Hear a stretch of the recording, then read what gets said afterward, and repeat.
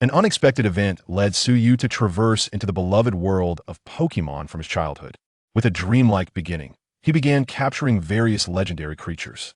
The Pokemon that Ash was reluctant to catch, Suyu claimed for himself, while the ones Ash aspired to capture, he secured first. With a fist raised against the Indigo League and a foot poised to challenge the legendary Pokemon, he embarked on a journey towards the pinnacle of success. Chapter 1. A Dreamlike Beginning, Pallet. Have you packed your things? His mother, Mei Wan's voice echoed from downstairs. I've packed everything, Mom. This is already the third time you've asked me today, Suyu replied with a hint of exasperation. However, it seemed that Mei Wan remained unconvinced. Footsteps approached gradually. Swish, the door swung open. A woman in her 30s stood at the threshold, not entering but gazing with concern at Suyu, who lay on the bed. She gently spoke, It's just that I'm worried about you, dear. You must take extra care on your first journey away from home. Remember to rest early tonight. She continued her admonition. Tomorrow, you must go to Professor Oak to receive your first Pokemon. Don't oversleep. Mei Wan, seemingly tireless, reiterated her instructions. Yes, I understand, Mom. I will be punctual at Professor Oak's tomorrow. Please don't worry, Suyu raised his hand, assuring her. Deep down, he understood that Mei Wan was simply reluctant to see him go. This was the first time they would be apart in all the years they had shared together. Seeing his response, Mei Wan sighed softly and turned back to her room. Watching her retreating figure, Suyu felt a warmth fill his heart, and his thoughts began to drift. It had been 10 years since he arrived in this world. Indeed, Suyu had traversed dimensions to save a little girl. He had suffered a car accident. Fortunately, the speed was sufficient to spare him too much pain. Upon awakening, he discovered that he had transformed into a child. Let's set aside the notion of rejuvenation for now. He realized he had crossed over. After all, who has ever encountered walking grass or a purple mouse larger than their own head? The unknown is invariably daunting. Thus, he ran toward a small town, illuminated by lights in the distance. A place filled with people was certainly preferable to the wilderness. After running for a while, his youthful body began to tire, and he found a secluded corner to rest momentarily. It was then that Mei Wan, who had stepped out to buy something, found him curled up in the corner. Thus, Suyu was taken in by the kind-hearted Mei Wan, who was merely 25 or 26 at the time that a decade passed, and Suyu had come to understand this world thoroughly. This was the realm of Pokemon, and here lay Pallet Town, the place where dreams began. He had reached adulthood, and tomorrow marked the day of Departuria journey that he was supposed to commence the previous year, but had been delayed for various reasons. Upon entering this world, he discovered a progress bar within his mind, which now was nearly fully loaded. Ding! System loading complete. The lottery system has been activated. Detection indicates that the host has yet to obtain a starter Pokemon. A newcomer gift package is being dispensed. The beginner's gift package has been issued. Please check your inventory. At last, it had arrived. Suyu's eyes sparkled as he had waited a full decade for this moment. His golden opportunity had finally arrived. In his previous life, having perused countless web novels, how could he be oblivious to the concept of system? System, what does the novice gift pack contain? 1 10-draw lottery ticket for this world and 500 gold coins. Gold coins? What purpose do they serve? What can the lottery ticket yield? Gold coins can be used to purchase Pokemon and items from the system shop. The lottery ticket can draw from all the entities that exist in this world. Upon finishing, the system presented a shop interface. The system interface is visible only to the host. Suyu gazed at the shop page. A surge of excitement welled up within him. Arceus, 1 million gold coins, no tablet. Dialga, 900,000 gold coins. Palkia, 900,000 gold coins. As Suyu continued to observe, his initial exhilaration waned into calm, prompting a sardonic remark. He never imagined that the alpaca would be so exorbitantly priced. The costs for other first-tier divine Pokemon were similarly steep. He turned his attention to semi-divine Pokemon. Dragonite, 5,000 gold coins. Gengar, 5,000 gold coins. Salamence, 5,000 gold coins. Too expensive. What can I do with just 500 gold coins? System, how can I acquire more gold coins? The system will randomly issue tasks. Completing these tasks will reward you with gold coins. The host can earn gold coins by defeating opponents in Pokemon battles, with the amount contingent upon the opponent's strength. Upon defeating a Pokemon for the first time, the host will receive gold coins based on the Pokemon's strength. The host can obtain gold coins through these 3 avenues. It appeared that accumulating gold coins would be relatively straightforward. Suyu pondered silently. Ding! Task issued. Win the Quartz Conference Championship. Task reward, 10,000 gold coins. The task arrived promptly. He was certain he would participate in the Quartz Conference. a semi-divine Pokemon was worth only 5,000 gold coins. This reward was already substantial. Now, the main event was about to commence. Suyu sat up, hoping that this lottery system would not be as disappointing as those from certain companies. System commenced the 10 draws. A colossal wheel materialized in the void. The wheel was adorned with an array of Pokemon, from the omnipotent Arceus to the feeble Caterpie, alongside Pokeballs, evolution stones, and various items. The wheel began to spin, gaining momentum. Suddenly, the wheel vanished. Ding! Congratulations, host, you have obtained 10 Master Balls. Ding!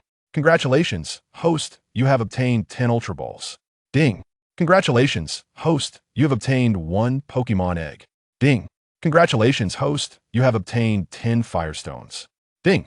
Congratulations, host, you have obtained 10 Thunderstones. Ding! Congratulations, host, you have obtained a Charm Fruit. Ding! Congratulations, host, you have obtained 10 Pokeballs. Ding! Congratulations, host, you have obtained 10 Waterstones. Ding! Congratulations, host, you have obtained 10 Moonstones. Ding! Congratulations, host, you have obtained the mythical Pokemon Mew. Holy smokes, Mew! Did I hear that correctly? Suyu was utterly astonished. This was the mythical Pokemon known as the progenitor of all Pokemon. Moreover, it was his most beloved little sprite. Ding! The lottery item has been stored in the system space. Please check it, host. Suyu hurriedly examined the system space, and indeed spotted an icon of a pink, cat-like sprite. System claimed the dream sprite. No sooner had he spoken than a pink little cat materialized in Suyu's room. With large, curious eyes, it surveyed its surroundings. Meow. After circling around Suyu, the dream sprite leaped onto him, its pink tongue playfully licking his cheek. Haha, that tickles. Stop, dream. Suyu embraced the dream sprite, gently stroking its fur. The sprite's coat was exceptionally short, fine, and dense, providing an incredibly pleasant tactile experience. Meow. The dream sprite rolled comfortably in Suyu's embrace, behaving like a sweet little kitten. System, is Dream affected by the World Tree? Suyu inquired with curiosity. He recalled that the Dream sprite shared a symbiotic relationship with the primordial World Tree, both entities exchanging their powers in mutual support. No, the host can understand that Dream is created by the system, with a maximum intimacy level with the host, and is not bound by the rules of this world. That puts my mind at ease. Suyu gently patted Dream's little head. Now, I look forward to your guidance, Dream. Meow. Dream smiled, its eyes squinting like the moon, utterly adorable. Feeling elated, Suyu continued to examine the rewards he had drawn. The sprite egg was an enigma. He deemed it unwise to take it out now, fearing his mother would question him. The Master Ball, however, was a prized possession. Master Ball, crafted with the utmost technology, the finest Pokeball capable of capturing any sprite with a 100 success rate. Yet, he pondered, could a Master Ball truly capture Arceus? Suyu remained skeptical. For those formidable legendary beasts, unless one garnered their approval, capture was utterly impossible. What is the use of the Charm Fruit? Does it enhance one's charm? Suyu queried, perplexed. The Charm Fruit can elevate the host's charm and improve the affinity with sprites. But this thing looks rather unattractive, Suyu muttered to himself, holding a rather desiccated brown fruit, feeling somewhat apprehensive. After a moment's hesitation, he swallowed it whole. Fortunately, it bore no strange taste. Afterward, he went to the bathroom to inspect himself in the mirror. Not much has changed, huh? Reflected back was the same familiar visage, standing at 1.75 meters tall, with a prominent nose, refined features, and deep-set eyes. He appeared youthful, his charm slightly overshadowed by his naivete. Indeed, he was quite the handsome lad. Dream, however, seemed to sense some subtle transformation within him, circling around him excitedly. All right, we should rest now. With a soft chuckle, Suyu cradled Dream in his arms and settled into bed. Tomorrow marked the beginning of his journey. After 10 long years of anticipation, he was finally ready to embark. Chapter 2. Arrival at Hualan City. Early morning at DM Research Institute. Good morning, Dr. DM. I have come to collect my initial Pokémon. SY greeted the elderly gentleman in his 50s, clad in a white lab coat. This was none other than the illustrious Dr. DM of the Pokémon world. Dr. DM smiled warmly, appearing in high spirits. SY, you arrived quite early. That rascal, Xiaoming, is still fast asleep. Is that so? I suppose I arrived a bit too early. SY chuckled with resignation. Early that morning, he had been unceremoniously ushered out by his mother. There was no option but to come here first to collect his Pokédex and Pokémon. In the realm of Pokémon, Every adolescent has the opportunity to receive their very first Pokémon upon reaching adulthood. Since you are here, let us begin. You should be familiar with these three little fellows. Which one would you like to take with you? Dr. DM approached a device displaying 3 Pokeballs and inquired with a smile. SY often visited DM Research Institute during his childhood to learn and, as he matured, frequently assisted Dr. DM in caring for the Pokémon. During busy times, it was primarily he who lent a helping hand, eagerly seeking to expand his knowledge of Pokémon. Without hesitation, SY replied, "I will choose Hualan, Dr. DM." He had already made his decision the night before. The 3 starters of the Guindi region are Hualan, Mio Wzhingzi, and Jian. Although all 3 can undergo Mega Evolution, SY's preference lies with the majestic PN Hualang. Whether it be Mega PN Hualang X or Mega PN Hualang Y, both are formidable and striking. As for Mio Wzhingzi and Jian, they are commendable prior to evolving into Mio W Hu and Shu Jian. However, their formidable size post-evolution severely hampers their speed. While Mega Evolution significantly enhances power and defense, it often relegates them to a mobile artillery. Dr. DM handed the Pokeball containing Hualang to SY, giving his shoulder a reassuring pat. "You are fortunate to have this little one by your side. By the way, I trust you won't miss the court's conference. I look forward to seeing your and this little one's performance. In my youth, I did not possess your current understanding of Pokémon. If you dedicate yourself to research, I believe it won't be long before you surpass me. However, I have faith that you will also succeed in training Pokémon." "You overestimate me, Doctor. There is still much I need to learn," SY modestly replied, rubbing his nose. Enough of that. I must prepare food for the Pokémon. The Pokédex is ready for you on the table. Please help yourself." With that, Dr. DM turned and left, clearly trusting SY. SY took the Pokédex and exited DM Research Institute. He had no intention of returning home. His mother had already sent him out early, and he understood her well. To the north of ZHNX in town lies CHNPN City, accessible via Route 1. SY waved in the direction of home and set off towards Route 1. Meanwhile, Mi Juin sat vacantly at the door. "This guy doesn't even come back to say goodbye." Mi Juin lamented, tears welling at the corners of her eyes. Hualang. Charge forward and use claw. As soon as SY finished speaking, Hualang lunged fiercely at Shold, swiping its sharp claws. With a thud, Shold fell to the ground, dazed and unable to continue battling. "Canon!" Hualang exclaimed excitedly. "Well done, Hualang," SY said, affectionately patting its head. "Pika Pika." A Pikachu's cry resonated from SY's shoulder. Much like Ash, he had acquired a Pikachu of his own. However, this Pikachu was a transformed version, preferring not to reside within a Master Ball. SY did not press it to revert to a regular Pokémon, as doing so would mitigate potential complications, especially given the presence of Team Rocket and other nefarious organizations. Not all members of Team Rocket are as easy to deal with as the Meowth trio. SY gently called, "Come back, Hualang." He had long lost count of how many Shold he had defeated. After all, even the smallest of mosquitoes count as meat. Along the way, both Shold and Zulco had faced their share of misfortune. He left no passerby unchallenged, as it provided experience for Hualang and yielded coins. Why not take advantage of it? System. How many coins do I have? 540. Although it was a modest sum, at least it was an increase. It is essential to understand the principle of perseverance. One day, he would acquire a llama. After a meandering journey, he finally arrived at CHNPN City. Initially, SY had intended to accompany Ash to witness the majestic Feng Wing, to behold the grandeur of a legendary beast. However, with the presence of the mythical Ming Huan, his curiosity waned. He needed no other legendary Pokémon. In this world, it is generally acknowledged that ordinary Pokémon can attain champion strength, which is considered their limit. Pokémon strength is classified as ordinary, elite, semi-king, king, champion, level 3 deity, level 2 deity, level 1 deity, and ultra legendary. Pokémon with divine titles possess far greater strength than those without.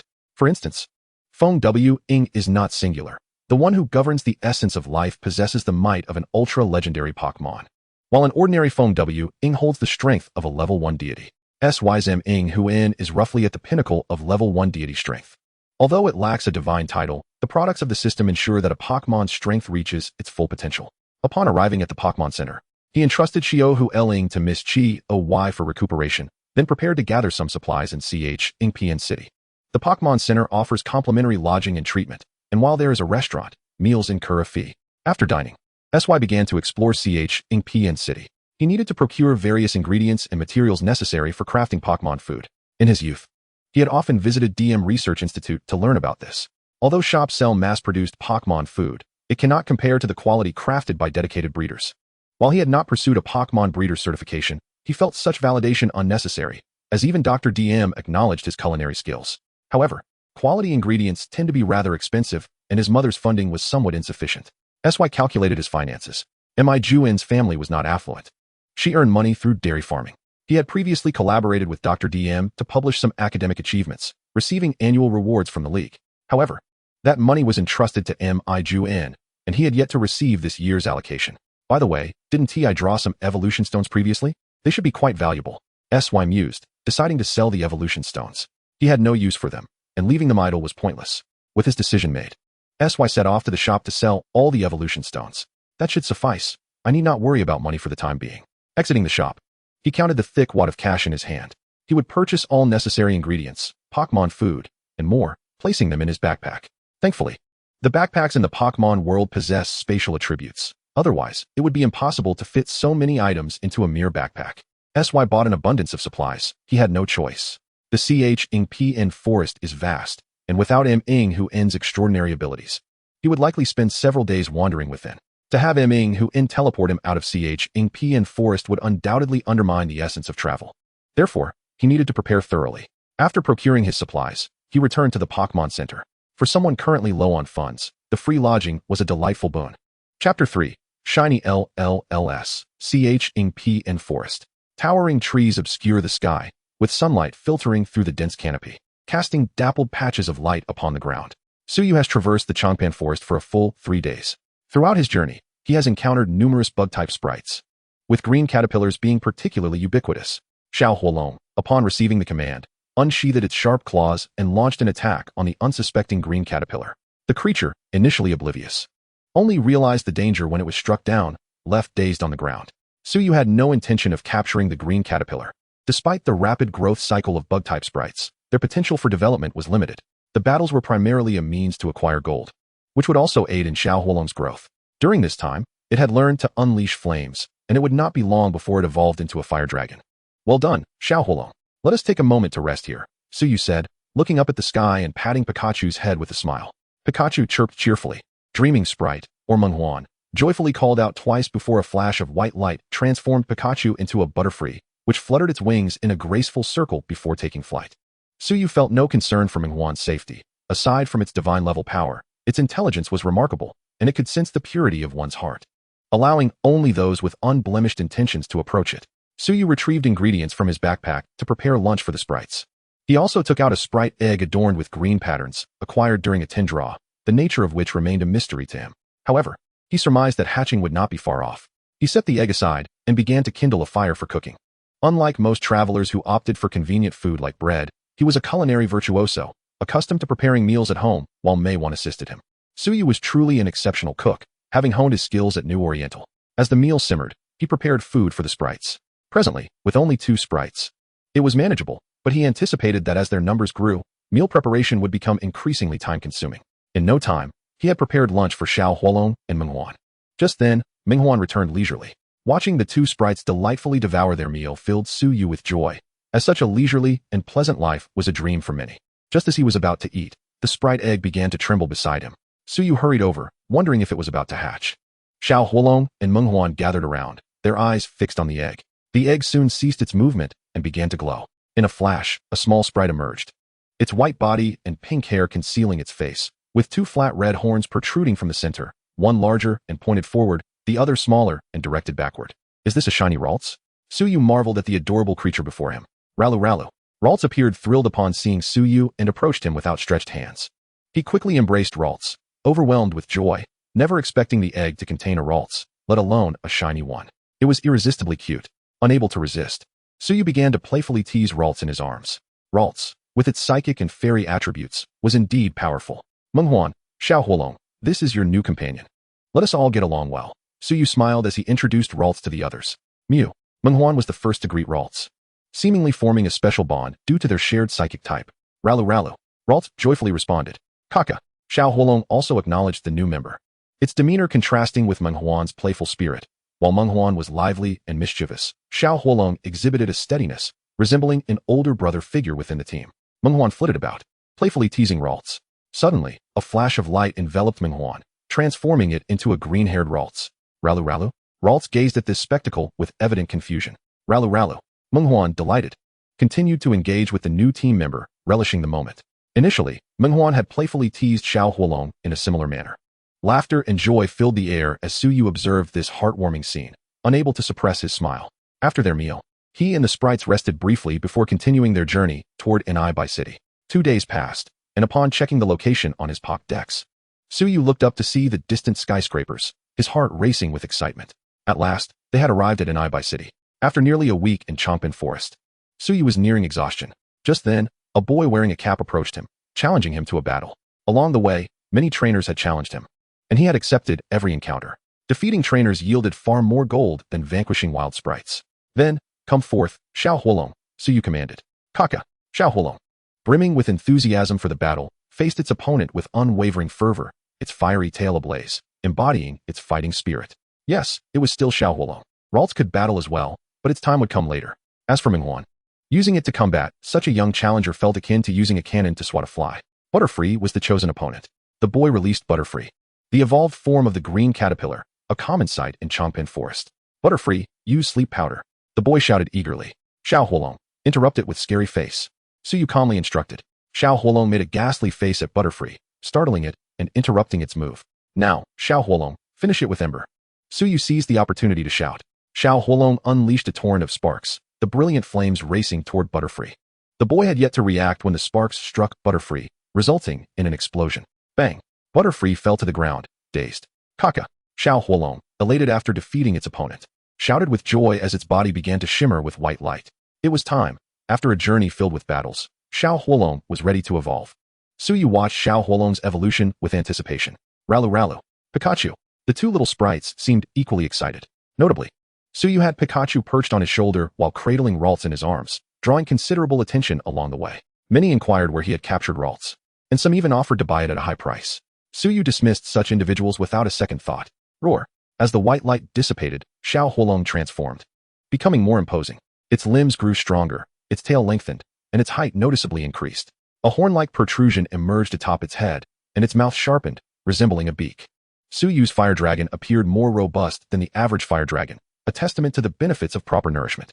Well done, fire dragon, Suyu praised with a smile. Roar. Come back and rest. Returning fire dragon to its Pokeball, he made his way to the Pokémon Center, while the boy had already taken Butterfree for treatment. Chapter 4. Challenging the Nibby Gym. Early the next morning, Suyu prepared to challenge the Nibby Gym. The previous day, he had rested early at the Pokémon Center, and the fatigue of the past few days had long dissipated. After finishing his breakfast, he stepped outside. Guided by the Pokédex, he arrived at the Nibby Gym. It was likely still overseen by Xiaojang, as his father had left home and his younger siblings required care, rendering him unable to depart. This was Suyu's first gym challenge, and a sense of excitement welled up within him. As for the Godhood Gym in Shijima City, one needed to obtain 7 badges before being allowed to challenge it, a peculiar stipulation he could not comprehend.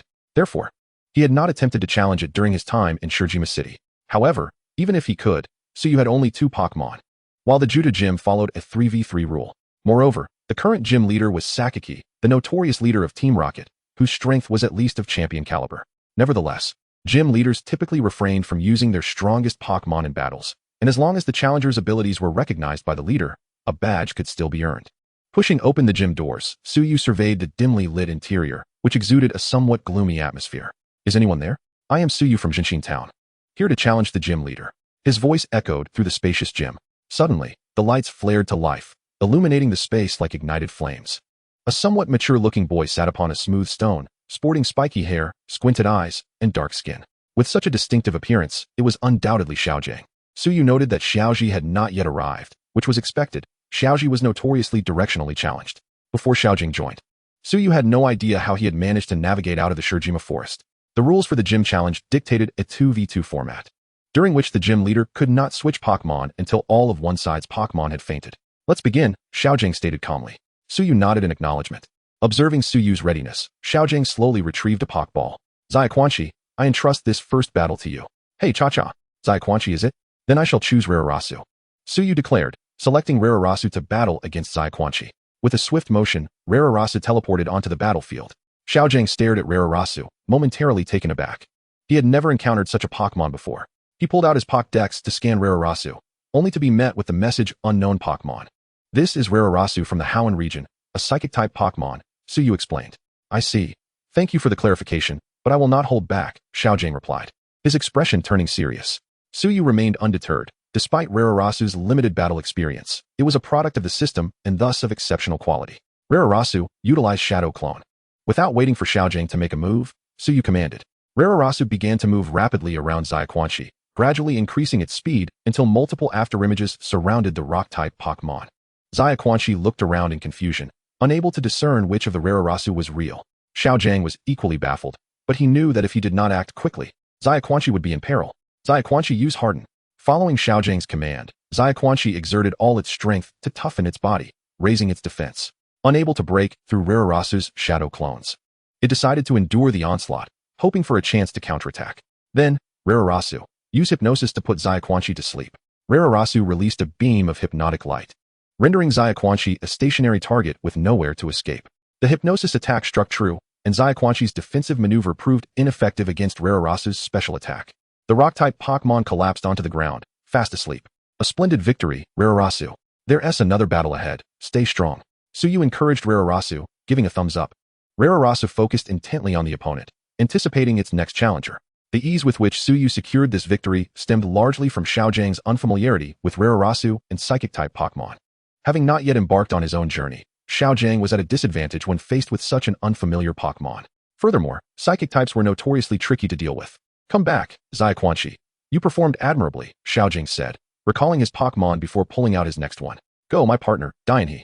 With a roar, Dianhe, a serpent-like Pokémon made of rocks, appeared in the arena, towering at 8 meters tall, casting an imposing shadow over Rararasu, who stood less than a meter high. Hearing Dianhe's roar, Rararasu instinctively took 2 steps back. Rararasu, do not fear, believe in yourself. The enemy is merely larger, Suyu encouraged, noticing Rararasu's trepidation. Pikachu also cheered for Rararasu. Under the encouragement of Suyu and Pikachu, Rararasu's fearful expression gradually turned resolute, focusing intently on Dianhe as its fear dissipated. Your Rararasu is impressive. Be cautious moving forward, Xiaojing warned Suyu before issuing a command to Dianhe. Dianhe, use Bind to restrain Rararasu. At this moment, Xiaojing appeared quite serious. Perhaps being a gym leader necessitated such gravity. Rararasu, use Teleport and create some distance, Suyu quickly directed. He was acutely aware that if Rararasu was ensnared by Dianhe, the situation would become dire. In an instant, Rararasu teleported to the opposite end of the battlefield, evading Dianhe's attempt to bind it. Rararasu used Magical Leaf. Surrounding itself with numerous green leaves, Rararasu launched an attack towards Dianhe. Upon witnessing this, Xiaojing shouted, Dianhe, use Rock Slide to block it. Dianhe quickly used its tail to whip up the stones from the ground, hurling them toward the approaching Magical Leaf. The sound of the rocks colliding echoed, scattering the leaves. However, before Xiaojing could breathe a sigh of relief, he was left speechless as the Magical Leaf reoriented and charged toward Dianhe. With a thunderous crash, Dianhe was caught off guard and struck hard by the Magical Leaf, the resulting shockwave reverberating through the arena. The double damage from the type disadvantage only worsened the situation. Dianhe, Xiaojing exclaimed anxiously, a surge of unease flooding his chest. As the smoke began to clear, Dianhe struggled to rise, panting heavily, evidently still intent on continuing the battle. Rararasu pressed the advantage, used Psybeam. Rararasu glimmered with a blue light, and an invisible wave of energy radiated outward. Xiaojing, having never battled a Psychic-type Pokémon before, was unprepared. If defense fails, then attack. Dianhe used Rock Throw. Dianhe's tail whipped up a large boulder and hurled it toward Rararasu. Unfortunately, Rararasu teleported away just in time, and the Psybeam struck Dianhe's head with force, causing its massive body to crash to the ground, kicking up a cloud of dust. At this moment, Rararasu was nearing its limits, breathing heavily.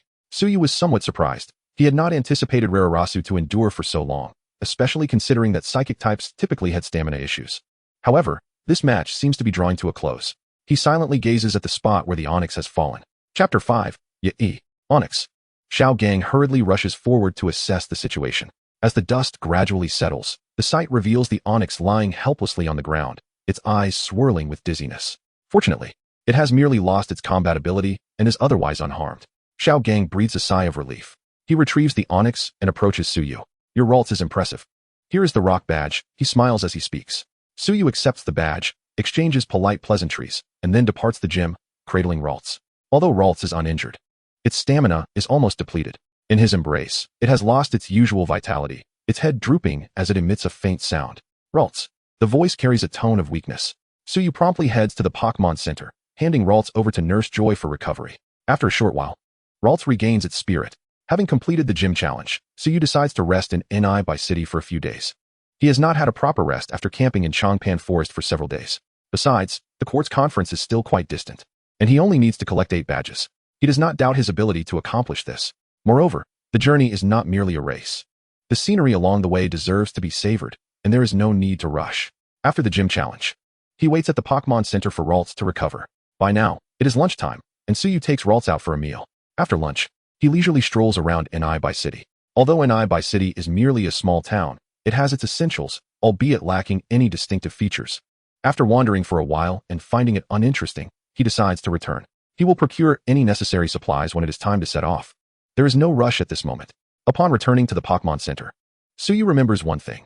He has not paid attention to the collection of system coins for quite some time. The immense amount needed for certain legendary Pokémon has caused him to overlook it, often resulting in a long string of zeros. He wonders when he will manage to gather enough coins, and thus has not closely monitored it. Suyu opens the system panel. Having just defeated Xiaoming, who, despite not being particularly strong, is nevertheless a gym trainer, he expects a decent amount of coins. Coins, 1532. He checks the coin record and discovers that the reward for defeating Xiaoming is merely 800 coins. It seems that the quantity of coins obtained is largely dependent on one's strength. With 1500 coins, Suyu contemplates whether to exchange for a Pokémon. Although the ultimate forms of quasi-legendaries start at 5,000 coins, he does not need to purchase the best. He could acquire a basic form, though that would require time for training. Currently, he has only Ralts and Charmeleon available for battle. And there is also Mew. Counting those, he has only 3 Pokémon. To participate in the court's conference, he needs at least 6 Pokémon. Suyu does not wish to emulate Ash or Gary, who seem eager to capture every Pokémon they encounter. He primarily aims to pursue an elite route. He has a fondness for the Dragonite of the Kanto region. However, he cannot afford 5,000 coins. In truth, there is no need to rush. It is only the second gym. Moreover, the level of the court's conference is not particularly high, as evidenced by the varying standards across different gyms. Thus, Suyu feels no pressure regarding securing the championship at the court's conference. After all, if all else fails, he has Mew as a trump card. If Mew takes the stage, even the champion Dragon Master Dato would experience the taste of defeat. Suddenly, while resting at the Pokémon Center, Suyu receives a message. Hello, please come to room 302 of Ben Muin on He Ping Street in Ni City. Aunt Meiwan asked me to wait for you here, so please come as soon as possible. Signed, Yi. Who was my mother asking to wait for me? She didn't even notify me. Suyu feels perplexed. Just then, his phone rings. It is a call from his mother. Hello, Mom. Did you miss me after just a few days? Suyu jokes. Miss you? Before you left, you didn't even say a word about returning. Just wait until you come back. I'll deal with you then. Meiwan replies angrily, then continues. I called to ask if you received the message. Suyu responds. I did. Is there something going on? It's a good friend I traveled with when I was young. Her daughter is about your age and wants to travel. They are worried. Since you are traveling too, it's always good to have a companion for mutual support, Meiwan explains. So, you understand, right? Suyu pretends to be troubled. Oh, I see. Well, for my mother's sake, I suppose I can reluctantly take care of her. You little rascal. When you come back, I will deal with you. You dare to jest with me? Meiwan scolds playfully, then adds, just be careful while you are out there. Goodbye. With that, Meiwan hangs up. Since it is a request from his mother, he naturally intends to fulfill it. Off he goes, setting out with Ralts and Pok&eacute towards the address in the message. Is this the place? Room 302. Suyu muses as he gazes at the door marked with the number. He knocks lightly. No response. He knocks again. Creak. The door swings open automatically, seemingly unlocked. Suyu does not enter but stands at the threshold, calling into the room. Is anyone there? At that moment, a pure and adorable girl, still drowsy, emerges from the room. Their eyes meet. The girl appears to suddenly realize something. Suyu Yi. Suyu. Suyu withdraws his gaze from Yi. Feeling awkward, it seems I have arrived at an inopportune moment. He quickly shuts the door and leans against it. After a moment of contemplation, he murmurs. She has a nice figure. It is only after Suyu closes the door that Yi fully processes the situation, staring blankly at the closed door. Her delicate face instantly flushed. After a while, in room 302, Suyu states, my mother has already informed me about the situation, so I look forward to working together. He smiles and extends his hand. Yi shakes hands with Suyu and responds, I look forward to working together. Had it not been for the lingering blush on her face, he might have thought nothing had happened moments before. Both remain taciturn about the previous incident. Yet Yi is quite lively, though the earlier event has left her feeling somewhat shy. The conversation mostly consists of Suyu speaking while Yi responds. During their chat, Suyu learns why Yi is still asleep at this hour. Her home is in the Yachong region, and the journey took quite a bit of time. She only arrived this morning. To his surprise, Suyu has already made it here. After some exchanges, The two gradually become familiar and agree to rest in Ni by City for 2 days before setting off. This gives Yi a chance to recuperate, while Suyu needs to prepare some supplies. Thus, he bids farewell and departs. Chapter 6, Daily Life. 2 days later, early in the morning, Suyu arrives at Yi's residence. He knocks on the door and calls out, "Yi, it is time for us to set off." He had already informed her the day before that they would be departing today. Coming. The door opens, revealing Yi in a red and white cap.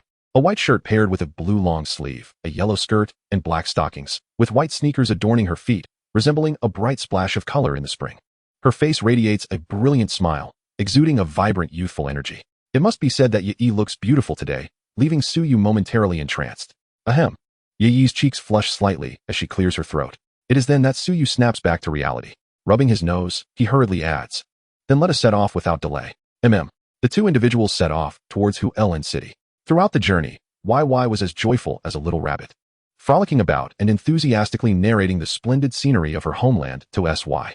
It must be said that traveling with a companion is far more delightful than trudging along alone. Before long, YY lay down on the grass, exclaiming, "SY, let us take a break, my legs are so sore." With her sparkling, expressive eyes glancing up at him, she added a hint of playfulness to her plea.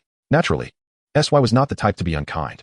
Understanding that girls generally possess less stamina, he empathized with her. Nearby flowed a small river, an ideal spot to prepare lunch while also training their little Pokémon. Thus, he nodded in agreement to YY's request. "Yay, SY, you are so kind."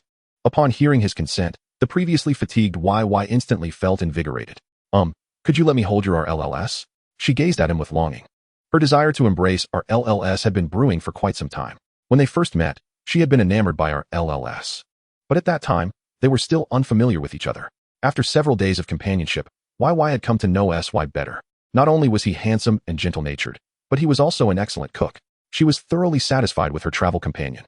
Without hesitation, SY handed RLLS to her, as he needed to prepare food and train the little Pokémon. "Wow, RLLS is truly adorable," YY exclaimed, cradling RLLS in her arms. RLLS could sense the joy and excitement radiating from her, and it responded with delight. Seeing YY and RLLS so engrossed in play brought SY peace of mind. "Hualang, let us continue with strength training today. Possessing formidable stamina is essential." He released Hualang and equipped it with the weighted training gear he had purchased in NB City, allowing it to train independently. Hualang let out a roar, acknowledging its understanding, and dashed off to begin its exercises. SY felt assured about Hualang, having assessed its attributes through the system, which were notably superior to those of an ordinary Hualang. Moreover, its temperament was stable, which further contributed to SY's confidence. "YY, have you forgotten about your TNGSH? SY noticed that she was entirely absorbed in entertaining RLLS, neglecting her own Pokémon. He couldn't help but chuckle as she suddenly remembered and stuck out her tongue sheepishly. She promptly released TNGSH. SNIWI. TNGSH. One of the 3 starters from the Unova region had a predominantly green body, with its underbelly and feet a creamy hue. A yellow stripe extended from its back to its tail, and it bore yellow markings around its eyes resembling eyeshadow. The yellow area near its neck resembled small wings. While viewed from behind, it resembled a lily flower ornament. TNGSH enjoyed basking in the sun, and today, the weather was splendid, making it appear quite cheerful. YY affectionately patted TNGSH's small head before letting it frolic. Indeed, love does not vanish, it merely shifts. At that moment, YY's eyes were filled with our LLS. SY shook his head and began to prepare lunch. Before long, he had finished. "YY, come and eat." Upon hearing SY's call, YY gathered our LLS and came over. They chatted amiably while enjoying their meal. "YY, are you not going to arrange training for TNGSH? SY inquired, glancing at the little Pokémon nearby. YY, noticing SY snatched the last rib, couldn't help but emit a melodramatic sigh, replying, "Oh, the last rib. I'm not entering any competitions, so there's really no need for such rigorous training." SY observed YY's gaze follow the rib as he moved it to the left, then to the right, causing her eyes to shift accordingly. He chuckled, placing the rib into her bowl. "I didn't expect you to be such a little foodie," he remarked with amusement. "Ah, thank you, SY. You are truly wonderful." YY squinted with delight as she savored the last rib. "SY, your culinary skills are exceptional. This is the best rib I've ever tasted. I applaud you." Watching the joyful YY, SY found it quite amusing. With her presence, life became more vibrant. "If it's delicious, then eat more. Look at you. You don't gain any weight," he alluded. YY, oblivious to his insinuation, continued to eat heartily. At that moment, Mgu returned. SY had no intention of concealing anything, As there was no need to do so, YY was completely unaware of Nguyen's rarity. She assumed it was merely another Pokémon from a region she had yet to encounter, akin to her LLS. Amusingly, YY expressed a desire to hold Nguyen, yet each time she reached out, Nguyen would playfully evade her with its teleportation ability. To this day, YY had yet to get a single touch of Nguyen. Nguyen twirled around in front of her, as if it viewed her as a toy. Every time YY attempted to embrace it, Nguyen vanished. Just as she set down her bowl and prepared to wrap her arms around it, Nguyen had already darted over to the little Pokémon, covering its mouth with its tiny hands and giggling. SY, look at it. It is bullying me again. YY pointed at Nguyen, exclaiming in frustration. Ha ha ha, you two are like children. SY comforted the irritated YY. This shows that Nguyen really likes you. It's just playing. Humph. I do not believe that. YY huffed and declared, I will definitely catch it. Catching Nguyen with bare hands? That would be quite a challenge, thought SY. Suddenly, Nguyen lifted its head as if sensing something, flying over to SY and gesturing towards the flowing river with its finger. Are you indicating that there is a commendable Pokémon over there? Perhaps the reason for this understanding lies in the bond they shared. SY comprehended Nguyen's and her LLS's gestures. Nguyen nodded its head and flew ahead, leading the way. It knew SY had long desired to capture some potential powerful Pokémon, and this one was quite fitting. YY, stay here and do not wander. I shall return shortly. With that, he followed Nguyen. Chapter 7. Suicune. Following Nguyen along the river, they progressed upstream. Suddenly, Nguyen halted midair, its gaze fixed on a mysterious little Pokémon not far away. There, standing firmly on the flowing water, was a small creature resembling a deer. With a blue body adorned with white block-like patterns, a headpiece resembling a blue gemstone, and two white, ribbon-like tails. The massive wave-like mane at the back of its head swayed gently without wind. This is the embodiment of the north wind, Suicune, SY murmured in awe. It is said that when it appears, an inexplicable north wind blows, and it runs gracefully with the wind, possessing the abilities to walk on water and purify water sources. SY felt utterly astonished to encounter Suicune here. Legend has it that it was one of the 3 unknown Pokémon that had perished in the burned tower, later resurrected by the legendary Ho-Oh, transforming into the form of Suicune. Aren't the legendary beasts typically found in the Johto region? How could one appear in the Kanto region? He pondered this, though he quickly dismissed the thought, acknowledging that legends are ultimately just that, legends, with the truths often shrouded in mystery. If asked which of the legendary beasts he favored the most, SY would unequivocally declare Suicune, followed closely by Entei. As for Raikou, its tempestuous nature rendered it unsuitable for capture. Suicune epitomizes elegance in every sense. Should Xuejun participate in a grand competition, even the renowned beauty, Mei Naz, would undoubtedly find herself overshadowed. Meanwhile, Yendi exudes an aura of majesty, radiating a commanding presence. Should an opportunity arise, it would be worth attempting to subdue one. Suyu mused internally, pondering whether this Xuejun had accompanied Feng Wang. After all, with Feng Wang making an appearance in Jinshin Town, it would not be surprising to encounter Xuejun here, since fate had brought them together. He had no reason to relinquish this chance. Xuejun is not only strikingly handsome and graceful, but also possesses formidable strength, a rarity among such creatures. Suyu approached the shore, not far from Xuejun, and called out, "Greetings, Xuejun. I wish to capture you. Let us engage in battle." Xuejun regarded the youth before it, feeling an inexplicable allure towards him, as if he harbored a mysterious power that compelled it to draw closer. Had it not been for this unique aura, it would have departed long ago.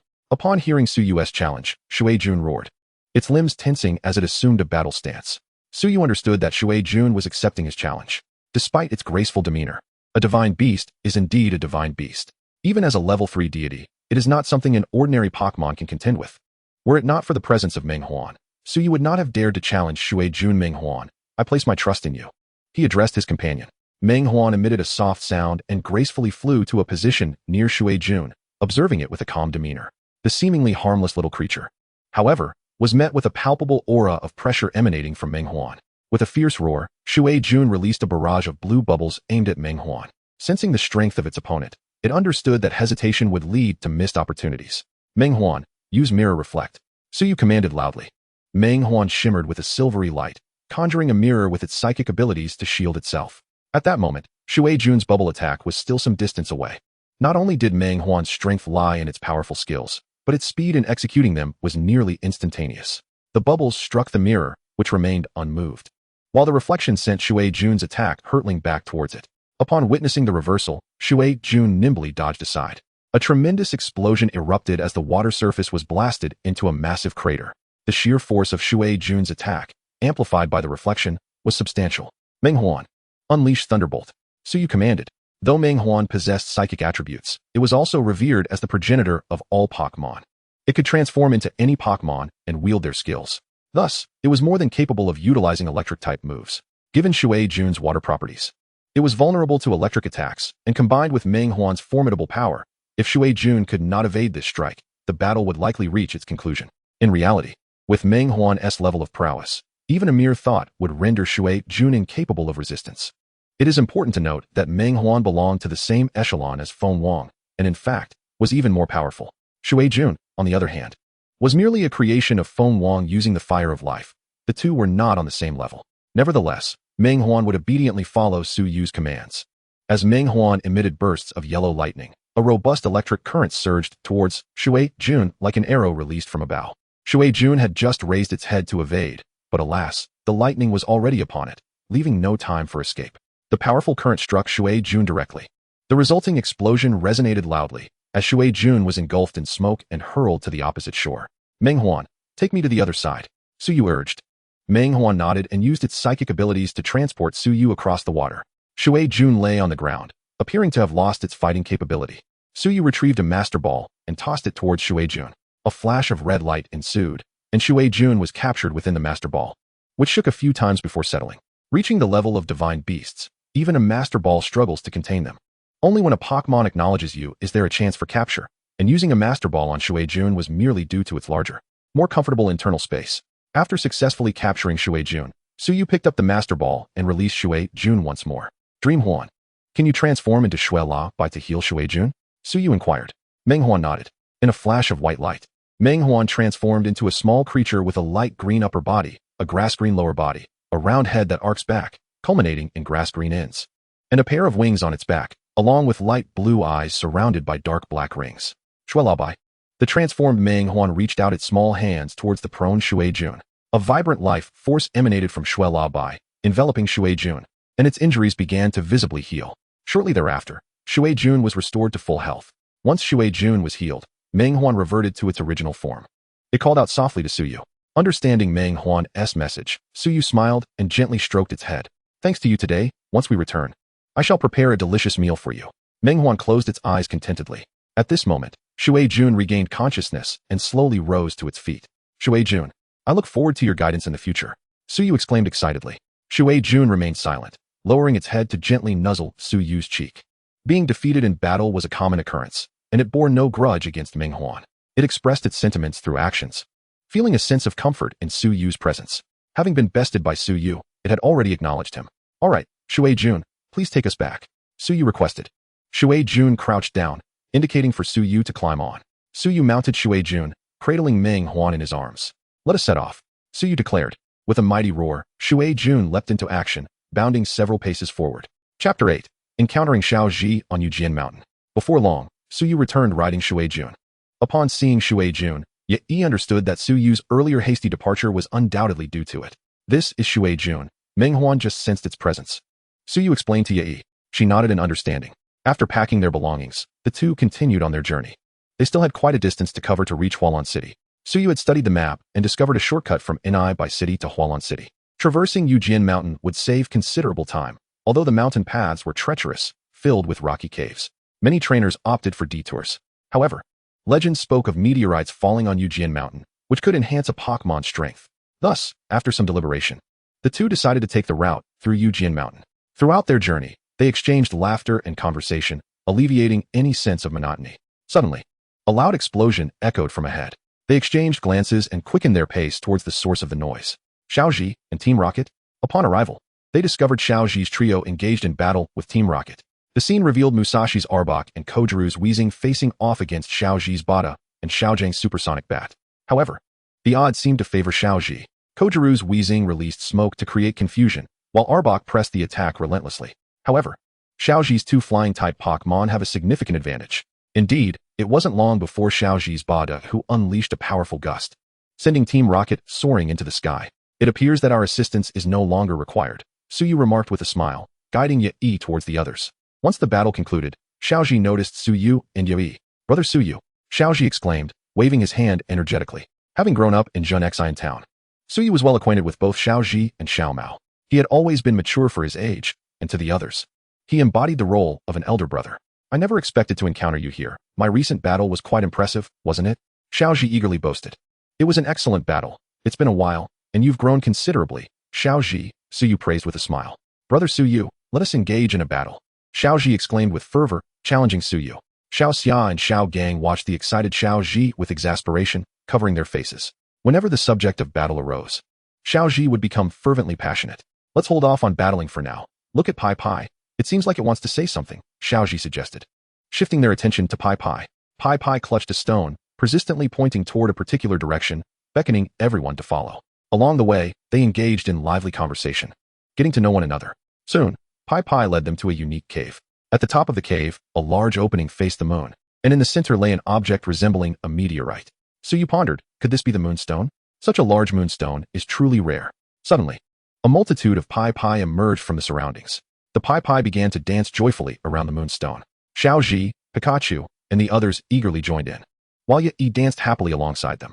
Suyu watched their revelry with a smile. When Yi approached to pull him in, he resisted, not wanting to reveal his identity as a soul dancer.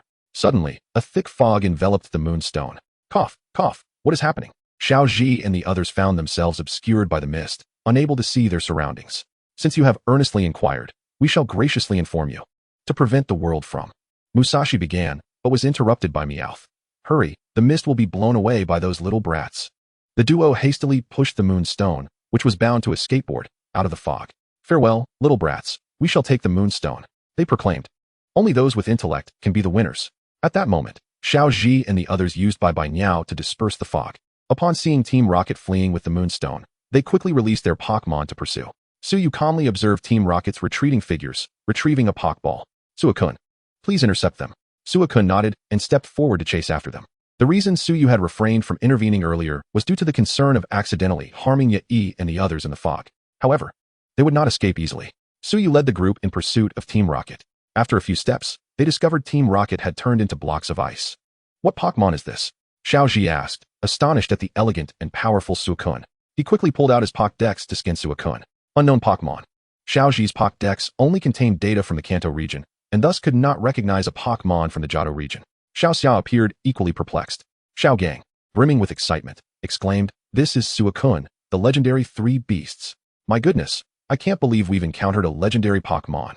It must be noted that Xiao Gang's slightly older age granted him broader knowledge.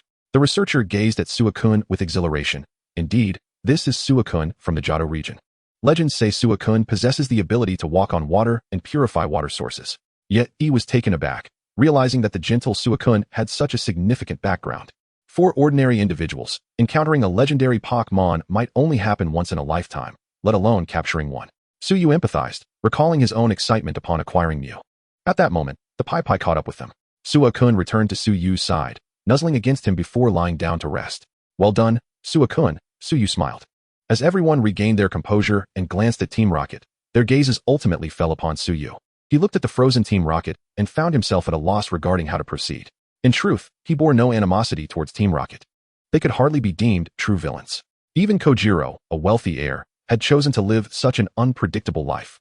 He even admired their tenacity in pursuing Pikachu. Of course, this was also because Team Rocket had not crossed him. At that moment, Suyu noticed the Pai Pai were all waving their fingers in unison. Suddenly, a powerful force erupted beneath Team Rocket. Well, now there's no need to deal with Team Rocket, Suyu observed as Team Rocket soared into the sky once again. The moonstone was affected by the blast, causing many fragments to fall. The Pai Pai that touched the fragments began to evolve, transforming into Pika-Shi. The Pai Pai and Pika-Shi resumed their joyful dance around the moonstone. Watching the Pai Pai and Pika-Shi, Suyu couldn't help but chuckle. They truly had no sense of urgency. With the situation resolved, Suyu and Xiao Ji decided to rest in the cave for the night. Having witnessed Suicune and learned of its power from Xiao Gang, Xiao Ji's desire to challenge Suyu only intensified. Reluctantly, Suyu agreed to Xiao Ji's request, albeit for the following day, which finally quelled Xiao Ji's enthusiasm. Exhausted from the day's adventures, everyone laid down to sleep. Chapter 9. A 2v2 battle with Xiao Ji. Early in the morning, as everyone awakened without having breakfast, Xiao Ji was already impatiently pestering Suyu. Consequently, the two began their battle, with Xiao Gang serving as the referee. Now, we commence the battle between Suyu and Xiao Ji. Each trainer may use two Pokémon, and substitutions are permitted during the match. The battle concludes when one trainer's Pokémon can no longer fight.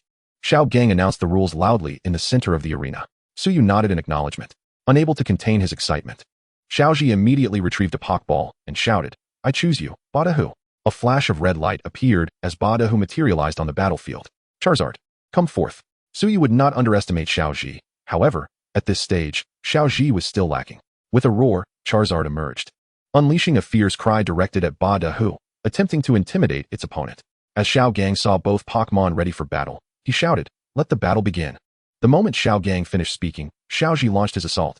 "Godhood, use only Stun Spore." Godhood gently fluttered its wings, sending sparkling powder glimmering in the sunlight toward Charizard. "Charizard, use Flamethrower." Suyu commanded. A thick jet of flame erupted from Charizard's mouth, aimed directly at Godhood. The flames incinerated the Stun Spore in midair, continuing towards Godhood with relentless force. Seeing this, Xiaoji urgently shouted, "Godhood, dodge quickly." Godhood attempted to evade but was grazed by the flames on its wing, resulting in considerable damage despite not being directly hit. As fire-type attacks are strong against bug types, Godhood wobbled in the air. "Well done, Godhood. Use String Shot for a powerful counterattack." Seeing Godhood regain its stance, Xiaoji initiated another offensive. Suyu observed Xiaoji's brainless and reckless demeanor, shaking his head. At present, Xiaoji was solely focused on offense, completely oblivious to the concept of attribute advantages. In fact, bug-type moves were of little consequence against Hualan. "Hualan, unleash your flame vortex and conclude this battle." At that moment, Godhood spat out threads, attempting to ensnare Hualan. Unfortunately, it was in vain. Hualan swiftly incinerated the threads with a single flame vortex and struck Godhood with fierce force. The impact left Godhood dazed on the ground. Xiao Gang knelt down to assess Godhood's condition and declared loudly, "Godhood has lost the ability to battle." Xiaoji recalled Godhood into its Pokeball. "Next up is you, Pikachu." Xiaoji chose to send out his ace Pokemon, Pika Pika. Pikachu leaped onto the battlefield, brimming with fighting spirit as it gazed at Hualan, its red electric pouches flashing with sparks. "Return, Hualan. I entrust the next battle to your partner." Suyu withdrew Hualan and produced a Master Ball. "Come forth, Shu Jian, and let them witness your might." This was not an act of bullying. Rather, it was Xiaoji's fervent desire to witness the power of a legendary Pokémon. Thus, Suyu obliged, unperturbed by the prospect of dampening Xiaoji's spirit. If Xiaoji were to falter, he would cease to be Xiaoji. Roar! Shu Jian howled toward the heavens, its flowing mane undulating like waves. With two elegant, ribbon-like tails, it exuded grace. Although electric-type Pokémon typically held an advantage over water types, that was contingent upon a minimal disparity in strength.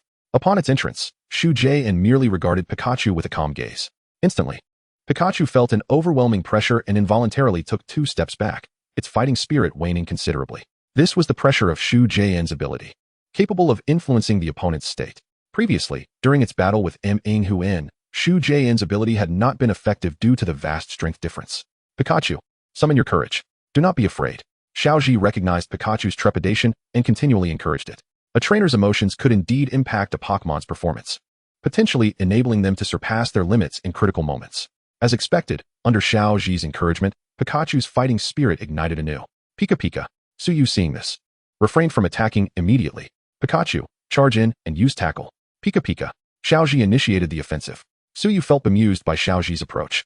Given the existing disparity in strength, and considering the electric type's advantage over water types, why would he charge headlong into Shu Jian without utilizing any electric type moves? Shu Jian, towering over 2 meters, paid no heed to the small Pokémon rushing towards it. Pikachu collided with Shu Jian, only to be sent sprawling back by a swift kick from its foreleg. Mei and Xiaojing, observing the scene, could not suppress their laughter. Pikachu tumbled across the ground, shook its head, and stood up, seemingly unscathed. Xiaoji sighed in relief, but soon realized that close combat was not a viable strategy. "Pikachu, use Thunderbolt." "Pika Pika." A surge of electricity shot forth from Pikachu. It seemed that Pikachu had yet to learn Volt Tackle. Suyu contemplated this quietly. Shu Jian, evade with Quick Attack. Shu Jian glanced at the incoming electricity, its body shifted, and it vanished from sight. The electric current struck the ground, causing no damage. Shu Jian, unleash Hydro Pump. Roar. Shu Jian swiftly gathered water elements, forming a water sphere larger than Pikachu itself, and launched it like a cannonball. "Pikachu, watch out!" Xiaoji shouted anxiously. However, having just executed Thunderbolt, Pikachu was unable to react in time as the Hydro Pump approached. Bang! Pikachu was forcefully propelled away, rolling across the ground. "Pikachu!" Xiaoji rushed forward. After checking Pikachu's condition, Xiao Gang reassured Xiaoji, "Fortunately, it has merely lost the ability to battle and is in no immediate danger." Upon hearing this, Xiaoji felt relieved. Soon after, Xiaogang announced, Pikachu has lost the ability to battle. The victory belongs to Suyu. Suyu recalled Xu Jie-in and approached Xiaoji, asking, how is it? Is everything all right? He had previously instructed Xu Jie-in to refrain from using excessive force, fearing severe injuries. Seeing that Pikachu had not sustained serious harm, Xiaoji, filled with determination, replied, it's nothing serious. Once we reach Hualan City, Nurse Joy can treat it. Next time, I will definitely defeat you, Suyu. Observing Xiaoji's unwavering spirit, Suyu smiled and said, no problem. Let us promise to face each other at the court's conference. With the battle concluded, Xiaoji and his companions hurried off to heal their Pokémon. The two groups parted ways, with Suyu and Mei taking their time, finishing breakfast before setting off. They were now quite close to Hualan City and would arrive by day's end. Chapter 10. The Hualan Three Sisters Hualan City. One of the only two cities in the Kanto region with roads connecting in all directions, the other being Jian City. Suyu and Mei arrived in Hualan City by the afternoon. Upon their arrival, Suyu prepared to challenge the Hualan Gym. Renowned for being managed by the three elder sisters of Xiaoxia, it was reputed to be the easiest gym in the Kanto region, even allowing one to earn a badge for merely cleaning. However, the performances of the Hualan Three Sisters were also famous far and wide, worth witnessing. A roadside promotional poster announced that a performance would take place at the aquarium the following morning. Suyu decided to postpone his visit until then. Mei had no objections, as she was not well acquainted with Kanto's affairs. Her travels were primarily motivated by a desire to experience more scenery and Pokémon. Thus, they proceeded to the Pokémon Center in Hualan City. Currently, Suyu did not possess much money. He anticipated that once he won the championship in the league's grand competition, financial concerns would be a thing of the past. Mei, on the other hand, appeared to be quite affluent. Suyu discovered that she was somewhat of a little heiress. However, he was not inclined to use her funds for hotel accommodations. Besides, staying at the Pokémon Center was convenient for healing Pokémon. During training, Pokémon might leave behind some potential issues, and it was always prudent to have them checked and restored at the Pokémon Center. Suyu, it's still early. Shall we go shopping? Mei tugged at Suyu, saying, challenging the gym can wait until tomorrow. But I was planning to train my Pokémon. Suyu began, but Mei pouted, prompting him to quickly amend, actually, we can train tomorrow as well. Let us go out and explore. Mei's face lit up with joy. Suyu, you're the best. Let us hurry.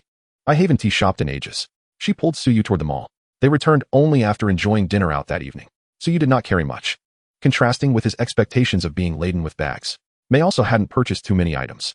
As she put it, liking something doesn't always mean buying it. Sometimes trying is enough. Throughout their outing, Mei seemed oblivious to fatigue, flitting from one shop to another. It was only upon returning to the Pokémon Center that she regained her composure. Suyu could only shake his head in exasperation. They each retired to their respective rooms for rest. The following morning, Suyu awakened Mei to visit the aquarium.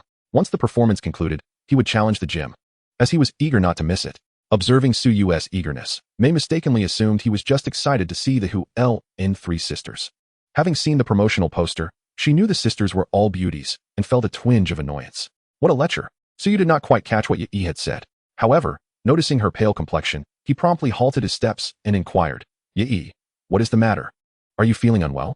Upon sensing Suyu's concern, Yi's expression softened slightly. It's nothing, let us go. If we delay, we might miss the performance that someone particularly enjoys. Suyu was taken aback for a moment before quickly realizing the implication. After all, he was not oblivious to the subtle feelings that had developed between them during their time together. Playfully, he decided to tease her, stating earnestly, Yi, can you smell that? I think I detect an unusual scent. Seeing Suyu's serious demeanor, Yi, believing him, wrinkled her nose and sniffed. I don't smell anything. Indeed, there is a strong scent, like a vinegar jar that has been overturned. Suyu chuckled, and with that, he dashed ahead. Realizing the jest, Yi's cheeks flushed red as she waved her small fist. Suyu, stop. Don't run away. The two engaged in playful banter, quickly arriving at the aquarium. Suyu raised his hands in surrender, exclaiming, I yield, I yield. Please, don't strike me, brave heroine. Humph, we shall see if you dare to tease me again. Yet he retorted fiercely, I wouldn't dream of it. But will you still watch the performance? Didn't you mention wanting to see it last time? Suyu asked, observing the long line outside the aquarium. Did I say that? Yi pondered, her brow furrowed, before recalling, I think I might have mentioned it. In a previous conversation, she had shared that her family used to visit the aquarium frequently during her childhood, but as she grew up, her parents became too busy with work to accompany her. Thus, she had yearned for travel. Little did she know that her casual remark had been etched into Suyu's memory, evoking a surge of gratitude within her. Suyu. Yet he suddenly embraced him tightly. All right. I promise, in the future, I will take you to see any performance you wish. Suyu gently stroked her head, his tone tender. You are so kind, Suyu. I was just being unreasonable earlier. I'm sorry. Ye looked at him with slightly reddened eyes, her expression pleading for forgiveness. Seeing her tear-streaked face made Suyu's heart ache. He gently wiped away the tears from the corners of her eyes, reassuring her. There's no need for apologies between us. If you continue to cry, you'll truly transform into a little raccoon. We must hurry to the performance. It is about to begin, Suyu reminded her. By then, the queue at the aquarium entrance had diminished considerably. He had no particular interest in the performance. His primary goal was to support Yue. His intention was merely to challenge the gym and obtain the badge. Yet Yi managed to compose herself. Her eyes slightly red but undeniably beautiful without the need for makeup. Suyu took her small hand and led her toward the entrance of the aquarium. Her cheeks flushed with shyness, she allowed him to guide her. After purchasing their tickets, they entered the aquarium and found 2 vacant seats in the back row. Just as the performance commenced, it became clear that the 3 sisters, Xiaoxia's siblings, were stunningly beautiful, with fair skin and long legs, explaining the large audience. As the Hualan trio took the stage, cheers erupted from the crowd. Suyu, who looks better, them or me? Ye asked, her hand resting on his waist. Of course, you are the most beautiful, Ye. You are the loveliest girl in the world. Suyu replied, relieved that his attention was not fully captivated by the sisters. At least you know how to choose your words wisely, she conceded, allowing him to escape further teasing. The performance of the Hualan sisters was remarkable, and while they might not excel as gym trainers, their dedication to their dreams was admirable. In the world of Pokémon, everyone was pursuing their aspirations relentlessly. Xiaoji traveled across various regions to become a Pokémon master. Xiao Gang had relinquished his status as a gym trainer to become an exceptional breeder. Xiaoxia was tirelessly striving to master water-type Pokémon. Even Xiao Mao, upon discovering his true passion, abandoned his trainer identity to become a researcher. Each individual was advancing toward their interests and ideals, which is one of the reasons Suyu cherished this world. Its inhabitants were genuinely pure-hearted. Chapter 11. The Charisma of the Water Lord. The mesmerizing performance of the Hualan sisters concluded amidst waves of applause and cheers. The audience began to exit in an orderly fashion. But Suyu and Yi lingered, as his matters were yet unresolved. They made their way backstage to find the 3 sisters. Hello, your performance was truly splendid. Suyu greeted them with a smile, then conveyed his intent. The sisters exchanged glances, and after some deliberation, the task of battle fell to the youngest sister, Mudan. The eldest sister, Yinghua, expressed her helplessness, saying, both I and the second sister's Pokémon have suffered defeats and have yet to regain their strength. Only the youngest can take on the challenge now. Suyu was unconcerned, as obtaining the badge was his primary objective. Soon, they arrived at the battle arena, which featured a vast pool, with platforms at either end and foam boards floating on the surface. The trainer was required to stand on the platform to command their Pokémon in battle. Before the battle commenced, the pink-haired Mudan cheerfully warned, little brother, without a water-type Pokémon, you might be at a disadvantage in this battle. Suyu retrieved a Pokeball and replied, coincidentally, I brought a water-type Pokémon with me. This time, he had only brought this one Pokémon, leaving the others at the Pokémon Center for a checkup, including the Pikachu transformed from Mew. The Pokémon Center not only examined for hidden injuries, but also offered massage services, albeit for a fee. After a massage, the Pokémon would feel revitalized, which was why he had chosen to bring just one Pokémon. Yet, that was sufficient. As a gym trainer, Mudan released her Pokémon first, declaring, go, Shiny Starmie. A light purple Pokémon, resembling 2 overlapping starfish, splashed into the water, featuring a large, gleaming red gem in its center. Go, Suicune. Suyu called out. A flash of white light revealed Suicune elegantly standing on the water surface, its gaze fixed calmly on the shiny Starmie. Upon recognizing Suyu's Pokémon, Mudan's expression turned to one of astonishment. Is that the legendary Pokémon, Suicune? This was a creature she had longed to encounter. Even merely meeting it would be considered an extraordinary stroke of luck. To her disbelief, Suicune had been captured by someone. The eldest and second sisters watching from the sidelines were equally stunned. Had they not been engaged in battle, they would have rushed over to see Suicune up close. Suyu nodded and was about to command Suicune to attack when Mudan hurriedly interjected, wait, I concede this match. Suyu looked at Mudan, who had already returned shiny Starmie, perplexed. Just then, Xiaoxia's elder sisters arrived. Mudan then presented the blue badge to Suyu, explaining that she feared for shiny Starmie's safety. Seeing no hope of victory, she preferred to concede rather than risk injury to it, asserting that conceding to a legendary Pokémon was not a disgrace. Xiaoxia's sisters requested Suyu for a photograph with Suicune, stating that it would surely enhance the popularity of their aquarium. Suyu readily agreed to their request. After the photo session, Suyu and Yi departed the aquarium. The 3 sisters had hoped to invite them to their home, but Yi declined, pulling Suyu away. Holding the blue, droplet-shaped badge, Suyu marveled. I never imagined I would acquire the blue badge so effortlessly. He was well aware that it would be relatively easy, yet he never anticipated it would be this effortless, achieving success without any struggle. By now, it was already noon. The two of them went for lunch and then returned to the Pokémon Center. The little Pokémon had also completed their rest, and Suyu received his Ralu from Miss Xiaoyi. As soon as the little creature spotted Suyu, it was overjoyed, wriggling incessantly in his arms. Although May had been playing with Ralu every day, showering it with treats, the little one still felt closest to Suyu. Thank you, Miss Xiaoyi. Suyu expressed his gratitude to the lady in the white coat. He had encountered another Miss Xiaoyi in Changping City, and upon closer inspection of the one in Hualan City, he resigned himself. As he could discern no difference, she was simply identical. These two Miss Xiaoyi seemed like two halves of the same whole. However, he understood they were distinct individuals. As the Xiao family and the Junsha family truly existed in this world, he wondered how Xiaogang managed to differentiate between them. Miss Xiaoyi smiled at the lively Ralu and remarked, "No need to be polite. It is my duty. It's evident that the little one adores you." At that moment, Pikachu leaped onto Suyu's shoulder, seemingly expressing discontent for not being taken along for the fun. "All right, next time I will definitely bring you both along." Suyu reassured the two playful little ones, gently stroking their heads. Subsequently, after bidding farewell to Miss Xiaoyi, Suyu returned to his room with May. He intended to determine the training direction for his Pokémon, as the day when his fire dinosaur would evolve into a Charizard was drawing near. Throughout his journey, he had encountered numerous battles, most of which involved his fire dinosaur, and its experience had grown considerably. He hadn't focused much on training Ralu, primarily because it was derived from the system, with its stamina, reaction speed, and growth points already maxed out. What he lacked was the experience of battling against top-tier trainers. Speaking of the enhancement of Charizard's power, Suyu recalled that Charizard could undergo Mega Evolution or Mage Evolution. Although it was a temporary transformation, it significantly augmented its strength. The base stats of a Mega Charizard could reach 634. To put it into perspective, Mew's base stats were only 600 in the Game S settings. Could it be that Mega Charizard could defeat Mew? Such a notion was implausible, while Mega Charizard was undoubtedly formidable. Its power was likely akin to that of a level 3 divine Pokémon, yet few Pokémon could withstand a direct confrontation with a divine beast. With this thought, Suyu opened the system shop to check the price of the Mage Evolution Stone. The price for Charizard's Mage Evolution Stone X was 5,000, and for Y was also 5,000. So expensive? He mused as he checked his balance. Gold coins, 53210. When did he accumulate so many gold coins? Was there a glitch? Suyu felt a bit bewildered. Suddenly, something seemed to click in his mind. He opened the records and indeed found that capturing Suicune had contributed 50,000 gold coins. Suicune was one of the 3 sacred beasts. Purchasing it from the shop would require 100,000 gold coins. It appeared that to earn more coins, he needed to devise ways to capture those divine beasts. Determined, Suyu began to plot his strategy regarding those divine creatures. It was worth noting that the system shop did not exclusively sell Pokémon. It even offered the power of Aura for sale. However, the prices were exorbitant, nearing that of a level 2 divine Pokémon. After establishing the training direction and travel route for his Pokémon, Suyu called for May, and they set out. They needed to replenish necessary ingredients and essential supplies. Otherwise, running out of water or food on the road could lead to significant troubles. They also had to prepare some medicine, just in case. Chapter 12. The end of Xiaoming's winning streak. In the early morning, the two set off towards the next gym, the Dry Leaf Gym. Along the way, Suyu released his fire dinosaur.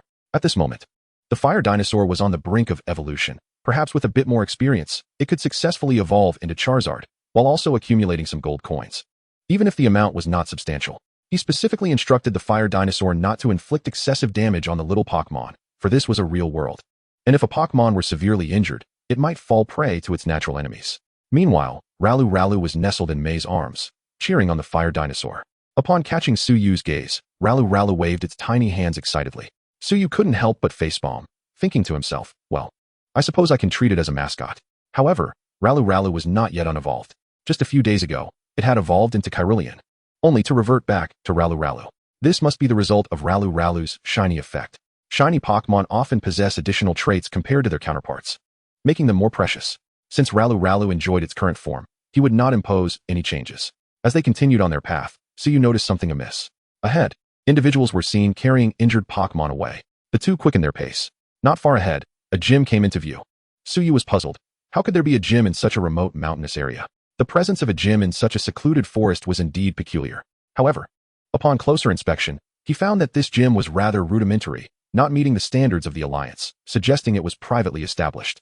As they approached, they observed two individuals engaged in battle. A Diglett suddenly burst from the ground, knocking a Rattata to the ground. Xiaoming was mocking the trainers below, another one-hit knockout. Is there no one stronger? I have already achieved 85 consecutive victories. A young man, around 20 years old, with green hair and dressed in a red and black short-sleeved shirt, exhibited an outrageous level of arrogance. Suyu had no intention of intervening. However, this individual was excessively arrogant, providing a perfect opportunity for the fire dinosaur to practice. Thus, he stepped up to the battlefield and addressed Xiaoming. Let me see what your 85 consecutive victories are truly worth. Fire dinosaur, this battle is entrusted to you. The fire dinosaur unleashed a fierce flame towards the sky. Its tail ablaze with intensity. The stronger the flames burned, the more fervent the fire dinosaur's fighting spirit became. Xiaoming responded, "All right, your fire dinosaur seems quite formidable. Diglett, defeat it and secure our 86th victory." One must admit, this individual was overconfident, bordering on arrogance. However, ground-type moves were super effective against fire types, dealing double damage, while fire-type damage against ground types was halved. Without hesitation, Xiaoming initiated his attack. Diglett, use rollout. Diglett jumped up, curling into a ball and rolling towards the fire dinosaur. Fire dinosaur, dodge it. Just as Diglett was about to collide with the fire dinosaur, it swiftly sidestepped, evading the attack. Xiaoming, not surprised by this, commanded Diglett to maintain momentum, keep rolling, increase your speed, and try again. As expected, Diglett's speed intensified, and the faster it rolled, the greater the damage. The increased speed made it increasingly difficult to evade. Observing the situation, Suyu remained calm. Just as the fire dinosaur prepared to dodge again, Suyu shouted, "Now, fire dinosaur, use Iron Tail to strike its side." As the fire dinosaur executed Iron Tail, it spun around, narrowly avoiding Diglett's collision. Its tail glimmered with a white light as it struck Diglett's side with force. The impact caused Diglett to lose balance, hurtling towards a nearby rock. Xiaoming shouted urgently, "Get out of the way, Diglett." Unfortunately, the speed was too great, and Diglett, unable to control its direction, crashed into the rock. Boom! The rock shattered upon impact, leaving Diglett down and dazed, its eyes swirling. Xiaoming rushed over in a panic. Fortunately, the injury is not severe. Xiaoming has safely captured the Chuanshan Shu into a Pokeball. He sighed and said, "You are the most formidable trainer I have encountered here. It seems my goal of achieving 100 consecutive victories is unattainable. I have been overly arrogant." Suyu initially contemplated delivering a harsh reprimand, but upon witnessing Xiaoming's sincere acknowledgement of his mistake, he dismissed the thought. Suyu replied, "Your strength is commendable. However, remaining stagnant will hinder your journey to becoming a true master trainer." Xiaoming nodded in agreement, stating, "I had intended to embark on my travels after reaching 100 victories. It appears I can set off earlier than planned. When we meet again, please ensure we battle once more." Suyu nodded in acceptance and subsequently departed with Yi. On their way, Yi inquired, "Why did you not give him a stern lesson? That guy is so arrogant." Suyu responded with a mature demeanor. To recognize one's errors and amend them is a virtue. He has acknowledged his mistake, which is commendable. After all, he is still young. Yet, he looked at Suyu incredulously. "But he is older than you." Suddenly, Suyu's Pokeball containing the fire dinosaur began to shake vigorously. He released the fire dinosaur before he could inquire about the cause. With a mighty roar, the fire dinosaur's tail flames surged high, and its entire body radiated a brilliant white light. Suyu exclaimed, "This is evolution." He excitedly grasped Yi's hand, thrilled to witness the ultimate evolution of a Pokémon he had nurtured from the beginning. As the white light gradually faded, a robust and towering Charizard emerged. With a resounding roar, the newly evolved Charizard could not contain its exuberance. Although it had roared during its time as a fire dinosaur, it lacked the commanding presence it now exhibited, reminiscent of the distinction between adult and child. Standing 2 meters tall, with short yet sturdy hind limbs and relatively slender forelimbs, it boasted enormous wings capable of flight, a long neck, and striking blue eyes. The Charizard squinted affectionately against Suyu, resembling a child seeking affection from its owner. Suyu, equally joyous, embraced the Charizard's neck tightly, his face beaming with delight. As he gazed up at the darkening sky, he decided to set up camp. Gently patting the Charizard, he softly said, "Go and explore for a while, but do not stray too far." The Charizard nodded, flapped its wings, and soared into the sky, disappearing in the blink of an eye. Watching the Charizard's retreating figure, Suyu and Yi took out their tent from their backpacks, setting their Pokémon free to allow them to frolic. After completing these tasks, he began preparing dinner. Chapter 13, Jinghui Lighthouse. A few days later, the two traversed through the forest and arrived at the seaside. In the distance, a colossal lighthouse stood atop a cliff, emanating a radiant glow. As Suyu gazed at the lighthouse, he realized they had reached their destination, Jinghui Lighthouse. Soon, a formidable Pokémon would appear here. The lighthouse's owner, Jinghui, is an esteemed Pokémon researcher who had once studied under Professor Demu. It was during that time that Suyu had first met Jinghui. He planned to stay with Jinghui for a few days, confident that Jinghui would not refuse. Yet, he had no objections. It was a perfect opportunity to enjoy the seaside. Thus, they approached the base of the lighthouse. Suyu knocked on the door and called out, "Excuse me, is anyone home?" Shortly thereafter, a man with green hair opened the door. He greeted with a smile, "Jinghui, it's been a long time. Who are you?" "Suyu?" Jinghui looked at Suyu with a puzzled expression, then recognition dawned upon him, and he exclaimed, "It has been years. You've grown so tall. Come in and let us catch up." Time had flown by, and he reminisced fondly about the period he spent learning under his mentor. Suyu replied, "Professor Mu is as he always was, immersed in research day after day." The two engaged in an extensive conversation before Suyu finally revealed the purpose of his visit. Jinghui gladly agreed to Suyu's request, mentioning that very few visitors came to his lighthouse throughout the year, and he had plenty of available rooms. He also shared information about the mysterious Pokémon. Unbeknownst to Jinghui, Suyu had come specifically for that reason, though his intentions extended beyond mere observation. He aimed to capture it. Had Jinghui been aware of Suyu's intentions, he likely would have dissuaded him, for he had witnessed the formidable power of that mysterious Pokémon. A casual strike could summon colossal waves, instilling a sense of fear in all. Jinghui remained at the lighthouse merely to catch another glimpse of the enigmatic creature. After some idle chatter, they departed the lighthouse, as Jinghui had research to attend to, and Suyu felt it would be inappropriate to continue imposing. Once outside, Yi, filled with curiosity, asked, "Suyu, how do you know so much about Pokémon?" She had just observed Suyu discussing Pokémon knowledge with Jinghui, a professional in the field, and found it surprising that someone so young could possess such expertise. Suyu smiled slightly, preparing to flaunt his knowledge. "Do you know that besides the water, fire, and electric types, Eevee has other evolution forms?" "Of course. I know. I finally answered a question." Yi exclaimed excitedly. "There are also Moonlight Eevee, Sunlight Eevee, Ice Eevee, and Fairy Eevee. There's one more that I can't quite remember." Sticking out her tongue, she sheepishly admitted her lapse. Suyu chuckled and ruffled Yi's hair. "The last one is Leaf Eevee."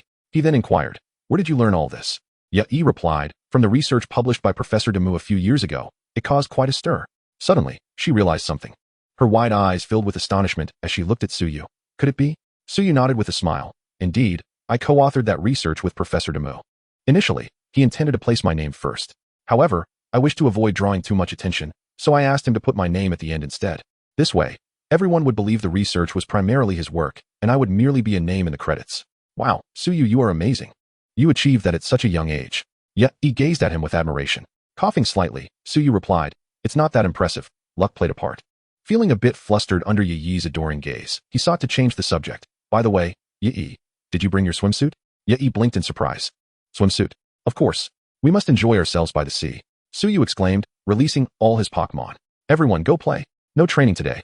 It's essential to balance work and relaxation." The Charizard flapped its wings and soared into the sky, relishing its newfound ability to fly since evolving. Suicune found a spot to lie down and nap, seemingly uninterested in the ocean. Mew appeared to be quite excited, nuzzling Suyu's face before darting toward the shoreline. In a flash of white light, Mew transformed into a Pokémon resembling Latias, characterized by its red and white coloration and jet-like wings. Latias dove into the sea. Meanwhile, Suyu retrieved a beach chair, umbrella, and various vacation essentials from his backpack, astonishingly managing to produce so many items from such a small bag. Yet he also released her Qingting Shi, which is the evolved form of Tungting Shi, although she had not trained it extensively. However, under the meticulous craftsmanship of Suyu, the small Pokémon food evolved over time. The Qingting Shi found a sunlit spot, and, like the water monarch, lay on the ground basking in the sun. Once everything was prepared, Suyu swiftly stripped down to just a pair of shorts and dashed into the sea.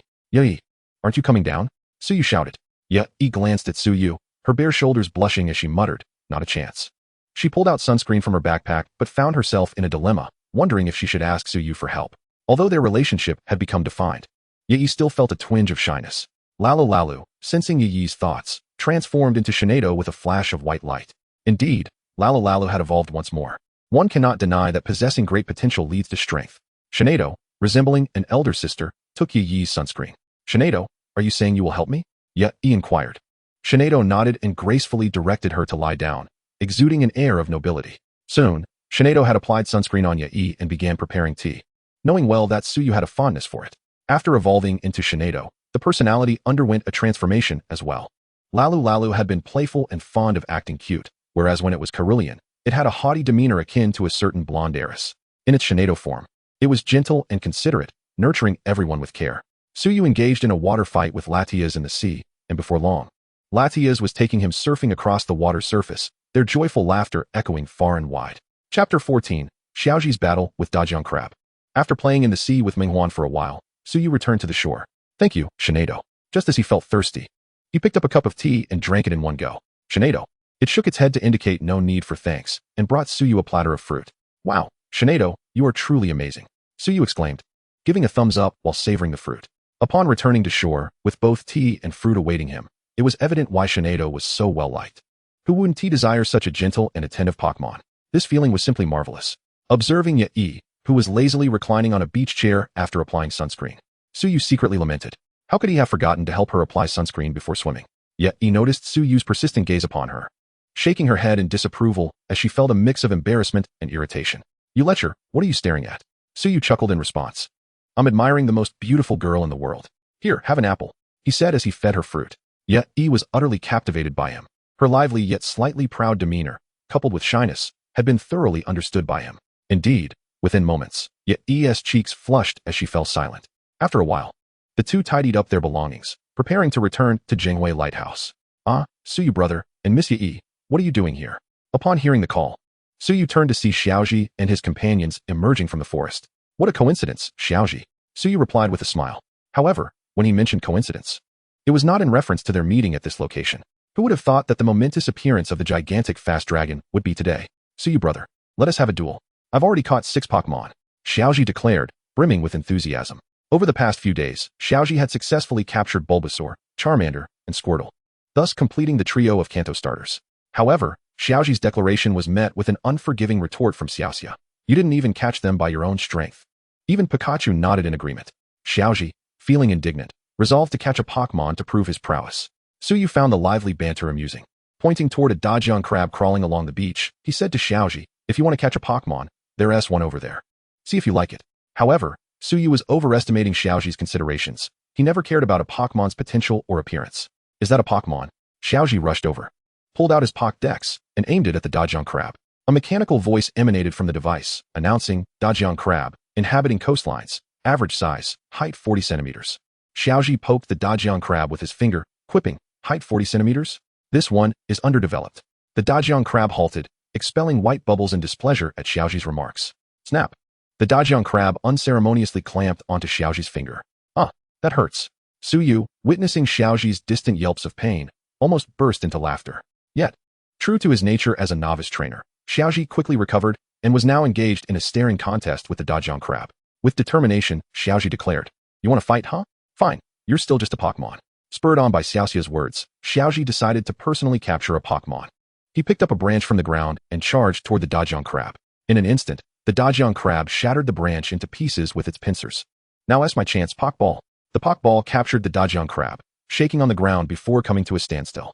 Xiaoji triumphantly exclaimed, I caught Dajian crab. What a tough opponent. Suddenly, the Pokeball in Xiaoji's hand vanished in a flash of white light. Hey, where's my Pokémon? Xiaoji searched frantically for the Pokeball, but found nothing. It disappeared? How could this happen? Suyu and the others approached, witnessing Xiaoji's bewildered expression, and explained. Every trainer can only carry 6 Pokémon. If you exceed that limit, the 7th Pokémon will be sent back to the Pokédex Distribution Center, which is Professor Otamaki's research institute. Xiaoji, still worried, responded, I wonder if it was really sent there. Is Dajian crab okay? Then come with me to Professor Jingwei. He has a communicator, Suyu suggested. Really? Let us hurry. Xiaoji exclaimed excitedly, and the group then made their way to Jingwei Lighthouse. Knock, knock, knock. Brother Jingwei. We're here to bother you again. After waiting for a while without anyone answering, Suyu knocked again. This time, the door swung open, uncertain of Jingwei's whereabouts. Suyu noted that the door was unlocked, presumably left open for him and Yi, and led everyone inside. Upon entering, they discovered the lights were on. Xiaojing pointed to a fossil armor in the center and puzzledly remarked, that should be an extinct Pokémon, fossil armor. Why is it here? Apologies. I am not fossil armor. I am Pokémon researcher Jingwei. A voice emerged from within the fossil armor. Jingwei continued, Suyu, come help me. Recognizing Jingwei's voice, Suyu was puzzled by his antics.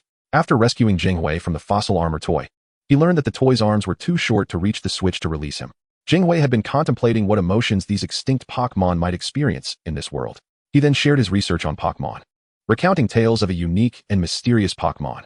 He was there to encounter that Pokémon, which was the very purpose of the lighthouse's existence. Suyu had also come for that Pokémon, but his intention was to capture it.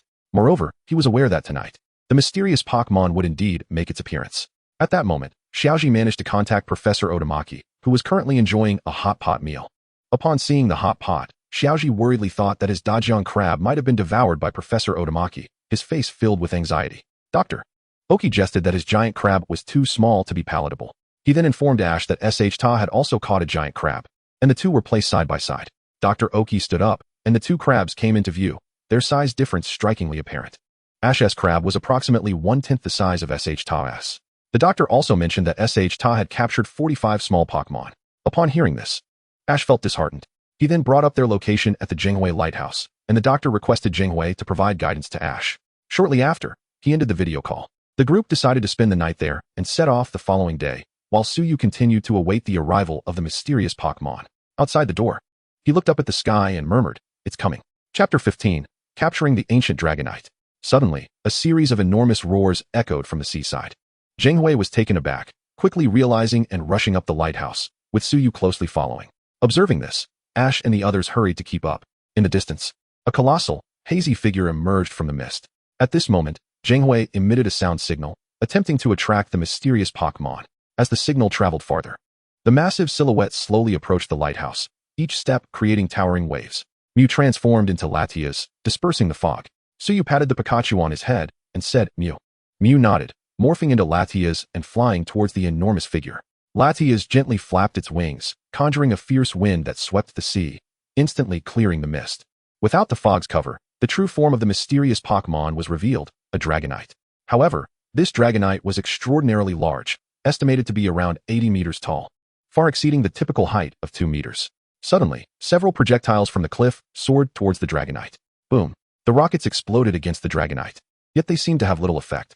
Jinghui, Ash, and the others finally discerned the true appearance of the Dragonite. At this juncture, the Dragonite reached near the lighthouse. Finding no companions, it turned to leave, only to be struck again by several rockets. Whether it was due to the absence of companions or the rockets inflicting pain, the Dragonite became furious, swatting away the attackers with its tail. Upon closer inspection, it was Team Rocket once more. After dispatching Team Rocket, the Dragonite was still unsatisfied, slamming its claw against the lighthouse, causing it to tremble and crumble, stones cascading down. "Mew, use telekinesis to bring us to the seaside," Suyu shouted, concerned about the falling debris. Mew, in its Latias form, emitted a white light from its eyes, and the group felt as if an invisible hand had grasped them, lifting them out of the lighthouse's range and onto the shore. What Pokémon is that? Ash wondered, spotting Latias soaring in the sky. Having never seen such a Pokémon before, he quickly retrieved his Pokédex, but it failed to provide any information. Not only Ash, but Brock, Misty, and even May appeared equally perplexed. Likely, only Jinghui recognized it. Without time to explain, the colossal Dragonite was already moving further away, and if they didn't pursue it soon, they might lose their chance. After exchanging greetings with the group, Suyu released Suicune and set off in pursuit. Suicune could walk on water, quickly catching up to the Dragonite, but Suyu dared not approach too closely, directing Mew from a distance to initiate an attack. "Mew, use Dragon Pulse," Suyu commanded. Latias unleashed a Dragon Pulse upon the giant Dragonite, a far cry from the rockets employed by Team Rocket. Boom! The massive Dragonite stumbled, nearly toppling into the sea. Roar! This strike ignited the Dragonite's fury, as it retaliated with a hyper beam directed at Latias. A thick beam of white light erupted from the Dragonite's mouth, hurtling towards Latias. Without needing Suyu's prompting, Latias effortlessly evaded the attack. The colossal Dragonite glared at Latias as it soared above, its anger palpable. It was unable to strike Latias, while Latias's attacks landed unchallenged, deepening its frustration. Suyu observed the giant Dragonite enduring blows, realizing it couldn't take flight. Its sheer size made that impossible. Latias continued to provoke the Dragonite. Logically, given Mew's prowess, subduing the giant Dragonite should have been simple, yet after a prolonged encounter, the Dragonite remained merely enraged without sustaining significant harm. "Mew, stop playing around. Use Ice Beam," Suyu instructed. Hearing his command, Latias expressed its apologies to the Dragonite before unleashing a chilling beam of light. Roar! The giant Dragonite sensed the imminent threat. Although it had endured numerous attacks prior, those had been delivered with playful intent rather than full strength. As a dragon-type Pokémon, its stamina far exceeded that of others, and its massive size granted it formidable defense. However, facing this frigid beam, it felt the danger keenly. The giant Dragonite released a beam of light to counter Mew's Ice Beam. The two beams collided, yet the disparity in power was overwhelming. Within a second, the blue beam overpowered the white and struck the giant Dragonite. Boom! As a dragon-flying type, the Dragonite was quadruple weak to ice, leaving it gasping for breath, its strength nearly depleted. "Mew, finish it with Aura Sphere," Suyu commanded. Latias quickly gathered a sphere of white light and launched it at the giant Dragonite. Panting, the Dragonite gazed at Latias, although it possessed greater stamina than its counterparts. It could not withstand this barrage of powerful assaults. Bang! Once more struck by Latias, the giant Dragonite faltered and collapsed into the water, its eyes swirling in dizziness. Suyu rode Suicune closer, producing a Master Ball to toss at the giant Dragonite. The Master Ball shook twice before settling, and Mew returned to Suyu's side. Holding the Master Ball, "Thank you for your hard work. Please assist the Dragonite in healing its wounds. When we return, I'll prepare a feast for you." He gently patted Mew's small head before releasing the giant Dragonite. Soon, Mew healed the giant Dragonite's injuries. After recalling it into its Pokeball, Suyu embraced Mew. "Suicune, let us return. You've worked hard too." They quickly made their way back to the shore. Ash and the others were camping not far from the water's edge. Suyu was back. Mei, who had been watching the water, spotted him immediately upon his return. After recalling Suicune, he greeted the group. Seeing Suyu return safely, Mei let out a sigh of relief. The sheer destruction caused by the giant Dragonite had left those who had never witnessed such power in shock. As soon as Suyu returned, Ash eagerly inquired, "Suyu, what was that Pokémon? It was so powerful that even such a massive Dragonite couldn't compete." Misty and Brock wore expressions of disbelief as well. Jinghui, however, had an inkling, but it left him even more astonished. After all, while Latias was known in the Water City, if the other Pokémon was indeed present, it would be a legendary being beyond legends. Mei had also not anticipated that Mew, appearing so cute and docile, possessed such immense capability. Suyu did not conceal the truth from the group, sharing some of Mew's abilities. At this moment, Mew transformed back into Pikachu. Pika Pika, the little one, aware of the discussion about it, reverted to its pink cat form to greet everyone. "So adorable," Misty exclaimed, her eyes sparkling with affection. Jinghui indeed recognized the value of Menghuan, yet his interest in the small spirit was purely academic. The strength of the small spirit held little significance for him. Nonetheless, he found it remarkable that someone could actually capture such a small spirit. Ash, upon witnessing the formidable power of Menghuan, did not lose his fighting spirit. Rather, he exclaimed that he, too, wished to capture one, eager to battle Suyu afterward. Suyu, however, refrained from dissuading him, understanding that Ash truly had a chance. And perhaps he might even capture a divine beast if he had a breakthrough. After some time spent in conversation, fatigue overtook the group, and they decided to rest. Suyu's tent, set up by Mei Yi, awaited him, and he soon fell into a deep slumber. Chapter 16, The Shrinking Potion. The following morning, Ash and his companions departed early. Suyu resolved to first address the issue of the enormous Hualong's size, choosing not to leave just yet. Upon encountering the elusive small spirit he had long desired, Jinghui fulfilled his wish and left the lighthouse to continue his research on small spirits. Soon, only Suyu and Mei Yi remained. Mei Yi, aware of Suyu's intentions, could not help but inquire, "Suyu, how do you plan to handle the issue with the enormous Hualong?" Suyu donned a mysterious expression, replying, "Fear not, for I possess a clever plan. And you shall soon see." He then released the enormous Hualong by the seaside. Although it was not the first time he had seen it, the sheer size of the Hualong remained awe-inspiring. Were all ancient small spirits of such colossal proportions? Having been captured by Suyu during the battle the previous day, the enormous Hualong displayed no rebellious behavior, naturally acknowledging Suyu as its trainer. In this world, as long as one did not employ methods that the small spirits disapproved of and engaged in honorable combat, most small spirits adhered to this principle. Save for a few with extreme pride, Hualong, being a good-natured small spirit, would not renege after being captured. Observing the vast form of the Hualong, Suyu feigned retrieving a vial of green potion from his backpack. This was, in fact, a product from the system, costing him 5,000 gold coins. Long before, Suyu had discovered this potion in the system store. Otherwise, he would not have been so invested in the enormous Hualong.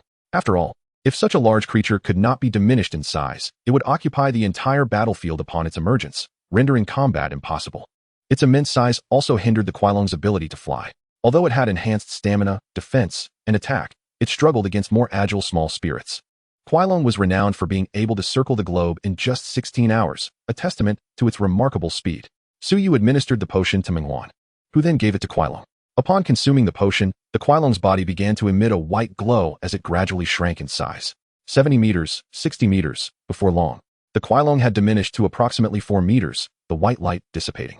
Although it remained substantial, it was now within an acceptable range. A standard Hualong measured about 2 meters, while the enormous Hualong, now it should be referred to as the Great Hualong, let out a joyful roar. The Great Hualong, delighted, licked Suyu repeatedly, leaving him covered in saliva. "Ha ha ha, that tickles. Enough already. Great Hualong, please stop." The Great Hualong paused, gazing at Suyu with an innocent expression, appearing rather endearing. It seemed that its excessively large size had posed significant challenges for the Great Hualong's daily life, for no one wished to be an anomaly in the world. After a brief exchange with the Great Hualong, the two tidied their belongings and set off once more. Along the way, Suyu informed Mei Yi that this was a shrinking potion developed in collaboration with Professor Damu, and he happened to have a vial on him. Trusting in the esteemed reputation of Professor Demo, Mei harbored no doubts.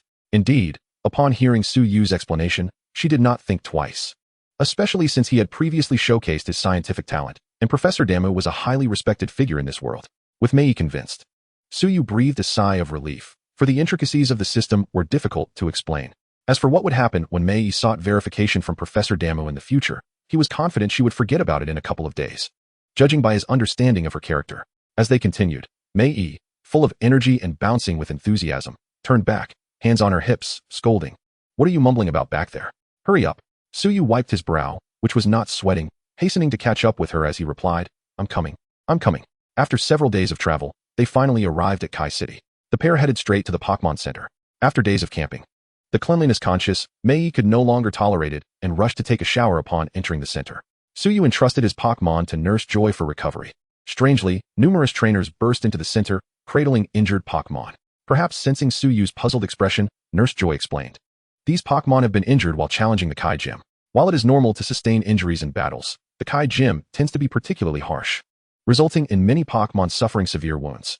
With a look of helplessness, Nurse Joy lamented the deliberate harm inflicted upon Pokémon, which deeply irked Suyu. It seemed that he would have to teach such individuals a stern lesson during his visit to the gym the next day. Before long, all the Pokémon had recovered, and Mei had finished her shower.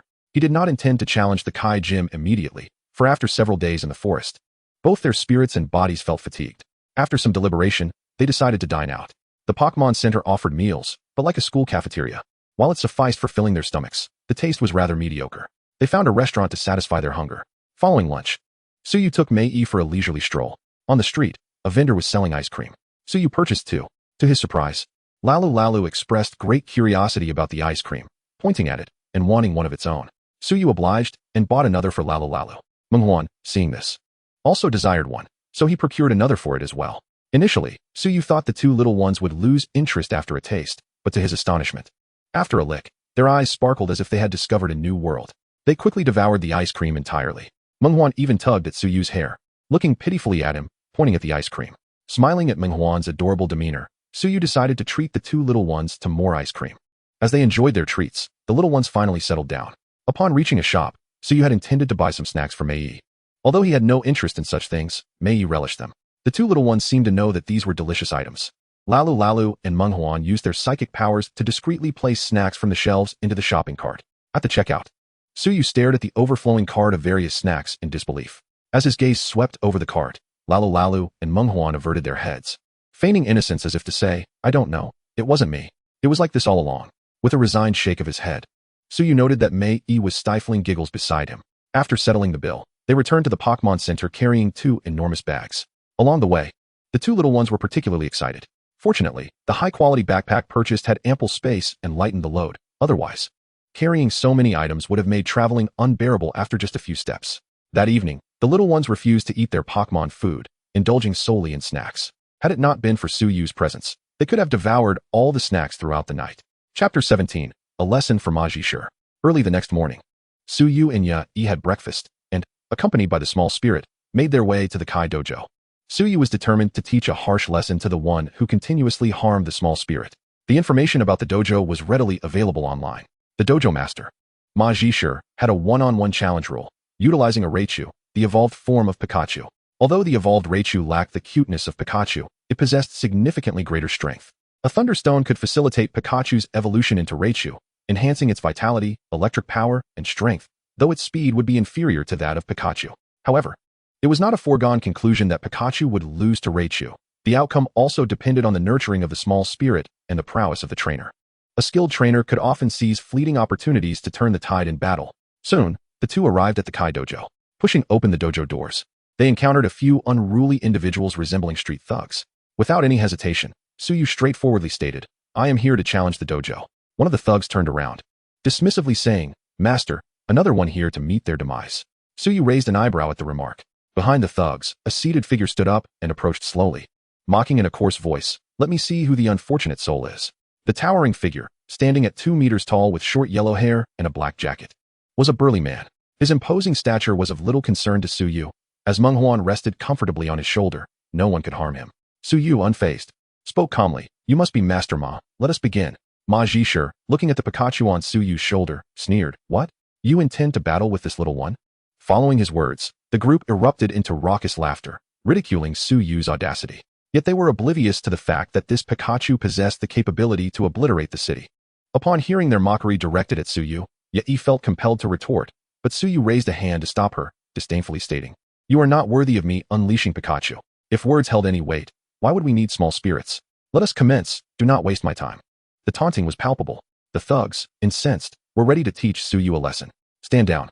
The two thugs, begrudgingly obedient to their leader's command, withdrew.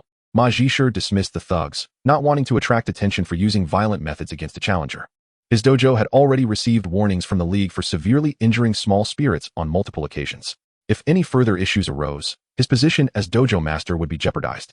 After sending his subordinates away, Ma Zhishe sneered and approached the battle arena, releasing Raichu. "I want to see if your small spirit is as formidable as your brashness." He taunted. "When your small spirit lies in the hospital, you will understand that arrogance is not for everyone." Observing Ma Zhishe's brazen demeanor, Suyu realized that the pitiful often have their faults. He had been hesitant about how forceful to be, but it seemed he had overthought it. Such a person would not change without a harsh lesson. Stepping onto the battlefield, he unleashed his Dragonite. Seeing Suyu's calm demeanor, yet he recognized that he was genuinely angered. Roar! Dragonite, sensing Suyu's mood, glared fiercely at Ma Zhishe and Raichu. Dragonite. Ma Zhishe's expression darkened. Who in the Kanto region was unfamiliar with this quasi-legendary Pokémon? He was arrogant, but not foolish. Suyu paid no heed to Ma Zhishe's sentiments. Since both parties were prepared, he would not hold back. Dragonite, charge in and use Meteor Mash. With a flap of its wings, Dragonite vanished from sight. Only then did Ma Zhishe come to his senses, hastily commanding Raichu to dodge. Unfortunately, Raichu was simply too slow. Dragonite silently appeared behind Raichu, and just as it was about to evade, Dragonite's glowing fist struck. Boom! Dragonite's fist collided violently with Raichu's abdomen, launching it into the air from the tremendous impact. Dragonite, use Hyper Beam. Suyu coldly commanded, believing that only through experiencing such pain would Ma Zhishe comprehend the sorrow of other trainers. Dragonite hesitated for a moment, as Raichu was not particularly strong, and the previous strike had nearly rendered it unconscious. The next blow would undoubtedly result in severe injury. Nevertheless, Dragonite soared into the sky, gathering energy, and soon unleashed a devastating white beam from its mouth, descending upon Raichu. With no means of evasion, Raichu became an easy target. Boom! Raichu crashed down, creating a massive crater, motionless. "Raichu!" Ma Zhishe screamed, still in shock as the battle came to an abrupt end. Witnessing Raichu, battered and unmoving in the crater. Even the 2-meter-tall Ma Zhishe could not restrain his tears as he rushed forward to cradle Raichu and hastened to the Pokémon Center.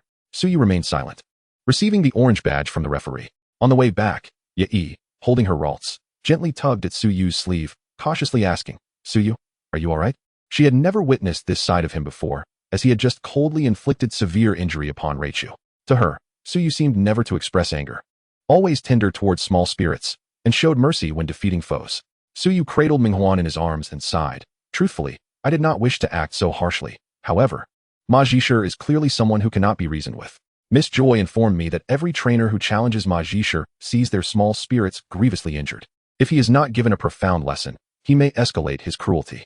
It is a pity for Raichu, as the small spirit is innocent." Suyu shared Miss Joy's words with Yi, who then understood his motives. With one hand holding Ralts and the other clasping Suyu's, she offered silent comfort. Pikachu nuzzled against Suyu's cheek, seemingly reassuring him not to be disheartened.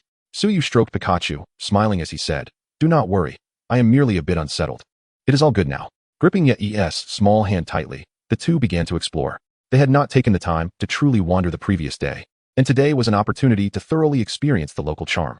The two small spirits were also exuberant, bouncing about with excitement. The day swiftly passed. Upon returning to the Pokémon Center, Suyu inquired about Raichu's condition.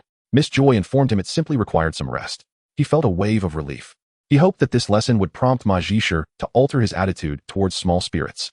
In the following days, Suyu peacefully accompanied Yi on their explorations.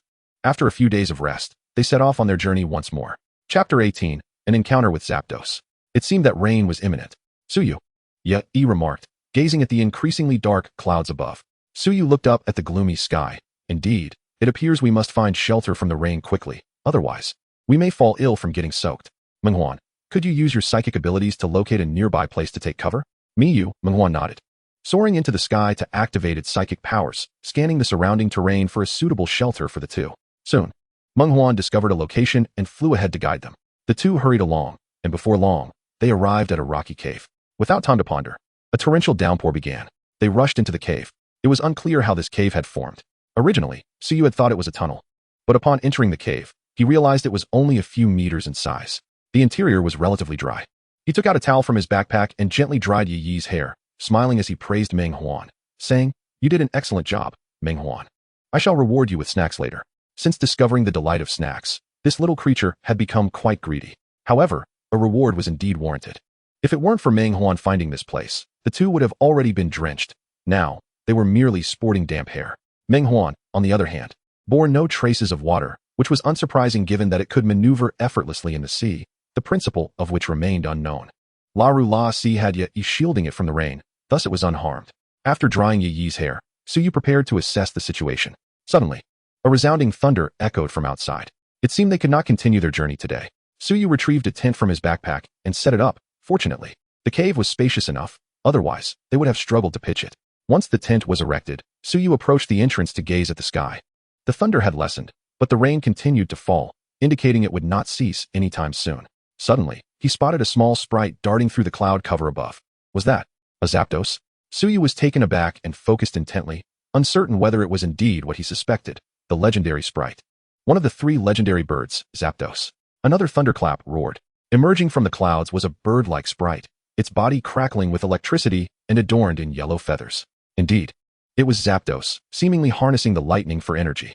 Since he had encountered it, he could not let this opportunity slip away. Gazing at Zapdos as it flitted through the clouds, Suyu resolved within himself. However, capturing Zapdos in a thunderstorm posed certain dangers. A thought struck him. Meng Huan, transform into Lugia and use clear skies to disperse the clouds. Suyu summoned Meng Huan, intending for it to clear the storm. Lugia was a sprite capable of controlling the weather, and with Meng Huan's divine strength, dispersing the thunderclouds should be a trivial task. Meng Huan nodded and soared toward the sky. Upon reaching the cloud layer, it had transformed into the form of a great white bird with a pale blue underbelly, blue-tail fins, and a mask-like structure around its eyes. With a mighty roar, Lugia unleashed its clear skies ability, causing the dark clouds to slowly dissipate. In no time, the clouds vanished, and sunlight streamed back to the earth. Zapdos, meanwhile, was comfortably soaking in the lightning amidst the clouds. What on earth just disrupted my tranquility? Initially, Zapdos, known for its temperamental nature, emerged from the clouds, prepared to confront the white bird. "How dare you?" Zapdos roared furiously, unleashing a bolt of lightning toward Lugia. Meng Huan, use Hyper Beam. Observing Zapdos's initial attack, Suyu commanded a counterstrike without hesitation. In truth, Meng Huan had already sensed Zapdos's aggression. Without a moment's delay, a beam of white light erupted from Lugia's mouth, activated instantaneously without the need for charging. The Hyper Beam surged forth, smashing through Zapdos's lightning attack and continuing unabated towards it. Zapdos was taken aback, unable to react in time before being struck. A thunderous explosion echoed as Zapdos staggered out of the blast radius. Remarkably, it had withstood a hyper beam from Lugia. Although Lugia had not employed its signature move, Aeroblast, the attack's potency was still considerable. However, it appeared Zapdos was nearing its limits. The sky, under Lugia's clear skies, had brightened, eliminating the threat of lightning. Prompting Suyu to step out of the cave, he observed Zapdos's unsteady flight and continued to direct Meng Huan, finish it with dive. Lugia locked onto Zapdos, enveloped in a white protective aura, and dove toward it, accelerating rapidly, its speed multiplying in mere moments. With a resounding thud, Zapdos was knocked to the ground by Lugia's dive, creating a substantial crater, and for some time, it did not rise. Suyu hurried over to examine Zapdos's condition. Indeed, its eyes were dazed, having lost the will to fight. He then tossed a Master Ball, capturing Zapdos within. The ball shook twice before coming to a halt. He also instructed Meng Huan to heal Zapdos's injuries. In this desolate wilderness, with no Pokémon Center in sight, he was grateful for Meng Huan's assistance. Otherwise, they would have had no means of treatment. After a while, Zapdos was restored to its former self. With a triumphant cry, it soared into the sky, circling a few times before returning. Zapdos nodded at Suyu, signaling its agreement to accompany him on his journey. As Suyu placed a hand on Zapdos's feathers, preparing to speak, a sudden discharge of energy transformed his sleek black hair into a wild frizz, leaving him tingling. Zapdos blinked innocently at Suyu, as if to say, "Was that my fault?" Fortunately, the inhabitants of this world possessed resilience, and Suyu quickly recovered, albeit with his hair still in disarray, a testament to the recent events. Noticing that Suyu had not returned, Yi grew concerned and ventured out of the cave in search of him. From a distance, she spotted a figure with wild hair and approached to inquire if he had seen Suyu. However, as the figure turned, she was taken aback. realizing it resembled Suyu. "Yi, why did you come out?" Suyu exclaimed, his face smeared with dirt, grinning broadly. "Ha ha ha. Suyu, what happened to your hairstyle?" Yi laughed uncontrollably at Suyu's new look. Suyu tousled his frizzy hair and struck a cool pose, chuckling. "What do you think? Handsome, right?" At such a moment, as long as he remained unembarrassed, it was others who felt the discomfort. Yi laughed until she was breathless, giving him a thumbs up. "Handsome. No one is as handsome as you." Seeing Yi's radiant laughter, Suyu mischievously suggested, "How about you try a new look too, Yi? It'll be quick." Yi promptly stepped back, warily eyeing Suyu, and rejected. "No, stay away from me." Come on, Suyu urged. Get away." They playfully bickered their way back to the cave, where the weather had cleared. However, the roads, having just been drenched, were still treacherous, and the sun was nearing its descent. Thus, the two decided to rest for the night. Chapter 19. The vacation destination, Hualan City. The summer sun poured down from above, casting deep and vivid shadows beneath the trees, while the air shimmered under the scorching heat. Beneath a large tree, Suyu and Yi fanned themselves with their hands, though it proved futile. With a forlorn expression, Yi looked at Suyu and lamented, "Suyu, how far is it to the city? I think I might just melt away." Boo-hoo. Not only her, but the two little sprites who disliked staying in their pokeballs had already retreated into them to escape the heat. Suyu took a large gulp of water and consulted his Pokédex to check their location. Glancing casually at the map, he suddenly sprang to his feet, exclaiming excitedly, "Eureka! Just a short distance from here is the beach resort, Hualan City. A resort? A beach?" Upon hearing this, Yi's eyes sparkled with excitement, and in that moment, the sweltering heat of summer seemed to dissipate entirely. She eagerly urged, "Let us hasten our departure, Suyu." Suyu continued to scrutinize the map, his brow slightly furrowed, and remarked, "However, we must traverse the sea to reach Hualan City, while Jun can walk on water. I am uncertain whether Jun possesses the stamina to carry us all the way there." Upon hearing this, Yi's previously vibrant enthusiasm instantly dwindled, leaving her looking despondent. Observing her forlorn expression, Suyu could not help but chuckle and continued, "Nevertheless, we can ride on to Hualan to reach our destination.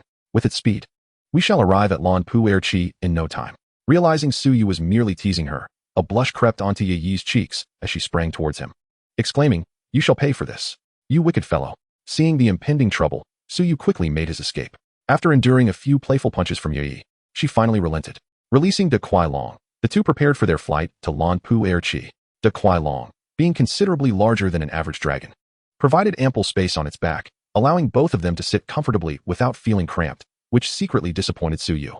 Once settled, Suyu patted de Hualan, which soared into the sky, heading towards Hualan City. Half an hour later, a vast expanse of beach and towering buildings came into view. The beach was bustling with people of all ages. Some frolicked in the waves, while others lounged on beach chairs soaking up the sun.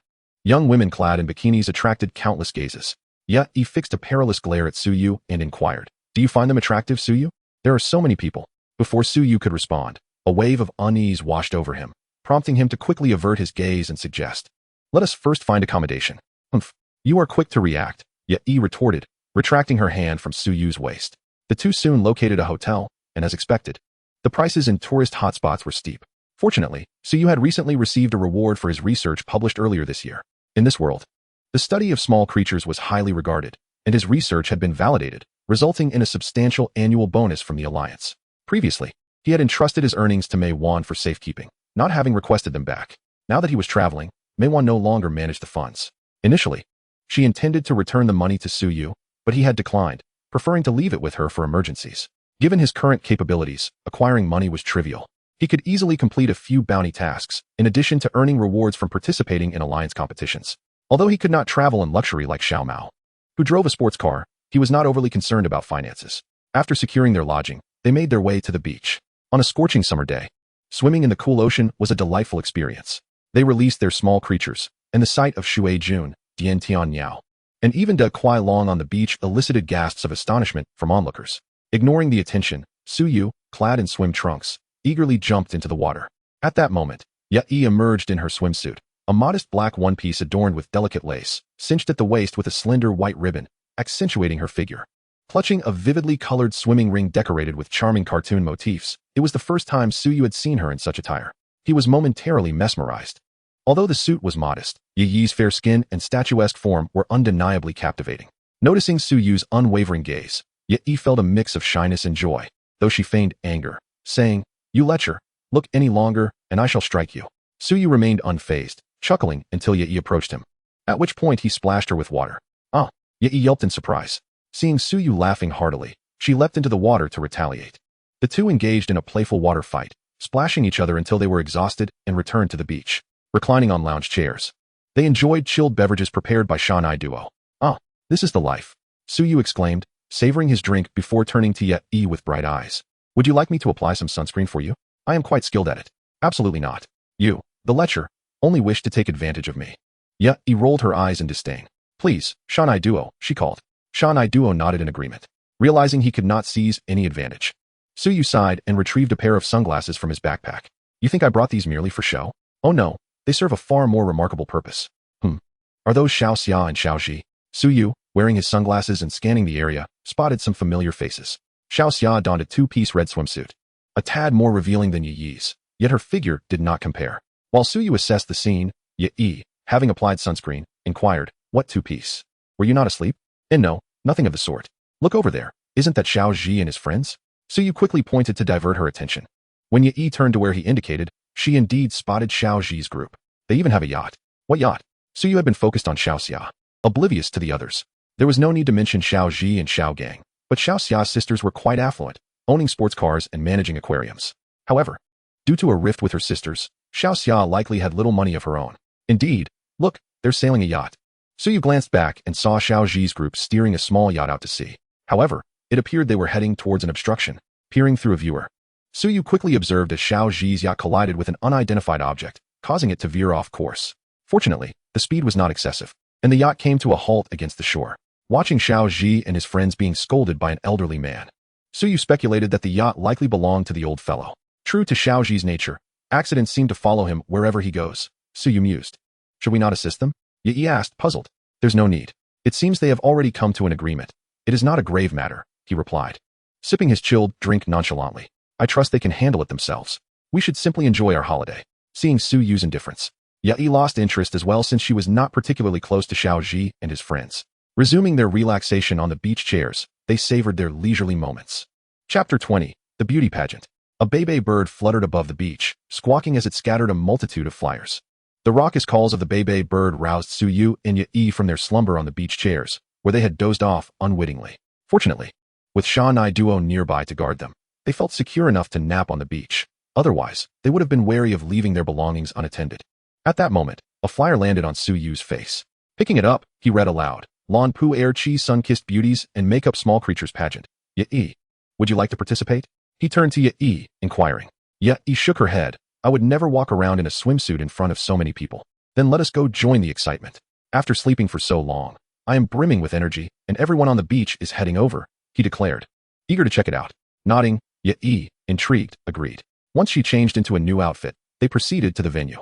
Xiao Ji, is this event organized by you all? Suyu observed Xiao Ji as he continuously greeted the guests passing by and could not help but inquire. Brother Suyu, you are here too. And Miss Yi, what a coincidence, exclaimed Xiao Ji with an expression of surprise. He then explained the reason for their presence there and led the two to the front row before rushing off to attend to other guests. Upon reaching the front row of the stage, Suyu was pleasantly surprised to see a few familiar faces. He greeted them with a smile. Hello, Professor Demu and Aunt Huazi. I didn't expect to see you here on vacation as well. Professor Demu chuckled and replied, Suyu, my boy. Ever since your departure from the research institute, I have been so busy that I hardly hear from you anymore. Suyu awkwardly smiled and quickly explained. It's not that I've been too busy traveling. You should really find an assistant, Professor. It's too taxing for you to handle everything alone. Professor Demu sighed. It's not easy to find someone as capable and intelligent as you to assist me. He rubbed his nose, feeling somewhat at a loss for words. Knowing he had merely stood on the shoulders of giants, offering insights that they were unaware of. At that moment, Aunt Huazi chimed in with a smile. For this community activity, I originally invited your mother to join us, but she declined. When I tell her that you are here, she will surely regret it. When we were at home, she often mentioned you during our chats. It's clear she misses you dearly. Suyu was taken aback. The image of Mei Wan flashing in his mind. He had always cherished her meticulous care over the years and realized that he missed her too. Please tell my mother when you return that I miss her as well, and I will come home after the court's conference. Suyu earnestly requested. Of course.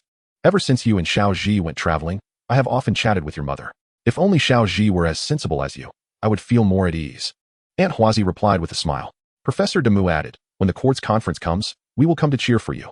Suyu responded, thank you in advance, Professor. He then introduced Yi to them, noticing Aunt Huazi's gaze. It seemed his mother's awareness could not be concealed. Yi shyly greeted the two elders, and Aunt Huazi happily pulled her to sit beside her. Soon, the stage was ready. Xiaoji finally came over and sat next to Professor Demo.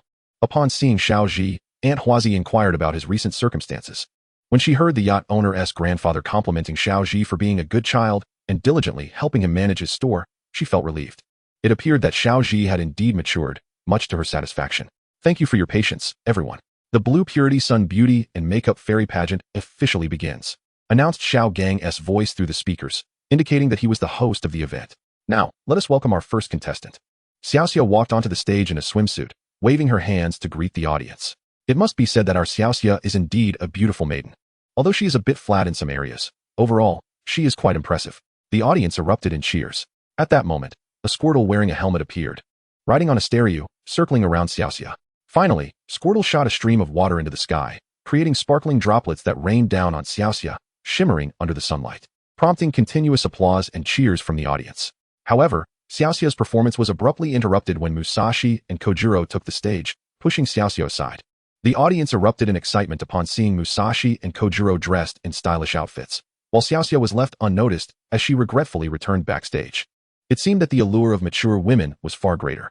Their Pokémon also appeared on stage, disguised as a spiky Bouffalant, but before the audience could react, Shigeru kicked them off the stage. Ah, it's Shigeru, Xiaoji exclaimed, astonished at seeing his rival. Professor Demu remarked, I didn't expect Shigeru to be here too. Xiaoji clenched his fists, gritting his teeth. That guy. Watching Shigeru and his entourage mock him from the stage, Xiaoji could no longer contain himself and charged up to challenge Shigeru, who taunted him about his low level and lack of strategy, infuriating Xiaoji even more. Suyu found himself exasperated by the ongoing rivalry between the two, as they could always be counted on to argue regardless of the time or place. Glancing around, he noticed Team Rocket was nowhere to be seen. He found it hard to believe that they would simply give up, for that was not in their nature. They would never rest until they had been thoroughly defeated by Xiaoji. Sure enough, after being coaxed by Granny Comex, Team Rocket commenced their antics, driving a Gyarados submarine towards the beach, causing chaos in their wake. Instantly, the scene descended into pandemonium. Suyu and Aunt Huazi made their way to the stage, initially intending to intervene, but seeing Xiaoji had already released his Pidgeotto and Charmander, he decided to leave it to him. After all, Musashi and her team were best left for Xiaoji to gain experience. Soon, Team Rocket fired a missile at Xiaoji and the others. But with a single fiery breath, Charmander sent the missile hurtling back, resulting in an explosion that sent the submarine and Granny Comex's shop flying. Seeing that the excitement had waned, Suyu decided it was time to leave. He bid farewell to Professor Demu and Aunt Huazi, taking Yi by the hand as they departed from the beach. The two returned to their hotel to freshen up before heading out again. At that moment, Shinedo transformed back into Rarura, jumping into Suyu's arms. Unable to resist, he playfully interacted with the lively little creature, marveling at how it could be so sprightly and mischievous while having evolved into the gentle and caring Shinedo. Meanwhile, Yi cradled Pikachu, as these two little companions accompanied them wherever they went, eager to sample every snack they encountered. Now, Suyu always prepared an abundance of treats before each outing, otherwise, the two would gaze at him with pitiful eyes. They planned to stay for several days, not rushing to buy anything. After taking Yi out for dinner and browsing the supermarket, they returned to the hotel to rest. Chapter 21. The Rescue of Blue Purity City. The following day, Suyu woke up the still slumbering Yi. The two descended to prepare for breakfast. Although the hotel was somewhat pricey, the service was commendable. The first floor featured a buffet restaurant offering 3 meals a day with a wide variety of options. However, today seemed to be unusual. As there were very few people on the first floor, those present hurriedly left the hotel, rushing outside. Exchanging glances, the two realized something was amiss. They quickly dashed out of the hotel and intercepted a hurried passerby. The passerby was about to scold them, but silenced his words upon noticing the beautiful Yi, responding to her inquiries instead. From the passerby, Suyu learned of the unfolding events. On the other side of Blue Purity City, a large-scale Pokémon rampage had occurred at the Yachong dock, causing significant damage to several buildings. Fearing that the rampaging Pokémon might reach their vicinity, people were evacuating to safer areas. This was a real world where Pokémon could indeed pose deadly threats. While most Pokémon were friendly and did not attack humans unless provoked, the consequences could be dire if a human initiated aggression. Determined to investigate, Suyu recalled that Xiaoji and the others were also there. Although Xiaoxia had managed to stop everything previously, this was a real-world scenario, and anything could happen. Aunt Huazi had entrusted him with the responsibility of looking after Xiaoji. If anything happened to him, Aunt Huazi would be heartbroken, knowing Suyu's capabilities. Yet, he was unconcerned about potential dangers. Thus, the two mounted a Dragonite and soared towards the Yachong dock. Before long, Dragonite arrived at the Yachong dock. Countless Mariani, Toxapex, and a massive Toxapex had landed on the beach, wreaking havoc across the city, creating an apocalyptic scene. Soon, Suyu discovered Xiao Ji and his companions trapped in a tall building. The glass shattered, yet fortunately, they were unharmed. After patting on Hualan, it brought Suyu and Yi to Xiao Ji's side. Suyu inquired, "Is everyone all right?" Upon seeing Suyu and Yi on Hualan's back, Xiao Ji's initial worry transformed into excitement as he exclaimed, "Brother Suyu, you're here. The city is saved now." Though impulsive, he was not foolish. If Suyu could tame such a large Hualan, the massive poisonous jellyfish would be no challenge. Xiao Xia and Xiao Gang also shook their heads, indicating they were fine, and felt relieved at Suyu's arrival. At this moment, Suyu learned the truth from Xiao Ji and the others. Understanding the cause of the Pokémon Rampage, Granny Jian intended to transform the coral reef into a luxurious resort, yet the reef was the habitat of the agate jellyfish. Consequently, the poisonous jellyfish began retaliating against humanity, even controlling Meow Meow and declaring that humans would experience the pain of losing their homes. He then instructed Yi and the others to stay together and, riding on Hualan, set off towards the poisonous jellyfish. Just then, Xiao Xia, holding a Mo Haima, called out to Suyu, earnestly pleading, "Suyu, please show mercy. They merely wish to protect their home." Suyu nodded in acknowledgement, patted Hualan, and departed. From the conversation with Xiao Ji and the others, he learned that humanity was at fault. However, it seemed that the enormous poisonous jellyfish was not receptive to reasoning. Even if Xiao Xia had remained silent, he would have shown mercy. He believed that resolving the issue with the gigantic poisonous jellyfish and demolishing the luxurious resort would alleviate the crisis. As for the damaged city and the injured, that was beyond his concern. "Human, are you here to stop me?" the massive poisonous jellyfish demanded, controlling Meow Meow.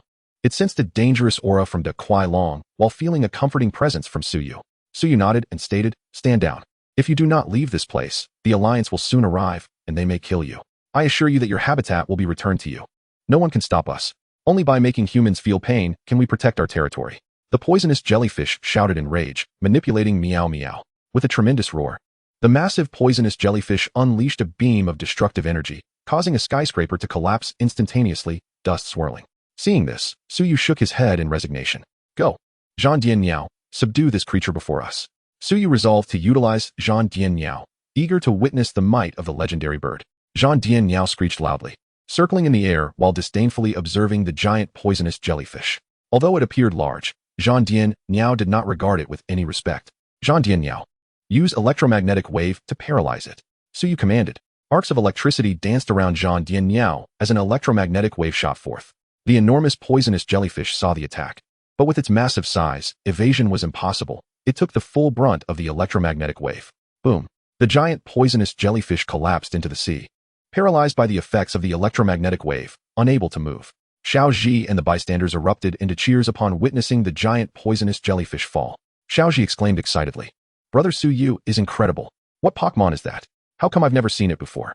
Gazing at the bird-like Pokémon surrounded by electricity, Xiao Ji was filled with questions. "That is Zhan Dian Niao, a legendary Pokémon said to command lightning," Xiao Gang explained with astonishment, realizing he was witnessing another legendary creature. Upon hearing this, Xiao Ji was equally astonished, looking at Zhan Dian Niao and wondering, "A legendary Pokémon? I wonder if my Pikachu can win against it." "Pikachu?" Xiao Xia rolled her eyes, indicating that this fool was beyond help. "Zhan Dian Niao, thunderbolt!" Suyu commanded. At that moment, Zhan Dian Niao released countless bolts of lightning, a thick bolt striking the immobilized poisonous jellyfish. An electric current surged through, and the poisonous jellyfish lay in the water, motionless, emitting black smoke, evidently unconscious.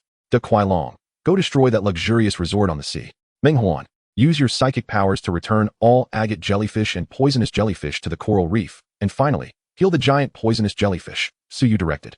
Meng Huan and Hualan nodded in agreement. A flash of white light enveloped the area, and in an instant, all agate jellyfish and poisonous jellyfish vanished. Meng Huan also disappeared, heading to heal the giant poisonous jellyfish. At that moment, Hualan carried Suyu to the air above the under-construction luxurious resort, unleashing a beam of destructive energy that obliterated everything. This showcased Hualan's true power. The enormous poisonous jellyfish was merely large, with strength only at the peak level of a gym leader. Hualan, being at the level of a third-tier deity, effortlessly destroyed the luxurious resort with a single strike. Returning to the city, the police arrived belatedly. Upon understanding the situation, Miss Junsha immediately arrested Granny Jian. While Team Rocket had long since vanished, Suyu did not linger. After Meng Huan returned, he took Yi and left, knowing that being surrounded would complicate their departure. Little did he know, his name had already spread throughout the Alliance. Chapter 22. Candidate for the Champion. In the Kanto Courts Alliance conference room. Sitting at the head of the table, the Dragon Master Du spoke first. What are your thoughts on the recent Pokémon attack at the Lost Pok&eacute City Yachong dock?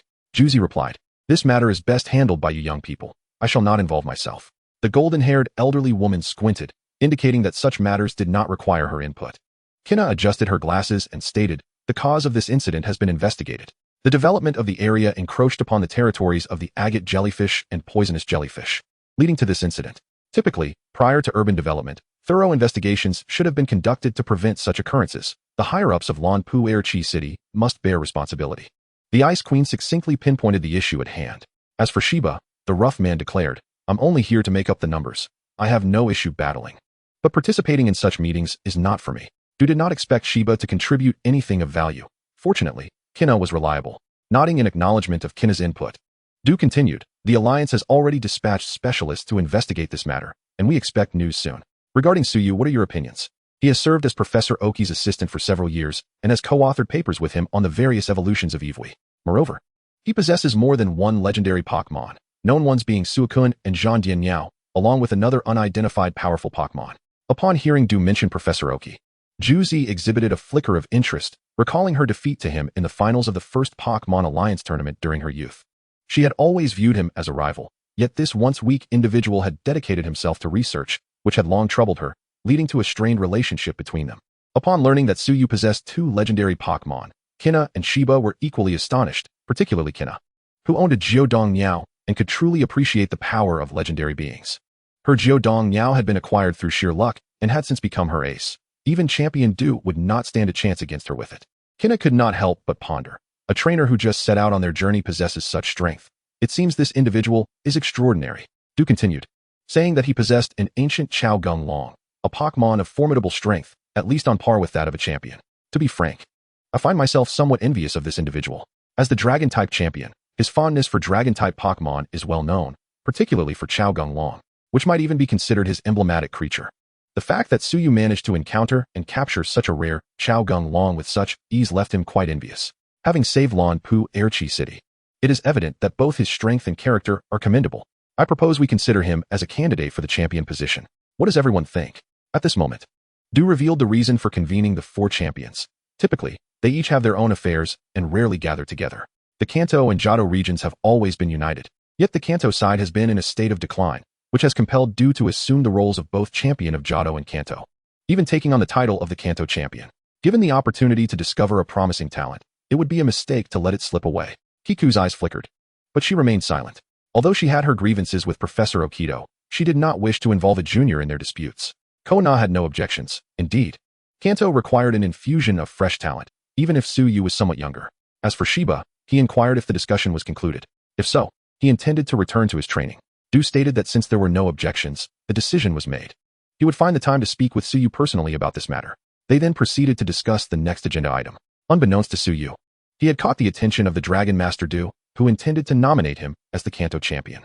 In this world, the power wielded by champions is substantial, with the relationship between the Alliance and the champions resembling a partnership of equals in governance and military matters. Should any local crisis arise that cannot be resolved by the residents, it falls to the champion to intervene. Thus, strength is a primary criterion for becoming a champion. The recent disaster in Lost Pok&eacute City should have prompted the involvement of a champion. However, Du was in Johto at the time, and the other three champions were too distant from Lost Pok&eacute City. This is precisely why Du hoped Suyu would assume the role of champion. Not long ago, Miss Jun Sha delivered the rewards distributed by the Alliance. The magnitude of the incident in Lost Pok&eacute City had thrust Suyu into the public eye for the first time. The Alliance presented him with a card and a helpful medal, along with a gold card for unrestricted spending within the Alliance's jurisdiction. Suyu was astonished by the Alliance's generosity. Indeed, the Alliance is never short of funds, as evidenced by the Pokémon centers scattered generously across the globe. He accepted the rewards without hesitation, as they were rightfully his.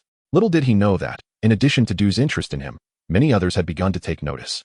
In a certain underground base, a scarred man clad in black Team Rocket attire addressed his subordinates. Have we completed the investigation? The subordinate bowed respectfully in response. Boss. The investigation reveals that Suyu possesses two legendary Pokémon, Zapdos and Suicune, along with a Xiaoming Long, a Charizard, as well as Ralts and Pikachu. You may go, he commanded. Well done. The subordinate quietly withdrew. Aside from the two legendary Pokémon and one Xiaoming Long, Suyu posed little threat. If they could control Suyu, it would effectively mean controlling 2 legendary Pokémon. With these 2 legendary Pokémon in hand, it would be time for a change in leadership within Team Rocket. He chuckled, already lost in his fantasies. Many individuals, unable to resist the allure of legendary Pokémon, began to view Suyu as a target, without considering whether they possessed the necessary strength. At this moment, Suyu remained blissfully unaware of all that transpired. He was busy indulging in shopping around Lost Pok&eacute City with Yi, reveling in his newfound wealth. The 2 little ones filled their cart with their favorite snacks, which were eventually delivered to Suyu's hotel by the store. The little ones were overjoyed. He also purchased numerous outfits for Yi and procured some vegetables and meats, selecting the finest ingredients for Pokémon food. After all, it was not his own money, so he felt no remorse in spending. The following day, the 2 departed Lost Pok&eacute City by boat. Chapter 23, The Shy Yi. Suyu stood at the bow of the ship, gazing ahead. The vessel sailed swiftly, and their destination, Xia, was not far off. A colossal statue of a young girl stood at the port, the origin of the port's name. A summer festival was currently underway, and it seemed they had arrived at just the right time. Suyu took out his phone to check online and remarked with a smile, "A festival? Yi, let us go draw a fortune. I've heard that obtaining a good omen ensures wishes come true." He was surprised to learn that Yi believed in such things. She shyly replied, "I won't tell you my wish. If I do, it won't come true." Her cheeks flushed, and she turned away with a haughty demeanor. Observing her blushing face, Suyu felt perplexed, pondering the enigmatic thoughts of girls. Soon, the ship docked. Suyu held Yi's hand as they disembarked. Due to the festival, the area was bustling with people. It appeared that the festivities would be quite enjoyable. As it was still early and the festival had yet to commence, which would occur later in the evening, Suyu suggested, "Let us find a place to stay first." Yi nodded in agreement, indicating no objections. "Hey, you 2 lovebirds, stop right there." A voice called from behind. "Lovebirds? Us." Suyu and Yi turned around to see an elderly woman dressed as a kappa, leaning on a cane and glaring at them. Frightened by the woman's fierce appearance, Yi took a couple of steps back and hid behind Suyu. Feeling an eerie presence, Suyu inquired, "Is there something you need, ma'am?" With a serious expression. The elderly woman warned, "Be cautious of beautiful women, or misfortune will surely follow." Before Suyu could respond, Yi stepped forward. With a joyful yet bashful expression, she covered her face and exclaimed, "How rude. I would never do anything bad to Suyu." The old woman glanced at Yi and retorted bluntly, "I'm speaking of beautiful women, not a mere child." Suppressing a laugh, Suyu realized that laughing at that moment would invite misfortune. Hearing the elderly woman's unfiltered remarks, Yi's temper flared. "A child? How dare you? Let us go, Suyu. Don't talk to this crazy old woman. She infuriates me." Yi, visibly upset, pulled Suyu away, wanting to distance themselves from the dreadful old woman. Just as they left, the sharp-tongued elder vanished without a trace. Tian glanced back at the spot where the woman had disappeared and tugged on Suyu's sleeve, warning him. "Pika Pika. What? You mean that old lady was a gongsi?" Suyu exclaimed in surprise. No wonder it felt so ominous. Tian nodded. "How dreadful," Yi remarked, unable to hold back her disdain. Seeing Yi's adorable expression, Suyu couldn't resist pinching her pouting cheeks and chuckling. "You're still upset? Ghost-type Pokémon enjoy playing pranks because they're not well-liked by people. They feel lonely and seek attention. They are, in fact, quite pitiful. Perhaps their actions stem from deeper reasons, trying to keep certain legends from being forgotten." Suyu spoke with an air of mystery, as if he held knowledge of something profound. After hearing his words, Yi couldn't help but feel sympathy for the gongsi. "Let us find a place to stay. The festival is about to begin." As the sky gradually darkened, the streets became increasingly lively with vendors setting up their stalls. At this moment, Suyu emerged from the hotel with Yi. Lalu pointed excitedly at the candy vendor's stall, calling out to Suyu, "All right, I shall buy some for you." He approached the vendor and purchased 3 pieces of candy. "Here you go, Lalu Pikachu, Yi." Although he didn't have a particular fondness for sweets, he knew that Yi enjoyed them. Lalu, clutching the candy, finally quieted down. They strolled along, sharing laughter and snacks. Unbeknownst to them, they arrived near the Xia, where many people were launching small boats, gazing at the grand statue of the maiden. Suyu began recounting the legend of the maiden to Yi. By the end of his story, Yi's eyes glistened with tears. He gently embraced her, tenderly wiping her tears away. Captivated by her enchanting visage, Suyu could not help but kiss her. In that moment, time seemed to stand still. After a considerable while, they parted. Yi's cheeks flushed a vibrant red, reminiscent of a bright apple, radiating an alluring glow. They seated themselves on a bench by the roadside, embracing in silence, savoring the tranquility of the moment. Suddenly, the sound of drums shattered the serenity. "Let us go, the festivities are beginning," Suyu exclaimed, pulling the obedient Yi toward a clearing, where a makeshift stage had been erected. Musashi and Kojiro were energetically playing the drums and shouting. Kojiro called out, "Boom, boom, boom, forget it, forget it." Musashi, beaming with joy, added, boom boom boom, let us dance. Xiaoji, Xiaoxia, and Miss Jiao Yi were all dancing to the music, and Suyu and Yi joined the throng. As the festivities culminated, the crowd began to disperse. Suyu and Yi also left, and on their way back, Yi gradually emerged from her shyness, chatting and laughing as they returned to the hotel. The festivities would last several more days, and they decided to wait until they concluded before departing, especially since Yi had yet to seek her fortune. Back in their room, they lay in bed, both lost in thought, their minds filled with each other, ultimately resulting in a sleepless night. The next morning, they both chuckled at each other's dark circles. After breakfast, they decided to visit the temple to seek their fortunes, something Yi had eagerly anticipated. As they walked, their demeanor returned to normal, as if nothing had happened the previous day, yet their interlocked fingers seemed to convey an unspoken sentiment. Upon arriving at the temple, they encountered a steady stream of visitors, each fervently praying in hopes of drawing auspicious fortunes. Yet Yi asked Suyu to wait outside while she entered alone to seek her fortune, as he had little interest in such matters. However, regarding the existence of deities, he had previously been a skeptic, but now, with his extraordinary experiences, he found it difficult to maintain disbelief, as neither his journey nor his unique abilities could be explained by science. Shortly thereafter, Yi emerged, her face alight with joy. Suyu pinched her cheek playfully and remarked, "It seems your wishes have been granted." Of course, this lady personally took action, so success was inevitable. Yi replied proudly. "So, Miss Yi, where do you plan to go next?" Let me think. I would like to browse around. I see many local specialties." Yi pondered for a moment before speaking. "Very well, I shall follow your lead," Suyu replied with a smile. Hand in hand, they departed from the temple. Chapter 24, The Attack of Team Rocket. After leaving Xiao Xia, they journeyed toward Jinhuangshi. Suyu gazed up at the sky, where the enormous sun hung at its zenith, the summer heat now dulled, with the sunlight no longer as oppressive. "Shall we prepare lunch here?" he asked Yi. "Oh, that sounds wonderful. Finally, we can rest," Yi responded, expressing her fatigue by lying down on the grass. Suyu set his backpack on the ground and began taking out the ingredients. He released his Pokémon to stretch and then started preparing lunch. After a short while, Yi joined him to help wash the vegetables. Unbeknownst to them, a few nefarious individuals were quietly observing them from a distance. "Boss, should we not take action?" one of the henchmen in a black uniform inquired. The scar-faced leader lowered his binoculars and replied nonchalantly, "What's the rush? Haste makes waste. We wait until they finish eating and are asleep. That will be the best opportunity. Have you prepared what I instructed?" he asked. The black-clad henchman nodded. A sinister smile on his face. "It's ready. Not only will a human be incapacitated by this, but even a large milk tank would be knocked out instantly. Good. If this operation proceeds smoothly, there will be plenty of rewards for everyone. Stay alert. What about that girl? Just eliminate her if necessary. We don't want to complicate matters." "Yes, boss." Meanwhile, Suyu had quickly prepared food for his Pokémon, and the two began their lunch. After a morning of travel, they were ravenous, devouring their meal with great appetite. In no time, their plates were empty. After lunch, they planned to take a brief nap, reclining against a tree with their eyes closed. Suddenly, the tranquility was shattered by 2 gunshots. A tranquilizer dart soared towards Suyu, while a bullet was aimed at Yi, both reaching them before they could react. Just as the projectiles were about to strike, Meng Huan enveloped them in a protective psychic shield, causing the dart to bounce off harmlessly and the bullet to transform into a metal disc. The scar-faced leader exclaimed, "This is bad. Where did this shield come from?" However, there was no time to ponder as he turned to flee.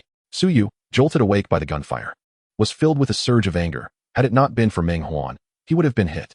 Yet Yi, pale with fright, was unable to find words of comfort as Suyu, with a grim expression, released all his Pokémon.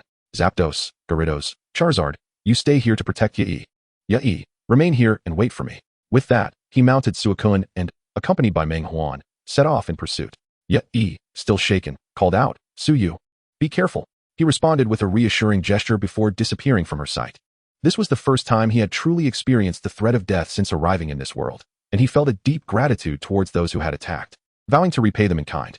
Meng Huan used its psychic abilities to track the positions of the assailants while Suicune immobilized any targets in sight with Ice Beam. Suyu maintained a cold demeanor, his voice icy. Soon, several henchmen were transformed into ice statues, both their bodies and Pokémon encased in frost. Meng Huan noted that one had managed to flee further away, but was quickly closing the distance. Indeed, moments later, they caught up with a scar-faced henchman riding a black Houndoom. Suicune, Ice Beam. Suicune maintained its speed, unleashing a chilling blue ray that instantly encased Houndoom in ice. The scar-faced leader, sensing the danger, leapt from Houndoom just in time, but due to his momentum, he rolled across the ground and came to a halt after crashing into a large tree. Suyu observed the high-quality uniform on the scar-faced leader. His expression unfazed as he stated, Team Rocket, I presume? It seems you are the mastermind behind this operation. Team Rocket was the most formidable dark organization in the Kanto region, and he never imagined they would target him. It appeared that a decisive counterattack was necessary to ensure future peace. The scar-faced leader, having sustained a significant impact, coughed up blood and, despite the pain, displayed curiosity. I am quite curious. Who protected you? Lalu Lassi shouldn't have such quick reflexes. Suyu remained silent, merely observing him with a calm demeanor. The man, already sentenced to death by Suyu, felt no need for excessive knowledge. Despite the failure of this operation, the scarred man was unperturbed, believing he would merely receive a beating before being apprehended by Jun Sha, and soon be released once again. He held little faith that Suyu, a novice who had only just begun his journey, would take his life. Indeed, had he encountered Xiao Ji and his companions, imprisonment might have been his fate. However, he was faced with Suyu. Do you have any last words? Suyu inquired. The scarred man gasped, eyes widening in disbelief. What did you say? Do you intend to kill me? What other option remains? Allow you to continue assaulting me? Suyu replied indifferently. Do you realize that murder is a crime? If you kill me, you'll also face imprisonment. Rest assured, we will never harm you again, I swear, the scarred man pleaded, sensing an unsettling shift in the atmosphere. As if Suyu was not merely trying to intimidate him. Suyu smiled coldly, a chilling smile that sent shivers down the man's spine. You've already shot at me, and now you hope for mercy? Are you jesting? As he witnessed Suyu's chilling smile, the scarred man felt a wave of dread wash over him. He feared for his life. Suyu, please spare me. I truly understand my mistake. I should never have offended you. You are so young. It would be a grave loss if your future were compromised by my death. If you could find it in your heart to let me go this once, I swear, there will never be a next time. I would serve you like a faithful steed. The scarred man fell to his knees, tears streaming down his face as he cried out in desperation. Suyu's expression remained emotionless, his gaze as frigid as an ice cavern, and a cruel smirk curled at the corners of his lips. Is this your last word? How dull. Then prepare for your journey ahead. Fear not, your underlings will join you. Nguyen, use hypnosis to compel him to leap from a cliff until death. Nguyen transformed back to its true form, its eyes blazing with fury. Suyu was everything to it. Anyone who sought to harm Suyu was its enemy. The scarred man, realizing the depths of his folly upon seeing Nguyen, comprehended why Suyu remained unscathed. A single eyelash from Nguyen could summon a powerful Xiaoming, and he was faced with a complete Nguyen. Alas, there was no remedy for regret in this world. As his abilities surged, the scarred man stood vacantly and departed, seeking a chasm to leap into. If by chance he survived, he would leap again until death claimed him. Suyu also had Nguyen hypnotize the small minions, who obediently lined up to jump off the cliff. Having resolved the matter, he rode back on Shuei-jun. Upon his return, Ye rushed to him. Shaken by the harrowing events of the day, having never encountered such peril, he embraced her tightly, gently patting her back, offering tender reassurance. It's all right. Everything is taken care of. Ye refrained from inquiring how he managed it, holding onto him tightly. After a moment, she released him. Given the circumstances, it was unwise to depart immediately, so Suyu decided they would set out the following day, allowing Ye to recuperate. Chapter 25, The Challenge of Nazi. After several days of travel, they finally arrived in Hualan City before noon. Hualan City is the largest and most prosperous city in the entire Guandu region. It boasts 2 gyms. Besides Nazi's psychic gym, there is also a fighting gym. However, due to the elemental conflict, Nazi's psychic gym was recognized as the official gym. Suyu was not in haste to challenge the gym. The two enjoyed a meal first, then sought out a hotel. With ample funds now available, there was no need to stay at the Pokémon Center, although its facilities were not lacking. Nonetheless, compared to a hotel, it ultimately fell short. After resting at the hotel, Suyu set out alone to challenge the Huang Gym, instructing Ye to wait for him, uncertain whether Nazi had returned to normal. It would be more prudent to handle this alone to avoid unnecessary complications. Nazi was a tragic figure. Her formidable psychic abilities had isolated her in childhood, instilling fear even in her own parents. Indeed, her powers had surpassed theirs from a young age, and possessing such strength at an early age was not a blessing, but a potential cause for unimaginable calamity. Consequently, her parents dared not approach her. This estrangement led her to become cold and unfeeling, yet deep within, she yearned for affection. As Suyu contemplated Nazi's backstory, he approached the entrance of the Huang Gym, soon arriving at its doors. The vicinity was eerily quiet, devoid of any passersby. Suddenly, a middle-aged man emerged from nowhere, rushing towards Suyu. Young man, are you here to challenge the Huang Gym? The man asked bluntly. Suyu regarded the man thoughtfully, responding, Yes, sir. Is there something you wish to convey? The man scrutinized Suyu from head to toe and advised, I suggest you abandon the idea of challenging. If you fail, the consequences will be dire. It was clear Nazi had yet to regain her composure. Recognizing the man as Nazi's father, Suyu understood that his abilities paled in comparison to hers. leaving him with no option but to dissuade challengers to prevent Na-Z from causing further harm. Suyu shook his head confidently. Thank you for your concern, but I have faith in my Pokémon. He had brought Mgu in along, worried that if Na-Z unleashed her powers, she might turn it into a doll, which would be disastrous. With Mgu in by his side. No matter how potent Na-Z's abilities, she remained merely human, perhaps stronger than an ordinary Pokémon. Yet she could never reach the realm of legendary beings like Mgu. Seeing Suyu unmoved, the man realized he could not persuade him and turned to leave. Yet he remained prepared to rescue Suyu should the need arise. Over the years, had it not been for him, the Hualan Gym would likely have been shut down by the League due to the countless challengers who had suffered defeat. Watching the man depart, Suyu pushed open the doors of the Hualan Gym. Upon entering, he found a considerable number of individuals engaged in various psychic training exercises. At that moment, a red-haired trainee called out to Suyu, eager to demonstrate his telekinesis. He produced a silver spoon, his eyes fixed with determination. With a face flushed and sweat pouring down, the trainee finally managed to bend the spoon slightly, leaving Suyu somewhat speechless. Is this truly what one calls a psychic ability? Thankfully, after the demonstration, the trainee recognized Suyu's purpose and led him to the battle arena, hastily departing as if fleeing from something, the door closing behind him. Suyu gazed across the arena, where a woman cradling a doll occupied the throne.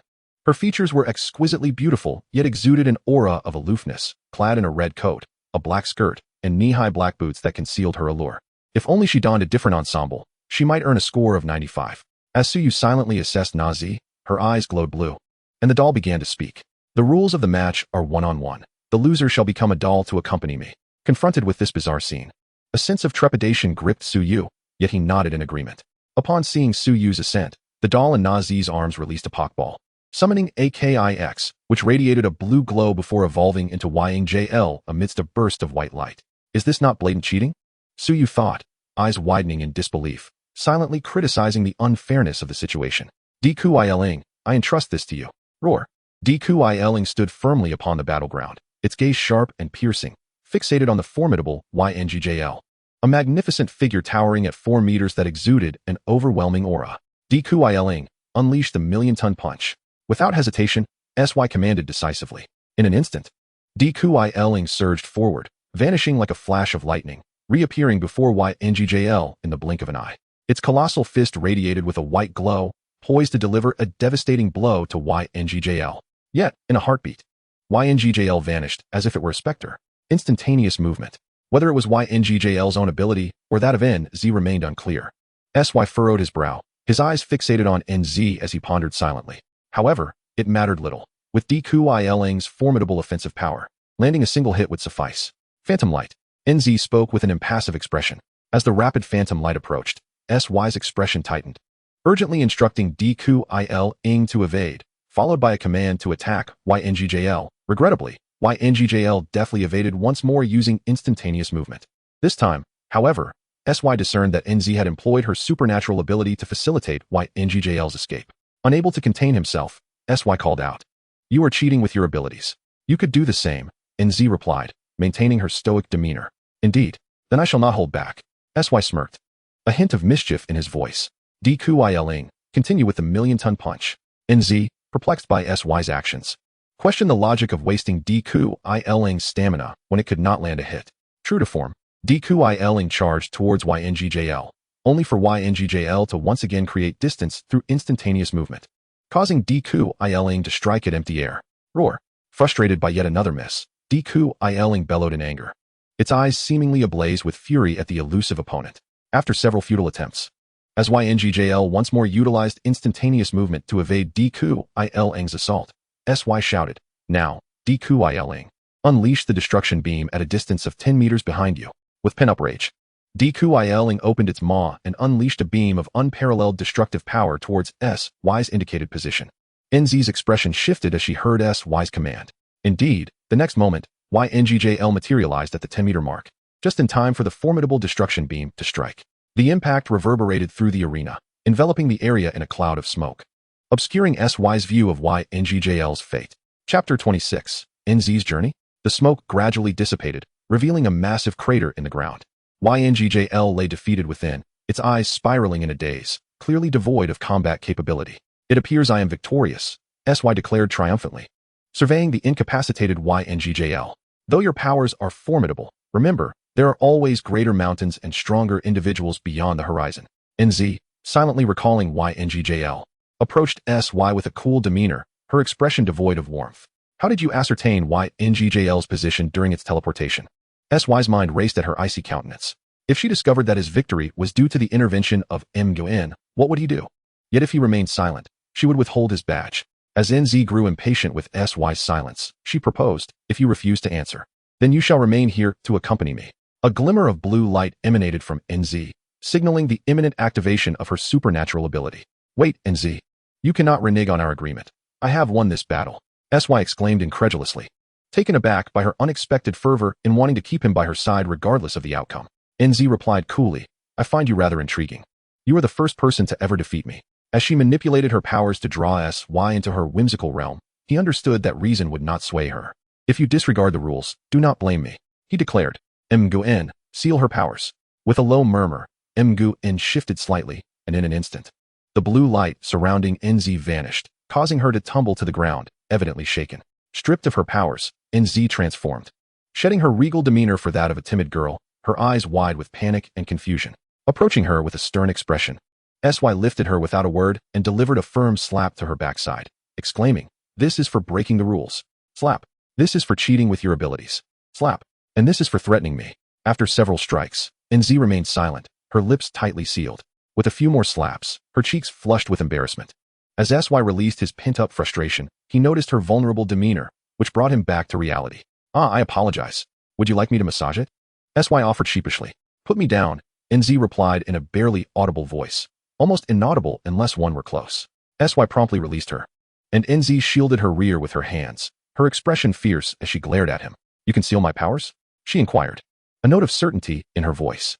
SY rubbed his nose, asserting, I possess a remarkably powerful psychic Pokémon that enabled me to seal your abilities. I can grant you the golden badge, but you must agree to one condition. NZ's eyes narrowed in resentment as she gritted her teeth, unsure whether to blame him for sealing her powers or for his heavy-handedness, or perhaps a combination of both. SY could only nod in acknowledgement, realizing that it was excessive to have treated her so harshly when she was merely a young woman.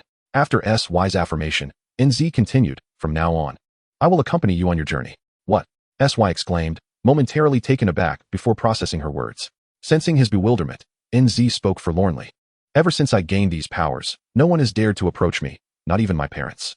This isolation birthed my second personality, who became cold and unfeeling to protect me, creating a barrier that kept everyone at bay.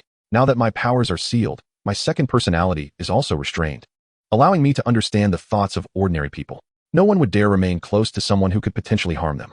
By following you, I believe I can gradually return to being a regular person. Observing NZ's heartfelt confession, SY understood why she no longer emanated the chilling aura of an ice queen. She appeared more like a gentle maiden, no longer distant. Yet, he pondered, what will happen to the Jian Huang Gym once you leave? He was not averse to the idea of a traveling companion, especially one as enchanting as NZ. The memory of his earlier encounter with her only intensified his thoughts, as he recalled the delightful resilience of her form. Seemingly sensing the malevolent thoughts of Suyu, and perhaps reproaching him for his earlier ruthlessness, Nazi shot him a fierce glare before speaking. The dojo will be entrusted to my father. The man you encountered before entering the dojo is indeed my father, with Nazi's formidable supernatural abilities. Enveloping the area around the dojo was a task of little challenge. With the issue concerning the dojo resolved, Suyu felt no lingering apprehensions and acquiesced to Nazi's request. Just then, Nazi's father appeared on the scene in an instant. He had carefully timed his arrival to assist Suyu, only to be taken aback by the sight of the two conversing amicably. Subsequently, Nazi's father astutely noted that the cold, regal aura emanating from Nazi seemed to have vanished, prompting a joyful reunion between father and daughter. As they rejoiced at the thought of rescuing all those who were to be transformed into dolls by Nazi, the family embraced in a moment of shared happiness. Suyu temporarily left Meng Huan in this location, allowing Nazi to manage everything. With Meng Huan present, Nazi's powers would remain dormant, preventing her second personality from awakening. Once she had settled her family matters, Meng Huan would guide her to find Suyu. Though Nazi's parents were reluctant to part with their daughter, they ultimately respected her decision.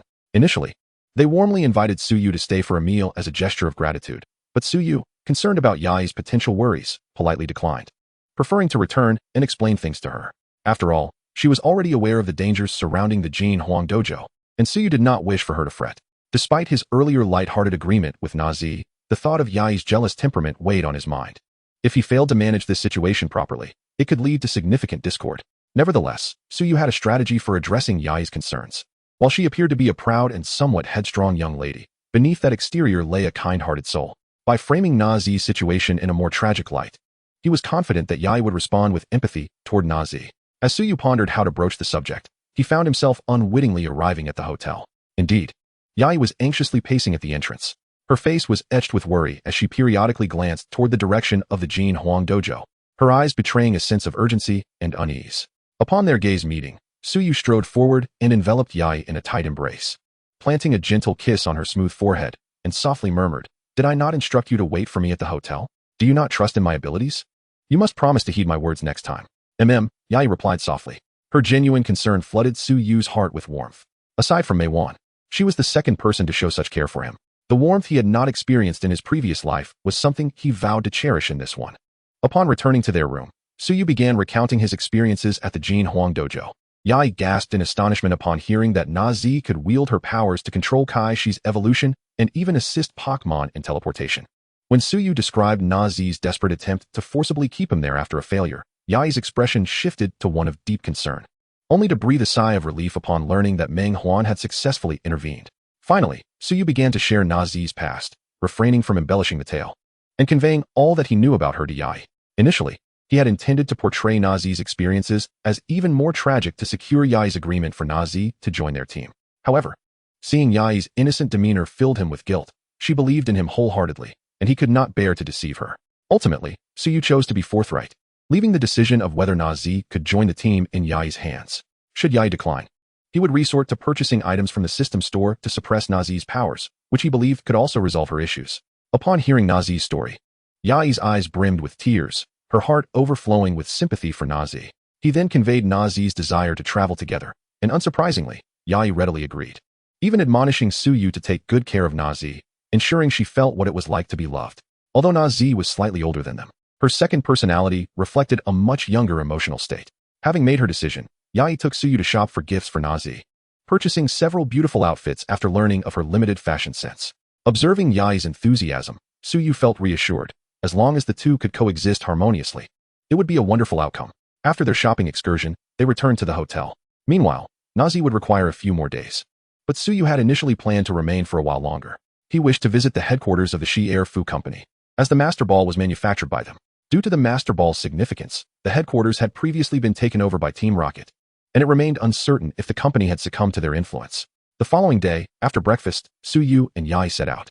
Their first destination was the Shi Air Fu Company, but upon arriving at the grand edifice, they were informed by the security personnel that the company was currently undergoing security upgrades and that no outsiders were permitted entry.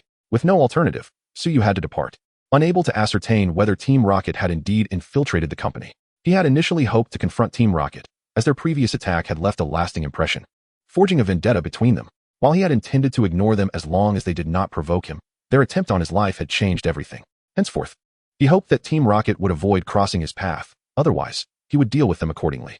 Since entry to the Shi Air Fu Company was prohibited, Suyu did not linger and instead took Yai for a leisurely stroll through the streets of Jian Huang City. It should be noted that Jian Huang City was the most prosperous city within the Guan region, yet the pedestrians appeared hurried, some wearing expressions of worry and weariness, devoid of any vitality. Curiosity piqued, Yai inquired about the reason behind this demeanor. Suyu chuckled softly, stating that he might not be well versed in other matters, but this one he understood well, having been part of it in his previous life. He lamented, "The people here face immense pressure. Do not be misled into believing that a more developed city equates to greater happiness. On the contrary, the more prosperous the city, the harder one must toil to secure a place here. Many labor diligently day in and day out, only to barely make ends meet. Naturally, such a monotonous existence would lead to furrowed brows." Yai pondered this thoughtfully and then asked, "Why don't they leave for smaller places to find better opportunities?" Suyu replied, "Because they believe they can succeed. They refuse to depart, driven by a sense of stubbornness and hope that compels them to remain. One day, when you grow older, you may come to understand." He chuckled, gently pinching Yai's cheek. Yai brushed his hand away, pouting, "Humph, you're only a few months older than me. I understand far more." "Indeed, my Yai is the smartest," Suyu laughed heartily. Hearing his words, Yai's cheeks flushed crimson. Had they not been in public, he might have been tempted to steal a kiss. He took her hand, and they continued their leisurely exploration. By midday, the two returned to the hotel. As the enchanting voice echoed in Suyu's mind, it informed him that Nazi had arrived at the hotel, prompting the two to hasten their way there.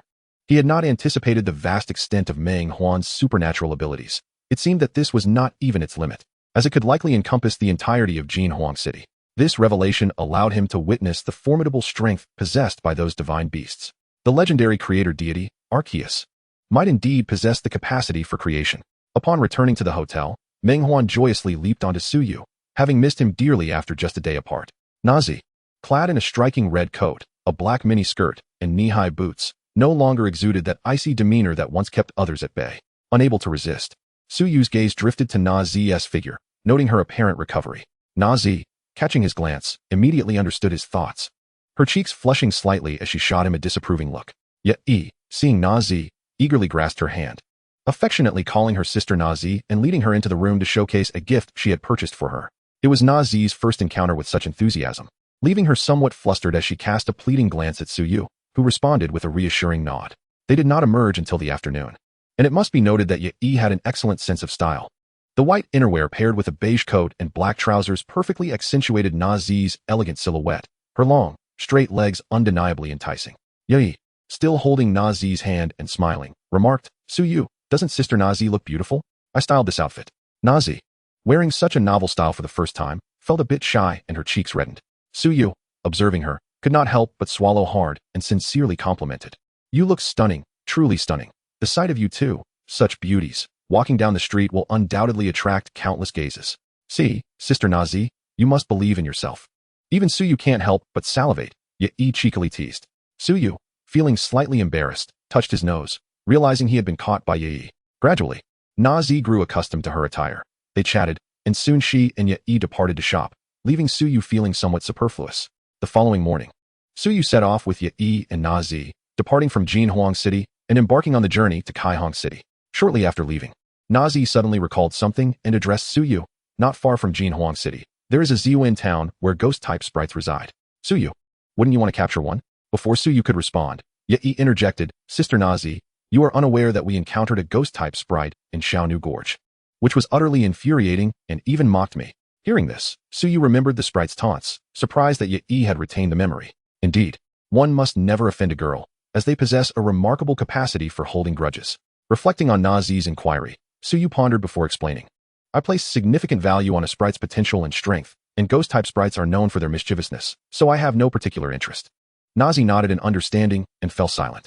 Unlike Yi, Nazi's second persona had been sealed alongside her superpowers by Meng Huan. Although she was no longer as cold and unfeeling as when they first met, her inherent disposition remained rather reserved.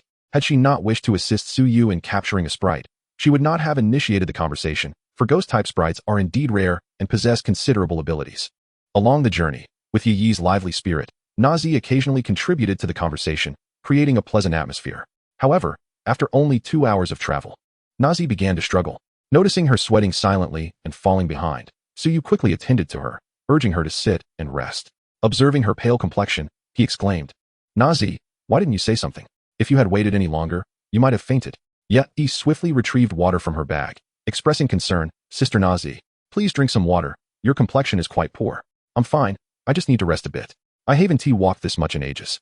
I didn't realize my body had become so weak. Nazi managed a faint smile, trying to reassure them. Suyu then realized that Nazi had not walked for many years. During her gym challenges, she always floated using her powers. Walking for such an extended period must have been quite a challenge for her.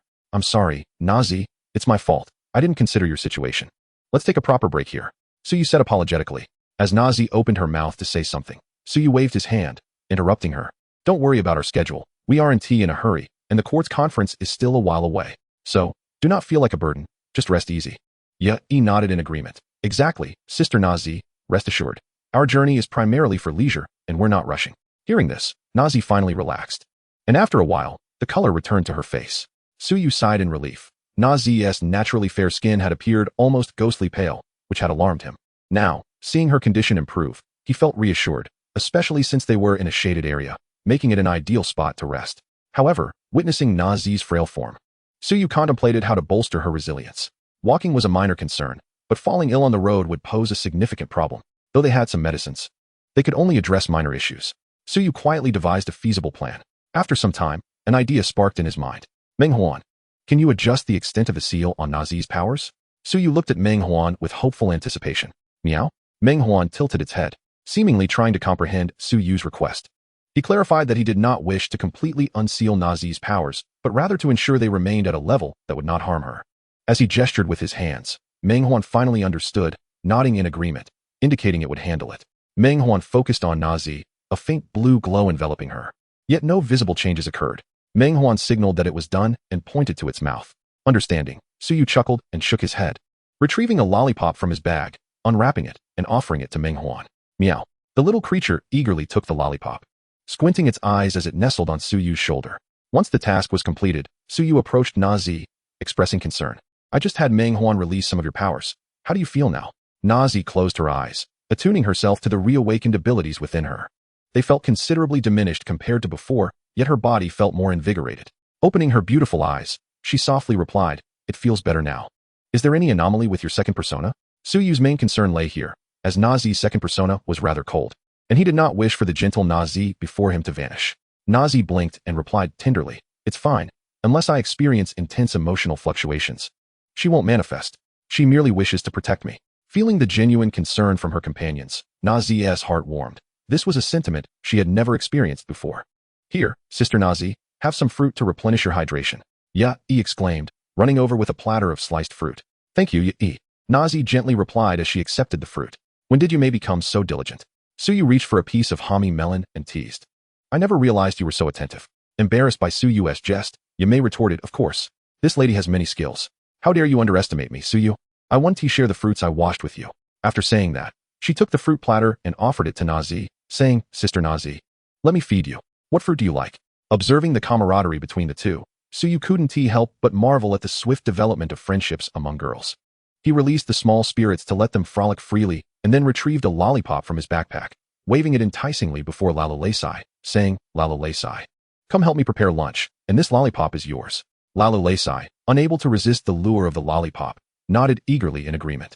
In a flash of white light, it transformed into Shanai Duo. With this transformation, the little creature's demeanor became gentle and considerate, instinctively assisting Suyu in preparing lunch without needing any instructions. With the increase in personnel, the demand for food naturally rose, and Suyu found himself a bit overwhelmed, so he enlisted Shanai Duo's help. Moreover, Shanai Duo was quick to learn. After observing Suyu demonstrate a few times, it swiftly grasped the tasks at hand and, utilizing its psychic abilities, worked with remarkable efficiency, making Suyu's workload considerably lighter. After lunch, the group rested for a while before continuing their journey. Rainbow City wasn't too far from Golden City, but it would still take several days to walk there. Along the way, Nazi began to introduce the unique features of Rainbow City to Yamei. Rainbow City is the second largest city in the Kanto region, second only to Golden City, and is also known as the City of Perfume. City of Perfume? Yamei asked, puzzled. Nazi smiled and elaborated. Indeed, it is the City of Perfume. Rainbow City is renowned for its abundant production of perfumes, and it is said to have the largest variety of perfumes in the world. Wow, really? Sister Nazi, we must explore Rainbow City thoroughly when we get there. Yamei exclaimed, her eyes sparkling with excitement. Suyu, watching the two women enthusiastically discussing perfumes, felt a sense of helplessness. He couldn't understand why all girls seemed to adore such things. Miyu perked up, her ears twitching as she gazed into the distance. Noticing Miyu's unusual behavior, Suyu also looked up but saw nothing and turned back to ask, what is it, Miyu? Did you sense something? Miyu responded, Miyu. You mean someone is riding a fast dragon and approaching us rapidly? Their strength is average? Miyu nodded her little head. Fast dragon. Suyu pondered silently. The most famous user of fast dragon in the Kanto region is none other than the Dragon Master Du. But he didn't know him personally. They had no ties. Could it be a mere coincidence? While he was lost in thought, a fast dragon swooped down from above, pausing briefly before landing in front of the group. Indeed, a young man with a flowing red hairstyle and a cape dismounted from the fast dragon and greeted Suyu with a smile. Hello, you must be Suyu. I am Du. Hello, I am Suyu. The two shook hands, exchanging pleasantries. Although Du was the regional champion of Kanto, Suyu felt no excitement. As he was not originally from this world, and thus had no idol worship, Yamei had come from another region, so she was unaware of the significance of Du's name. Only Nazi, being a trainer from Golden City, recognized Du and looked at him in astonishment, puzzled as to why a champion would personally seek out Suyu. However, being naturally reserved, she kept her thoughts to herself despite her surprise. As a result, the atmosphere grew somewhat awkwardly quiet. Du, unfazed, addressed Suyu directly. The thing is, during your last encounter in Lost Pok&eacute City, you thwarted the tentacruel from wreaking havoc in the city, and the League should have rewarded you. However, some monetary compensation is insufficient. So we have decided to include you on the candidate list for the Elite Four. Would you be willing? Upon hearing this, Suyu's eyes widened in astonishment. After all, this was the position of the Elite Four, and there were only 4 members and 1 champion in the entire Kanto region. He never expected to become a candidate for the Elite Four before even challenging the Quartz League. He wondered what benefits came with the position and what responsibilities it entailed. Though surprised, Suyu remained composed. Honestly, with his current strength, even if he faced the champion and the 4 members of the Elite Four simultaneously, they might not be his match. Du, taken aback by Suyu's calm demeanor, raised his opinion of him even higher and smiled. Let me explain the benefits of becoming an Elite Four member.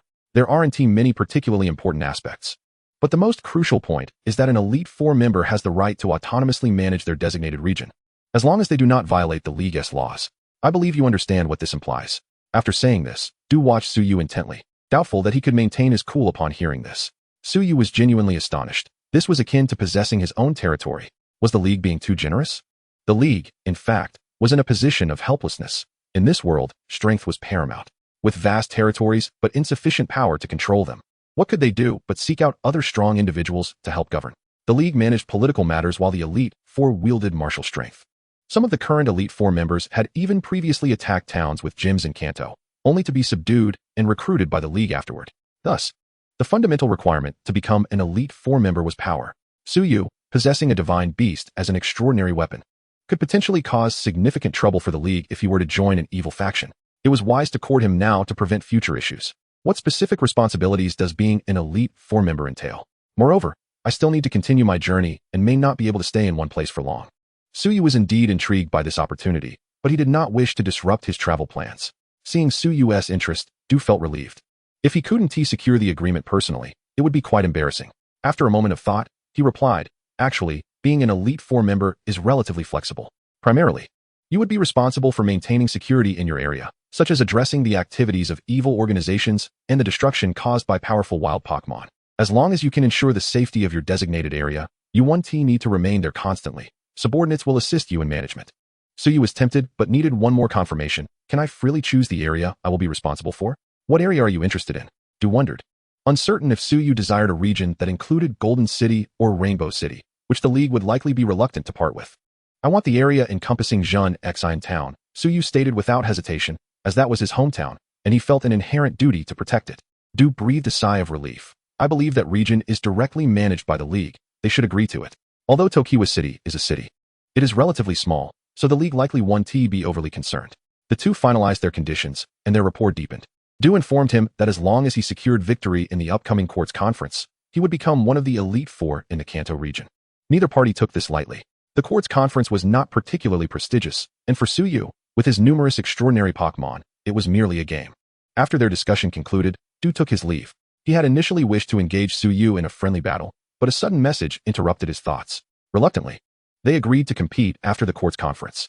Du, being one of the Elite Four, was the rightful candidate for the position that Suyu aimed to claim. Thus a battle between them was inevitable. With a wave of his hand, Du mounted his Dragonite and departed. At this moment, Na-Zi and Yi approached him. So, if Suyu wins the Quartz Conference, he can become an Elite Four member? Yi exclaimed incredulously. She was aware of the significance of the Elite Four, a revered group in every region, admired by countless individuals. It was astonishing that Suyu, at such a young age, had the potential to achieve this. Na-Zi shared a look of disbelief. Suyu, playfully flicking his bangs, placed a hand on Yi's shoulder and said earnestly, "You know, my only flaw is that I am too perfect." Yet Yi was momentarily speechless. After a brief silence, she could no longer contain herself and grabbed Suyu's hand off her shoulder, exclaiming, "I can't take it anymore. Na-Zi, help me restrain him. I might just bite him today." Na-Zi nodded in agreement, indicating her support. Seeing that the situation was becoming serious, Suyu quickly interjected, "Gentlemen use words, not fists." Yi, calm down. Please, my hand. Chapter 30. The City of Fragrance. As they gazed at the towering skyscrapers in the distance, excitement welled up within them. After several days of travel, they were finally arriving, especially Na-Zi, who was panting from exhaustion. Upon entering Rainbow City, the air was suffused with an intoxicating aroma, and they couldn't help but show expressions of delight, as their fatigue seemed to dissipate. Suyu looked at the disheveled appearance of the two girls and suggested, "Let us head to the hotel first. We should rest before going out." "Let's go? I can't wait to take a hot shower," exclaimed Yi with enthusiasm. Na-Zi merely nodded in agreement. Consequently, they found a nice hotel and booked a presidential suite.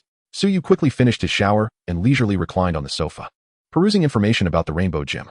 Although his current Pokémon team did not necessitate such diligence, gaining additional knowledge could only be beneficial. He also awaited the two girls to finish bathing before they ventured out for dinner. However, he anticipated a lengthy wait, based on his understanding of Yi. She would likely take at least a couple of hours. He discovered online that the Rainbow Gym leader, Jia, also ran a perfume shop, which he thought would be worth visiting. Both Yi and Nazi had an affinity for fragrances, making it a perfect opportunity for all of them. Otherwise, if Jia was absent from the shop, his trip to the gym would be in vain. After gathering the necessary information, he found that the two girls were still in the bathroom. Bored, Suyu switched on the television, though everything seemed to revolve around Pokémon in this world. After flipping through various shows, he was relieved when the two finally emerged.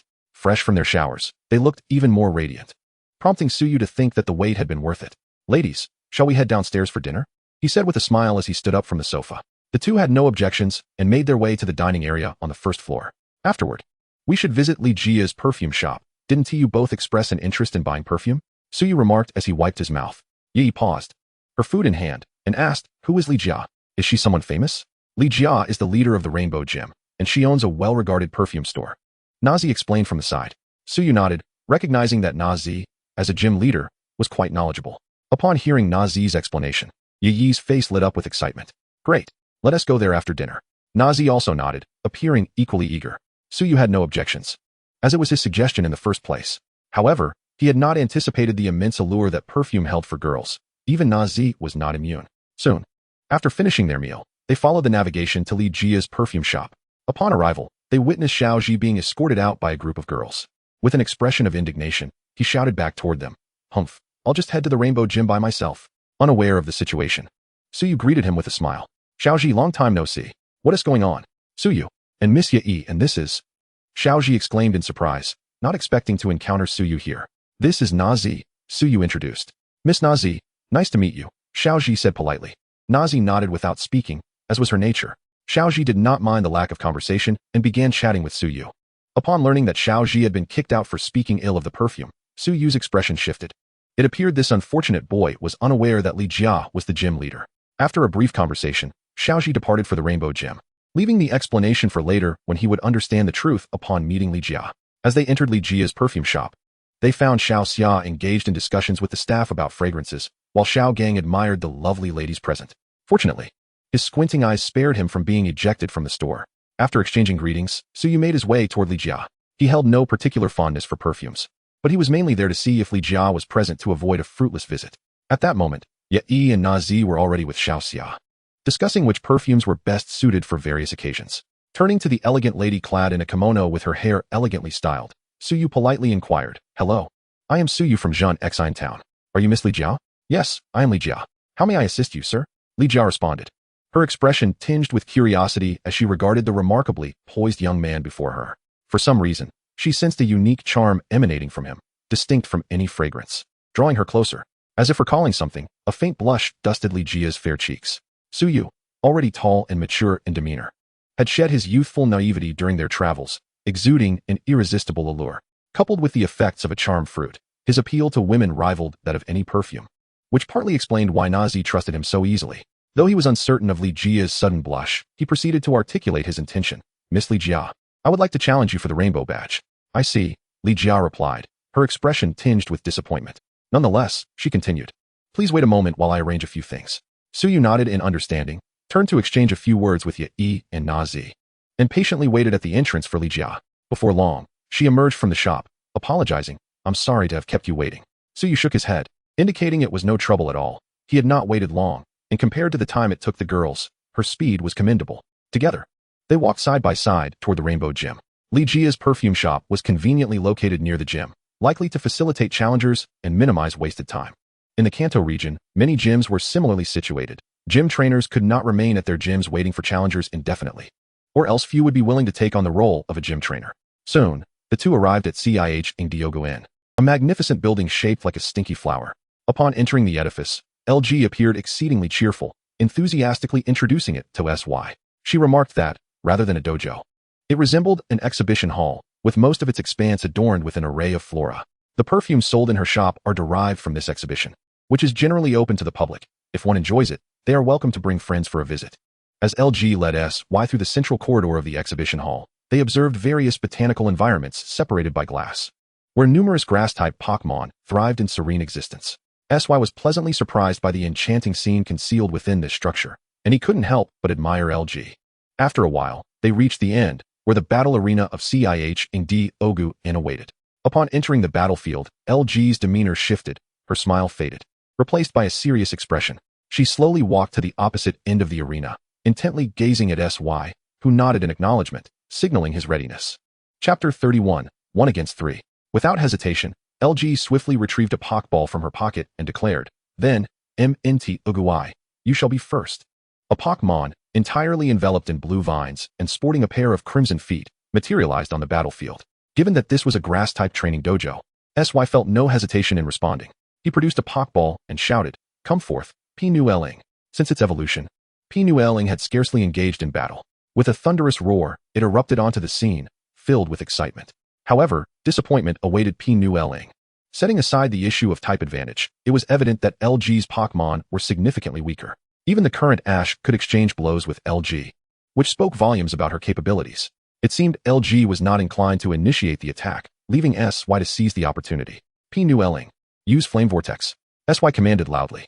P-Nu-Ling, eyeing the diminutive opponent with disdain, opened its mouth and unleashed a torrent of flames that swirled in the air, filling the atmosphere with a charred aroma. Upon witnessing P-Nu-Ling, LG sensed the impending peril and urgently instructed, Indigo, use Protect.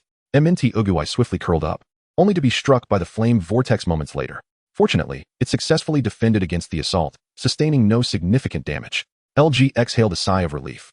Observing that Indigo had withstood the attack, SY remained unfazed and continued to command, P-Nu-Ling, soar into the air and rush forward to capture Indigo, using Seismic Toss. With a powerful flap of its wings, P-Nu-Ling dashed towards Indigo. LG realized that if P-Nu-Ling managed to grasp Indigo, the battle would swiftly turn unfavorable, prompting her to shout, Indigo, quickly use Vine Whip to stop P-Nu-Ling. Indigo extended 2 green vines from its back, lashing out at the airborne P-Nu-Ling. Alas, Indigo's level was too low. Even though the Vine Whip made contact, the damage inflicted upon P-Nu-Ling was minimal, inciting its fury instead. In no time, P-Nu-Ling reached Indigo, its powerful forelimbs seizing it tightly, and ascended rapidly into the sky. Upon reaching an appropriate altitude, P-Nu-Ling executed a swift turn and plummeted towards the ground. Just before impact, P-Nu-Ling hurled Indigo downward, propelled by inertia, which struck the earth with tremendous force, creating a sizable crater and a cloud of dust. Seeing Indigo crash land, LG was filled with anxiety. As the dust settled, the scene gradually came into view, revealing Indigo incapacitated in the crater. Although she had anticipated this outcome, LG was still taken aback. Grass-type Pokémon are typically known for their stamina, yet P-Nu-Ling had dispatched Indigo with a single move. LG recalled Indigo into its Pokeball, where its injuries could be alleviated. "Go, Godhood, it's your turn," she announced as she sent out her second Pokémon, stating, "Godhood, unleash Leaf Blade." It seemed she recognized the formidable strength of SY's Pokémon. If she did not strike first, she might not have another chance. Unfortunately, battling against fire types with grass types posed a significant challenge. SY commanded, P-Nu-Ling, use Flamethrower. P-Nu-Ling opened its mouth, releasing a column of flames at an extremely high temperature that incinerated the leaves Godhood had launched. And the ensuing fiery shockwave sent burning embers cascading toward Godhood. As the flaming debris descended toward Godhood, it appeared oblivious, its mouth agape. "Quick dodge, Godhood," LG shouted anxiously, realizing the overwhelming power of P-Nu-Ling. Upon hearing LG's warning, Godhood hastily attempted to evade the incoming fireballs. Yet, they seemed to have overlooked something. P-Nu-Ling, use Fire Punch to finish it. SY seized the moment. With a mighty roar, P-Nu-Ling charged toward Godhood, its fist igniting in flames. Godhood, still preoccupied with evading the aerial fireballs, failed to notice P-Nu-Ling closing in. It was only when P-Nu-Ling entered the fiery barrage that LG realized the impending danger, but it was too late. The fireballs posed no threat to P-Nu-Ling, which could swim in lava. As P-Nu-Ling barreled toward it, Godhood remained dazed, only to be sent flying by a powerful punch. With fire types naturally countering grass types, the double damage, compounded by LG's weaker Pokémon, resulted in Godhood's defeat. "Come back, Godhood, you did your best." LG consoled her fainted Pokémon, then turned serious. Now it's my trump card, go, Chuuu. The battle rests on you. LG summoned her third Pokémon, her strongest. Chuuu, huh? SY scrutinized the small creature resembling a blue plant bulb. With a fierce roar, P-Nu-Ling faced its new opponent. Chuuu seemed intimidated by the roar, releasing an unbearable stench toward SY. P-Nu-Ling, the first to catch the foul scent, widened its eyes and retched, swiftly ascending into the sky. What is that odor? SY grimaced as an unimaginable stench assailed him, its intensity increasing. Unable to endure any longer, he commanded, P-Nu-Ling, use gust. P-Nu-Ling flapped its massive wings in the sky, conjuring a powerful wind that swept the noxious gas emitted by Chuuu towards LG. Still puzzled as to why P-Nu-Ling remained airborne, LG soon grasped the situation, her expression shifting to one of realization. The odor was even too overwhelming for her to withstand, prompting her to recall Chuuu. When frightened, Chuuu emitted an exceptionally potent stench capable of incapacitating individuals from 2 kilometers away. LG's decision to recall Chuuu signified her concession, though she bore no ill will. After presenting the rainbow badge to SY, she apologized profusely. Having not anticipated the sudden release of the foul odor by Chuuu, SY waved his hand dismissively, assuring her that it was of no consequence. For it was not her intention. Just as I was about to leave, a large crowd entered, including Yi and Nazi. Among them, Xiaoji was dressed in women's clothing, demonstrating his determination to challenge. Yi, what brings you here? Suyu inquired. They offered to show us the perfume-making area. So we decided to join them, Yi replied excitedly. Suyu facepalmed, realizing they had come for the perfume. Seeing everyone gathered, Li Jia took the initiative to lead a tour of the exhibition hall. Chapter 32, The Rainbow Gym Catches Fire. After the complete tour of the exhibition hall, the group returned to the battle arena. Li Jia prepared to showcase the raw materials for perfume production, casually placing them in the storage room behind the arena. After all, what appeared valuable to others was merely commonplace to them, misunderstood by outsiders. Back in the arena, everyone was intrigued by Li Jia's ability to create renowned perfumes. At that moment, Pikachu seemed to notice something and approached the cross-dressed Xiaoji, inspecting closely before seemingly recognizing him. Pika Pika. Pikachu joyfully attempted to approach Xiaoji. Xiaoxia noticed Pikachu's unusual behavior and scrutinized the cross-dressed Xiaoji, remarking, "You look somewhat familiar." Startled, Xiaoji quickly covered his face and stammered, "What? No way. You must be mistaken." Seeing Xiaoji ignoring him, Pikachu frowned, and the electric sacs on his cheeks began to spark. Pika. Pikachu unleashed a jolt of electricity towards Xiaoji. In an instant, Xiaoji's disguise was blown apart. "Xiaoji!" Xiaoxia and Xiaogang exclaimed. Suyu had anticipated this. "Who are you?" Li Jia stared at the familiar boy, recalling him as the one previously expelled from the shop. "Li Jia, I disguised myself to challenge you," Xiaoji declared boldly, pointing at Li Jia. "Let's battle." Li Jia was taken aback by Xiaoji's determination. "In that case, I will." Just as she was about to summon her Pokémon for a gym challenge, she suddenly remembered that her Pokémon had just battled Suyu and had not yet healed. The only one capable of fighting was her Hua. Realizing this, Li Jia withdrew her Pokeball. Seeing Li Jia retract her Pokeball, Xiaoji assumed she was unwilling to battle and asked disgruntledly, "Li Jia, what does this mean? Are you refusing my challenge?" Understanding his misunderstanding, Li Jia smiled and explained, "I apologize. I accept your challenge. However, my Pokémon was defeated by Suyu and hasn't healed yet. You may need to wait a bit, but I promise, once my Pokémon is ready, I'll battle you." Upon hearing her words, Xiaoji realized his error and sheepishly scratched his head. Just as he was about to say something, a voice echoed from above. "Everyone is here to witness our triumph." Musashi mocked as she looked down at the crowd. The group turned their gaze upwards to find the members of Team Rocket standing on the second floor, wearing smug expressions. "Team Rocket," Xiaoxia shouted. Xiaoji recalled that he had collaborated with Team Rocket to enter the gym, and they had dispersed upon entering, now reappearing with unknown intentions. "To prevent the world from destruction, jump," Kojiro proclaimed. "To protect world peace, jump," Meowth added. "I'm tired of this opening line," Meowth remarked. As Musashi and Kojiro leaped from the second floor without a scratch, Suyu admired their resilience, truly resembling cockroaches that could not be killed. The crowd looked on in confusion at the post-striking trio. Before anyone could respond, Meowth pressed a button on a black controller, and the ground beneath Team Rocket exploded. Their lines were cut short as the trio soared into the sky. "Kojiro, what kind of bomb did you install?" he shouted angrily while clutching Meowth. "I don't know," Meowth replied, bewildered. Musashi brandished a vessel filled with a viscous liquid, boasting, "However, we are taking this legendary perfume." The group exchanged puzzled glances. Suyu turned to Li Jia, saying, "Li Jia, it seems they have taken the raw materials for your perfume. Aren't you worried?" Before Li Jia could respond, several explosions erupted, igniting flames throughout the venue. "Oh no, Team Rocket planted more than one bomb. We need to extinguish the fire. We can't. There are too many plants inside, and the fire is spreading rapidly. If we don't get out soon, we will be in danger. But there are still many Pokémon in the plant area. The group began to voice their concerns. Everyone, split up and help capture the Pokémon in Pokeballs. Suyu shouted, directing, once the Pokémon are secured, hurry outside. There's a risk of collapse. Soon, everyone managed to gather the Pokémon in the gym before fleeing. By that time, the gym was engulfed in flames, the fire reaching the sky. The group looked at the inferno and began to assist in extinguishing the flames. Xiaoji stared at the fire, realizing he had been deceived by Team Rocket. Xiaoji, why are you dazed? Hurry and help put out the fire. Xiao Xia yelled, snapping him back to reality. Right. Awakening from his stupor, Xiaoji released his Pokémon to assist with the firefighting efforts. Li Jia anxiously searched for something, prompting Suyu to ask, Li Jia, what are you looking for? One more Shou Hua is still inside. Li Jia exclaimed, tears welling in her eyes, as that particular Shou Hua had once saved her in childhood. With that, she dashed toward the gym to search for her Shou Hua. But Suyu quickly embraced her, shouting, it's too dangerous. Are you trying to get yourself killed? Hearing that there was still a Pokémon inside, Xiaoji impulsively decided to rush in, thinking that if it weren't for him, this situation might not have arisen. Fortunately, Suyu acted swiftly, grabbing Xiaoji. You stay here, I'll handle this. Turning to Mew, Suyu commanded, Mew, use your psychic abilities to bring out any remaining Pokémon inside. Mew ceased hiding and transformed back into its true form, utilizing psychic powers to scan the entire gym. Soon, one by one, the Pokémon were teleported out, including Li Jia's Shou Hua. Mew returned to rest on Suyu's shoulder, indicating that all the Pokémon inside had been evacuated.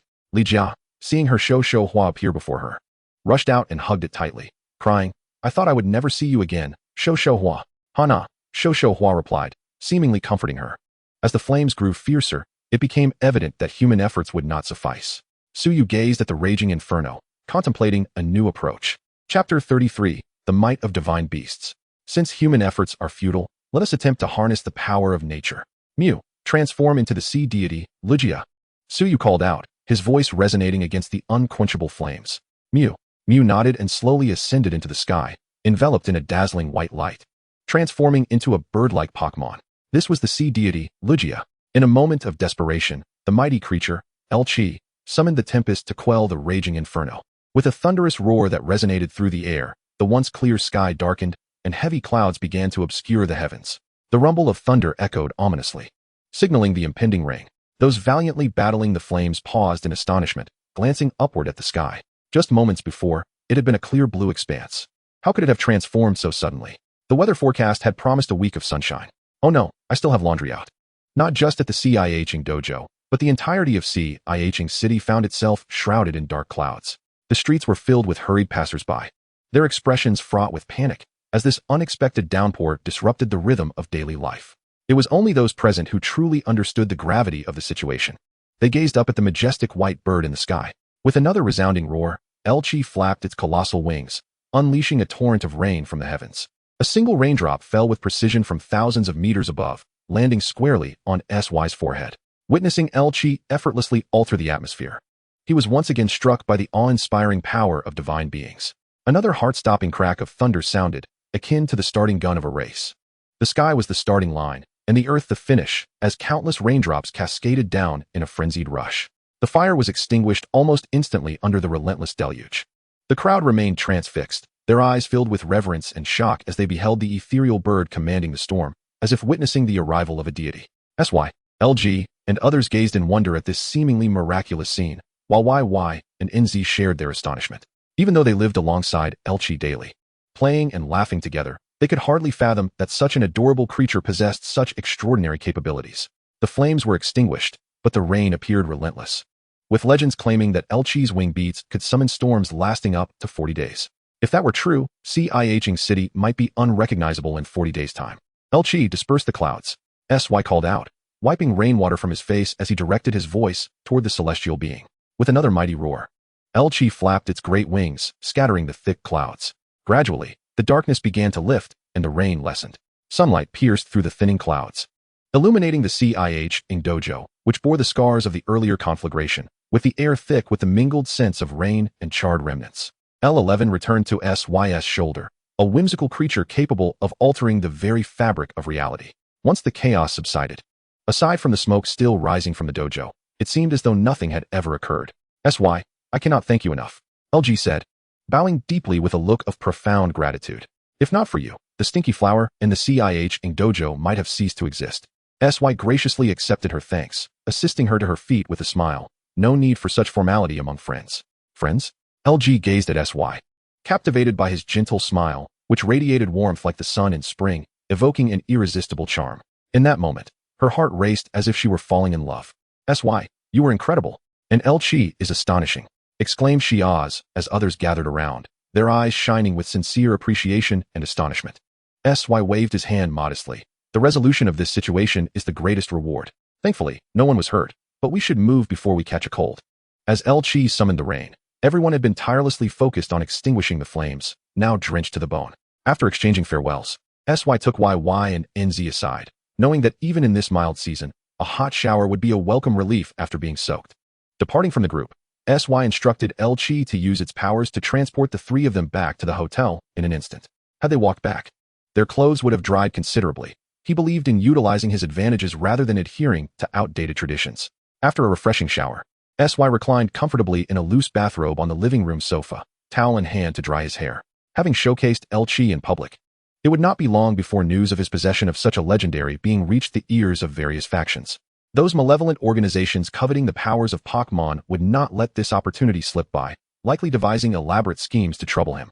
S&M had already created a Mewtwo from just a single eyelash fossil of LG, and with the knowledge of his connection to LG, Team Rocket might intensify their efforts. It seemed time to have a serious conversation with S&M, while others might be oblivious to the true leader of Team Rocket. He was not so easily deceived. He planned to settle their grievances when he next challenged the T-Kibben dojo. A glint of icy determination flashed in SY's eyes. In the Kanto region, Team Rocket represented the most significant evil force, and once they were dealt with, other lesser factions would pose little threat. He was not particularly concerned for his safety. As long as LG was by his side, there were few entities capable of inflicting harm upon him. Meju was in ZHNXN town, where Professor DM resided, a place untouched by malevolent forces. Yet the thought of lurking adversaries eyeing him with ill intent weighed on his mind. As if sensing his unease, LG flew to his shoulder, affectionately nuzzling his face, its tiny finger pointing at itself, conveying a message of reassurance. With me here, you need not worry. Observing LG's endearing demeanor, SY's worries began to dissipate. He gently tapped LG's small head with his finger, allowing a tender smile to grace his lips. Indeed, let them witness the might of LG. Once they are terrified, they shall not dare to return. After spending some playful moments with LG, YY and NZ emerged from their showers, still abuzz from witnessing LG's incredible display of power. YY, towel drying her hair, approached SY, her eyes shimmering with residual excitement. SY, LG was truly magnificent. It summoned such a tremendous rainstorm. NZ chimed in, her gaze filled with awe. I can hardly fathom how it accomplished that. SY looked at them, lightly stroking LG's head, smiling as he said, this is the legendary power possessed by Pokémon. Do not underestimate its gentle nature. When angered, it can alter the very world. YY and NZ nodded in agreement, recalling the foreboding atmosphere of dark clouds and thunder that had felt apocalyptic, instilling fear in their hearts. Now that we are out, shall we dine downstairs or have them deliver food to our room? SY inquired. Let us have it delivered. NZ and I still have wet hair, YY replied, drying her locks. NZ nodded in agreement. SY had no objections and moved to place a food order, while the group settled in to relax. Chapter 34, Beauty Street. Since SY rescued LG's stinky flower, she, whether out of gratitude or other motives, had gifted him numerous exquisite perfumes. Though SY was not particularly fond of fragrances, YY and NZ adored them. The three soon became the best of friends. LG frequently visits the hotel to seek companionship, even enthusiastically inviting everyone to stay at her home. If it weren't for SY's insistence, they would likely already be at LG's residence. Observing YY, who was joyfully discussing perfumes with LG, and even the usually reserved NZ occasionally chiming in, SY couldn't help but admire LG's remarkable social prowess. Watching YY's radiant smile, he silently scoffed. Your dear friend seems to have her eyes set on your boyfriend, and you remain blissfully unaware. He noticed that LG's gaze towards him was distinct from that of an ordinary friend. Yet, confronted with such a stunning beauty, who could bear to decline? Furthermore, their stay here was limited. Thus, he refrained from further comments, and LG even exchanged contact information with him. Days later, as they bid farewell to LG, she watched SY and the others depart, tears streaming down her cheeks, sorrowfully saying goodbye. YY, too, was teary-eyed, repeatedly waving goodbye to her cherished friend, choking out. I never expected to meet such a wonderful person here. SY raised an eyebrow and comforted her, Indeed, your dear friend was quite distraught at your departure. NZ nodded in agreement, stating, LG truly is a remarkable friend. Upon arrival, guided by the map, SY led the group to a quaint town. Shops lined the streets, showcasing an array of beauty products, with a subtle fragrance wafting through the air. This is the beauty street. SY smiled as he introduced the place. Wow, it's so lively here. YY exclaimed, her eyes darting around in excitement. NZ appeared more composed. Yet the curiosity in her gaze revealed her interest in this vibrant locale. SY explained, it is said that the beauty techniques here are unparalleled, capable of revitalizing the little spirits. Moreover, there are shops dedicated to enhancing their beauty. His interest in beautifying the little spirits was minimal. He was here to see if a certain individual was still around. As they strolled, they soon arrived at a somewhat quiet shop. YY looked at the modest establishment before her, puzzled, and asked, is this the renowned breeding expert shop you mentioned, SY? Yes, the navigation indicates so. Could she have already left? SY pondered. Let us take a look. The door is unlocked, which suggests someone is inside. He gently pushed open the glass door and called out, excuse me, is anyone here? The inside was quite sparse, with only 2 sofas and little else, not resembling a place for caring for little spirits. Hearing the noise, a beautiful girl emerged from the back room. She was tall and slender, with long, flowing emerald green hair cascading down to her waist, swaying gently with the breeze. I apologize, I was just tidying up. Who are you looking for? Xiaoming asked with a smile as she regarded the trio. YY and NZ turned their gazes toward SY, their expressions seemingly questioning. No wonder we came here. Is this truly the renowned breeding expert you spoke of? SY, understanding their thoughts without needing to guess, addressed Xiaoming. Hello, Xiaoming. I am SY, and these are YY and NZ. After a brief introduction, Xiaoming inquired, do you know me? Of course. Who in Beauty Street does not recognize the champion of multiple breeding competitions, a super breeder who has clinched first place for 4 consecutive years? SY replied with a smile, intending to highlight Xiaoming's outstanding achievements in breeding to YY and NZ. Indeed, upon hearing this, YY's gaze towards Xiaoming brimmed with admiration. Xiaoming, slightly embarrassed by the praise, felt a blush creep across her fair cheeks. You flatter me. You all seem to have just arrived at Beauty Street.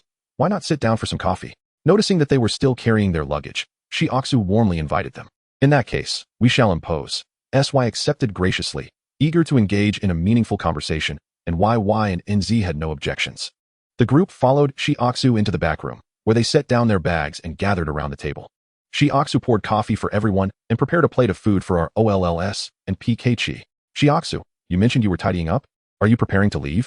SY asked, taking a sip of his coffee, curiosity piqued. Sitting beside YY, Xiaoming observed our OLLS and PKG happily munching on her prepared food. Yes, not long ago, I felt that my abilities were insufficient, and I need to improve further, she replied with a smile. Watching the little spirits enjoying the meal, SY recognized Xiaoming's high skill in preparing food.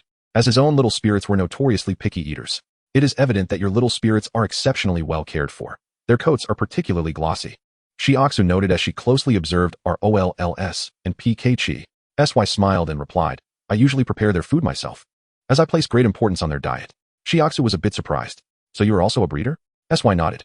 Hearing this, YY couldn't help but interject. SY is not just a breeder, he is quite skilled.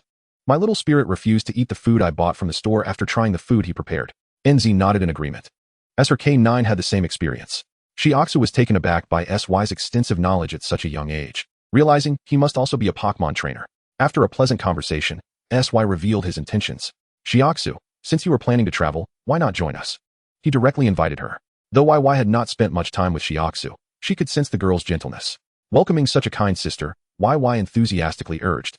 Yes, Xiaoming, having more people is beneficial for support, and you and SY can exchange ideas on preparing food for little spirits. Chapter 35, Xiaoming joins the team. Xiaoming was momentarily taken aback by the unexpected invitation, feeling somewhat flustered. However, after listening to their words, she felt a stir within her heart. She could genuinely sense SY's sincerity, and for some reason, she felt an innate trust towards him, stemming from his unique charm. Moreover, she suddenly realized that her only little spirit had been entrusted to Jian. If she were to embark on her journey alone now, she would have no little spirit by her side. Contemplating this, she gradually made her decision. With a smile, she nodded and said, then I look forward to working together. Hearing Xiaoming's agreement, SY was pleasantly surprised. Although he knew of her travel plans, they were meeting for the first time, and it was reasonable to expect a refusal. He didn't anticipate her enthusiastic acceptance, which genuinely delighted him. However, I still need to pack my things and would like to rent out this place. It might take some time. I hope it won't delay your journey. Xiaoming said, a hint of worry on her brow. Sy initially thought it to be a significant matter, but such trivialities would not hinder their plans. And he replied, "It matters not. Our journey is not time-sensitive. Do you require our assistance?" "No, I carry little, and my house is still under negotiation. I should have it settled in the next couple of days," Xiao Shui softly replied. She could discern that Suyu genuinely wished to help. Yet all she needed at present was to rent out the property. There was nothing else for which she required aid. "Very well, but should you need anything, do not hesitate to inform us," Suyu said with a smile. Yi and Nazi nodded in agreement. After finishing their coffee, they departed from Xiao Shui's abode, despite her earnest invitations for them to stay. However, with only one room available, Suyu did not mind squeezing together. Yet he was pulled away by Yi and Nazi. The group found a nearby inn across from Xiao Shui, which would also facilitate any needed assistance. They had initially thought to ask Xiao Shui for a massage for the small spirits, but it seemed they would have to wait until their travels to witness Xiao Shui's remarkable skills. Yet Yi and Nazi, not idle, dragged Suyu out to explore the streets. Although this was a beauty street, there were still various other types of shops open for business. After visiting several malls and giving the small spirits a massage, they finally returned home.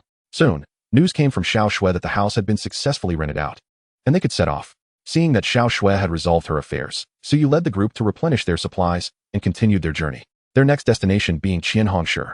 Along the way, laughter and cheer filled the air. "This is my first foray into the world of travel," Xiao Shui remarked with a smile. "How fortuitous. It is also my first time traveling with you," Yi added. Suyu chimed in. "My dream is to traverse every corner of this world. I aspire to become an exceptional caretaker," Xiao Shui responded, inspired by Suyu's declaration of his ambitions. Hearing both of them articulate clear dreams left Yi feeling somewhat disheartened as she said, "I have yet to find my path. Suyu, what do you think I am suited for?" Yi gazed at Suyu with eager anticipation, hoping to glean his thoughts. As he felt the intensity of her gaze, an idea suddenly sparked in his mind. He subtly distanced himself from Yi, positioning Nazi between them, and cleared his throat. Assuming a serious demeanor as he addressed Yi, "I believe you could become." "What? Pray tell." Yi looked expectantly at Suyu, curious about his solemn suggestion, which she assumed would be a significant goal. "I think you could become a master gourmand." Yi, Xiao Shui, and Nazi nearly burst into laughter, though their slightly upturned lips betrayed their amusement. "Ah, Suyu, are you teasing me again?" Yi exclaimed, flaring up in indignation and preparing to retaliate. However, he had already anticipated her move and deftly evaded her grasp. The two circled around Nazi, with Yi unable to catch Suyu. After a playful scuffle, it ended with Suyu conceding, allowing Yi to bite down on his arm. "Yi, you are too ruthless. Look at this deep bite mark," Suyu exclaimed, pointing to the imprint on his arm and accusing her of wrongdoing. "Oomph, let us see if you dare to jest with me again." Yi huffed, though she couldn't resist sneaking a glance at Suyu's arm. Xiao Shui observed the playful exchange with a smile before glancing up at the sky and stating, "The sun is about to set. Let us camp here for the night." Suyu looked up and realized, indeed, amidst their playful banter, he had overlooked the gradual dimming of the day. "Very well, let us camp here," he agreed. With that, Yi and Nazi assisted in setting up the tent, while Xiao Shui prepared food for the small spirits, and Suyu took charge of the evening meal. Before long, a tantalizing aroma wafted from the pot, and when the feast was served, a splendid dinner was ready. It was Xiao Shui's first time tasting Suyu's cooking. Yet Yi had always praised Suyu's culinary skills, filling her with eager anticipation. She picked up a piece of rib and savored it in small bites, instantly captivated by Suyu's gastronomic prowess. Her face lit up with surprise, and after swallowing, she couldn't help but exclaim, "Suyu, your cooking is simply divine. This is the most delicious rib I have ever tasted." Yi chimed in enthusiastically, "See, I told you Suyu's dishes are delectable," she proudly boasted to Xiao Shui. As if the meal had been her own creation, Xiao Shui nodded fervently, akin to a chick pecking at grains, and after sampling several other dishes, her face radiated satisfaction. Nazi remarked that it was not an exaggeration. She too had experienced similar delight. Suyu felt a swell of pride as he witnessed their enjoyment. For every chef yearns for their creations to be cherished. Soon, the table was cleared of all dishes. The four of them, having indulged to excess, reclined nearby, too full to move. Suyu chuckled at the sight of the three women, yet his words caused them to gasp in surprise. Consuming so much without exercise will undoubtedly lead to weight gain. The term weight gain jolted the three women awake. Even Nazi and Xiao Shui could not bear the thought of becoming overweight. "It is your fault, Suyu. Why must your cooking be so delicious?" Yi lamented, her face a picture of woe, declaring that if she gained weight, he would bear full responsibility. "Suyu?" Xiao Shui and Nazi watched as the two resumed their playful bickering, unable to suppress their laughter. Chapter 36, Rescuing the Eevee. During their journey to Qianhongshu, Suyu, Yi, Xiao Shui, and Nazi ventured into a lush, verdant forest. Sunlight filtered through the dense canopy of leaves, casting dappled shadows upon the ground. as if adorning this enigmatic forest with a shimmering golden veil. Xiao Shui, having entrusted her Ralts to Xiao Gang, do you not wish to capture another small spirit? Suyu inquired, knowing that Xiao Shui possessed only one spirit, now given away. With a smile, Xiao Shui replied, with everyone here, I need not a small spirit for protection, and taking care of your spirits will equally enhance my nurturing experience. However, should I encounter a suitable one, I may capture it. It all depends on fate. Hearing Xiao Shui's reasoning was indeed sensible. Typically, when faced with challenges, Suyu could resolve them effortlessly, rendering Yi and Nazi unnecessary. If Suyu were unable to resolve an issue, their efforts would be futile. Nazi was formidable. Her status as the Golden Gym leader was no mere title, placing her among the strongest individuals beneath the champions. As for Yi, Suyu glanced at her as she skipped along, shaking his head in resignation. Well, she hardly counted as a combatant. Noticing Suyu's gaze and his exasperated expression, though she did not grasp the reason, Yi felt a sense of hostility. Sensing the unfriendly demeanor emanating from Yi, Suyu suddenly asked, Yi, do you not intend to capture a new small spirit? Yi felt as though Suyu was belittling her, yet she shook her head in response, stating, having a Venusaur is enough. Her Fushigidane had evolved into a Venusaur, though it had rarely fought. What about you, Nazi? What kind of small spirits do you favor? Suyu turned to Nazi once more. Nazi gently shook her head and replied softly, I actually possess many small spirits, but they are all kept at the gym. As the master of a dojo, she undoubtedly had a considerable number of small Pokémon, yet she favored Kaisi above all. On this occasion, she had brought only this single Pokémon. Amidst their conversation, a faint whimpering sound quietly reached their ears. The group immediately halted, straining to discern the source of the sound. It appeared to originate from that direction, pointed out Xiao Shui, gesturing to the left. Following the sound, it grew increasingly clear. Upon traversing a patch of grass, they discovered a small Eevee, whose hind leg was tightly ensnared in a hunter's trap, blood oozing from the wound. Its eyes filled with pain and fear. Xiao Shui's heart ached at the sight of the injured Eevee, and her eyes quickly welled with tears. She slowly approached, soothing the Eevee, saying, do not be afraid, Eevee, I will rescue you. Both Yaye and Naji felt a pang of sorrow at the scene, but since Xiao Shui had already stepped forward, they worried that too many people surrounding might frighten the Eevee further. The Eevee gazed at the woman before it, whimpering in distress. Sensing that Xiao Shui had come to aid it, Xiao Shui carefully examined the trap, extending her hands to grasp its sides in an attempt to pry it open. But the trap was clamped too tightly for her to budge. Her efforts only seemed to intensify the Eevee's suffering, and hearing its anguished cries filled her with guilt. Suyo, recognizing Xiao Shui's predicament, quickly addressed Minghuan, saying, Minghuan, use your psychic abilities to free the Eevee. Minghuan nodded and activated its powers. While Xiao Shui continued to struggle with the trap, it effortlessly sprang open, leaving her momentarily startled, for the Eevee had fainted. She hastily opened her backpack to tend to the Eevee's wounds. Initially, Suyo intended for Minghuan to heal the Eevee directly, but seeing Xiao Shui already cleaning the injury, he felt it best to allow her to handle it. Hoping that the Eevee might choose to follow Xiao Shui in the end, Yaye and Naji, seeing the Eevee unconscious, promptly rushed to assist Xiao Shui in treating the wound and applying bandages. After a flurry of activity, the wound was finally addressed. Yet the Eevee remained in a state of unconsciousness. As a caretaker, Xiao Shui possessed some knowledge of healing methods. She understood that the Eevee had merely fainted from the pain and would regain consciousness after a short while. However, it seemed that the Eevee's hind leg was fractured. Fortunately, timely treatment had been administered, and with the healing spray used and the bandaging applied, it should heal within a few days. Observing the others sweating profusely from their efforts, Suyo retrieved a towel from his backpack and offered it to them, praising, Xiao Shui, I did not expect you to be so skilled in treating Pokémon. Accepting the towel and noticing the Eevee's breathing becoming steadier, Xiao Shui finally exhaled in relief and humbly replied, I have merely learned a bit, nothing remarkable. Xiao Shui, you are far too modest, Yaye chimed in, recalling how she had only assisted by fetching items, while Xiao Shui had done the bulk of the work. Suyo, looking at the slumbering Eevee, suggested, let us camp here. It appears the Eevee will not awaken for a while. The others agreed, their concern for the Eevee palpable. They soon found a clean spot nearby to set up camp, pondering when the Eevee might awaken. Yaye gazed at the sleeping creature with a heavy heart. Suyo gently patted Yaye's head, whispering, do not worry, the Eevee is safe now and will awaken shortly. Indeed, before long, as they had just finished erecting the tent, Xiao Shui, who was responsible for caring for it, noticed that the Eevee had regained consciousness. Upon waking, the Eevee looked at Xiao Shui without a trace of fear, evidently recalling that she had saved it. Eevee, it softly called, gazing at Xiao Shui as if expressing gratitude. Xiao Shui patted the little creature's head gently, saying, Eevee, you must not move too much. Your leg is not yet fully healed. With the Eevee awake, the others gathered around. For the charming little Pokémon held an undeniable allure for them. They fashioned a cozy nest for the Eevee, ensuring it could rest comfortably as it healed. Under Xiaoxue's attentive care, the Eevee's condition improved day by day, often accompanying her on leisurely strolls through the forest. Days passed, and the Eevee was completely healed. Eevee, you are now fully recovered. Do you wish to return to the forest? Though Xiaoxue felt a deep sense of reluctance, she respected the Eevee's choice. Yaye too regarded the Eevee with a heavy heart, having grown fond of it over the past few days. Hearing Xiaoxue's words, the Eevee looked from the forest back to Xiaoxue and the others, slowly approaching Xiaoxue and nuzzling her leg with its head. Xiaoxue understood the Eevee's intent. She took out a Pokeball, crouched down, and gently asked, Eevee, do you wish to become my partner and embark on adventures with me? The Eevee glanced at the Pokeball, then at Xiaoxue, before willingly entering it. Observing the Eevee's voluntary action, Xiaoxue exclaimed in delight, wonderful, I have captured Eevee. This was the first time Suyu witnessed Xiaoxue so exuberant, and the others shared in her joy. Subsequently, they continued their journey toward Hualan City. Chapter 37, Mechanisms and Traps. After a full 5 days of travel, the group finally arrived at Hualan City. I am exhausted. Let us find a hotel to rest. Yaye exclaimed, looking weary and drained.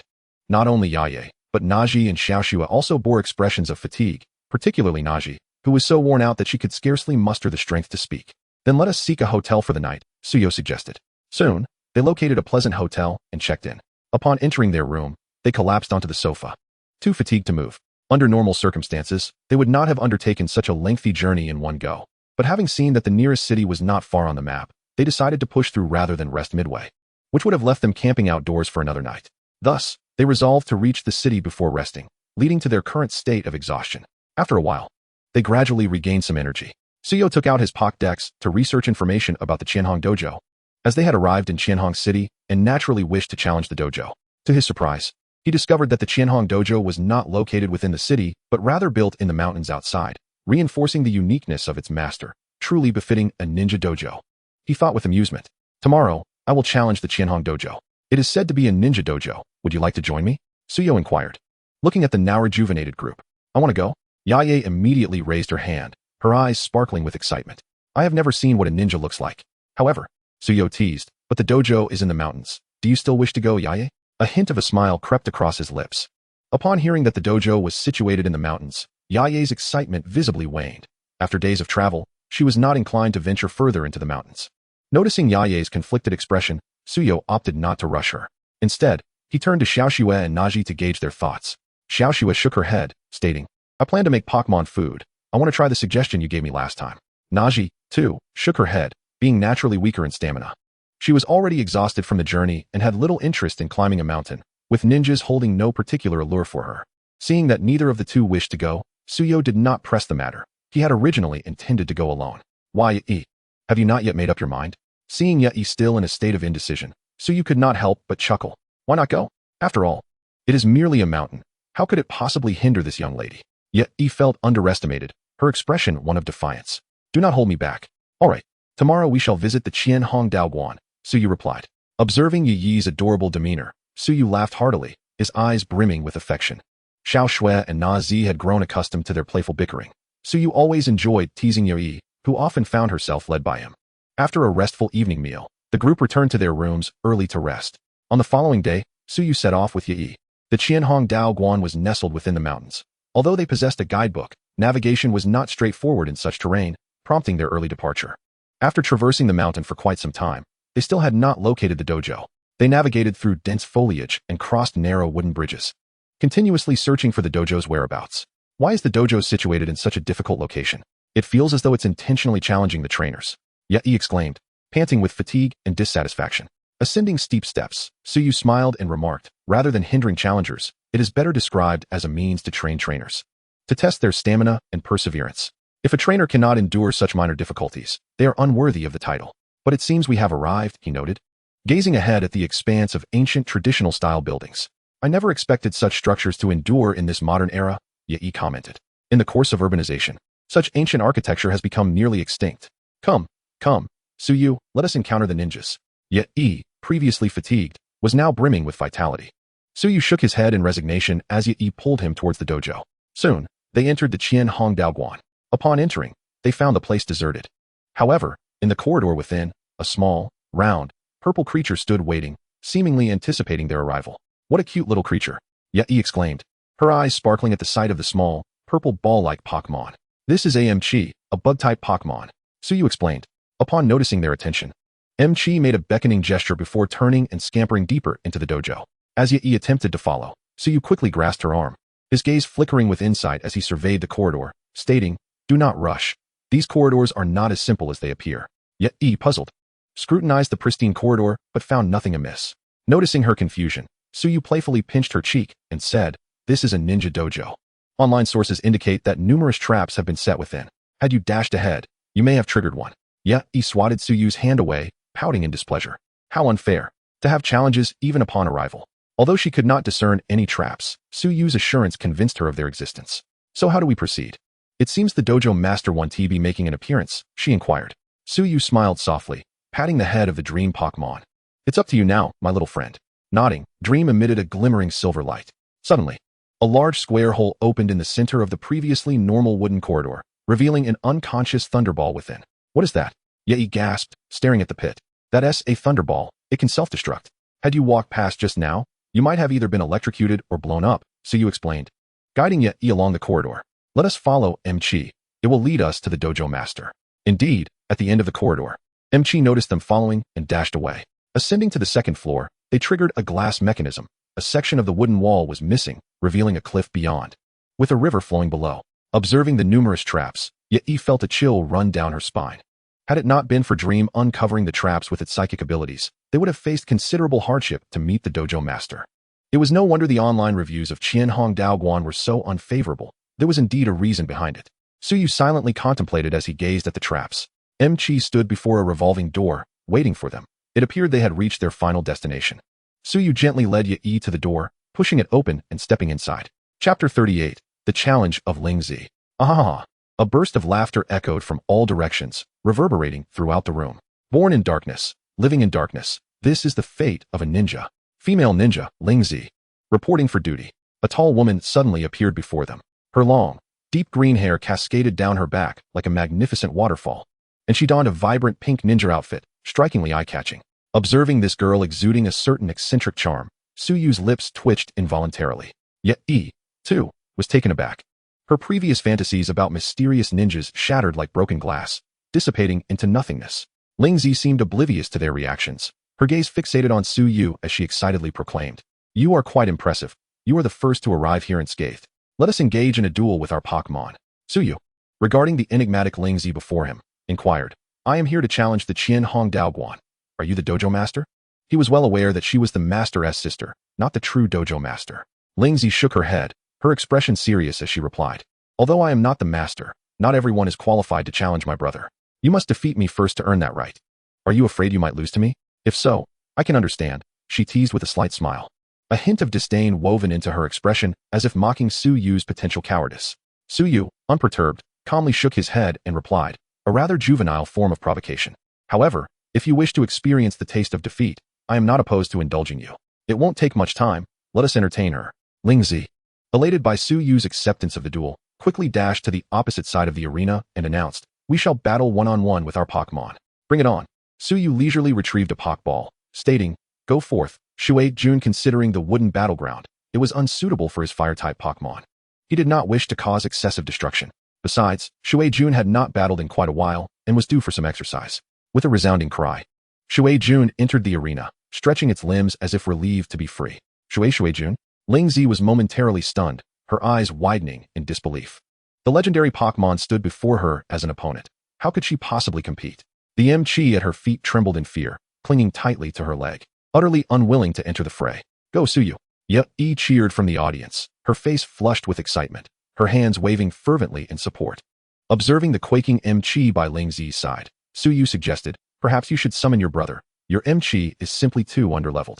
Upon hearing Suyu's words, Lingzi felt a sense of condescension and defiantly exclaimed, "Even if I were to lose, I must engage in this battle." Sensing Lingzi's fervent fighting spirit, coupled with her unwavering encouragement, the small Pokémon, Mao timidly approached the arena.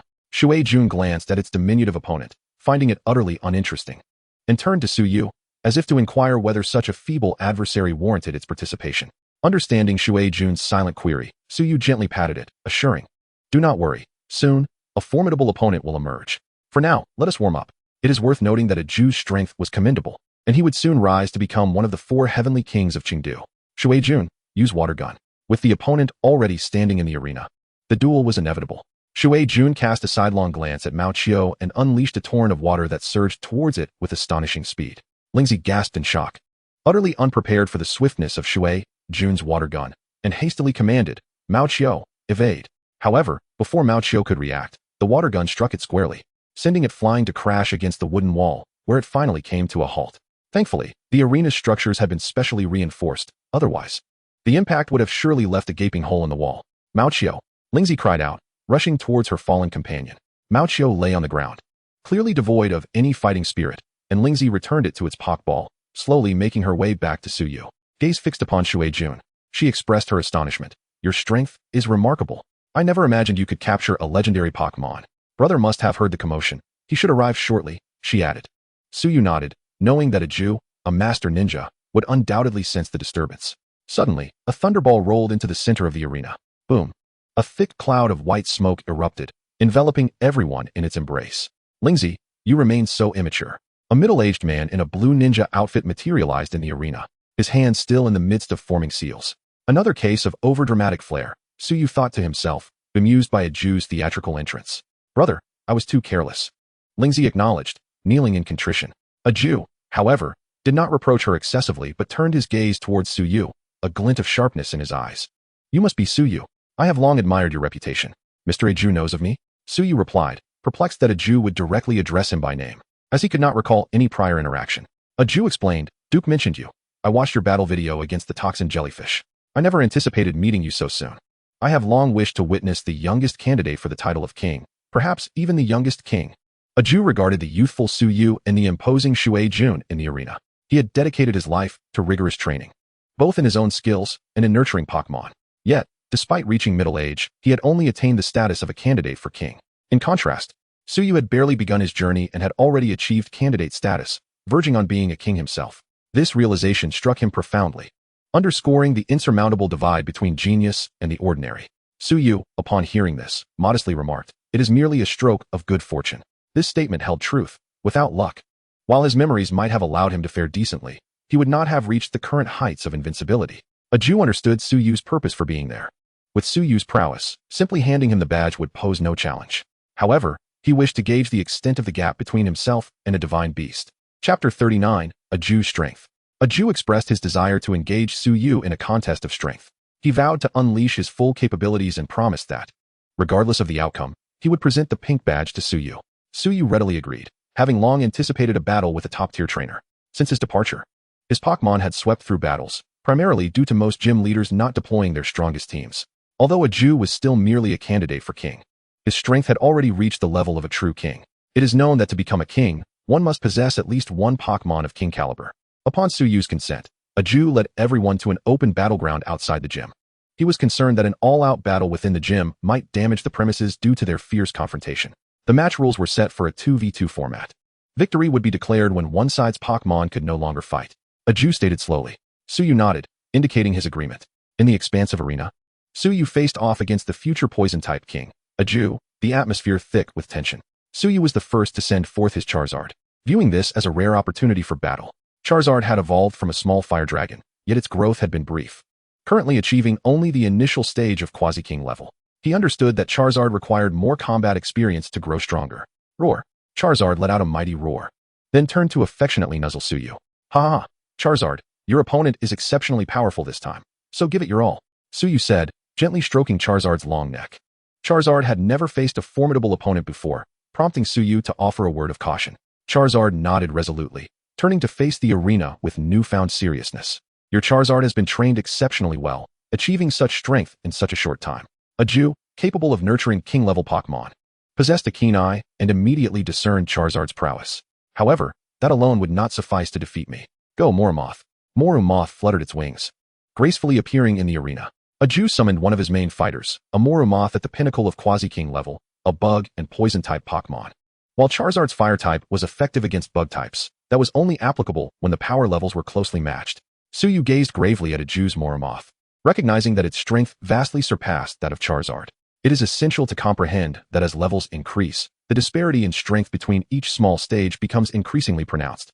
Charizard sensed Moromoth's overwhelming power, yet instead of displaying fear, it became more exhilarated, indicating a deep-seated desire for a clash with a formidable opponent. Charizard, unleash Flamethrower. Suyu commanded without hesitation, initiating the attack. Charizard inhaled deeply and unleashed a torrent of flames, surging towards Moromoth with great ferocity. Aju remained calm and collected, stating, Moromoth, evade and use poison powder. Moromoth deftly flapped its wings, skillfully dodging the oncoming flames, while simultaneously releasing a cloud of toxic powder that enveloped Charizard like a dense fog. Suyu observed how effortlessly the Mo-Lu evaded the flames. Understanding that ranged attacks were largely ineffective against it, it became evident that only by having the Fire Dragon seized it would they stand a chance. Rapidly formulating a strategy in his mind, he shouted, Fire Dragon, create a gust to disperse the toxic powder and ascend to unleash your Dragon Claw. The Fire Dragon vigorously flapped its wings, generating a powerful airflow that swiftly cleared the toxic powder. Shortly thereafter, its claws shimmered with radiant light as it charged toward the Mo-Lu with tremendous force. Seeing the Fire Dragon close in rapidly, Aju comprehended Suyu's intent at a glance. However, he remained unperturbed and calmly instructed, Mo-Lu, withstand it with your psychic barrier. The Mo-Lu's eyes sparkled brilliantly as it collided fiercely with the Fire Dragon's claw, resulting in a stalemate. The Mo-Lu then employed its shadow clone technique, and Aju took the initiative to launch an offensive. In an instant, the Mo-Lu's figure flickered, creating 7 or 8 indistinguishable clones. The Fire Dragon, faced with such a multitude of Mo-Lu, found itself momentarily lost in identifying a target. Suyu, too, recognized the situation and, although unable to discern the real one, commanded, Fire Dragon, unleash Flame Vortex. Without hesitation, the Fire Dragon inhaled deeply and exhaled a tumultuous swirl of flames, expanding into a colossal fiery net that enveloped all the Mo-Lu within. Aju's expression shifted slightly. He had not anticipated Suyu's swift response. He hastily shouted, Mo-Lu, endure it and break free from the Flame Vortex using Leech Life. Since evasion was not an option, they would opt for a trade of injuries. Although the Mo-Lu would sustain significant damage due to attribute weaknesses, its level far surpassed that of the Fire Dragon. Thus it was not fearful of being instantly defeated.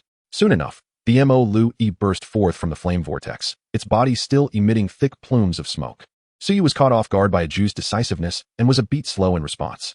With a powerful flap of its wings, the Mo-Lu vanished from sight and reappeared behind the Fire Dragon, sinking its fangs into the Fire Dragon's neck.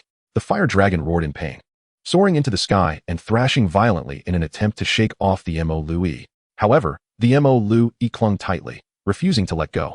The Fire Dragon's short forelimbs were unable to reach its back, plunging it into a grave predicament.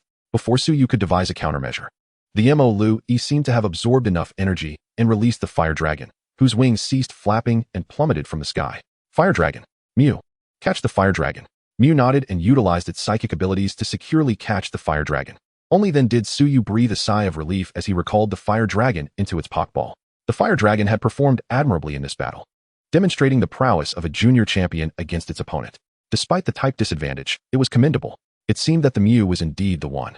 Having previously caused a torrential downpour over the entire city of Rainbow City with a single act during clear skies, Aju gazed at the seemingly petite Pikachu perched on Suyu's shoulder, a glimmer of deep respect in his eyes as he murmured to himself. Anyone witnessing such a miraculous scene would inevitably be filled with awe, even if only through a video.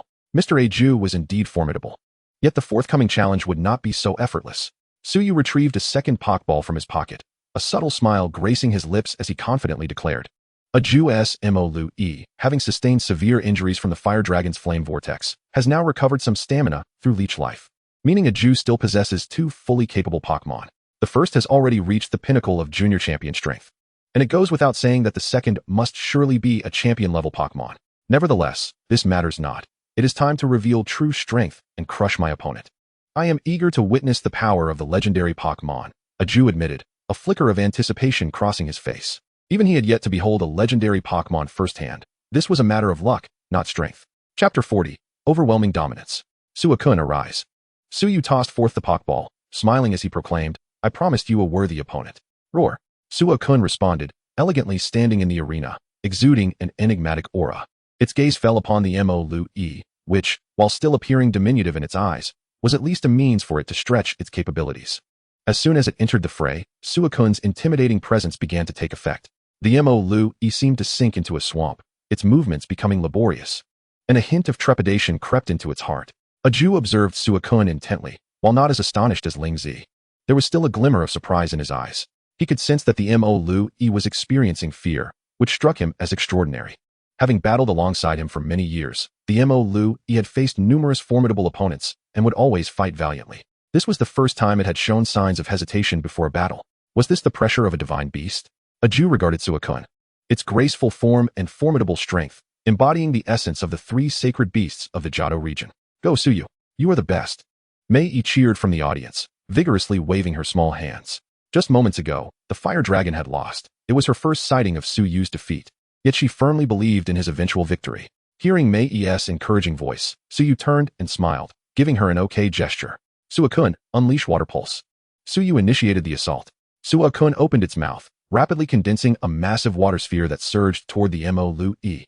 A Jew furrowed his brow at the water pulse's velocity and shouted, Mo Lu Yi, evade quickly. The Mo Lu Yi flapped its wings fiercely to escape. But under the pressure of Suicune's aura, its speed was suppressed, and the water pulse's pace was overwhelming.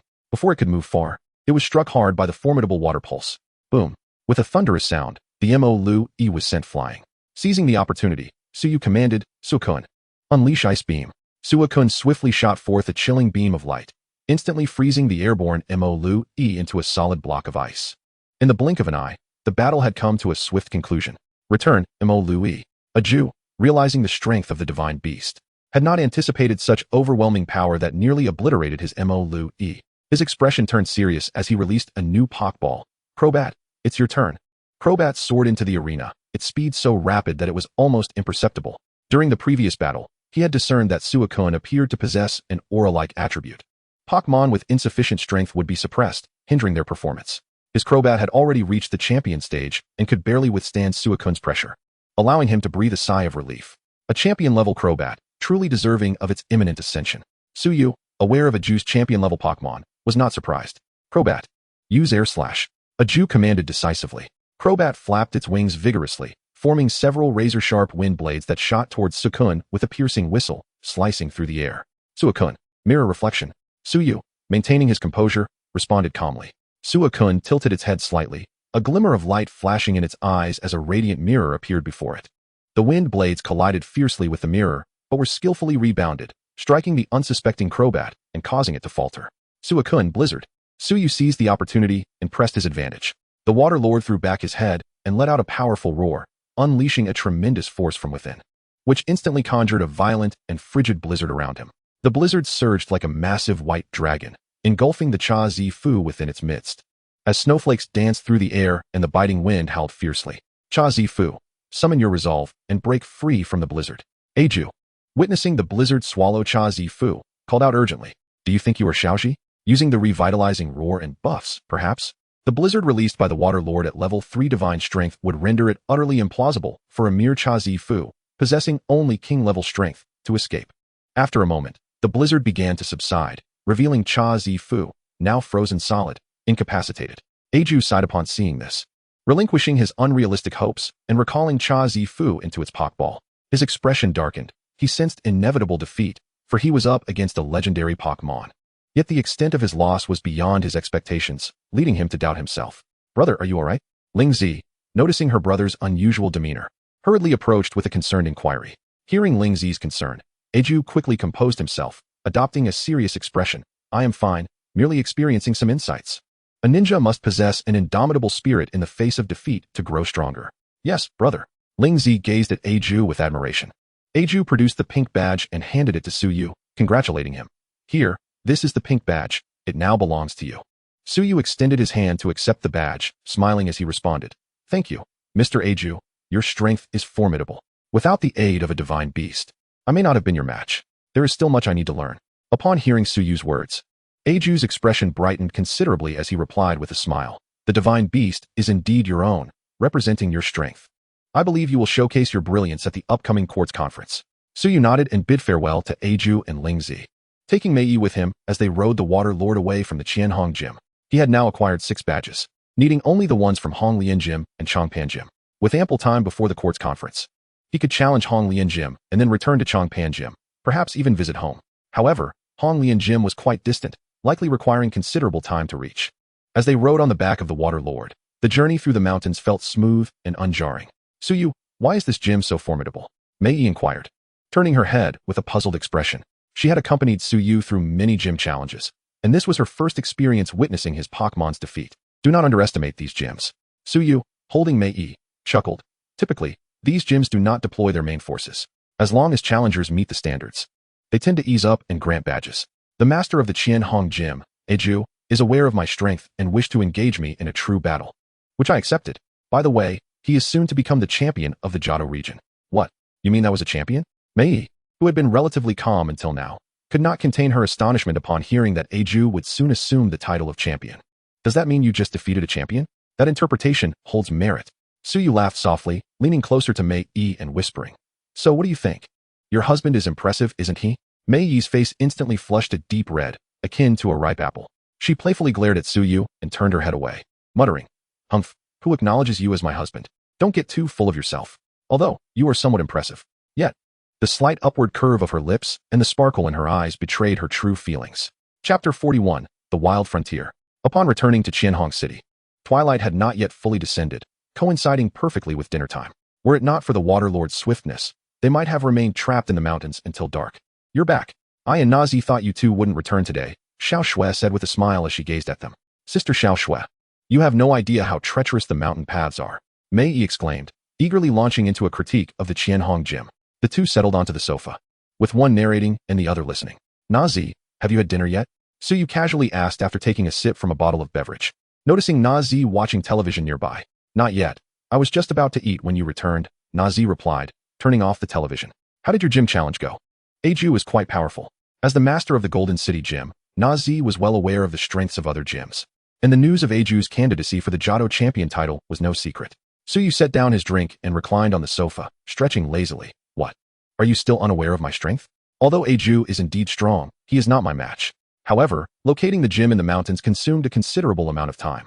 Nazi was not surprised. Having spent much time together, she had a fair understanding of Suyu's prowess, knowing that even a single divine beast could easily dominate 3 opponents. Reclining on the sofa, Suyu realized it had been quite a while since he last checked his gold reserves. With continuous battles along the way and having just defeated an opponent of champion strength, he must have amassed a substantial amount of gold. Opening the system panel, which was visible only to him, he found gold, 172,363. Such a considerable sum. Quite impressive. It seems the purchase of a Rayquaza is just around the corner. He mused inwardly. Defeating or capturing a level 3 divine beast grants 50,000 gold, but only for the first capture. He had caught Zapdos and the Waterlord, as well as an ancient Dragonite with level 3 divine strength, which amounted to 150,000 gold. Adding the total from gym challenges, his wealth was indeed substantial. Upon reviewing the record of gold acquisition, he noted that Eiju had contributed 10,000 gold, indicating that his strength ranked among the lower tiers of champions. The 10,000 gold from the Quartz Conference seemed trivial now, yet winning the championship was still crucial, as it related to his own aspirations for the champion title. He would also have the opportunity to challenge Du, the reigning champion, and defeating him would likely yield a considerable bounty of gold. Suyu, what are you thinking about? It's time to eat. Mei had unknowingly taken a seat beside him, waving her small hand in front of his face as she called out to him. Huh, what? Oh, all right, let us go eat. I was just lost in thought. Suyu snapped back to reality, catching Mei Yi's hand that had been waving in front of him and apologizing. Shortly thereafter, they all went out to dine. In the following days, the group thoroughly explored Hualan City, visiting unique attractions, purchasing local specialties, and restocking their supplies of food and ingredients for their Pokémon before departing the city. After several days of travel, they arrived at a wild frontier region. I heard that many dragons have been spotted here, Xiao Shui declared, setting down her Pokédex, which functioned like a small computer for information retrieval. Indeed, 30 years ago, someone discovered many dragons here, causing quite a stir, and many flocked to capture the local Pokémon, nearly depleting the area of its wildlife, leaving the wild frontier abandoned. Suyu recalled and continued. Consequently, new regulations have been instituted in the wild frontier prohibiting the capture of Pokémon by means other than wild balls and fishing rods, with violators facing expulsion. What happened next? Were the mini dragons captured? Her face adorned with curiosity, inquired. Suyu, with a slight smile, replied, What is it? Do you have a fondness for the mini long? Shaking her head, responded, I am merely curious. So many individuals are in search of the mini long.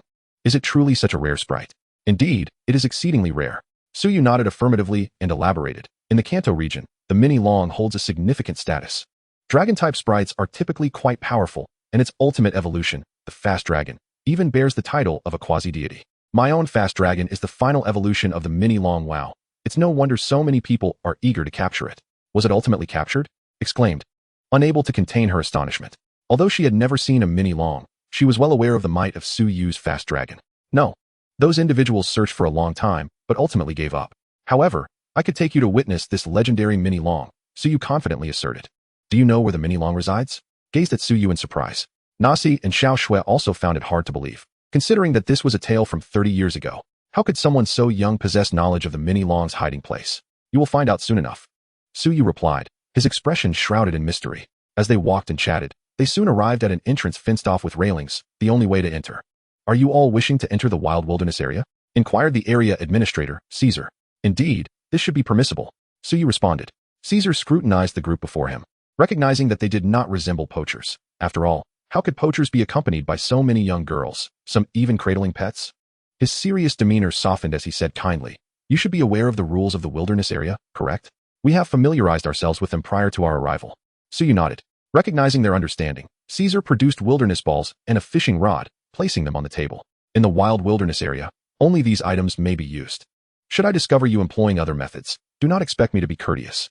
As he spoke, he placed a revolver from his waist onto the table. We understand that well. We primarily wish to experience the wild wilderness area and shall naturally adhere to the rules, Suyu remarked, glancing at the laid-out regulations, which deserved respect. Caesar nodded, collected their fees, and permitted the group to enter the wild wilderness area.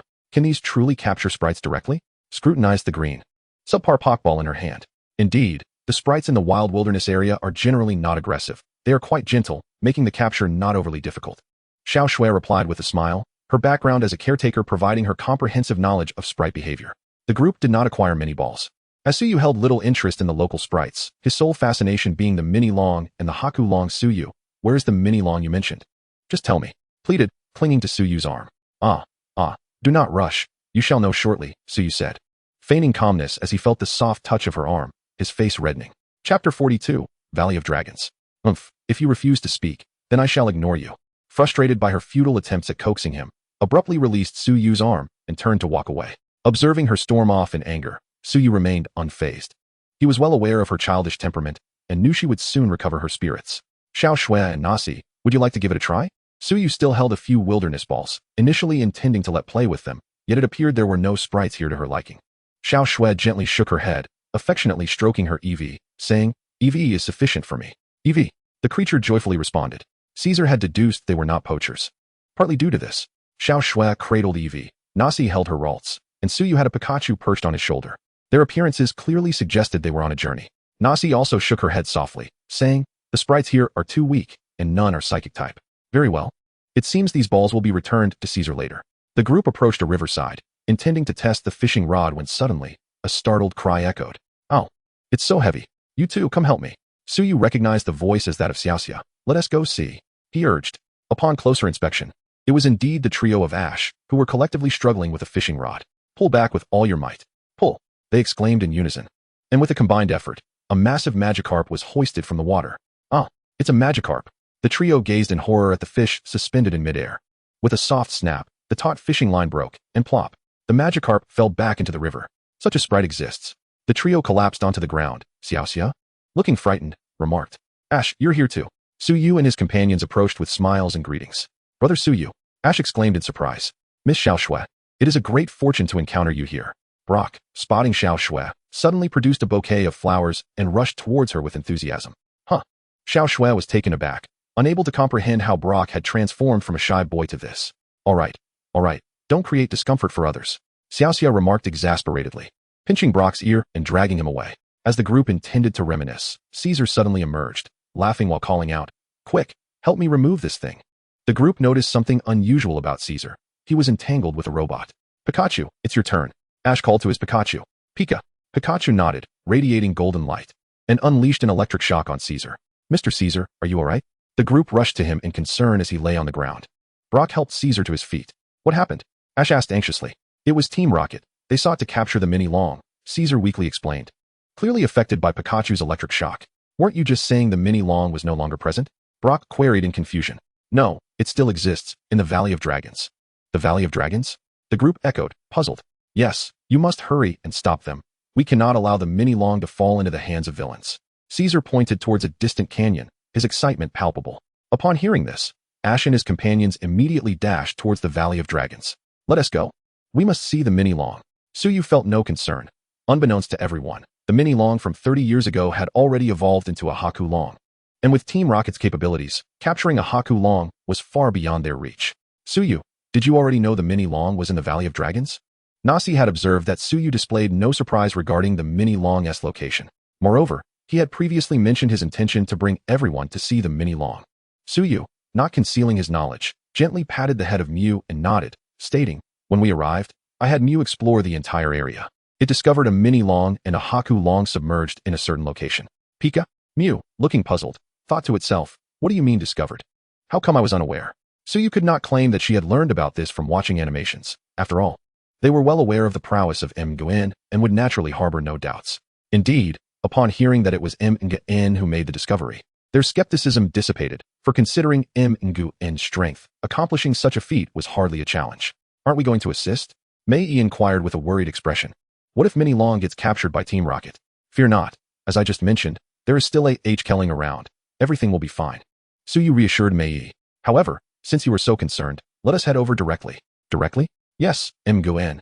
Transport us along with Xiao Ji and the others to Longjigu. Oh, and please take that old man on the ground as well. After all, that Kelling had some connection with him, so it was only courteous to assist. Nguyen nodded, its psychic powers activated in an instant. And in a flash, they vanished from their location. Longjigu. The group reappeared by the edge of a serene lake. Look, is that Mini Long? How adorable. A pair of enchanting violet eyes gazed back, with a small white protrusion on its forehead, indicating the development of a horn, and white fins adorning either side of its head. Mei instantly spotted a charming blue serpentine creature gliding through the water, her eyes sparkling with affection. And there's Team Rocket, Suyu noted, spotting Musashi coaxing Mini Long closer. Just as Xiao Ji and the others regained their senses after the teleportation, they immediately recognized their old adversaries. Suddenly, Kojiro and Nyarth burst forth from the lake, causing a commotion. Mini Long, startled, sank below the surface, disappearing from sight. You two useless fools. I was so close to capturing Mini Long. Musashi berated, pointing at Kojiro and Nyarth. The duo dared not retort. Then how about we use this underwater paralysis bomb? Nyarth suggested, producing a bomb. Stop. You are truly despicable, Team Rocket. Xiaoji shouted. Little brat? Musashi noticed Xiao Ji's group. He's here too. What do we do? Kojiro, glancing at Suyu and the others on the other side, tugged at Musashi. Fear evident in his voice. Him? That him? Musashi queried, puzzled, turning to see where Kojiro pointed. How could he be here? Musashi trembled at the sight of Suyu. Previously, they had been dealt with by Suyu a few times, apprehending his formidable strength, though they had not taken it too seriously as they had no intention of targeting him. That was until their boss, Sakaki, issued an order forbidding anyone from provoking this individual, even sending a multitude of photographs depicting a site littered with corpses beneath a cliff. Musashi and Kojiro then realized that the seemingly charming and sunny youth before them was a formidable character, causing cold sweat to beat upon them. Chapter 43, The Impulsive Xiaoji. What are you two staring at? Nyarth inquired, noticing their unwavering gaze fixed on a singular direction. The two remained silent, merely pointing towards Suyu and his companions, urging Nyarth to see for himself. Upon closer inspection, Nyarth noticed that their fingers were trembling slightly. Following their gaze, Nyarth spotted Suyu observing them with a smile. Instantly, Nyarth's fur bristled. How is he here? What do we do? What do we do?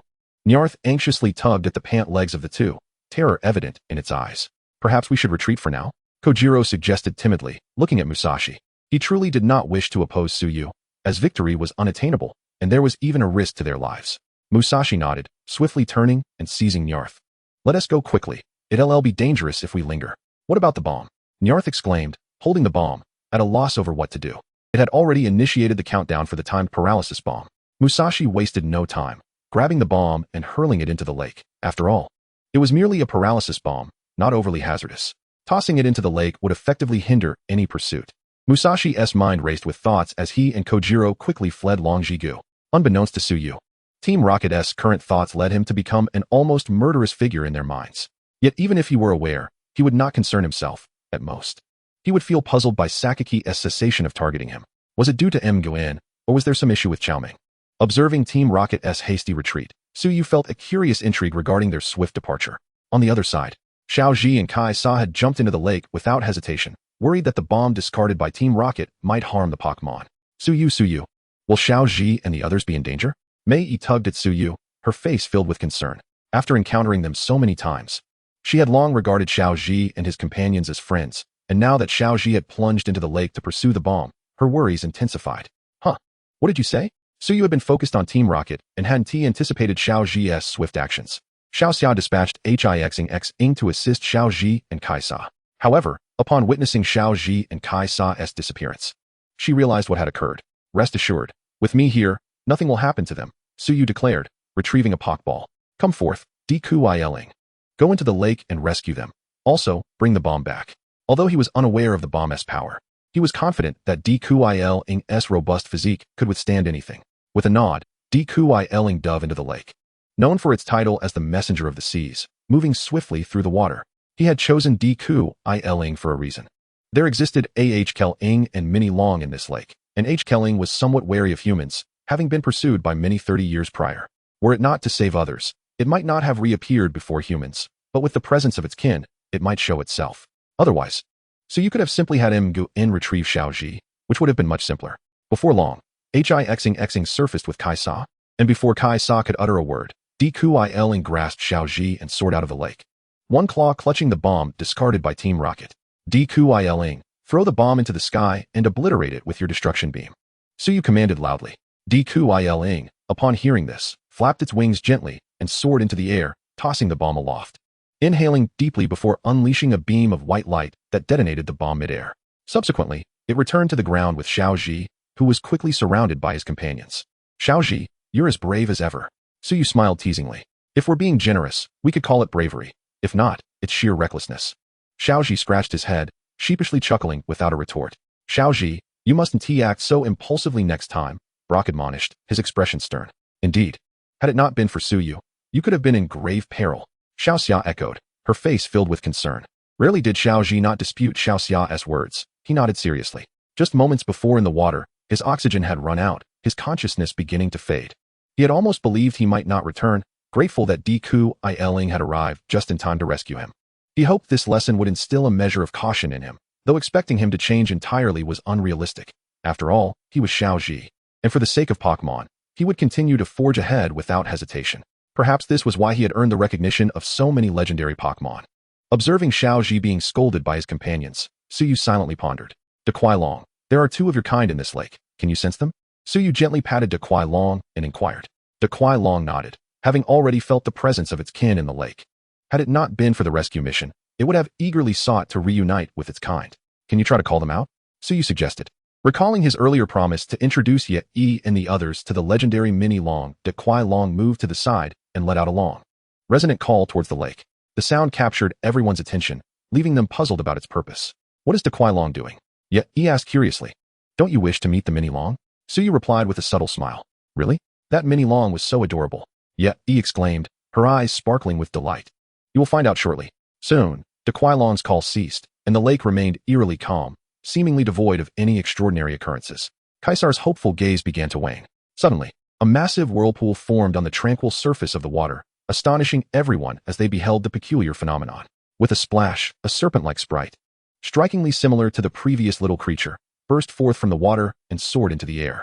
It possessed glossy black eyes, a small white horn on its forehead, and two diminutive feathered wings on either side of its head, emanating an enchanting and mysterious aura. What is this? Xiaoji quickly activated his Pokédex, directing it towards Hualan. Hualan, a dragon-type sprite, possesses the legendary ability to control snow and rain. Although it lacks wings, it is said to be capable of flight, the mechanical voice from the Pokédex announced. Noticing Kaisar's presence, Hualan gradually approached the group. While not far off, a Mini Long curiously observed them from the water. Are you? Kaisar looked at Hualan with excitement. A mark on Hualan's horn struck Kaisar's recognition. This was the very Mini Long from years past. It truly is from that time. Kaisar's aged face was flooded with tears as he embraced Hualan, exclaiming, You have truly grown. Hualan, too, could not hold back its tears. The onlookers felt a wave of emotions wash over them at this poignant scene. At that moment, the Mini Long from a distance began to swim closer. Yet he exclaimed, How adorable. She retrieved some small sprite food from Xiao Shui, which she had prepared for Dequilong, believing the Mini Long would relish it. Come here, little one. There is something delicious for you. Yet he said kindly, extending her hand with the food towards the Mini Long. The little creature blinked its large, watery eyes and cautiously sampled a couple of bites. Having never tasted such delicacies, the little sprite had spent its days hiding from humans at the lake's bottom, surviving on submerged morsels. It quickly devoured the food from Yi's hand, then looked up at her with longing eyes, as if still hungry. Thus, Yi procured more food from Xiaoshui and placed it before the mini long. While the mini long joyfully munched on the sprite food, she gently reached out to stroke its small head. The mini long showed no signs of discomfort, blissfully continuing to eat. Yi was overwhelmed with excitement, but restrained her joy, fearing she might frighten the mini long observing her animated yet cautious demeanor. Suyu couldn't help but chuckle and approached her, whispering, "Would you like to capture this mini long?" "Can I?" she asked hesitantly. "Of course. You can entice the mini long with food. It may very well agree." Encouraged by Suyu's suggestion, Yi felt emboldened to try, as she had grown quite fond of the mini long. At that moment, Hualan returned to the mini long after reminiscing with Kaisar, and Suyu encouraged. "De Kuai Long, don't you wish to communicate with your kin? Go ahead." Without hesitation, De Kuai Long dove into the water alongside Hualan, leaving everyone to wonder what they were up to. With Hualan's departure, Yi finally had her chance to connect with the mini long. "Would you like to accompany me on a journey?" she softly inquired, caressing the mini long. The mini long paused its feasting, its large eyes fixated on Yi, as if contemplating something serious. Hearing the mini long's repeated sounds, Yi looked puzzled, completely unsure of its meaning. "It says it needs to consult its mother." "Hualan," Suyu explained. Although he couldn't comprehend it himself, Menghuan understood and conveyed the message to him. Now enlightened, Yi smiled and reassured the mini long. "You may continue eating. Regardless of whether your mother agrees, this food is for you, and there's plenty more." The little creature resumed its meal with enthusiasm. Before long, Hualan and De Kuai Long returned. De Kuai Long nuzzled Suyu affectionately before retreating into its pokeball. Upon seeing Hualan return, the mini long shared its food with her, seemingly eager for its mother to enjoy the delightful treat. Witnessing this tender moment sparked an idea in Suyu's mind. Having hidden away for so long, Hualan had not dared to venture out for food. Why not take them both along? With him present, no one would dare threaten the mother and child duo. Resolute, he approached the pair, sincerely saying, "Hualan, would you like to embark on a journey with us? With us, you need not fear harm, and mini long will experience a broader world." Hualan lifted its head to meet Suyu's gaze, appearing to ponder his words. The latter part of Suyu's statement deeply resonated with it. Having spent 30 years in this place, afraid to venture out, it wished for its child not to share the same fate, confined to this small lake. After a long moment, Hualan gently nodded, feeling Suyu's sincerity. Seeing Hualan's affirmation, Suyu couldn't help but smile. He did not wish for this mother and child to be separated, and thus he produced a master ball to capture Hualan. Yi, too, joyfully captured the mini long. Although Kaisar felt a twinge of sadness watching Suyu capture Hualan, he was overwhelmingly joyous. In his youth, he lacked the power to prevent others from capturing mini long, forcing it to hide in this small lake for 30 years, which fueled his current resolve. Now that he was aging, Hualan, still youthful, should not remain trapped in this tiny lake. Wiping away his tears, Kaisar quietly turned to leave. With Hualan and mini long captured, there was little left to linger for. After bidding farewell to Xiao Ji and the others, he departed. Days passed as they left the wilderness, eventually arriving at a quaint town. "Wow, look over there. That bridge is so long," Yi exclaimed, pointing at a magnificent cross-sea bridge in the distance. "Indeed, it seems to be completed," Suyu observed after checking the map. However, online sources claim it is still under construction. "If we could cross the bridge, we could avoid taking a detour. Let us ask around. There seems to be some personnel at the toll station," Xiao Shui suggested, indicating a nearby toll booth. Thus, the group made their way to the toll station. In truth, a portion of that bridge is still under construction. However, the single lane is already operational. "If you wish to cross, you may ride your bicycles," the management personnel cheerfully remarked. After expressing their gratitude, the group returned to the town. "Would you like to experience cycling?" Suyu inquired, glancing at Xiao Shui and Nazi. Without needing to say a word, Yi, with her vivacious character, was undoubtedly eager to give it a try. Indeed, before Xiao Shui and Nazi could voice their thoughts, Yi exclaimed, "I want to ride a bicycle." "You needn't worry about her. I have Shui Jun with me, which is far faster than a bicycle. We can meet up on the other side of the bridge," Suyu said, gently pulling the bouncing Yi along. "I would prefer Shui Jun to take me. I cannot ride a bicycle." Nazi pondered for a moment before softly replying. Suyu nodded. "What about you, Xiao Shui?" "I will accompany Nazi. We shall wait for you ahead," Xiao Shui replied tenderly. Suyu released Shui Jun, gave a few instructions, and set them off, attracting quite a few gazes along the way. "Let us go rent 2 bicycles," he suggested. Naturally, he did not carry a bicycle with him, but he had noticed a rental place while passing by earlier. Cycling. The two paid the deposit and set off on a red and a black bicycle. Embarking upon the cycling path, On the other side of the Grand Bridge lies a place for returning bicycles. As long as they are undamaged, the deposit will be refunded. However, Suyu was not particularly concerned about the deposit. His primary interest lay in experiencing the joy of cycling for the first time across such an expansive sea bridge. Chapter 45. The Trust Between People. As soon as the two set foot on the cycling path, Yachong rapidly accelerated. Yachong, the bridge is quite long. If you ride so fast, you will tire quickly, Suyu shouted against the sea breeze. Not at all, Suyu. You are too slow. I shall wait for you up ahead. Yachong gleefully retorted, not only refusing to slow down, but actually speeding up again, her slender legs pedaling vigorously. Suyu shook his head in resignation, hastening to catch up. Before long, he caught up with Yachong, who was now slightly out of breath. Observing this, Suyu rode closer and teased, "Little Dynamo, why are you slowing down?" Yachong, panting, retorted defiantly, "I was simply waiting for you, otherwise I would have left long ago." "Oh really? Then I shall go ahead." Suyu smirked as he pedaled hard, swiftly overtaking her. "You wretched fellow, how dare you leave me behind?" Yachong's face flushed with indignation as she saw Suyu truly speeding away. After surpassing Yachong, Suyu began to slow down. He could never genuinely abandon her, as he was merely teasing her.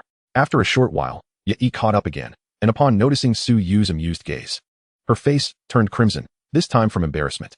"Let us take a break up ahead, miss," Suyu teased. "I am quite exhausted. If we do not rest, I will not be able to continue." "Since you say so, let us rest," Yachong said, discreetly wiping her sweat while feigning reluctance. "I am not tired. This is merely to accommodate you." "Thank you, dear lady, for your consideration. You are truly thoughtful," Suyu replied playfully. As soon as they parked their bicycles, Yachong dashed towards Suyu, declaring fiercely, "You wretched scoundrel, how dare you mock me? Prepare to face your punishment." I was wrong, dear lady. Don't bite me, ah." The two playfully bickered, and given the bridge's considerable length, it was nearly dark by the time they reached the other side. Exhausted, they followed Xiao Shui and Na Zi back to the hotel, expressing that they never wished to ride a bicycle again in their lifetime. The following day, the group departed from Yangwang Town. On this day, they arrived at a lush forest. One must admit that the ecological environment in the world of the small spirits is remarkably pristine. Forests are omnipresent, and construction activities that could damage them are exceedingly rare. The lakes are crystal clear and free from any pollution. Is that the sound of a waterfall? Suyu listened to the sound of flowing water, deducing that it must not be far, and thus led the group towards the source of the sound. "Wow, it's a waterfall. How beautiful!" Yachong exclaimed, her eyes sparkling. "Shall we rest here for a while?" Suyu had no objections. Gazing at the clear water, a thought suddenly struck him. It would be perfect to take a bath here. I feel sticky and uncomfortable. Initially, they had not noticed, but after Suyu's remark, they too felt somewhat clammy. Yachong, Xiao Shui, and Na Zi simultaneously turned their gazes towards Suyu. "Why are you all looking at me like that?" Suyu asked, bewildered by their stares. "We also want to wash up. You must not peek, or I shall ignore you," Yachong said, her face flushed. If it were just the two of them, she might have been willing. Xiao Shui, with her beautiful eyes fixed on Suyu, nodded and added, "Indeed, I trust you are not that kind of person. I hope you can help us keep watch." Na Zi's violet eyes were also fixed on Suyu. "You are slandering me. Am I that kind of person?" Suyu, unable to bear their gazes, proclaimed with righteous indignation, "I shall keep watch for you. Wash without worry. Not a single mosquito shall intrude. You are the best, Suyu." Yachong praised as she led him away to a distance. "Honestly, am I that kind of person? Why do you all doubt me?" Suyu kicked a pebble in frustration, grumbling at Meng Huan. "Pika pika." Meng Huan blinked her large eyes. "Are you not that kind of person? Even you do not believe me." Suyu lamented, collapsing onto the ground, feeling he had lost faith in this world. "Pika pika." Meng Huan nuzzled against Suyu's cheek, comforting him. "Even if you were that kind of person, I would still support you." "Thank you," he replied, wiping away the non-existent tears from his eyes. As a pure-hearted young man, he had done nothing wrong. How had he become perceived as a lecher? It was truly disheartening. Is that a Pikachu?" Lying on the ground, he turned his head and spotted a Pikachu quietly observing him from the grass. Suyu crouched down and softly called to the little Pikachu. "Come here, little one. I have delicious food for you." "Pika?" The little Pikachu, who should have been wary, pondered for a moment before cautiously approaching Suyu. "Meng Huan, use your psychic powers to fetch my backpack," he instructed. Meng Huan activated her abilities, and the backpack that had been placed near the waterfall appeared beside them. Taking out some Pokémon food, he smiled and said, "Here, eat up. You need to eat well to grow strong." The little Pikachu took a bite of the food, and its eyes instantly lit up. Pika. It had never tasted anything so delightful, and after a few bites, all remaining wariness towards Suyu vanished. Seeing the little Pikachu happily munching on the food, Meng Huan could not resist the urge to play with it. "Pika pika." Meng Huan approached and greeted the little Pikachu. "Pika?" The little Pikachu tilted its head, observing the unfamiliar Pikachu before it. It seemed not to belong to its species, so it approached Meng Huan and sniffed. Meng Huan's transformation was all-encompassing. Unless one's strength far exceeded hers, it was impossible to detect any flaws. Pika Pika. The little Pikachu seemed to confirm Meng Huan's identity, turning joyfully to extend its lightning-shaped tail in greeting. Pika. Meng Huan reciprocated, touching her tail to the little Pikachu's, akin to a handshake. Pika. Pika. After exchanging greetings, the little Pikachu offered Meng Huan some food, as if inviting her to share in the delightful treat. As Suyu observed the two little creatures joyfully consuming their food, a smile graced his face. He gently patted the head of the small Pikachu and retrieved more provisions from his backpack. Little one, I have more here for you. Take your time eating. He then produced a container and poured some fruit juice made from tree berries, all of which had been prepared in advance by Suyu and Xiao Shui. Otherwise, crafting meals and beverages for the little spirits daily would consume an inordinate amount of time. Chapter 46. The ground covered in Pikachus. After a while, Mei Yi and the others finished bathing and approached Suyu. Two Pikachus. No sooner had they arrived than Mei Yi's cheerful voice rang out. Noticing their approach, the small Pikachu abandoned its meal and nimbly leaped onto a tree, watching them with keen vigilance. Realizing that the small Pikachu seemed startled by Mei Yi, Suyu lightly pinched her cheek and playfully chided. Your boisterousness has frightened the little one. Mei Yi, with a look of faux innocence, replied, I'm sorry. I didn't mean to. Oh, you, Suyu said, releasing her and affectionately pinching her nose. But why did you finish bathing so quickly? He inquired of Xiao Shui and Nazi. Nazi explained, bathing in the wild is somewhat uncomfortable. It was true, although Meng Huan was observing their surroundings. The girls harbored lingering unease about being in the wilderness. Suyu nodded and beckoned to the small Pikachu. Fear not, little one. They are my friends and will not harm you. Pika Pika, Meng Huan chimed in to assure the small creature. Gradually, the small Pikachu approached Suyu once more.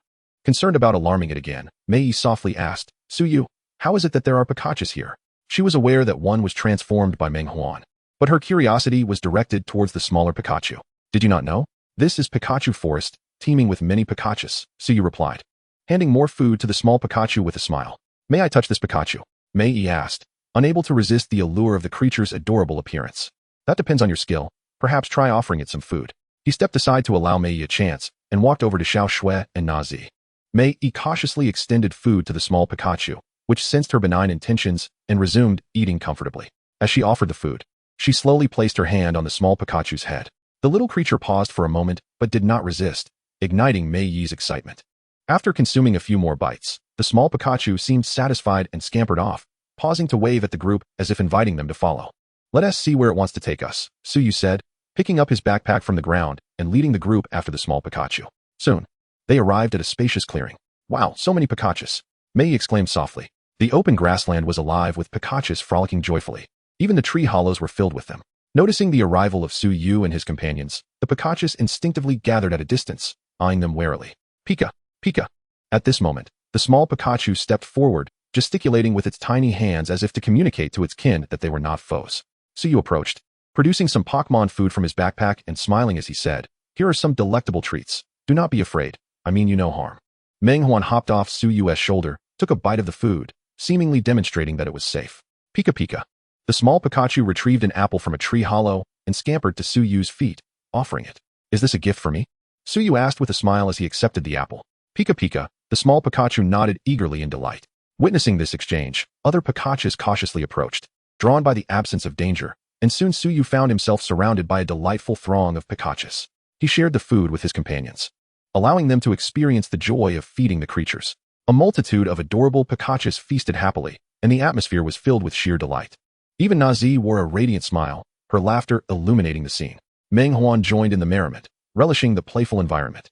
The Pikachus expressed their gratitude by presenting the group with numerous apples, thanking them for the Pokémon food. After spending a joyful time frolicking with the Pikachus, the group prepared to depart. Suyu generously gifted all the remaining Pokémon food from his backpack to the Pikachus. Upon returning to the waterfall, Suyu swiftly removed his shirt. Ah, Suyu, what are you doing? Mei Yi exclaimed, her cheeks flushed as she quickly covered her eyes. What? I'm bathing.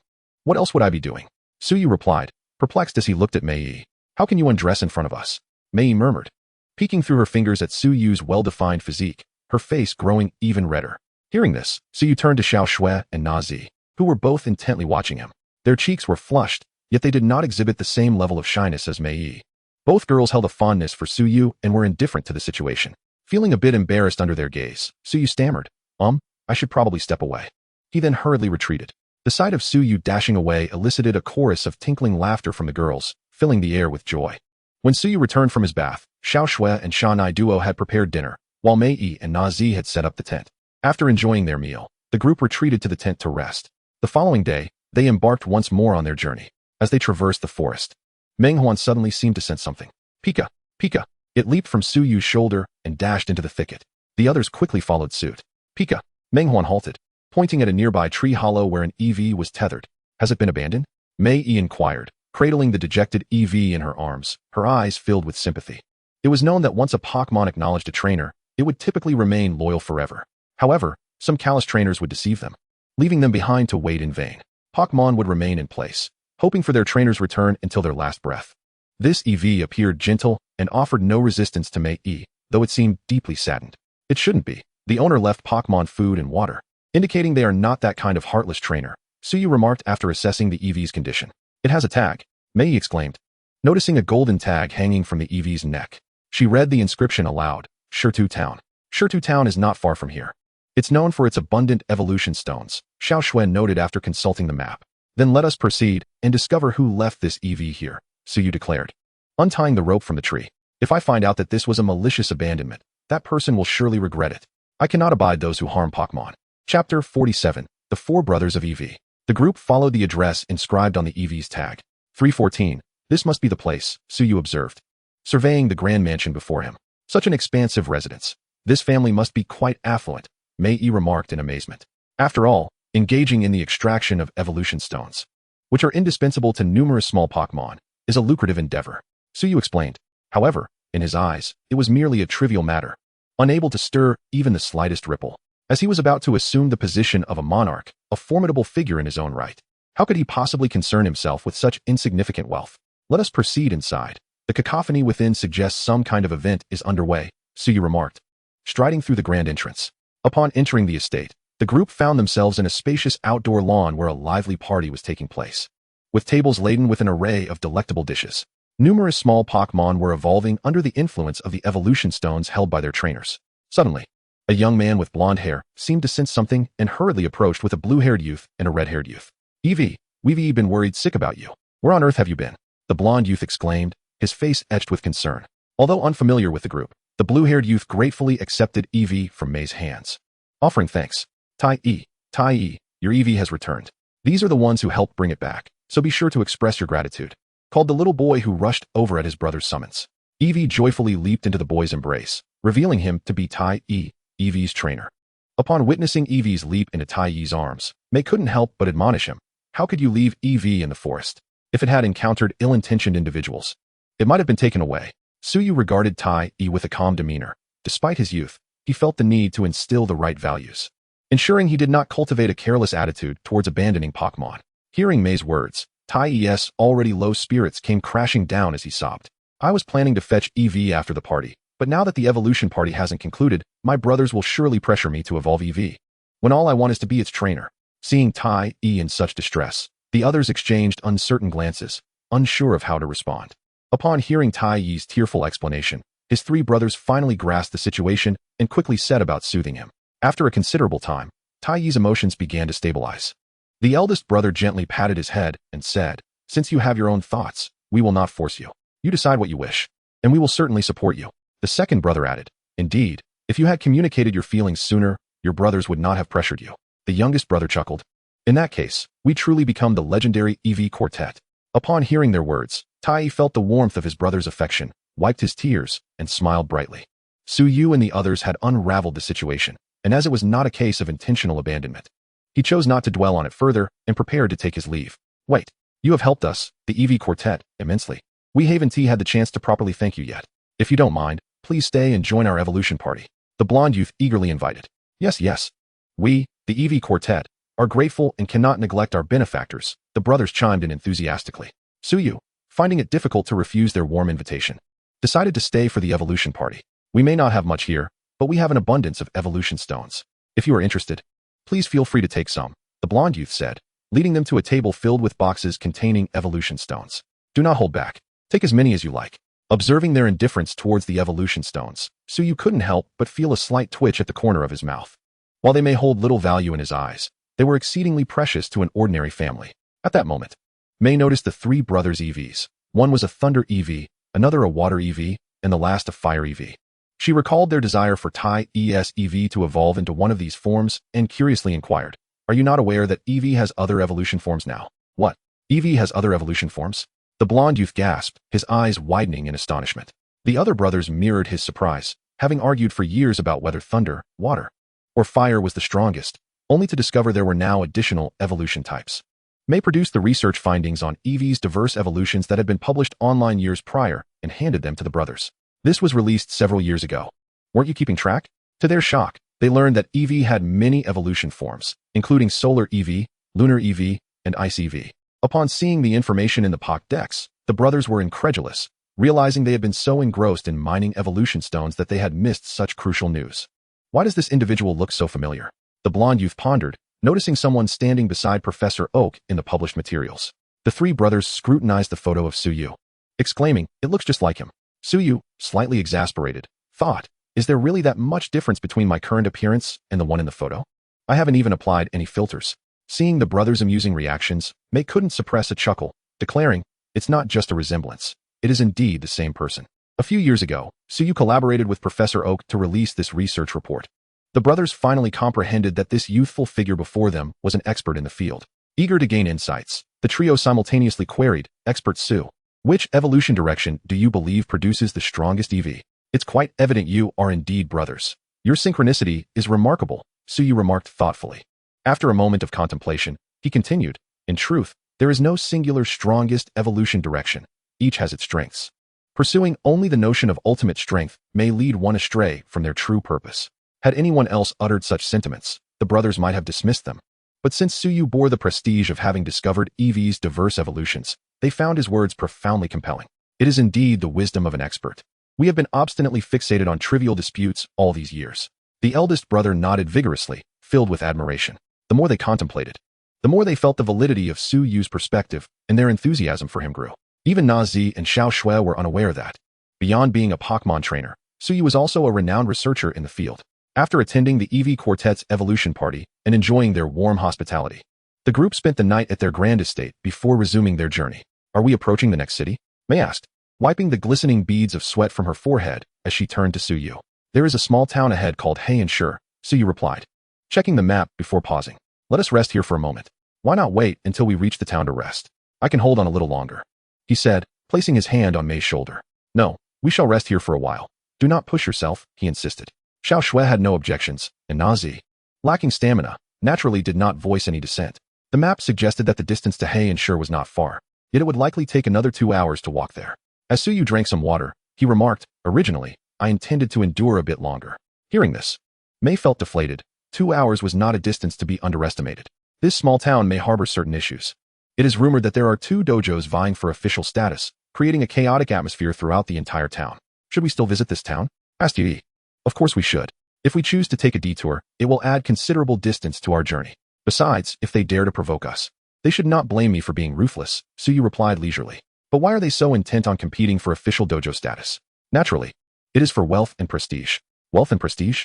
"Indeed. Once they become official dojos, it is tantamount to establishing a connection with the Alliance. Each year, the Alliance allocates a substantial sum to the dojos, and to participate in the grand tournaments organized by the Alliance, one must challenge these dojos. Who wouldn't desire such a lucrative opportunity?" "I see," said Yi, deep in thought. "By the way, I remember Nazi has a fighting dojo in Hualan City. How did you handle that back in the day?" Suyu inquired curiously. Nazi reminisced. "I recall that the fighting dojo came to provoke me. I turned them all into dolls, and after my father rescued them, they abandoned their pursuit of the dojo." Listening to Nazi's calm recounting of past events, Suyu couldn't help but feel a twinge of sympathy for those who dared to challenge the Psychic Queen. It was akin to seeking their own demise. After resting for over an hour, the group set off once more. After more than 2 hours of travel, Suyu and his companions finally arrived at Hualan City. Although it was called a city, it resembled a small town, with deserted streets and dilapidated wooden buildings. "Suyu, there can't be anything unclean here, right?" Yi said, gazing at the desolate scene before her, feeling a wave of unease wash over her. Suyu furrowed his brow and responded, "It shouldn't be. But I'm not certain what has transpired here. However, judging by the current state, there are indeed significant problems." Xiao Shui couldn't help but draw closer to Suyu, as it seemed that girls, to some extent, harbored fear towards supernatural entities. "We cannot deduce anything here. Let's go inside and take a look." There must still be some residents, Suyu declared as the only male in the group. He led them into Hualan City. The group walked along the street. Yet after a considerable time, they had yet to see a single soul. How is it that there isn't a single person around in broad daylight? Suyu questioned, perplexed. Even if there is a conflict between the two dojos, it shouldn't have such a profound impact on the city. One might think this was a ghost town. There's a restaurant that is open, yet he noted, spotting a restaurant with its door wide open not far away. Let us go take a look. They had seen that nearly all doors were tightly shut along the way, and not a single figure was in sight. If they had arrived here at night, they would surely have been terrified. Hello, is anyone there? Excuse us, Suyu called out as they entered the restaurant. Welcome. It has been quite a while since we've seen any outside guests. A middle-aged man managed to force a smile as he spoke. What would you like to eat? Suyu and his companions sat down at a table, not being picky, and said, Sir, just serve us whatever you have. Soon, the man brought them several plates of omelet rice. Sir, what has happened here? Suyu inquired. The man, seeing that the restaurant had no other customers at the moment, sat down to chat with them. Actually, this city has two dojos, Yasi Dojo and Kazi Dojo. Both aspire to become official dojos, and as a result, they have been in constant conflict. They have even descended into madness, engaging in battles throughout the city without concern for collateral damage to residents or property. And they rampage through the city with their little spirits. They come here daily to order food on credit, but have never settled their bills. The man's face was etched with worry. If this continued, his restaurant would likely struggle to survive. Why don't you report it to the police? Suyu asked, perplexed. We've reported it several times, but every time the police arrive, they excuse it as a dojo rivalry, claiming these are mere collateral damages from their battles, and they offer to compensate for the losses. However, once the police leave, they revert to their former arrogance, even retaliating against those who reported them. After several attempts, no one dares to confront them anymore, and many have chosen to leave this city. What was once a bustling and lively city has now become what it is today. The man sighed deeply. Had it not been for his deep roots in this place, he might have already departed. This is utterly outrageous. Such behavior is nothing short of bullying. Yeah, he exclaimed angrily, her face flushed. Nazi's eyes flickered with cold light, and even the gentle Xiao Shui's eyes were filled with fury. At a neighboring table, a well-dressed individual tightened their grip on their coffee upon hearing these words. Suyu's gaze sharpened. He was no saint, but having encountered such injustice, he could not allow those who preyed upon the innocent to go unchallenged. Suddenly, a commotion erupted outside the restaurant. What is happening? It's Yasi Dojo and Kazi Dojo. They've started causing trouble again.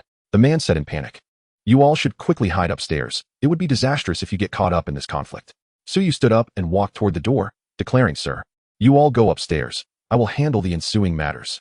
The man wanted to dissuade Suyu, knowing that those competing for official dojo status were formidable. Do not worry. His strength is indeed remarkable, yet he said confidently. But the man wanted to say more, but Suyu had already exited the restaurant. On the street, brothers, we must defeat Yasi Dojo today. A group clad in blue spandex, led by a burly man in a cloak, charged towards another group. Everyone, we must take down the members of Kazi Dojo. The group dressed in yellow was equally unyielding, poised under the command of a figure in black. The two factions stood at opposite ends of the street, centered around the restaurant. At that moment, the air felt as if it had solidified, and an atmosphere of tension rapidly enveloped the scene. Chapter 49, An Eye for an Eye. Just as the atmosphere reached a critical tension, Suyu emerged from the restaurant with a cold expression, slowly stepping between the two factions. Who is this little brat? Seeking death, are we? A foolish creature dares to show off here? The crowd erupted in derisive laughter, filled with disdain and contempt for Suyu. As he faced the jeers and insults, the chill in Suyu's eyes deepened. He raised his head slightly, his gaze icy as he swept over the crowd and intoned, a group of ignorant fools. You have turned a once vibrant city into a cesspool. At these words, the laughter abruptly ceased, but after a brief silence, more vehement insults erupted. Zapdos, come forth. Suyu, weary of exchanging words with these imbeciles, summoned forth his Pokémon. With a roar, Zapdos, feeling Suyu's fury, surged into the sky, its surrounding lightning growing increasingly violent. Although they were unfamiliar with the soaring creature, both factions could sense Zapdos's formidable presence and hastily released their own Pokémon in response. Young man, your bravado is quite impressive, but today you shall learn the consequences of meddling.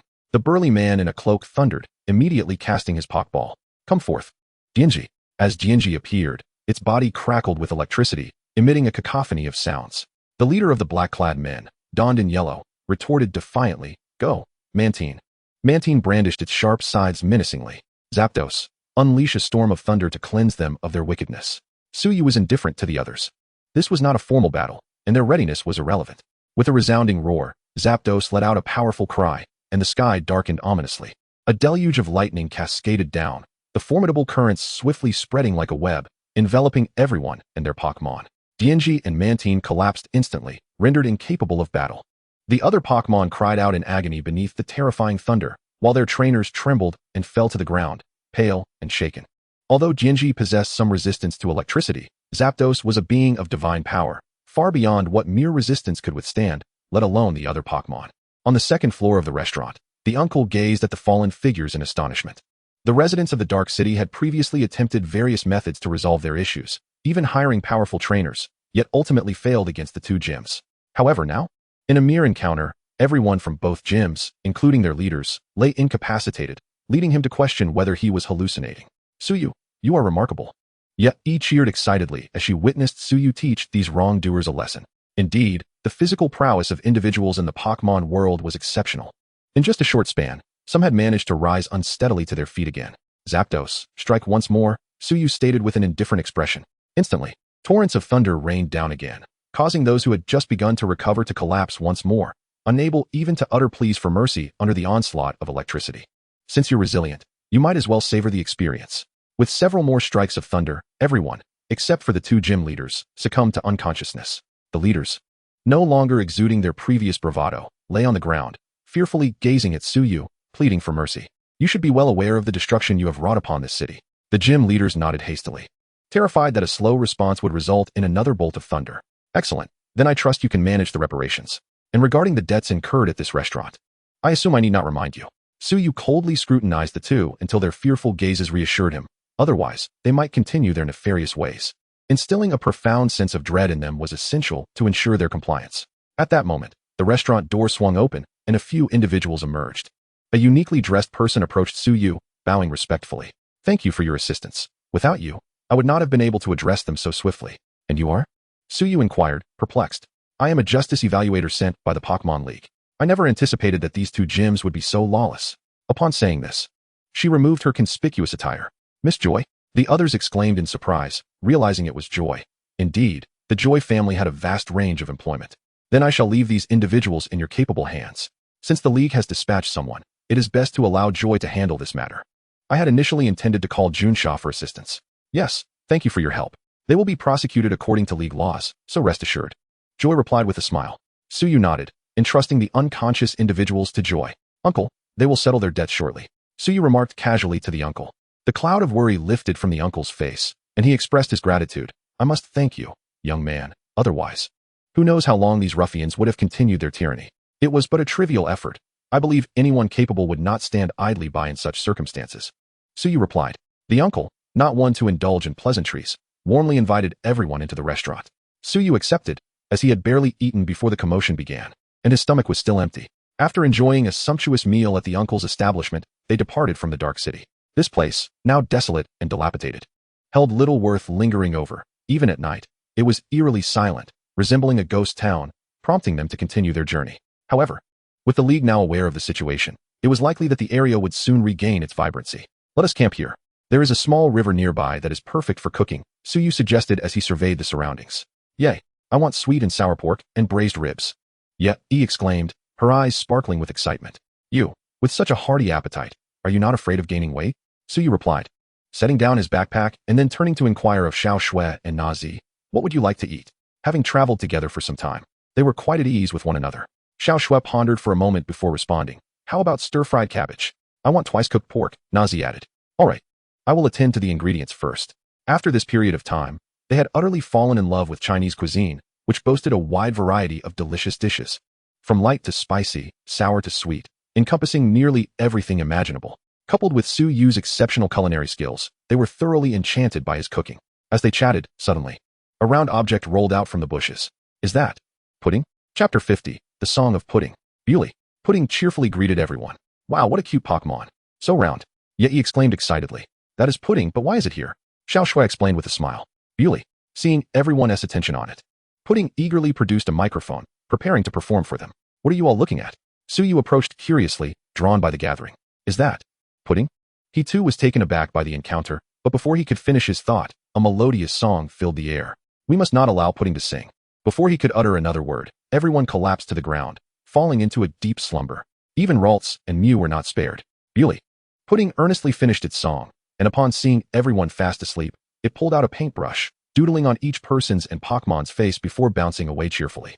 As dusk approached, the group gradually began to awaken. Ouch, my arm is completely numb. Suyu groaned as he slowly stood, having slept comfortably, but now suffering from the numbness caused by the pressure. Wake up, wake up. It's almost dark, stop sleeping. After rousing them, he noticed their bewildered expressions. Seeing the large turtle drawings on their faces, he struggled to contain his laughter, realizing Pudding was quite the talented artist. Sister Xiao Shui, you have something on your face. Yeah, he exclaimed as she regained her composure, noticing the doodles on Xiao Shui's face. Sister Nazi, you have it too. The group exchanged glances, unable to suppress their laughter. I had intended to remind you all that the melodious voice of PNGD-ing possesses a remarkable hypnotic effect. But before I could finish my thought, it had already commenced its serenade. SY, by the lakeside. Meticulously cleansed the ingredients once more and washed away the doodles on his face before returning to speak. Why is your face unblemished? Why had been curious to see the drawings on SY's face, only to find it impeccably clean. Ha ha ha, you three should hurry and wash up. I've already done so. SY chuckled as he glanced at the doodles adorning the girls' faces. The girls blushed and hurried to the water's edge to cleanse themselves. After washing their faces, Xiao Su inquired, did PNGD create those doodles on our faces as well? Indeed. SY nodded, smiling as he explained. It imparts a slight reprimand to anyone who fails to listen attentively to its singing. Almost forgotten, Nguyen, LLLS. And YB had also received similar adornments. After ensuring the little spirits were clean, SY began to prepare dinner. The singing prowess of PNGD-ing is nothing short of extraordinary, as long as there is no obstruction to its sound. Even Nguyen can succumb to its hypnotic charm, albeit not to the extent of a deep slumber, for that would be rather exaggerated. SY, I am famished. YY looked at him with beseeching eyes, her small hands incessantly rubbing her belly. Xiao Su and NZ were equally ravenous. It was indeed mealtime. But with PNGD-ing's interruption, they were now starving. It will be ready soon, SY reassured them, summoning SH and Edu for assistance. He swiftly prepared the evening meal. The girls, disregarding any semblance of ladylike decorum, began to devour their food voraciously. After their meal, they returned to the tent to continue their slumber, as they had not yet had their fill of rest. That day, the group arrived at a desolate expanse. Having grown accustomed to forests, such barrenness was indeed a rarity. SY wiped the sweat from his brow, reflecting, ahead lies DSHG. It is rumored that this area is rich with fossils of extinct little spirits. What use are fossils? YY asked, her curiosity piqued. Intact fossils can be revived using a fossil restoration machine, allowing little spirits to come back to life. Would that not mean many ancient little spirits could emerge? Yet, why have we never encountered them? Reviving them is not a simple task. Besides the necessity of complete fossils, the success rate of the restoration machine is rather low, making the appearance of such ancient little spirits quite rare. As the group drew closer to DSHG, they noticed several individuals equipped with professional excavation tools heading toward the site, evidently preparing to unearth fossils. However, this area must have been previously excavated by the Alliance. Otherwise, so many ordinary people would not be permitted here, SY remarked. Should we still proceed? I wish to see the fossils of ancient little spirits, YY responded, feeling a tinge of disappointment. While you may not see the fossils, encountering ancient little spirits is not out of the question, SY replied with a slight smile, recalling the underground cave where some ancient little spirits resided. SY, have you discovered something? The others looked at him with curiosity. You will find out soon enough. Come. Let us move ahead. With hearts brimming with anticipation, they arrived at DSHG and encountered a few familiar faces. Xiozh, Xiaomo. Long time no see. The individual in miner's attire was Xiaomo, seemingly eager to test his luck there. SYG, the two, who had just been in a heated argument, exclaimed in unison upon seeing him. Your bond remains as strong as ever. SY chuckled at their bickering. Impossible. Both Xiozh and Xiaomo retorted simultaneously. You rascal, don't mimic my speech. YY quietly whispered. These two truly have a remarkable rapport. Let us engage in a little spirit battle and settle this once and for all. Xiozh challenged Xiaomo. No, at this moment. Important fossils may be excavated by others. Xiaomo waved his hand, declining the challenge. Casting a glance at Xiozh, he added, I currently lack the time to entertain you, tardy trainer, before turning to bid farewell to SY and departing. What did you say? Xiozh fumed, preparing to confront Xiaomo for a duel, but was restrained by Xiao and Xiao. In that case, I shall excavate spirit fossils faster than that fellow Xiaomo and show him. Xiozh clenched his fists, fuming. These two are truly rivals. SY mused. Let us observe whether they can indeed unearth fossils. Upon arriving at the excavation area, they found a throng of individuals energetically wielding their pickaxes, fully engrossed in their work. Success. I have obtained a spirit fossil. Xiaoming jubilantly displayed a fossil he had just unearthed to his companions. Go! Xiaoming, you're the best, cheered the onlookers. Let me have a look. A balding old man took the fossil from Xiaoming, examining it meticulously with a magnifying glass. What do you think? I struck gold on my first try. By the way, do you know what kind of spirit fossil this is? Xiaoming asked proudly. This is a fossilized excrement of a little spirit. The old man replied after scrutinizing it. Xiaoming, unable to contain himself, burst into laughter at the sight. How could there be excrement? Perhaps we should cease our excavations, YY remarked with distaste. Let us ascend to a higher vantage point, SY suggested, leading the group away from the area. Chapter 51, The Ferocious Fossil Pterodactyl. Standing atop a high point in DSHG. The view below was filled with people engaged in fossil excavation. I did not expect so many to arrive, Shiosu remarked, somewhat astonished. SY surveyed his surroundings and slowly said, among these people, some are here for research purposes, while others aim to sell the fossils, as their value is considerable. SY, where are the ancient little spirits you mentioned? YY poked him in the side, her curiosity evident. NZ also turned her gaze towards him, aware that D possessed a fossilized fossil pterodactyl. It had taken D considerable effort to acquire it. Could there truly be ancient little spirits here? After all, the Alliance had likely conducted surveys, making it hard to believe that they would overlook living ancient little spirits. Be patient, you will find out shortly, SY said, pinching YY's cheek to calm her. He had already noticed that OZH and the rocket team were preparing for a performance. Nguyen. Remember to keep an eye on the underground cave. If OZH finds himself in peril, lend him a hand. Pikachu. Nguyen acknowledged. Although in the anime, OZH faced no mortal danger, the current circumstances were uncertain. Should he be devoured by the fossil pterodactyl, it would indeed be dire. As for the rocket team, there was no need for concern. Their resilience surpassed even OZH's. The underground cave? Are ancient little spirits truly there? SY did not conceal this from the group, and they naturally overheard. Indeed, beneath DSHG lies an underground cave where some ancient little spirits reside. SY confirmed. YY's eyes widened in surprise as she glanced between Nguyen and him, skeptically asking, did Nguyen discover this as well? SY, maintaining his composure, nodded affirmatively. Nguyen. Suddenly, a tremendous explosion reverberated, and OZH along with the rocket team plummeted into the underground cave, the debris sealing the exit. The explosion drew the attention of the group. What transpired there? YY, who had been speaking with SY, had not noticed the commotion. The rocket team's bomb uncovered the underground cave, and they, along with OZH, have fallen inside. He had been closely observing the movements of OZH and the rocket team, so he was fully aware of the situation. In a desperate attempt to prevent a bomb from detonating, Xiaoji tumbled down the mountainside with Team Rocket, ultimately relying on the assistance of Paishen, who inadvertently triggered the explosion.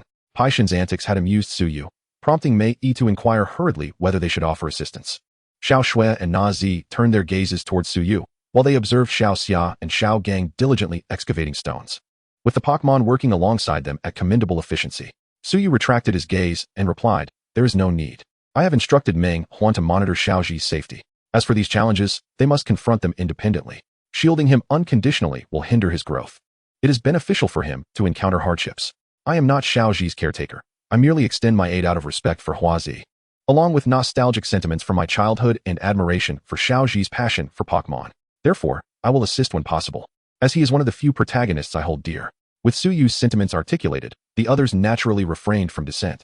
Before long, the rubble at the exit of the underground cavern was cleared, just as they were preparing to descend and rescue Xiaoji. Suddenly, a fossil pterodactyl emerged, clutching Xiaoji in its grasp. Fossil pterodactyl, an ancient Pokémon, Mei exclaimed in astonishment. However, it was evident that the fossil pterodactyl was in a weakened state, a detail Xiao Xuen noticed upon closer inspection. Suyu remarked, having slumbered underground for an extended period, its energy consumption was minimal. Yet the passage of time has significantly impaired its bodily functions. Observing the fossil pterodactyl's gaping maw, filled with a ravenous desire for flesh, it appeared intent on devouring Xiaoji. Is it trying to eat Xiaoji? Mei expressed her concern. Ancient Pokémon are not strictly herbivorous, Suyu replied nonchalantly. Initially, he had considered capturing this fossil pterodactyl. Although its strength was not particularly formidable, it possessed the potential of a champion-level Pokémon. However, sensing its ferocity, he furrowed his brow. In ancient times, Pokémon like the fossil pterodactyl survived by preying on others, and altering its bloodthirsty instincts would be exceedingly difficult, especially as it had endured since antiquity. This realization prompted him to abandon the thought of capturing it. Suddenly, Xiaoji's Charmeleon seemed provoked by the fossil pterodactyl and began to evolve. As the white light dissipated, Charizard roared at the fossil pterodactyl, eager to engage in battle. The safety of Xiaoji, who was still beneath the claws of the fossil pterodactyl, appeared to be of no concern to Charizard. It soared towards the fossil pterodactyl, which, despite its weakened condition, was still a formidable opponent, not to be underestimated by Xiaoji's newly evolved Charizard. As the two Pokémon clashed fiercely in the air, Xiaoji was occasionally caught in the crossfire of Charizard's flames. Suyu gently patted Meng Huan, instructing Meng Huan, relocate Xiaoji to Xiaoxia's side. In an instant, Xiaoji vanished from the fossil pterodactyl's grasp and found himself at Xiaoxia's feet. Xiaoji, Xiaoxia exclaimed in confusion. Weren't you just up in the air? Xiaoji quickly stood, bewildered. It's Suyu. They are up there, Xiaogang observed, his keen eyes spotting several figures standing atop the Xiaogu. Following Xiaogang's gaze, Xiaoji and Xiaoxia recognized them, and Suyu waved. Brother Suyu, thank you for saving me once again. Xiaoji shouted gratefully, waving his hands. Suyu smiled and nodded, gesturing to the sky. The group looked up, realizing that Xiaoji's Charizard was being thoroughly overwhelmed, teetering on the brink of defeat. Charizard. Seeing the injuries on his Pokémon, Xiaoji grew increasingly anxious and hurriedly directed Charizard. Charizard, however, ignored Xiaoji's commands, continuing to clash with the fossil pterodactyl head-on. Suyu, are you not going to capture this fossil pterodactyl? It seems quite powerful, Mei queried. Forget it. It is not suitable for me, Suyu replied, shaking his head at the fossil pterodactyl's menacing demeanor. Do any of you wish to capture it? The others simultaneously shook their heads, wary of the peril that such a ferocious Pokémon posed, fearing it might see them as potential prey. Very well, Meng Huan. Put that fossil pterodactyl to sleep and return it to the underground cavern, sealing the entrance with stones, Suyu commanded. Such a vicious Pokémon should continue its slumber. Meng Huan nodded and activated its psychic powers. The fossil pterodactyl, still attacking Charizard, was instantaneously immobilized, its consciousness fading until it vanished from sight. The large pit below was subsequently sealed beneath a mound of stones. Chapter 52. The Young Master, Xiaoxialang. Witnessing the fossil pterodactyl mysteriously disappear into thin air, the onlookers were taken aback as countless stones, rising to a height of a person under an unseen force, converged at the cavern's entrance, effectively sealing it. The bystanders were left in awe, while only Xiaoji and his companions understood that Suyu had intervened. Let us proceed. We must continue our journey, Suyu remarked, observing that Junsha had taken control of the scene, leaving the subsequent matters to her. As for the fossil pterodactyl, whether the Alliance would allow it to remain in slumber or capture, it was no concern of his. Turning away, Suyu waved farewell to Xiaoji, Xiaomo, and the others, before departing from the Xiaogu. Xiaoji looked up just in time to see Suyu waving goodbye. They did not linger. And after Miss Junsha took charge, Xiaoji and his companions left with a mysterious egg of an unknown Pokémon that Xiaoji had fortuitously discovered on the ground and tucked into his backpack. That day, the group arrived at a roadside. The lively Mei spotted a signpost not far off and, filled with curiosity, dashed over to read its contents. Her eyes widened in surprise, her voice rising in pitch as she exclaimed, "Come quickly, there's a missing person notice here, and this person looks quite familiar."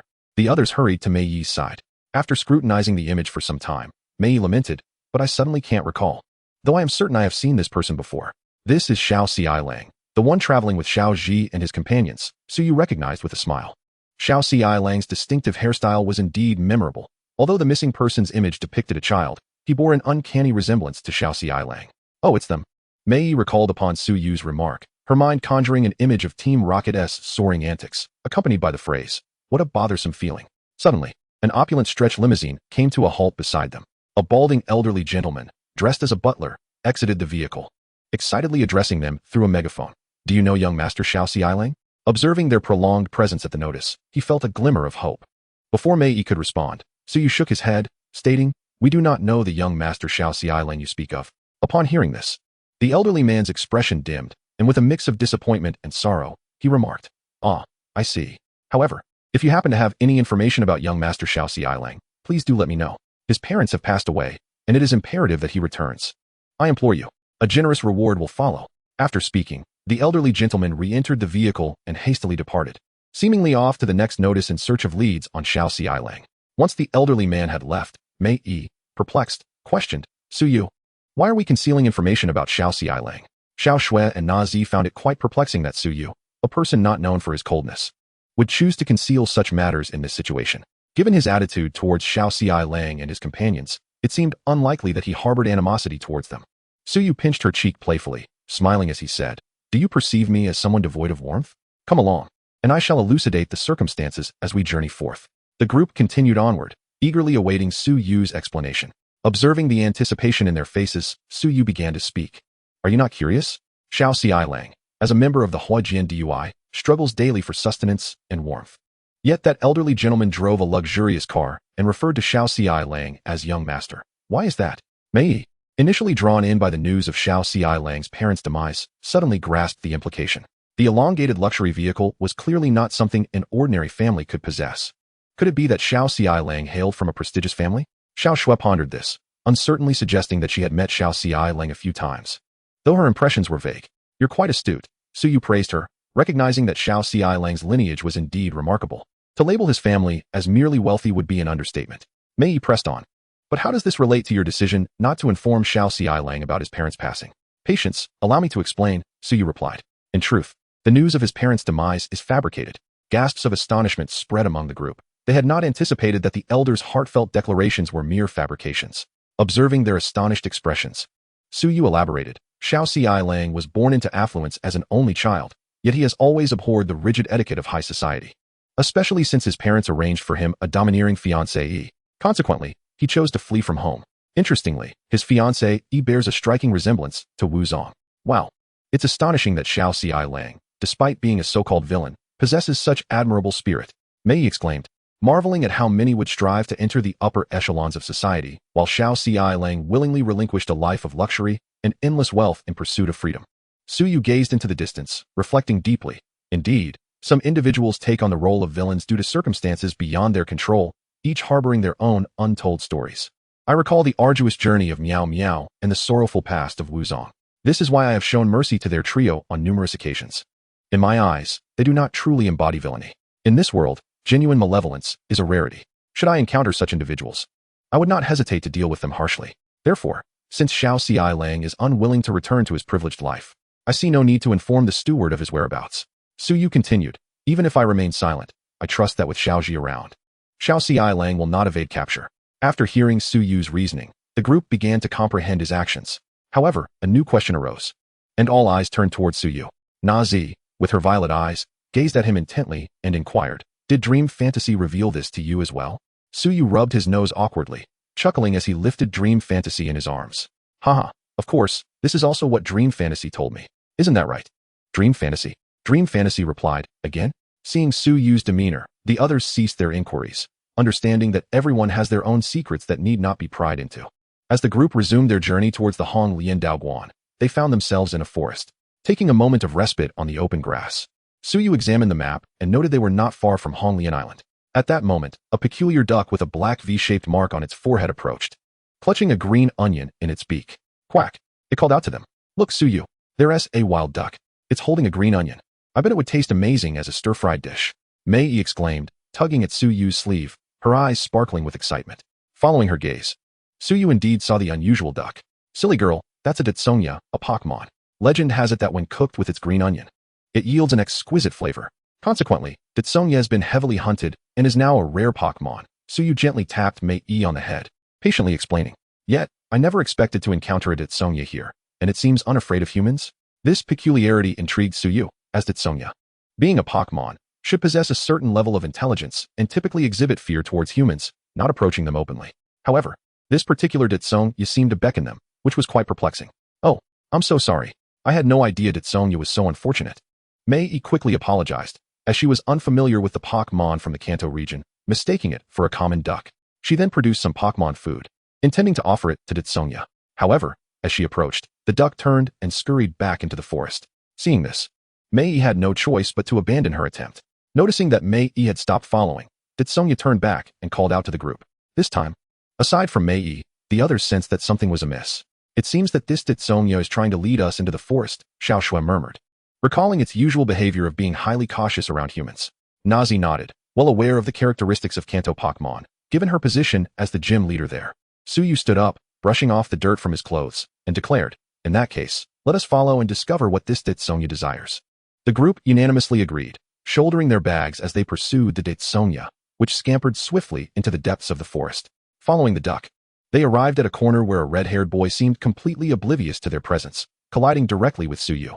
However, Suyu, being more robust, remained unharmed while the boy tumbled to the ground. The boy quickly scrambled to his feet, apologizing earnestly. I'm so sorry. Are you all right? Suyu regarded him calmly, responding, I'm fine. The boy scratched his head, looking sheepish as he admitted, it's my fault for not paying attention while running. Since you're okay, I'll be on my way.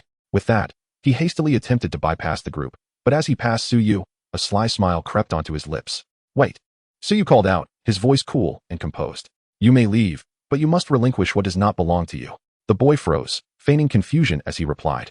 I'm sorry, I don't understand what you mean. Despite his outward appearance of bewilderment, he was already preparing to make a discreet escape. Suyu's tone carried an unmistakable warning. Do not contemplate fleeing. I suggest you test your luck. However, should you choose to run, our conversation will take a different turn. Upon hearing this, the boy realized he was in a precarious position and hastily begged for mercy. I apologize, I truly do. I was merely jesting with you all. Here is your Pokeball, and as a token of compensation, I present you with these little Pokemon. The boy sheepishly retrieved a dozen Pokeballs from his backpack and handed them to SY. At that moment, YY and her companions, now fully aware of the situation, glared at the boy in indignation, astonished that someone so young would resort to such underhanded tactics. The little Pokemon are companions for a lifetime. Having them stolen is something no one can accept. SY glanced at the ordinary Pokeballs but did not extend his hand to receive them. Instead, he coldly remarked, It seems you are one who only weeps when faced with the grave. The boy, misinterpreting SY's reaction as dissatisfaction, opened his backpack wider, revealing a plethora of Pokeballs. With a sycophantic grin, he pleaded, These are all my Pokemon. Please, spare me. I realize my wrongdoing. I should not have stolen your Pokemon. I promise I shall never commit such an act again. SY shook his head, ignoring the boy. I have given you an opportunity. Huan, immobilize him and retrieve the Pokeballs from him. With a mere thought, Huan caused several Master Balls to float out from the boy's grasp. As he instinctively reached out to stop them, terror struck him as he found himself utterly immobilized, helplessly watching his hard-won spoils drift away. Upon seeing the Master Balls, which were entirely different in color from the standard red and white Pokeballs, the boy finally comprehended the gravity of the situation. Now that you have taken what you wanted, you should release me, he demanded. Once SY had reclaimed the Pokeballs, the boy ceased his pitiful act and shouted, Let me go? Otherwise, I shall accuse you of kidnapping. I have returned your belongings. What more do you want? Listening to the boy's raucous outbursts, SY's gaze turned icy, a hint of menace emerging. Speak again, and I shall bury you, he warned coldly. The boy swallowed hard, fear flickering in his eyes, and obediently fell silent. The others had no objections to SY's actions. After all, no one would show kindness to a thief who steals another's Pokemon. Just as they were escorting the red-haired boy to the police station, DCing Y leapt forward. KB. Indeed. It seemed this DCing Y was the boy's Pokemon. SY had sensed something amiss upon first encountering the DCing Y, remaining vigilant. Or he might have missed the fact that this creature had pilfered his Pokeballs. SY inquired of the DCing Y. Are you here to rescue your trainer? KB. The DCing Y nodded resolutely, brandishing a leek in a combat stance. DCing Y. The boy exclaimed. Touched. SY cast a dispassionate glance at him, causing the boy to promptly shut his mouth. Chapter 54. She-Bee. SY crouched down to observe the DCing Y, a faint smile gracing his face. Huan, immobilize it as well and take it along. Thus, the quartet found themselves accompanied by one boy and one duck, floating through the air. Soon, they arrived at a police station, where they entrusted the boy and DCing Y to Miss J, NSH.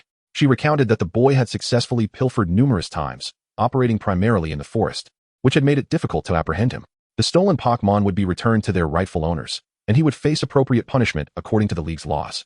With no leniency afforded due to his youth, SY nodded in agreement, fully endorsing such a resolution. With the matter concluded and Miss J, NSH expressing her gratitude, the group continued their journey toward the H-Ingli Inn Dojo, which was not far off. After 2 days of arduous travel, they finally boarded the vessel to H-Ingli Inn Island.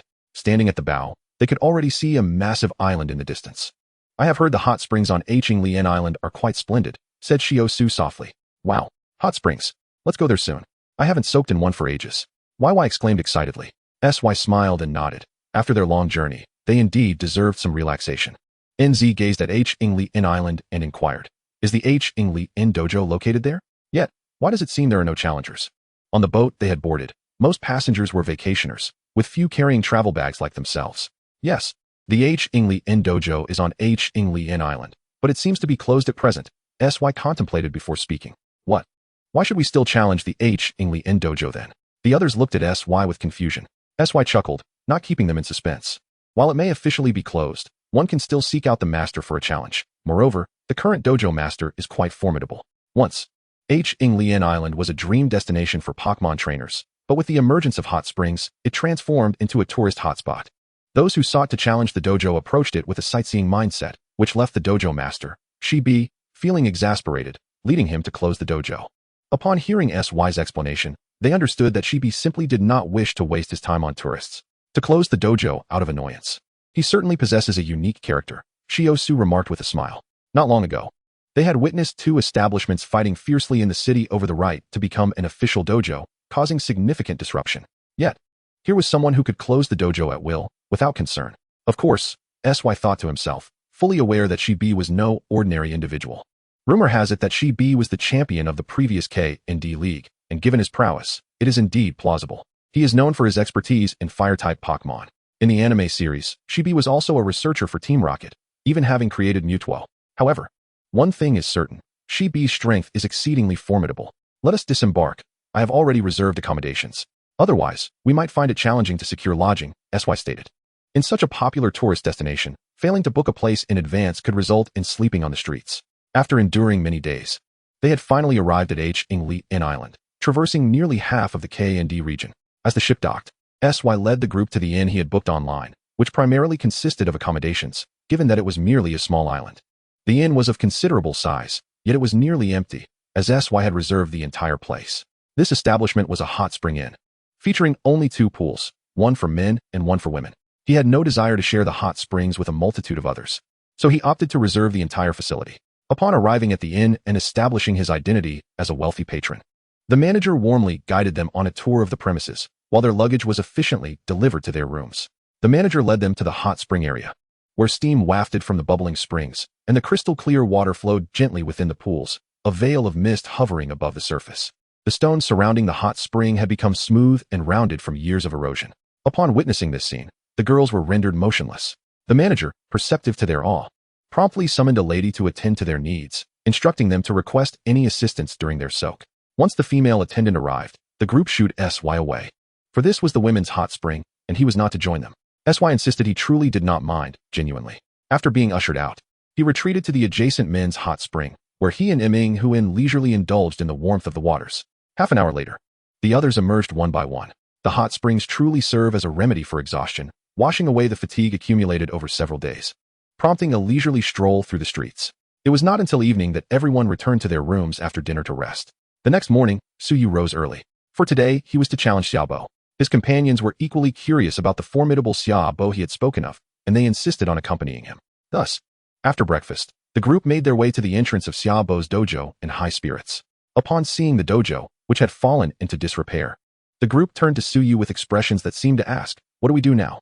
Suyu, however, appeared calm and collected, as if awaiting something. Indeed, shortly after, a man with long golden hair and round-framed sunglasses appeared before them. Before anyone could speak, the man inquired, a cool head and a warm body. What could this be? Is it a riddle? Xiao Shui, puzzled, contemplated before suggesting, "Is it an outdoor hot spring?" "Correct." The man exclaimed joyfully, then continued, "Are you here to challenge the Hong Lian dojo? It has been closed. Xiaobo, I have already obtained 6 badges. I have come specifically to challenge you. And I hope you will accept my challenge," Suyu declared, revealing the man's identity. Xiaobo was taken aback, clearly not expecting his true identity to be uncovered, and scrutinized Suyu closely. "You are Suyu?" Xiaobo asked uncertainly. He had heard rumors of an exceptionally young champion emerging from Kanto, and had looked into Suyu's profile, knowing he was collecting badges. But he was unsure if Suyu would come to him. After all, there were more than 8 official dojos in the Kanto region, and the Hong Lian dojo on Hong Lian Island had gradually been forgotten. To his surprise, Suyu had indeed come, igniting a spark of excitement within him. As he had long been yearning for a vigorous battle, Suyu nodded, unperturbed by Xiaobo's recognition, for he was now a candidate for the championship and had thus stepped into the upper echelon of this world, while Xiaobo's status was evidently not insignificant. "Since it is you, then let us proceed. I had intended to have you guess a riddle," Xiaobo chuckled, leading the group to the battlefield. Chapter 55, Shui Jun vs. Jiawei. The group closely followed Xiaobo to his private hot spring hotel, which was not open to the public. As they passed the hot spring pool, Xiaobo pressed down lightly on a statue of a violent carp, and a stone door leading underground slowly opened. "It has been ages since anyone visited here," Xiaobo remarked, removing his wig as he stepped into the underground passage, laughing cheerfully.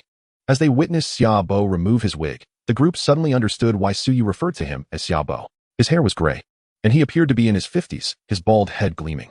"With your strength, ordinary trainers cannot obtain badges from you, so they naturally cease to challenge you," Suyu remarked as he followed Xiaobo. Xiaobo, upon hearing this, became serious and replied, "To become a powerful trainer, one must not easily give up when faced with difficulties. My deep red badge will not be granted to such individuals. Suyu nodded, deeply agreeing with this sentiment. Those who choose to give up after a single failure are destined to struggle to reach the pinnacle. Xiaobo approached battles earnestly. Ordinary trainers often face defeat here, but he was not one to deliberately make things difficult for them. As long as trainers challenged him again and demonstrated their strength to earn his recognition, they could still obtain the deep red badge. Just as Ash had experienced during his second challenge against Xiaobo, it was evident that Xiaobo had held back. Recognizing that Ash was different from others, even in failure, he would never easily concede. Descending the stairs, they eventually arrived at a large iron door, which opened slowly without needing to be pushed. Before them lay a suspended battlefield, supported by iron chains, hovering above a sea of thick, churning magma. Stepping onto this battlefield felt akin to entering a furnace. It was no wonder Xiaobo had no facial hair. Training Pokémon in such an environment while retaining any hair on the back of his head was quite an achievement. Xiaobo walked to the opposite side of the battlefield and announced, "This battle will be a 3v3 until one side's Pokémon has completely lost the will to fight. Is that acceptable?" Suyu had no objections. After all, defeating a champion-level trainer would yield considerable rewards. "Excellent, then let us begin. I have heard much about your record, and I shall see if you are merely a name," Xiaobo exclaimed, tossing out a Pokeball. A brilliant flash of light revealed a stunningly elegant Jiawei, adorned with golden fur and 9 long tails. "What a beautiful Pokémon!" Mei exclaimed excitedly, for she had always been defenseless against pretty and adorable Pokémon. Xiao Shui softly remarked, a hint of nostalgia in her eyes. "That is Jiawei, the evolved form of Lu Wei." She had once owned a Lu Wei, which she gifted to Xiao Gang, but seeing how well he took care of it, she felt reassured. "A mid-tier champion-level Jiawei, then it shall be you, Shui Jun," Suyu decisively commanded, leading with Shui Jun. With a powerful roar, Shui Jun took the stage, seemingly unperturbed by the surrounding heat, its gaze fixed coldly on Jiawei. Xiaobo, sensing the immense strength of Shui Jun, felt his smile fade into a serious expression. He was well aware of Suyu's Pokémon, having heard rumors of him being known as a legendary Pokémon trainer. However, rumors are merely whispers. Only through first-hand experience can one truly grasp the oppressive power. "Jiawei, use Flamethrower." Xiaobo initiated the assault, attempting to gauge Shui Jun's strength. Jiawei opened its mouth, unleashing a scorching pillar of fire toward Shui Jun. Remaining composed, Suyu calmly instructed, "Shui Jun, use Water Gun." Shui Jun raised its head, shooting forth a robust stream of water at remarkable speed. The fire and water collided with a sizzling sound, and within a second, the water surged forward, overpowering the flame. "Jiawei, use Quick Attack to evade," Xiaobo shouted. Observing the fire being overpowered, Jiawei swiftly vanished from sight. In the next moment, the water shot through the ground, creating a massive hole. It was no surprise that Xiaobo, with his extensive experience, was adept at battle strategy. Had he delayed his command by even a moment, Jiawei would have taken a devastating blow. "Shui Jun, use Quick Attack to pursue and employ Ice Fang," Suyu directed methodically. Both sides unleashed the same technique. And now it was a matter of whose Pokémon possessed greater strength. Indeed, Shui Jun's speed clearly surpassed that of Jiawei. Just as Shui Jun was about to sink its icy fangs into Jiawei, a radiant light suddenly enveloped Jiawei, nullifying Shui Jun's fierce attack. Mystical Shield? When did he use that? Suyu gasped in surprise, not expecting Xiaobo to utilize such a move to thwart Shui Jun's strike. "Jiawei now? Use Dazzling Gleam." Xiaobo seized the opportunity, shouting. The vibrant red of Jiawei's eyes flashed as Dazzling Gleam successfully struck the now close Shui Jun. "Hold on, and use Ice Fang again," Suyu shouted urgently. Dazzling Gleam had a chance to confuse its target, and he could only hope that Shui Jun's strength would enable it to withstand the blow. Shui Jun shook its head, forcefully suppressing the disorientation, and bit down hard with its icy fangs on Jiawei, which cried out in pain as its body was instantly encased in ice.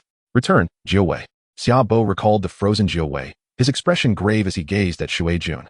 He had not anticipated that the peculiar light would have little effect on Shui Jun, who instead dispatched Jiawei with a single icy bite. Shui Jun possessed the strength of a mid-level Tier 3 deity, surpassing Jiawei by 2 substantial levels. Despite Xiaobo's formidable combat awareness, overcoming Shui Jun proved to be a daunting challenge. "Shui Jun, return. You performed exceptionally well," Suyu said with a smile, although there were slight shortcomings in his command. The ultimate victory belonged to him. After all, Shui Jun boasted over 40 years of battle experience, making superior command skills a reasonable expectation. "Though you still exhibit some naivety in combat, you are remarkably impressive for your age," Xiaobo praised, unperturbed by his defeat at Suyu's hands. As a senior, he retained a commendable demeanor. In battles, one must contemplate how opponents might respond. This enables swifter decision-making. "Thank you for your guidance, Xiaobo.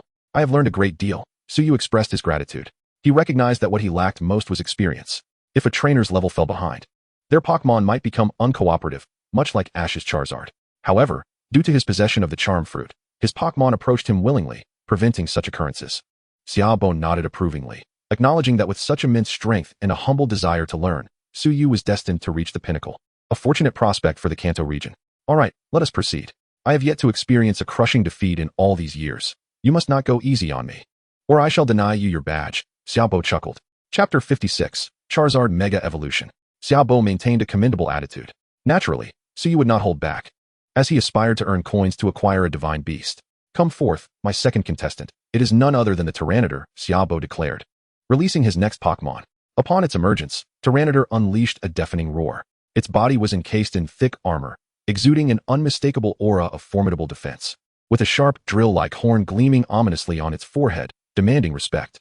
Leave this to you, Zapdos, Suyu proclaimed, casting the Pokeball high into the air. Zapdos erupted from the ball like a bolt of lightning, crackling with electric energy. Its golden feathers shimmered brilliantly, while its sharp claws and beak exhibited an aggressive demeanor. I did not expect Zapdos, Xiaobo remarked, gazing up at the legendary bird with nostalgia. In a previous mountaineering expedition, he had found himself in peril, only to be saved by Moltres, which illuminated the darkened path. This encounter had led him to become a trainer of fire-type Pokémon. However, employing an electric-type Pokémon against a ground-type one was not a wise strategy, he cautioned. Suyu smiled faintly. That may not be the case, my esteemed senior. Xiaobo ceased further commentary, decisively commanding, Tyranitar, use Stone Edge and bring it down. Tyranitar swiftly conjured massive boulders, its robust arms swinging forcefully to hurl them at Zapdos. The rocks whistled through the air, racing towards their target. Zapdos cast a dismissive glance, effortlessly evading the attack with a mere flap of its wings. Zapdos, unleash Thunderbolt upon Tyranitar's horn, Suyu shouted with conviction. Zapdos surged with electric energy, launching a formidable thunderbolt that accurately struck Tyranitar's metallic horn. What? Xiaobo gasped in astonishment, taken aback by this maneuver. The sheer force of Zapdos's thunderbolt incapacitated Tyranitar. The horn acted as a lightning rod, channeling the electricity directly into Tyranitar's body, overwhelming even such a resilient creature. Xiaobo nodded, having realized the implications as the thunder struck. However, Zapdos's speed had left him no time to react. As he recalled the incapacitated Tyranitar, a smile crept onto his face. Now, prepare for my trump card. The blazing flames of the world, the magma of the molten depths, arise, Dazue Hualan. As he spoke, a Pokémon erupted from the magma below. Its two protrusions were engulfed in flames, adorned with fiery patterns across its abdomen and sporting red protrusions on its hands. As Dazue Hualan entered the fray, the already sweltering environment seemed to heat up even further. A Pokémon of peak champion level? I am surprised to see you possess 3 champion-tier Pokémon. Considering that a Jew only has 1, Xiaobo noted, reflecting on the disappointing overall strength of the Kanto and Johto regions. Come forth, Charizard. I have procured a formidable opponent for you. Suyu decided to summon Charizard for this battle. With a mighty roar, Charizard descended onto the battlefield, its immense wings beating powerfully. It locked its gaze on Dazue Hualan, flames igniting in its eyes. It sensed the immense power of its opponent and was thoroughly satisfied with this challenge. Near champion level? I am astonished that merely a year into your journey, you have raised a Pokémon approaching champion standards. Your training is commendable, Xiaobo remarked, surprised. He had previously examined Suyu's profile, noting that his divine beasts were all captured during his travels, while Charizard hailed from Professor Oki's research lab. This indicated that even without divine beasts, Suyu could very well be eligible for the champion title in a few years, purely based on Charizard's prowess. Suyu smiled, choosing not to disclose that Charizard had been specially selected for him by Professor Oki.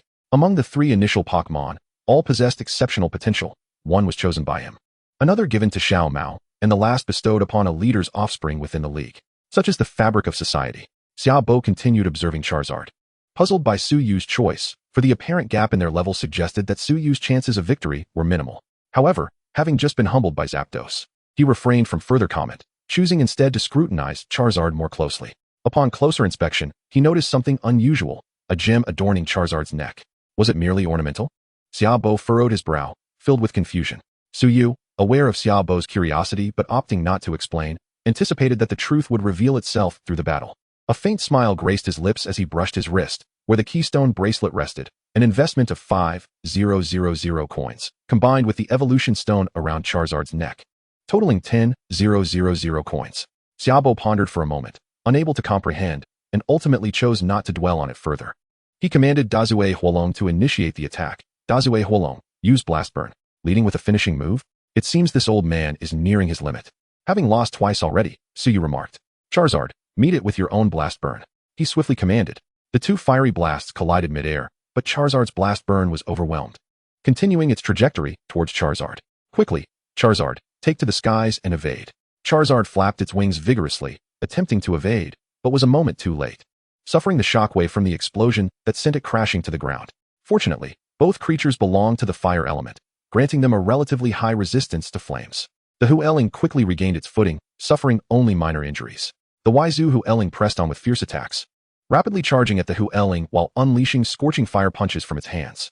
The Hualan, unwilling to yield, responded in kind, enveloping its fists in flames to counter the Waizu Hualan. However, the disparity in strength was evident, and the Hualan found itself pushed back relentlessly. Soon, it began to gasp for breath, bearing numerous wounds. Waizu Hualan, using the move Huaynln, continued its assault. Xiaoming had initially been concerned that SY might have a hidden strategy, but after battling for some time, without any peculiarities, he felt his worries were unfounded and wished to conclude the fight promptly. The Waizu Hualan, engulfed in flames, charged swiftly towards the Hualan. It seemed this was the limit. SY pondered, transcending a significant level is no trivial feat. This was merely an exercise for the Hualan, a test to see if it could break through the barrier of the elite. Are you ready, Hualan? SY shouted towards the creature. The Hualan panted heavily. Having endured the ferocious onslaught of the Waizu Hualan for this long was commendable. This was nearly its current limit. Although it was exceedingly fatigued, the flames in its eyes burned ever more fiercely. Upon hearing SY's call, the Hualan let out a long roar in response. Seeing this, SY raised the keystone in his hand and called out loudly to the Hualan. Then let us begin. Hualan Mega Evolve. Chapter 57, Super Hualan X. As soon as SY's voice fell, the keystone on his wrist shimmered with an intensely brilliant golden light. The Hualan's Evolution Stone X, adorned around its neck, burst forth with a kaleidoscope of radiant colors, enveloping the Hualan entirely in an instant. What? How is this possible? Xiaoming exclaimed in shock, witnessing this evolution-like transformation of the Hualan. He felt as though his years of experience had been in vain. Was it not expected for a little Hualan to evolve into a Hualan? Y and the others were equally astonished, as they were witnessing such an occurrence for the first time, shattering their conventional understanding of the Pokémon world. After the vibrant colors gradually dissipated, the Hualan reappeared before them, but now it was more fitting to refer to it as Super Hualan X. At that moment, the Waizu Hualan, engulfed in flames, charged towards Super Hualan without hesitation, momentarily puzzled by this transformation, but it pressed on without faltering. Super Hualan raised its claws and effortlessly struck the Waizu Hualan away with its draconic talons. The Waizu Hualan skidded across the ground, leaving a long trail before finally coming to a stop, illustrating the overwhelming strength of Super Hualan. Observing the Super Hualan closely, it was evident that aside from a similar size, there were significant changes compared to its previous form. Its primary skin tone shifted to a dark gray, while its underbelly and tail tip transformed to a sky blue. Blue claw-like protrusions sprouted from both shoulders. Small fin-like bumps emerged from the back of its neck, and the inner wings turned deep blue, with the lower wing edges developing several curved tips. Two blue flames flickered at the corners of its mouth, making Super Hualan X far more striking than its predecessor. Furthermore, its type had evolved to Fire and Dragon. Is this the power of a champion's early stage? Not bad at all. It has directly transcended a major level. Once the Hualan's foundational strength increases, it will become even more formidable. SY nodded in satisfaction. Xiaoming's eyes widened in disbelief. Staring blankly at Super Hualan, his mind reeling. It transformed and directly broke through to champion level? What has my 40 years of training amounted to? Have I trained in vain all these years? SY noticed Xiaoming's astonishment and chuckled. Xiaoming, the real battle is just beginning. Xiaoming wore a perplexed expression, preferring silence at that moment. Super Hualan, unleash your fire punch and let it feel your might. With a fierce roar, Super Hualan glared menacingly at the Waizu Hualan. Having received quite a beating earlier, it was time to vent its frustration. With blue flames enveloping its fist, Super Hualan flapped its massive wings and charged towards the Waizu Hualan at incredible speed. Although Xiaoming felt astonished, he believed there was still a chance. Waizu Hualan, show your spirit and defeat it. The two Pokémon engaged in a fierce close-quarters brawl, but the outcome was starkly different from before. Now, Super Hualan dominated the Waizu Hualan with an even greater disparity in strength than when the Hualan had faced it previously. How can this be? Xiaoming wondered, overwhelmed by the surprises SY had brought him today. Even if Super Hualan possessed champion-level strength, the gap should not be this vast. Observing Super Hualan overpowering the Waizu Hualan, SY explained with a smile. Super Hualan's ability is Hard Claw, which enhances the power of contact moves by 30. Upon hearing this, Xiaoming suddenly comprehended the situation. The disparity in strength between champions and elite was already significant, and with the additional 30 boost, it was no wonder the gap felt so pronounced. However, even with this newfound understanding, Shibi found himself at a loss. The Waizu Hualan was already battered and bruised. And unless he too could achieve a mega evolution, defeat was inevitable. Super Hualan used Steel Wing to finish it off. Super Hualan soared into the air, its wings extending in a radiant white light as it dove towards the Waizu Hualan. Waizu Hualan evade. Unfortunately, speed was not the Waizu Hualan's forte, and with dwindling stamina, it was easily caught by Super Hualan, which delivered a crushing Steel Wing attack. The Waizu Hualan crashed against the rocks, creating a large crater, motionless and unable to continue the fight. Shibi sighed in resignation, recalling the Waizu Hualan. You performed admirably. It's just that you encountered an exceptionally formidable opponent. Regaining his composure, Shibi approached SY, curiously observing his Super Hualan. Suddenly, in a flash of white light, Super Hualan reverted back to its original Hualan form. SY affectionately patted the Hualan's head and remarked, "You did wonderfully, Hualan." The Hualan responded joyfully, relishing the thrill of overcoming a powerful adversary. Observing the Hualan's reversion, Shibi seemed to grasp the underlying connection. The evolution of the Hualan must be linked to the stone at war. SY nodded, having no intention to conceal the truth, explaining that the Hualan achieved its mega evolution through the influence of the evolution stone and the keystone in his possession. Considering his own capabilities, he mused that even if they learned to mega evolve, it would be of little consequence. By then, he would likely possess Al Kangzu or even RZHS, although the plates would require separate acquisition. Nevertheless, even without the plates, an RZHS would still be a Pokémon of extraordinary caliber. Moreover, while Mega Evolution was introduced in the 6th generation, the early concepts of Mega Evolution had emerged in the 5th generation. In this real world, it was plausible that the Kalos Regions League was already exploring aspects of Mega Evolution. As for the Kanto region, despite being the League's headquarters, its strength had waned over the years. The strong continued to thrive, and without strength, who would recognize your authority? The research from the Kalos League would not be shared freely. Shibi nodded, refraining from further inquiries, as he and SY were not particularly close, and probing into another's secrets could be deemed impolite. Additionally, at his age, he was no longer like his younger self. Driven by the pursuit of strength and eager for battles, he appreciated the tranquility of the present day. The deep crimson badge was entrusted to Suyu, who was then imparted with some combat techniques before the mentor turned to depart. Suyu and his companions did not linger, hastily making their exit from the underground battleground, which felt akin to a furnace, unbearably hot, and none wished to tarry there any longer. Chapter 58, Preparing for the Journey Home. Upon returning to the inn, they indulged in refreshing baths, feeling rejuvenated thereafter. After a brief respite, the group commenced their explorations of Hualan Dao, now transformed into a tourist haven, bustling with shops and vibrant markets brimming with delectable treats, presenting a scene of tranquility. Yet, unbeknownst to all, beneath this seemingly peaceful surface lay a dormant volcano. Perhaps Xiaobo bore the responsibility of guarding it. Should it erupt, the entirety of Hualan Dao could be obliterated. Miyu perched atop Suyu's head, tugging at his hair and pointing at an ice cream to indicate her desire. "All right, I shall procure one for you," Suyu responded with a smile. He acquired ice creams for all, but Eevee appeared disinterested, so it was given to Miyu, who gleefully held one in each hand. Yet, he nibbled at her ice cream and inquired, "Suyu, which gym do you plan to challenge next?" "The last gym will be the Shokan Gym," he affirmed. "I have a score to settle with Sakamoto. We shall rest here for a few days and then sail back." Since they were returning to challenge, it was unnecessary to walk back. There was no need for needless labor. "Hooray, sailing is wonderful," Yi exclaimed, relishing the prospect of avoiding a long walk. "Suyu, on our way back, I wish to visit Hualan City to see my parents," Nazi stated. "I wish to accompany Nazi," Xiaoshui added.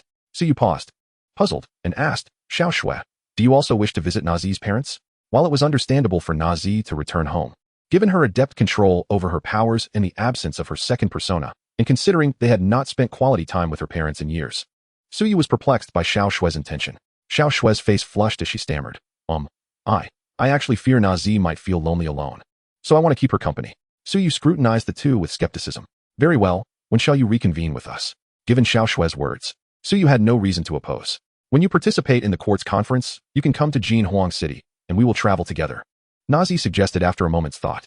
Both understood that Suyu was returning home, where his mother awaited him, while Nazi and Xiaoshui were not yet prepared for such a reunion. Throughout their journey, their fondness for Suyu had blossomed. Yet a catalyst for deeper connections was still needed. Suyu nodded. "All right, if anything arises, remember to call me." The court's conference was fast approaching. They would not have to wait long to reunite. "And you, Yi? Do not think you can escape," My mother has insisted I bring you back, Suyu declared, seizing the attempting to escape Yi. Me? Yi stammered, her face flushed, struggling to articulate her thoughts. Upon meeting Suyu's smiling gaze, she sheepishly admitted, I actually wish to meet Aunt Mei Wan. Suyu nodded in satisfaction and replied, you may not know her well yet, but she is truly wonderful. And conversing with her feels like engaging with a peer. You will understand in due course, do not worry. Despite his reassurances, the first meeting with parents would naturally evoke anxiety. It was no wonder Xiao Shui and Na Zi had slipped away, despite their supposed alliance. Yet, Yi turned her gaze towards them, hoping Xiao Shui and Na Zi might devise a strategy, but both were powerless to assist, offering only encouragement. Recognizing her lack of support, Yi resigned herself. She had indeed intended to visit Aunt Mei Wan, as her parents had informed her, yet she had not anticipated doing so under such circumstances. The thought of being disliked by Suyu's mother made her nervous. Seeing her unease, Suyu took her hand, reassuring her, do not fret, I am here. This seemed to ease her, and she nodded, her cheeks still tinged with pink. Although Xiao Shui and Na Zi had evaded this time, it would not be so easy next round. Suyu would not allow two beautiful ladies to slip from his grasp. After all, this world was not governed by monogamy. Otherwise, Xiao Mao would not be seen flitting about with numerous girlfriends. Moreover, once he ascended to the position of a champion, he would wield greater freedom on his own turf. All right, let us procure some local specialties to bring back, Suyu suggested. Thus, they resumed their shopping spree. By evening, the group returned to the inn, laden with various purchases. The following day, the three ladies ventured out shopping, leaving Suyu to enjoy some leisure time.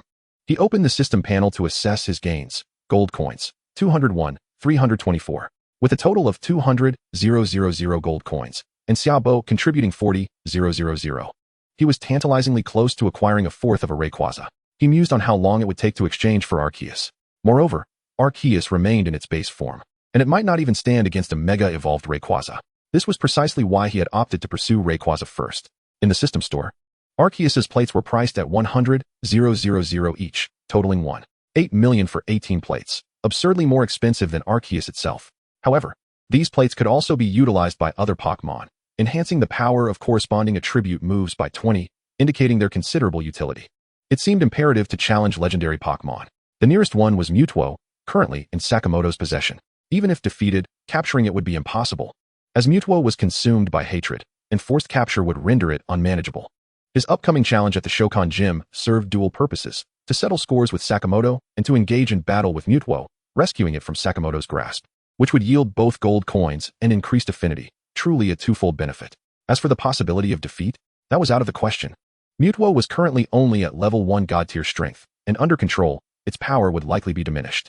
In contrast, Mew, being a product of the system, had reached the pinnacle of level 1 God strength, undoubtedly placing her at an advantage. After contemplating his next moves and noticing the others had yet to return, Suyu embraced Mew and headed to the hot springs, eager to savor the remaining days before their departure. The group reveled in the splendor of Honglian Dao for several more days, relishing the local sights, sampling various cuisines, and purchasing numerous local specialties. Before boarding a vessel bound for Jian Huang City. Chapter 59, The Most Wonderful Yi. Upon disembarking from the ship, the group took a car to the bustling Jian Huang City. The city remained lively, living up to its reputation as the premier metropolis of the Kanto region. They checked into a hotel, where Suyu and Yi purchased tickets for the next day's flight to Hualan City, allowing them a day of respite in Jian Huang City. This being Xiao Shui's first visit to Jian Huang City, the group took it upon themselves to show her around. As night fell, they parted ways. Nazi intended to take Xiao Shui home, and upon witnessing this, Yi suggested Suyu accompany them, knowing that after this farewell, it would be some time before they would meet again. Suyu nodded in agreement, allowing Mew to accompany Yi back. With Mew present, any unforeseen circumstances could be managed. As he watched Yi, clutching Mew, gradually fade from view, he turned to escort Nazi and Xiao Shui home. Suyu, are you not concerned about Yi feeling jealous? Xiao Shui gently tucked a strand of hair behind her ear and spoke softly. Upon hearing her words, Suyu stepped forward to stand between the two, taking their hands in his and smiling as he said, "Do you think I am unaware? You three have formed an alliance, have you not?" A faint blush spread across the faces of Xiao Shui and Nazi, yet neither of them withdrew their hands, indicating they were mentally prepared. Gazing at Suyu's handsome smile, Xiao Shui sighed softly and said, "It's because of you, you know. When I first saw you with Yi, I abandoned all hope in my heart, never expecting." She paused momentarily before continuing. Yi saw through my feelings. She is kind-hearted and, fearing that Nazi and I would be hurt, she took the initiative to speak to us at length. You must cherish Yi well. She may seem carefree, but she understands everything in her heart. Do you know that? After listening to Xiao Shui's heartfelt words, Suyu halted, His gaze focused on the two, and he solemnly declared, "Whether it be Yi or the two of you, I will treasure you all. You are all wonderful girls, and if there is any fault, it is mine. I shall devote the rest of my life to making amends for my shortcomings towards you. Though this may sound kitsch, I still wish to express that whatever you desire, I shall procure for you." Suyu was not adept at delivering poignant declarations of love. He understood that to love someone meant to willingly do anything for her, and he would demonstrate his sincerity through his actions. With that, he retrieved 2 boxes from his pocket, gifts he had procured on Honglian Island, waiting for the right moment to present them. Now was the perfect opportunity. Suyu opened the boxes to reveal 2 exquisite silver crystal necklaces, one adorned with a green crystal and the other with a purple crystal, both in heart shapes, symbolizing his affection for them. Upon hearing Suyu's heartfelt confession, Xiao Shui and Na Zi's eyes glistened with tears. Between those who truly love each other, excessive words are unnecessary. Merely expressing their feelings suffices. Suyu adorned them with the necklaces, placing the green crystal around Xiao Shui's neck and the purple crystal around Na Zi's. He gently asked, "Do you like them?" The 2 girls offered no verbal reply, but instead leapt into Suyu's embrace. After a long while, they finally parted, the veil of ambiguity between them having been decisively lifted. As they escorted the 2 back to Na Zi's home, just as they were about to bid farewell, Suyu cleared his throat, teasingly pointing to his cheek and saying, "Have you forgotten something?" The 2 exchanged glances, their faces instantly flushed. Yet they stepped forward to plant a quick kiss on Suyu's cheek before hastily retreating indoors. "Really, why the rush? I won't do anything to you," Suyu murmured as he watched them disappear, softly adding, "It's fine, there's still another at the hotel." With a smile, Suyu made his way to the hotel with a light step. "Knock, knock, knock. Yi, it's me. Are you asleep?" he called upon returning to the hotel. Rapping on Yi's door. "I'm already in bed.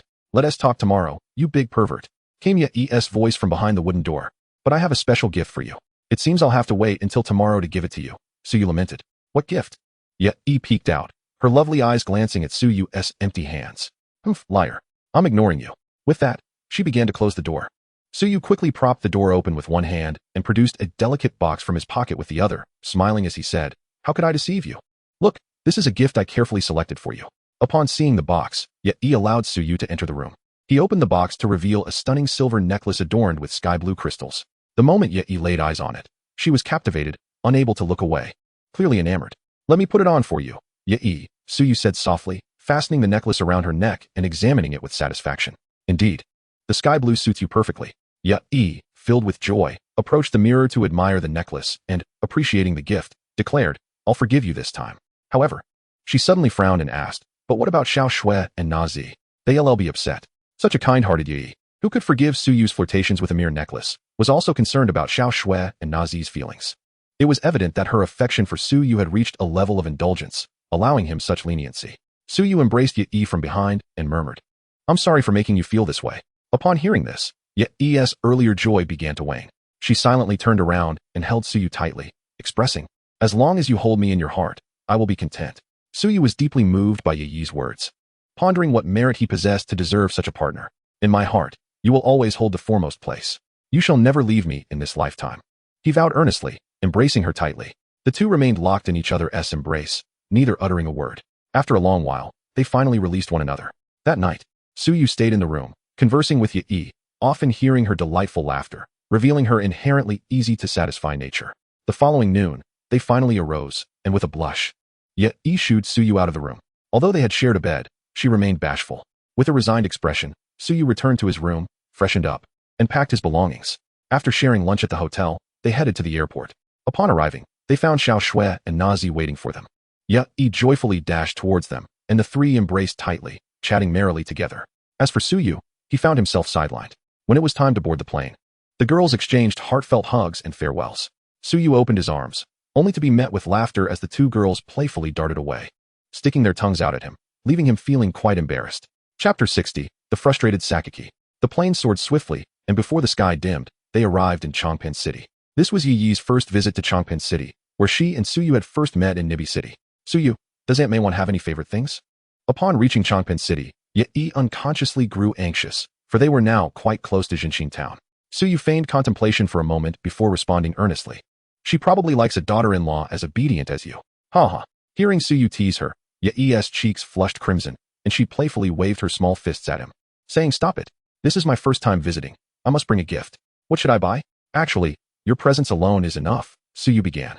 But seeing Yi prepare to strike, he quickly added, Perhaps some pastries, as she enjoys those.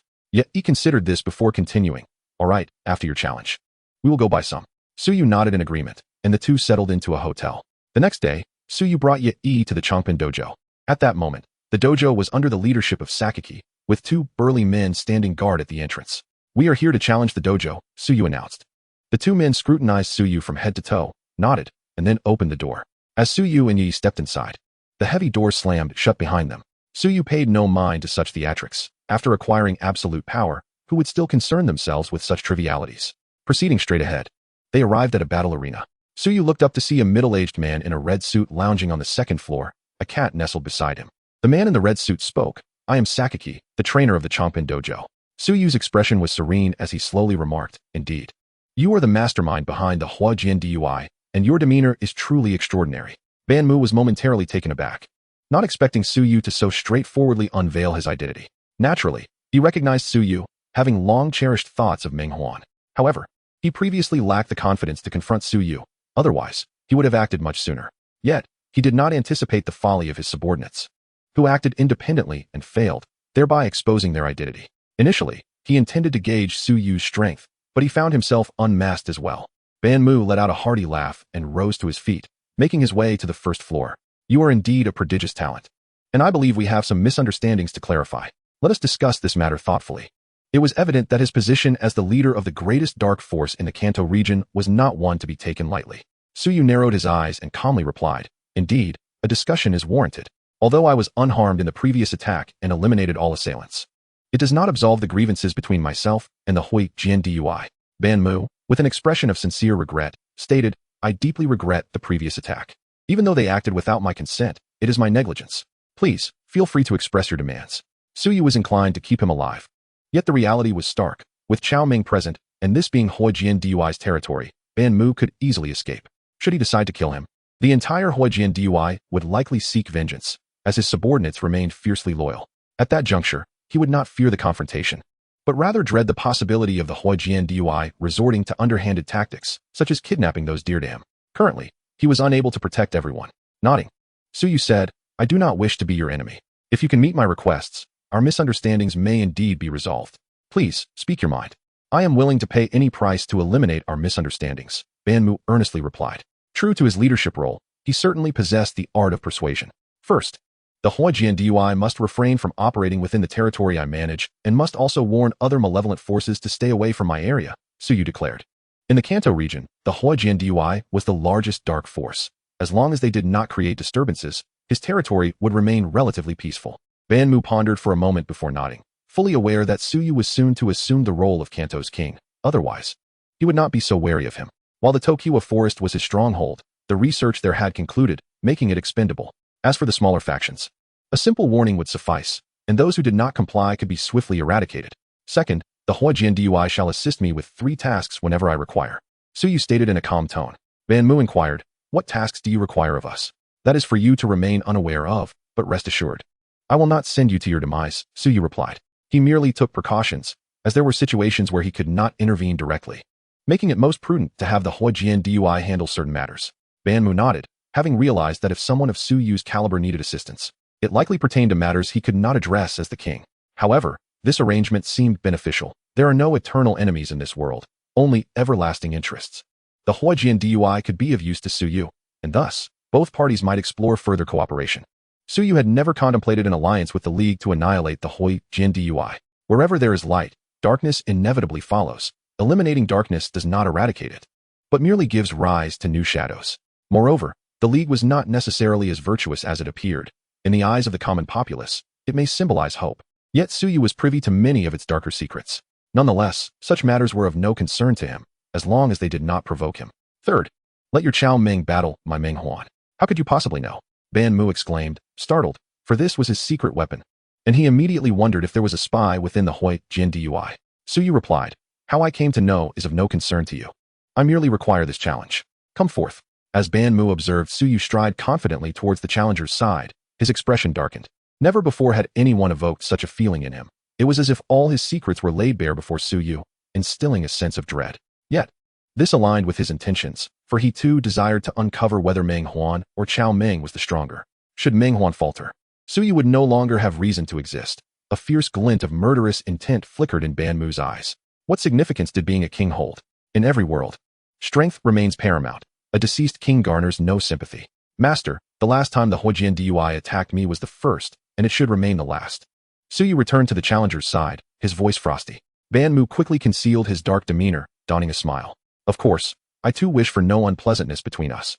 I will promptly relay your demands. Rest assured, no one shall disturb you again. Suyu nodded approvingly. That would be most agreeable. Chapter 61. Xiaoming's defeat and frantic departure.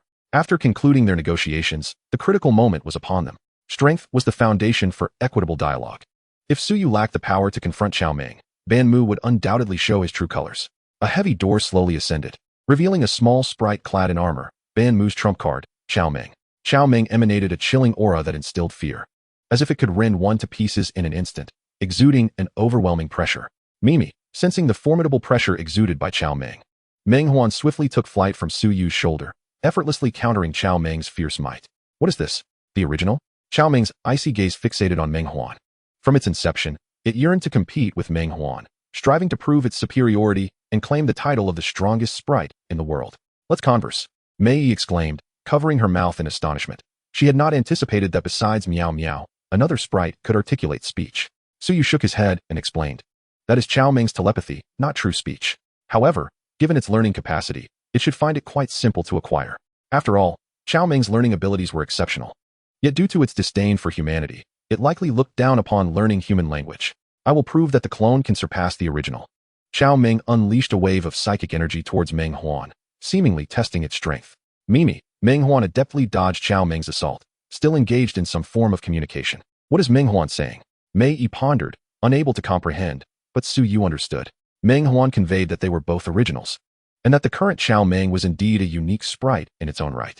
It appeared that Huan could sense the connection between itself and Xiaoming.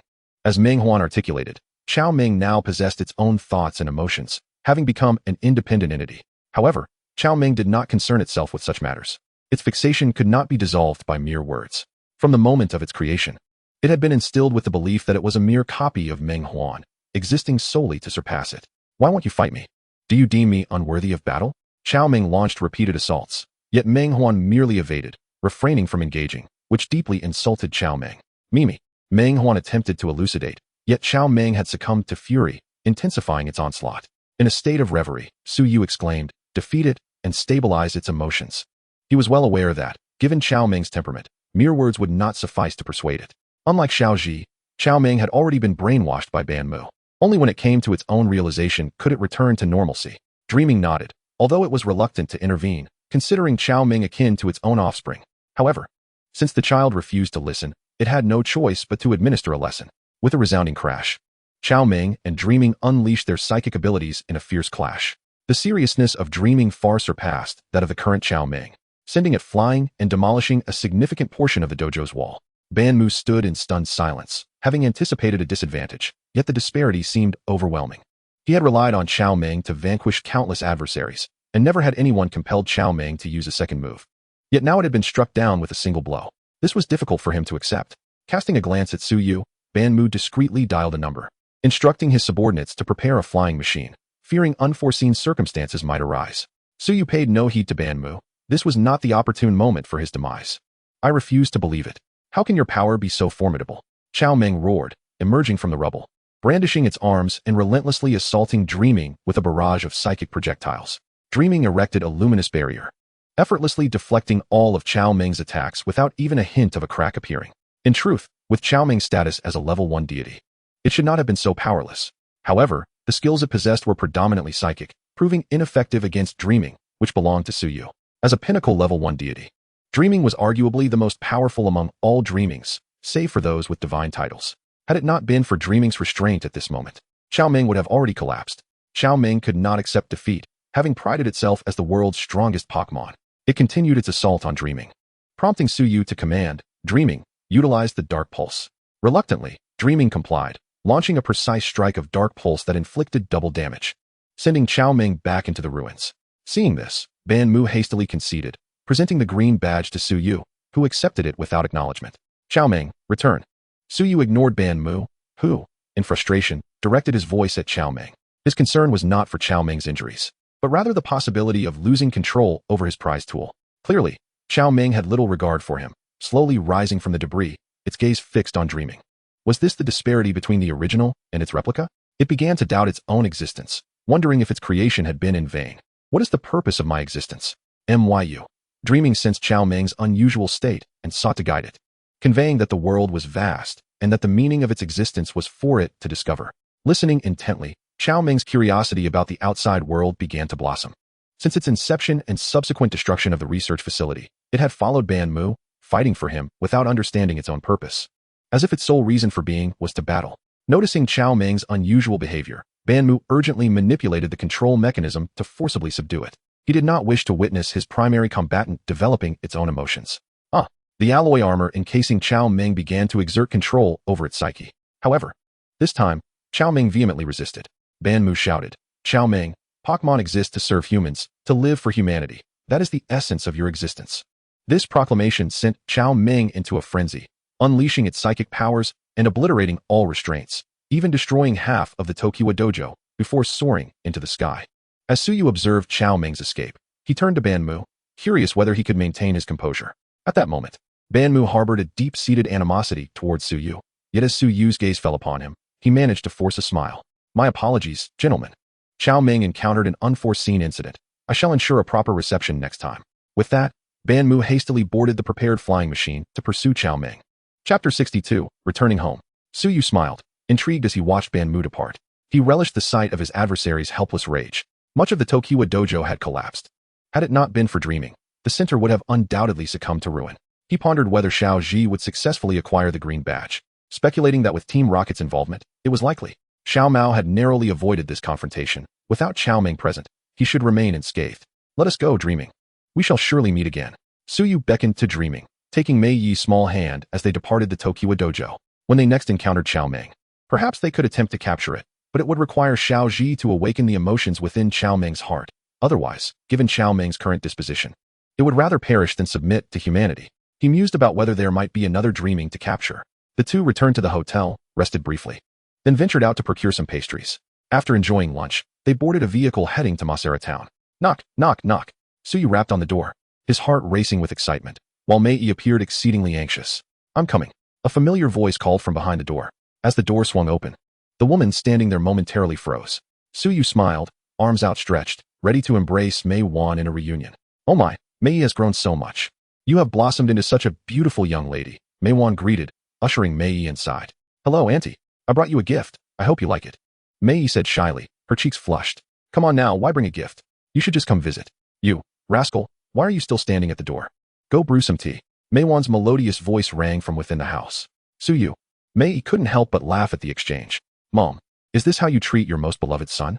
Suyu plopped down onto the sofa, a look of resignation on his face. "You cheeky boy. You know how to come back.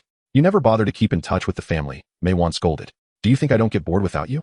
Suyu stood up and retrieved 2 bottles of beverages from the fridge, handing one to Mei Yi. "But I heard from Annie Huazi that you often chat together?" Cough. Cough. "Not as frequently as that. Just occasionally." Mei Wan coughed lightly, swiftly changing the subject. "Now that you're back, how long do you plan to stay?" Suyu rolled his eyes. He knew Mei Wan's nature all too well. "Until the court's conference begins, I can stay at home for a while." Upon hearing this, Mei Wan visibly brightened, taking Mei Yi's hand. "Mei Yi, feel free to stay here. If this rascal dares to bully you, just tell me, and I'll take care of him." Mei Yi glanced at Suyu, her little face turning crimson as she softly replied, "He hasn't bullied me. Suyu is quite nice." "Myu." The little one seemed to be hungry, yearning for a snack. "Is that dreaming?" Mei Wan gazed at the little creature in surprise. She had traveled in her youth and had a fair amount of knowledge.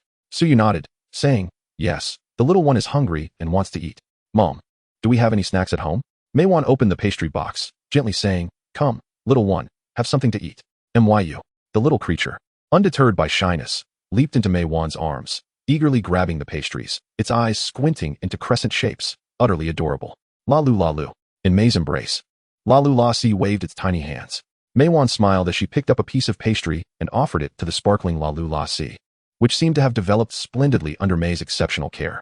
Mei, feeling a touch of embarrassment, remarked, "Actually, this little one is also Suyu's Pokémon. Most of my Pokémon are nurtured by Suyu. Aside from interacting with them, I rely on him for everything else." "Is that so?" I never realized Suyu had such a talent for raising Pokémon, Maywan replied. With a proud expression, Suyu declared, of course. Just look at whose son I am. Maywan chuckled, covering her mouth. You still have that playful tongue. From a young age. Suyu was different from other children, being exceptionally well-behaved and sensible.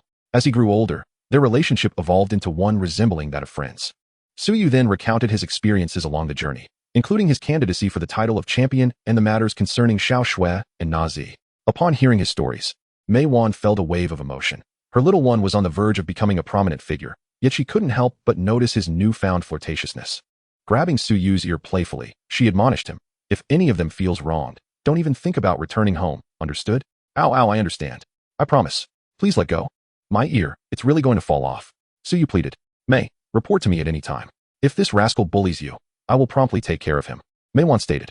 May nodded cheerfully, having never seen anyone manage to make Suyu flustered. Why haven't you brought anyone home? Suyu replied. It's not that I don't want to, mother dear. It's just that they aren't quite ready yet. Rubbing his ear with a wry smile, he added, next time. I will definitely bring them back. Maywan nodded, her expression turning serious. Don't take advantage of your position, understand? Rest assured, I am not that kind of person. Besides, I have no intention of becoming a champion.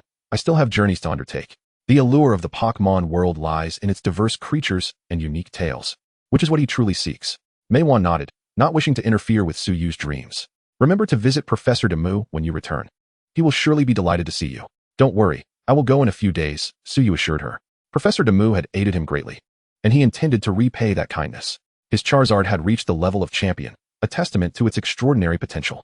He planned to hand over the Evolution Stone and Keystone for Professor Demu to study. For someone who devoted their life to Pokémon research would undoubtedly cherish the secrets of these creatures. I'll take May to see her room, you prepare dinner. And make sure to cook plenty, Maywan instructed with a smile, leading May upstairs. Suyu shook his head helplessly, realizing how quickly one forgets their child after getting married. This was only the first day back home. Chapter 63, Visiting Professor Demu. After just a few days at home, Suyu found himself the subject of Maywan's discontent. Thus, he resolved to visit Professor Demu today. The distance from his home to the Demu Research Institute was not too far. He and May walked there, arriving in no time. He was thoroughly familiar with this place, having spent several years there and learned much about Pokémon. Knock, knock, knock. Professor Demu, are you home? Suyu knocked rhythmically on the wooden door while calling out. Before long, Professor Demu opened the door. Ah, it's Suyu and May. Long time no see. Come in. Did you arrange to come today? Professor Demu welcomed them with a smile, ushering them inside. Arrange? What do you mean? Suyu inquired, puzzled. But his confusion dissipated upon seeing Ash and his companions. The living room was filled with several familiar faces, including Ash, Brock, Misty, and Gary. Please, take a seat. You all know each other, I presume? Professor Demu cheerfully invited them to sit. Suyu, Ash exclaimed excitedly, having been rescued by him numerous times and considering him a brother. Suyu, Gary greeted politely. As soon as Suyu entered, he noticed the two were already bickering, prompting him to tease. Ash, Gary, you both are as energetic as ever. He then exchanged greetings with Brock and Misty, and the conversation resumed. Professor Demu remarked. Among those who set out from Jinshin Town, you three are the shining stars of hope. Shining stars? That guy? They pointed at each other incredulously. Professor Demu nodded, revealing that Jinshin Town might produce 3 new Pokémon masters. The two glared at each other, turning their heads away in unison. Suyu chuckled, finding them amusing. He took 2 cups of tea from Ash's Kingler and offered one to May. Kingler, long time no see. How have you been? Ash cheerfully greeted his Pokémon. Long time no see. Humph, Gary scoffed. As everyone sipped tea, Professor Demu continued. You 3 are the only ones who have successfully returned with 8 badges. One has already given up. Gary had 10 badges, while both Ash and Suyu had 8. Your performances have been exceptional, Professor Demu praised. Thank you, Professor. Ash replied. Misty smiled at Pikachu, saying, that's because Pikachu and the others worked hard, right? Pikachu nodded in agreement, Pika Pika. Ash awkwardly laughed, I am not slacking either. Gary proudly declared, it seems that I am the most impressive this time. After all, I collected 10 badges while you 2 only managed 8. He had always regarded Suyu as a target to chase, and surpassing him brought him immense joy. Suyu had always been the model child, both sensible and intelligent. Ash and Gary had often been compared to him by their parents during childhood. Nevertheless, Suyu maintained a mature demeanor, effortlessly earning their respect. Professor Demu, noticing Gary's feelings, took a sip of tea and slowly said, by the way, I have some news for you. Suyu has now become a champion candidate. If you don't want to fall too far behind, you must double your efforts. Champion candidate. Everyone gasped in astonishment, fully aware of what this entailed. They gazed at Suyu, realizing how strong he was, yet never anticipated he had reached such heights. The rookie trainers who had set out on the same day were now left far behind, as if they could no longer see the taillights of his car. Ash and Gary felt this most acutely. Their childhood target was now not only unattainable, but increasingly distant. It was akin to starting school together, only for someone to be directly admitted into a prestigious institution. Seeing the attention on him, Suyu waved his hand modestly. Professor, you flatter me. My becoming a champion candidate is largely due to luck. Gary appeared deeply affected, having intended to mock Ash's Kingler, but now lost his enthusiasm. Ash was shocked. But after the initial surprise, a fierce determination ignited within him. He yearned to battle Suyu immediately. He thought it, and he did it, standing up and shouting, Suyu, let's have a Pokémon duel. Misty facepalmed, exclaiming, as expected of Ash. Suyu smiled and shook his head. I think we should save that battle for the court's conference. Xiaoming was also inspired by Xiaoji's attitude, regaining his spirits. Xiaoji, with your current state, how can you dare challenge Suyuji? Xiaoming mockingly remarked. In response, Xiaoji was infuriated, turning his ire toward Xiaoming, clenching his fists and shouting, Stinky Mao. If you have the guts, let's have a duel. Xiaogang secretly whispered to Professor Oak, he's provoking Xiaoji. Professor Oak leisurely munched on a snack, dismissively saying, they've been like this for a long time now. Just ignore them. Xiaoming shrugged, speaking with disdain. Xiaoji, you are still so impulsive, like a child. This will cost you dearly at the court's conference. However, you probably know nothing about it. Xiaoji froze, standing dumbfounded, as they had come here precisely to inquire about the court's conference from Professor Oak. With his arms crossed, Xiaoming continued. The court's conference is held at a fixed time every year, and there's still plenty of time. In an instant, Xiaoji dashed forward, grasping Xiaoming's arms and eagerly asking, where is it held, and when? Xiaoming, taken aback and unable to respond, heard Professor Oak say, the location is the Quartz Plateau, and it will take place in 2 months. Approximately 200 participants will be involved. 200. Wow, I can't wait for the competition in 2 months. Xiaoji exclaimed, his fists clenched in excitement. Pikachu shared his enthusiasm, his face brimming with determination. Professor Oak advised, in any case, you both need to prepare well for the conference. Use these 2 months for special training and aim for a good ranking. As for Suyu, Professor Oak could think of no one other than him who could claim the championship. This year's victor seemed to be a foregone conclusion. Chapter 64, Professor Oak's Laboratory. Xiaoji and Xiaoming continuously competed against each other, seemingly intent on proving who was superior. Grandpa, let everyone see my Pokémon. Xiaoming confidently declared. Professor Oak chuckled. Indeed, everyone follow me. It's a perfect opportunity to tour the Oak Laboratory. Suyu, it's been a while since you visited here. The Pokémon have missed you dearly. Leading the way, Professor Oak walked ahead, while Suyu gazed at the familiar laboratory, filled with nostalgia. Indeed, he missed those days of caring for Pokémon and acquiring knowledge, each day brimming with fulfillment. Soon, they arrived at a space resembling a metallic storage room, with shelves brimming with Pokeballs, as far as the eye could see. Wow, there are so many, May exclaimed, covering her mouth in awe. These are all Pokémon sent back by trainers from Jinxin Town, Professor Oak explained. It was hard to fathom that a single town could possess such a vast number of Pokémon. It raised questions about the true nature of the relationship between humans and Pokémon. Xiaoji has captured about 60 of them. Professor Oak pointed to a shelf adorned with Xiaoji's likeness. I didn't expect there to be so many. Xiao Xia gasped in astonishment, realizing the extent of Xiaoji's captures. However, most of them are wild Kintaros from the wilderness area, Professor Oak added, then gestured towards Xiaoming's shelf, where he had captured around 200 Pokémon. Xiaogang pointed at Suyu's shelf, puzzled. Why doesn't Suyu have even one? To everyone's surprise, there wasn't a single Pokémon beneath Suyu's likeness. Aware of the collective gaze upon him, Suyu explained, everyone has limited training capacity. Having too many Pokémon would reduce the time I can dedicate to each one. Therefore, I choose to pursue an elite path. In reality, he didn't send back any Pokémon exceeding 6, as he utilized a Master Ball from the system, which was programmed accordingly during its manufacture. Naturally, it would not be affected. The group nodded in understanding, finding his logic sound. Following this, Xiaoji and Xiaoming shared their perspectives on Pokémon. After listening, Professor Oak nodded and gently patted Pikachu, saying, every individual has their own way of understanding Pokémon. There is no absolute right or wrong. What matters is the harmonious coexistence between humans and Pokémon. Now, let's proceed to observe the living quarters of the Pokémon. The group entered the courtyard of Professor Oak's laboratory, revealing a vast expanse of grassland, teeming with Pokémon frolicking playfully. Xiaoji, you should also rotate your Pokémon often. Your Kingler and Grimer have become closer to me, Professor Oak remarked. Just then, a Grimer charged toward Professor Oak, knocking him to the ground. I told you not to cling to me like that. Stop it, Grimer. Professor Oak struggled to free himself, prompting laughter from the onlookers. A small Ponyta galloped towards them, ultimately stopping in front of Suyu. Long time no see, Ponyta, Suyu said, gently stroking the Pokémon. The Ponyta joyfully licked Suyu's cheek. Once, he had assisted Professor Oak in caring for Pokémon, fostering close relationships with many of them. May tugged at Suyu's sleeve, curiously asking, Suyu, Isn't the fire on Ponyta hot? She noticed Suyu reaching out to pet Ponyta, which had a flame atop its head, yet it seemed to have no effect on him.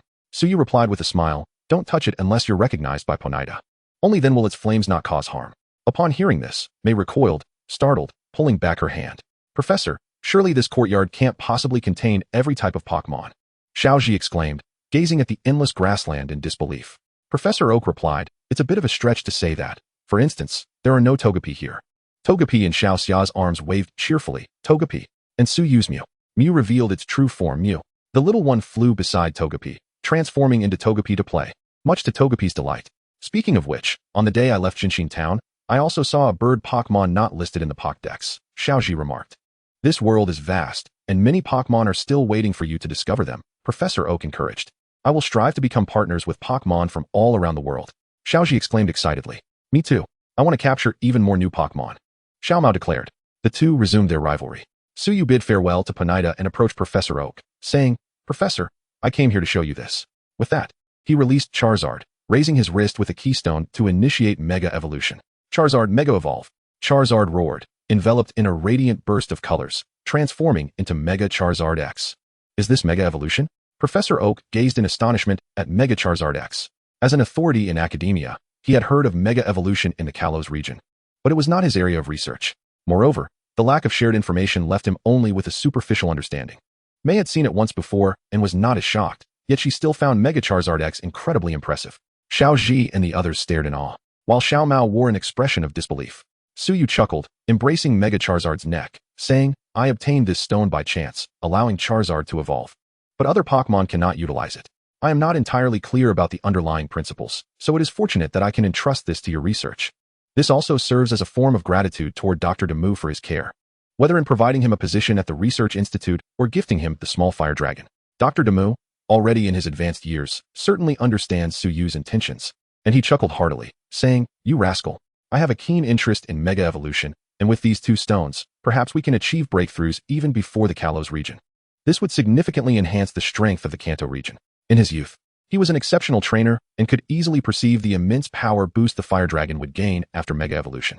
If this were to become widespread, it would indeed be a tremendous boon for all trainers. Suyu nodded and handed over the keystone and the fire dragon's X-Evolution stone to Dr. Demu. Chapter 65. A Journey to the Seaside for Vacation. "Brother Suyu, can my fire dragon evolve like that too?" Ash inquired excitedly. Suyu replied with a smile. "That will depend on Dr. Demu's research outcomes. There may be additional conditions involved. However, I still recommend that you work diligently to enhance your abilities as a trainer, for your fire dragon will not heed your commands otherwise."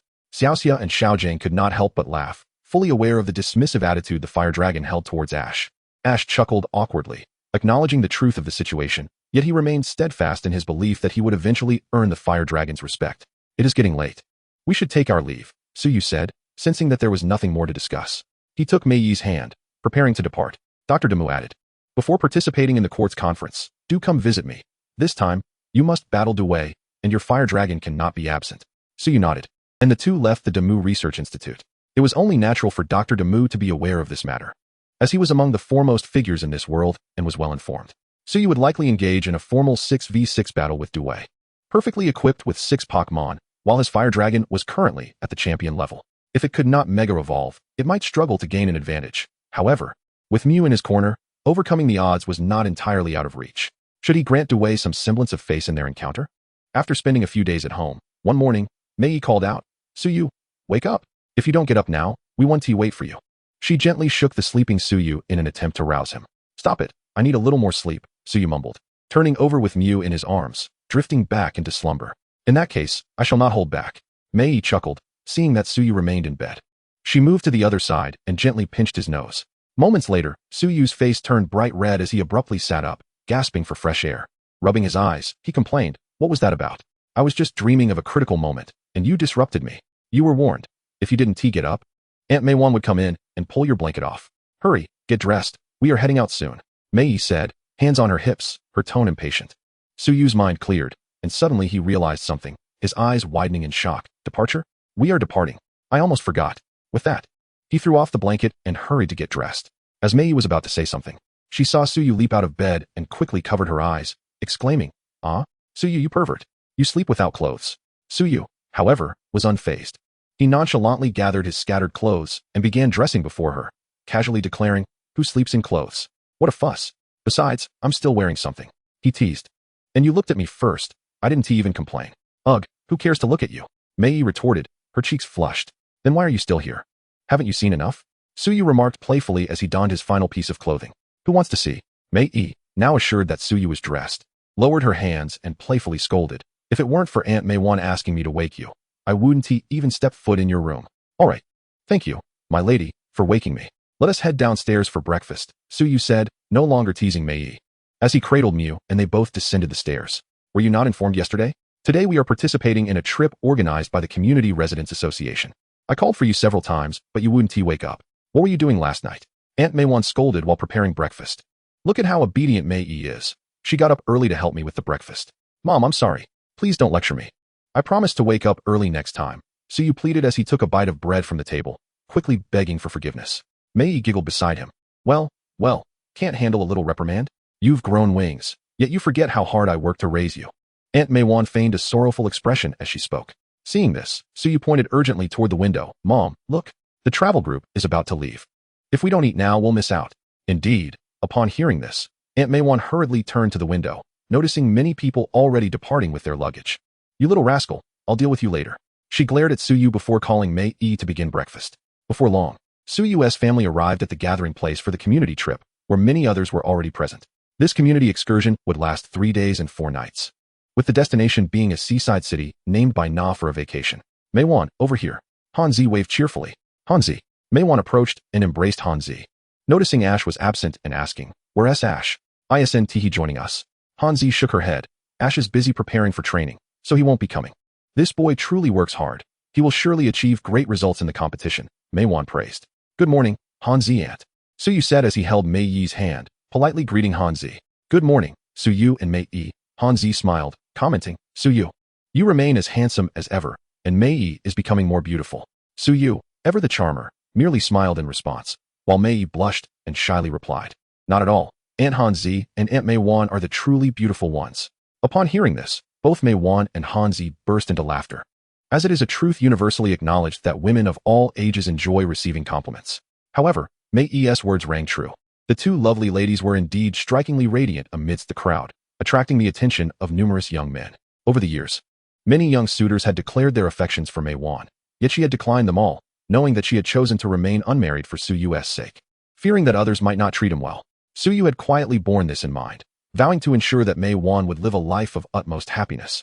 Soon after, Suyu exchanged greetings with Xiaoxia and Xiaojing, who also seemed disinclined to stay in Jinxin town to accompany Ash in his training. Before long, all the residents who had signed up for the trip had gathered. As the distance was not too great, the travel group opted to walk to Bai Na, following a beautiful tour guide clad in a sleek black uniform. Chapter 66. What truly holds meaning? Upon arriving in Bai Na, the travel group dispersed.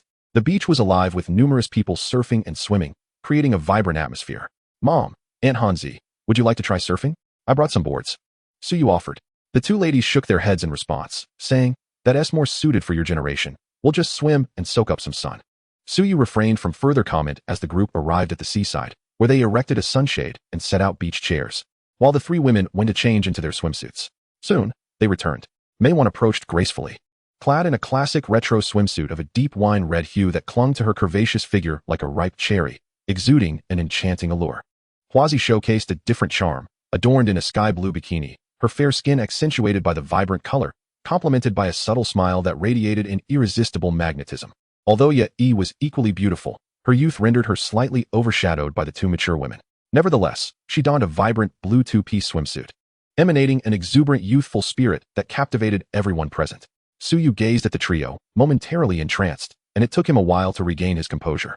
His eyes filled with astonishment and admiration. "Aunt Huazi, you are truly stunning," he stammered, reluctantly pulling his gaze away from the 3 women. Huazi covered her mouth and chuckled. "Suyu, you truly have a sweet tongue. You must be quite adept at pleasing the ladies. You cheeky little brat. Did you not notice such a beautiful woman right here?" Mei shot him a playful glare. "Mom, does your beauty even need mentioning?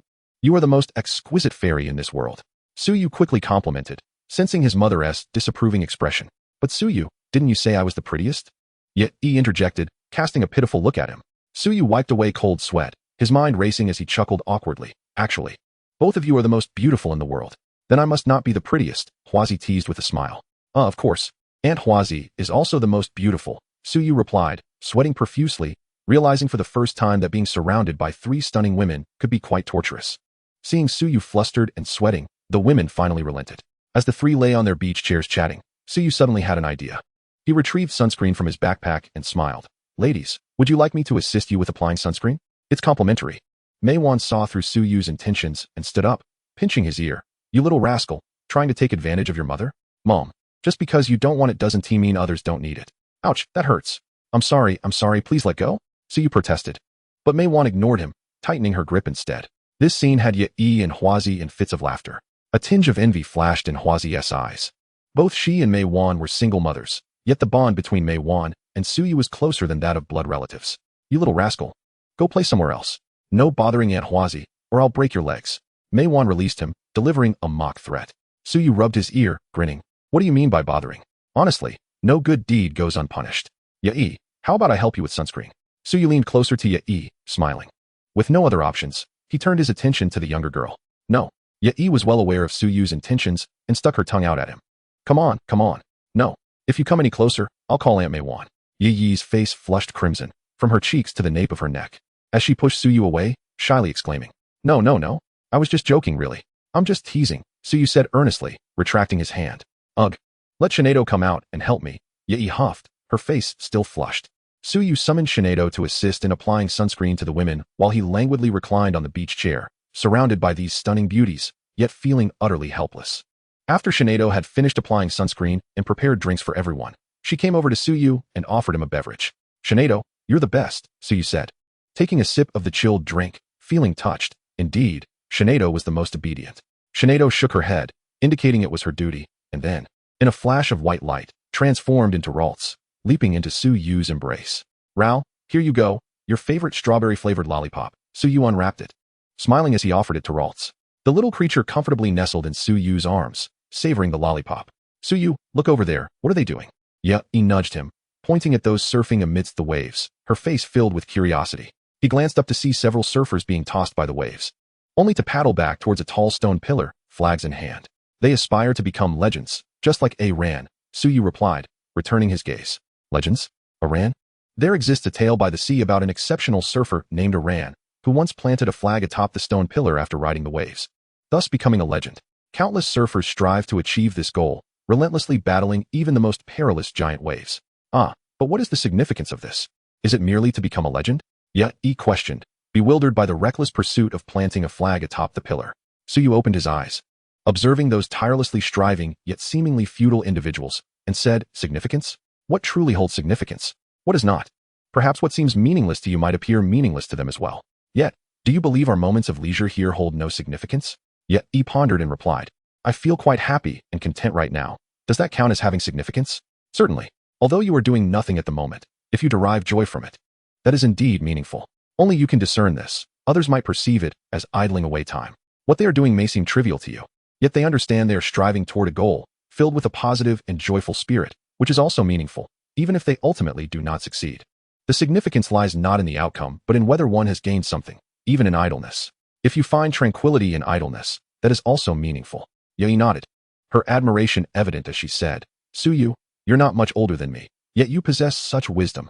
Read more books, keep up with the news, eat less junk food, and sleep more, and you too can achieve this, Suyu replied, suppressing a chuckle while maintaining a serious demeanor. Yi nodded vigorously, her eyes filled with admiration, clearly taking his words to heart. Chapter 67, A New Legend of Surfing. At that moment, a sudden gust of wind swept across the sea, darkening the sky. Abruptly, a sharp whistle pierced the air. Miss Junsha blew her whistle and shouted through a megaphone. A massive wave is approaching, extremely dangerous. Everyone, please evacuate swiftly. As the crowd noticed the rising waves, they hurriedly fled the beach. Let us go. It seems we cannot sunbathe today, Suyu said, pulling Yi along with Maywan and Huazi away from the beach. He was too lazy to pack up their things. After all, there were shops nearby, and they could simply buy new items later. Upon reaching a safe area, many stood by the railing, gazing at the increasingly perilous waves. Suddenly, a man braved the tumultuous waves, drawing gasps from the crowd.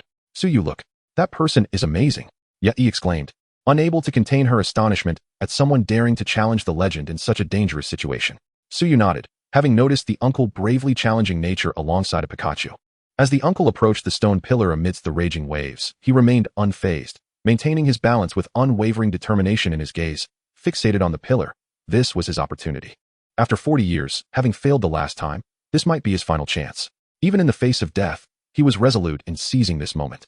The surging waves lifted him higher, and the crowd held their breath. A single misstep could cost him his life, for the sea is merciless. At last, the stone pillar loomed before him. Calmly, the uncle retrieved the flag from his waist, waiting for the precise moment, and with the force of the waves, he leaped into the air, firmly planting the flag atop the pillar. Upon witnessing this, the crowd erupted in enthusiastic cheers, their voices crashing like the waves themselves. He succeeded. Suyu exclaimed, marveling at his prowess. Even though he was a stranger, the joy was shared among all, for he embodied not just a sport but the spirit of human perseverance. Suyu couldn't help but admire the uncle. Were he to dedicate his life to achieving his dreams, he might falter, yet this did not diminish his respect for such individuals.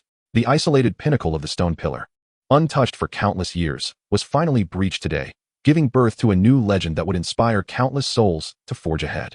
It seemed as though the sea rejoiced alongside him, as the towering waves receded after washing the shore, with numerous young surfers rushing towards their idol to cheer and celebrate. A few chose not to join the commotion, returning to their hotel to rest, as they still had several days ahead, and the waves might yet erupt again, making it prudent to avoid the beach. After spending a few joyous days in Baina, the group returned to Jian town. Suyu remained active, releasing his Pokémon for training together, fostering a deeper bond between trainer and Pokémon. Hualan, already at a high level, had recently evolved into a Dragonite, and his large Dragonite seemed to take a liking to it, often dragging it around to strengthen their connection. Suyu paid little mind. The power of the large Dragonite had already peaked, rendering further training unnecessary. As for Dragonite, he had no intention of making it a primary contender. He merely sought to provide a safe environment for it to thrive freely. Ye, where's your Miniryu? Suyu asked with a smile as he saw Ye, who was utterly captivated by Meng Huan. I put it in the pool. It enjoys playing with those water-type Pokémon, Ye replied. Suyu, look at it. It's bullying me again. Meng Huan is truly despicable. Ye lamented, always just missing her chance to catch Meng Huan, feeling quite wronged. Mew. Meng Huan floated in the air, giggling with its tiny hands covering its mouth. Haha, if you find some snacks, Meng Huan will behave, Suyu suggested, unable to contain his laughter. Just then, a loud explosion echoed from the distant mountains, an unknown force gradually darkening the sky. Mew. Suyu's expression changed abruptly as he looked towards the horizon. Meng Huan informed him of a powerful energy approaching Jian town.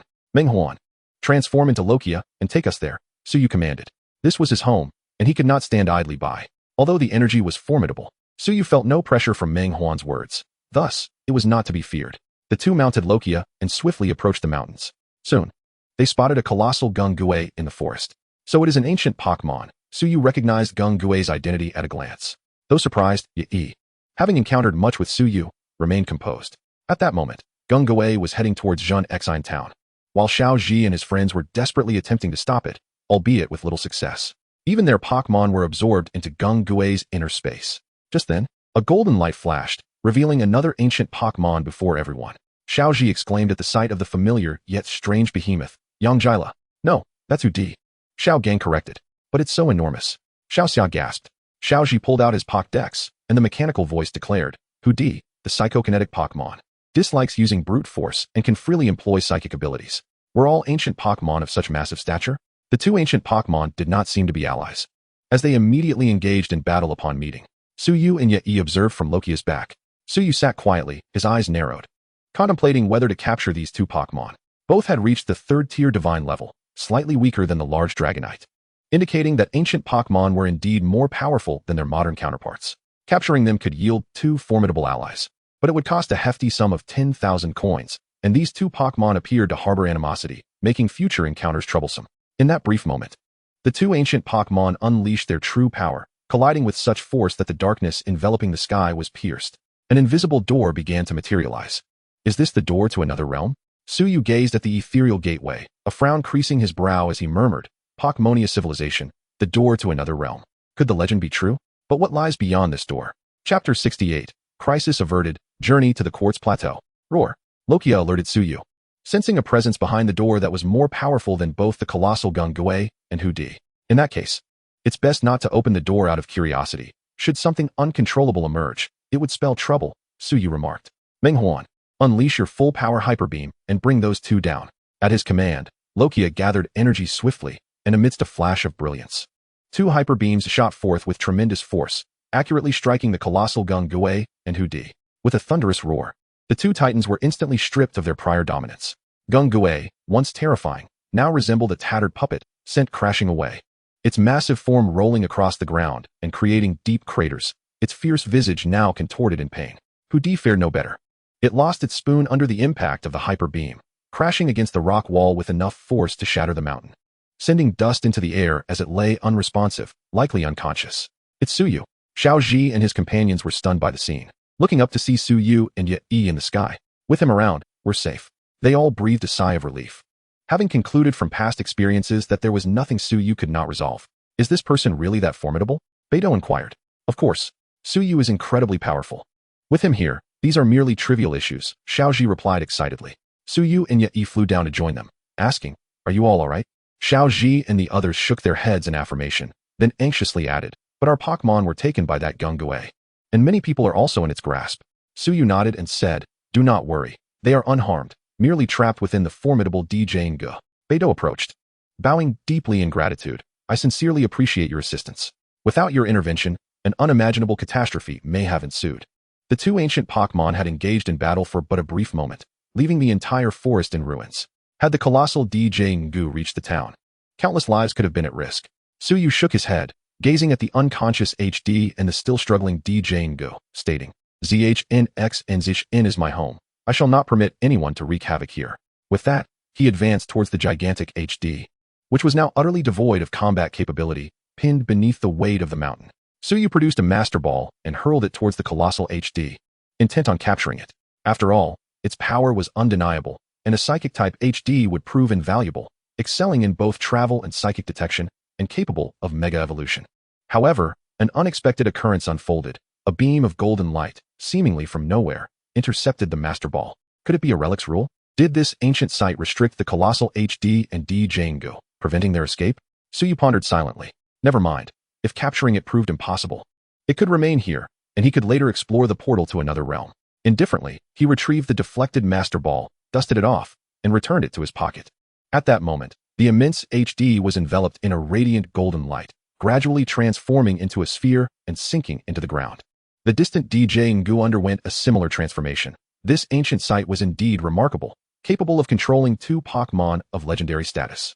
As the colossal Jian transformed into a sphere and descended into the ruins, the individuals it had absorbed were released one by one, albeit in a state of unconsciousness. Suyu observed the great clock atop the ruins, an artifact that could summon the ancient Ping Diying. Had the colossal HD and Jian not been awakened by human excavation of the summoning item, they would likely have remained in slumber indefinitely. Yet, he held no interest in these matters. The people were saved, the crisis averted, and the aftermath could be left to Ash and his companions. After exchanging pleasantries, he took Mei Yi's hand and instructed Ming Hu to transport them back to ZHNX and Chen. Beidou wished to express his gratitude further, but Suyu departed too swiftly, leaving no opportunity to exchange contact information. Upon returning to ZHNX and ZHN, tranquility was restored. Each day was spent either fostering bonds with Pokémon or engaging in playful banter with Mei Wan. After prolonged stays at home, such interactions were inevitable, and although Suyu found amusement in it, it often incited Mei Wan's playful ire. As days passed, and the time for the court's conference drew near, Suyu visited Professor DM to collect the Keystone and the Charizard Megastone X. Professor DM, a luminary in the Pokémon realm, had swiftly uncovered critical information. He discovered that an additional condition was necessary to harness the immense power contained within the Keystone and Megastone. This condition rested upon the bond between trainers and their Pokémon. Professor DM assured him that he would resolve this matter shortly, planning to publish the findings under both their names. Suyu raised no objections. Though he cared little for recognition, he understood Professor DM's nature. Should he refuse, the professor might simply present the results to the League, neglecting to include Suyu's name altogether. One day, Suyu and Mei Yi began to pack their belongings, intending to first travel to Jian Huang SH to meet NZ and Xiao Su. Having not seen the two girls in quite some time, he felt a deep longing for their company. Despite video calls, nothing could replace the warmth of face-to-face interaction. Mom, would you like to join us? Your son is determined to claim victory, Suyu declared confidently. Mei Wan retorted, you haven't even begun, and you're already so arrogant. Be cautious. You might not even make it to the finals. You simply do not understand. Excessive humility is a form of pride. I am destined for this championship. Yes. You are the champion, I suppose. Mom, I'm serious. You should come with us. That won't do. I've promised Aunt Huzi that I would be there to cheer you and Ash on. I see. Very well. When you arrive at the quartz plateau, remember to contact me. Enough chit-chat. We must leave. Staying at home is utterly tedious, Meiwan said impatiently. Suyu replied, Mei, have you gathered everything? Return promptly after the competition. I'll prepare delicious meals for you. Meiwan smiled warmly, gently advising Mei. Mei nodded sweetly. I've packed everything, Auntie. You are so kind. If not for Suyu, I would wish to stay here with you. Meiwan laughed heartily, lavishing praise upon Mei. Suyu, feeling a twinge of exasperation, pulled Mei away. We are leaving now. Stop being so verbose. Take care on your journey. You rascal, Meiwan called out. I know. Suyu responded without looking back, waving his hand as he embarked on his adventure. Chapter 69. The Opening of the Quartz Conference. Upon meeting up with Xiaosu and NZ and Jian Huang SH, the group wasted no time and headed directly to the Quartz Plateau. This is my first time here, and I never imagined it would be so lively, Xiaosu exclaimed. The city was bustling with people of all ages. A clear testament to the Quartz Conference's significance in the Kanto region. Suyu remarked, as the most important competition in Kanto, it naturally garners attention. Moreover, the League seizes this opportunity to stimulate local economic growth, achieving multiple objectives. With so many people, will we be able to find accommodation?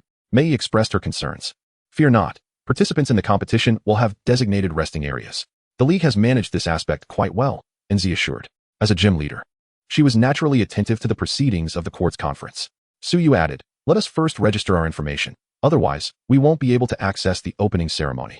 Suddenly, the previously congested streets cleared as a commotion arose, with people instinctively moving to the sides, creating a path down the center of the road. Before long, a man emerged, holding the sacred flame aloft, sprinting down the path that had been opened by the crowd. This is the sacred flame relay, Suyu explained. It is said to originate from the legendary molters, and they must pass the sacred flame to the Pokémon League's venue. Seeing their puzzled expressions, he continued, molters? The mythical Pokémon. Does the flame truly come from it? Surely, the flames of molters would not extinguish. This conference must have been held many times before. Indeed, it comes from molters. However, even molters' flames cannot burn eternally. Either the League possesses a molters, or they have maintained the ember to keep the fire alive, Suyu elaborated. Glancing at the so-called sacred flame and losing interest, it was nothing extraordinary. At that moment, Ash burst forth from the crowd, having successfully obtained the task of passing the sacred flame. Such was the protagonist's aura. Otherwise, his delay might have led to his capture by Junsha. With the sacred flame held high, Ash's excitement radiated as he dashed towards the Quartz Conference venue, surrounded by countless onlookers. Meanwhile, Suyu and his companions arrived at the Pokémon Center, registering with Nurse Joy before preparing to head to the participant village, only to be stopped by a woman. A stunning woman clad in a black uniform politely inquired, Excuse me, are you Mr. Suyu? After assessing the woman before him, Suyu nodded, surprised to discover any connection with her. Upon receiving his affirmation, the woman became even more respectful. Greetings, Mr. Suyu. I am Xiaoyu, appointed by the League to assist you. Please feel free to express any needs you may have. Do not hesitate. Suyu was taken aback, utterly astonished by the League's adeptness in handling matters. Setting aside other considerations, their attitude was commendable, even though he recognized the League's intention to curry favor with him. He couldn't help but feel a newfound appreciation for their efforts. When privileges are available, one ought to seize them. The player village, while providing accommodations for competitors, offered only a single room. Thus, opting for superior lodgings was indeed a sensible choice. Upon conveying his needs to Xiaoyu, she assured him there would be no issue. She led the group to an awaiting vehicle, which transported them to the player village, ultimately stopping at a luxurious villa enclave. This area was reserved for those of high status, prominent families, or illustrious individuals. Although Suyu initially lacked the qualifications for such accommodations, his prowess compelled respect from those in power. Xiaoyu guided them into a villa where meals were prepared daily. All they needed to do was make a call to request their preferences. Their rooms were located on the second floor. After ensuring everything was in order, Xiaoyu did not depart, but instead settled into a room on the first floor, dedicating her time to serve Suyu during this period. As Xiaoyu left, Nazi remarked with a hint of sarcasm, We owe a great deal to Suyu. Otherwise, we wouldn't be experiencing such exclusive services, complete with a lovely attendant available round the clock. Yet Yi and Xiao Shui shot him disapproving glances. Cough, cough, I truly had no idea. Who could have predicted the League would be so indulgent? Suyu quickly clarified, his expression earnest, You all know I'm not that kind of person. Humph. How can we know what you're truly thinking? Yi scoffed. However, having heard Suyu's explanation, none of them held him accountable. For this arrangement stemmed from the League's decisions. Relieved by their lack of anger, he exhaled softly. Who could have anticipated the League would orchestrate such an event? Directly placing him in the spotlight? If he were alone, it would be one thing, but at this moment, wasn't it inviting trouble? Soon, they settled in. As the opening ceremony for the court's conference was set for the following day, requiring participation from all competitors, himself included. On the day of the ceremony, as Yi and the others made their way to the audience seats, they encountered Xiao Xia and Xiao Gang, and the group sat together. Alright, the opening ceremony of the Pokémon League officially begins. May we welcome the outstanding trainers to the stage. The announcer's voice boomed through the venue, heralding the arrival of those who had earned 8 or more badges. Suyu, you are the best. Go for it. Yet Yi cheered loudly upon seeing Suyu take the stage. Xiao Shui and Na Zi joyously raised a banner, exclaiming, Suyu, victory is yours. In the crowd, Suyu waved back at them. Look, we found Xiaoji. Just look at how nervous he is. Ha ha, Xiao Xiao laughed. And Xiao Mo is also nearby, Xiao Gang noted, glancing toward Xiao Mo, who stood not far from Xiaoji.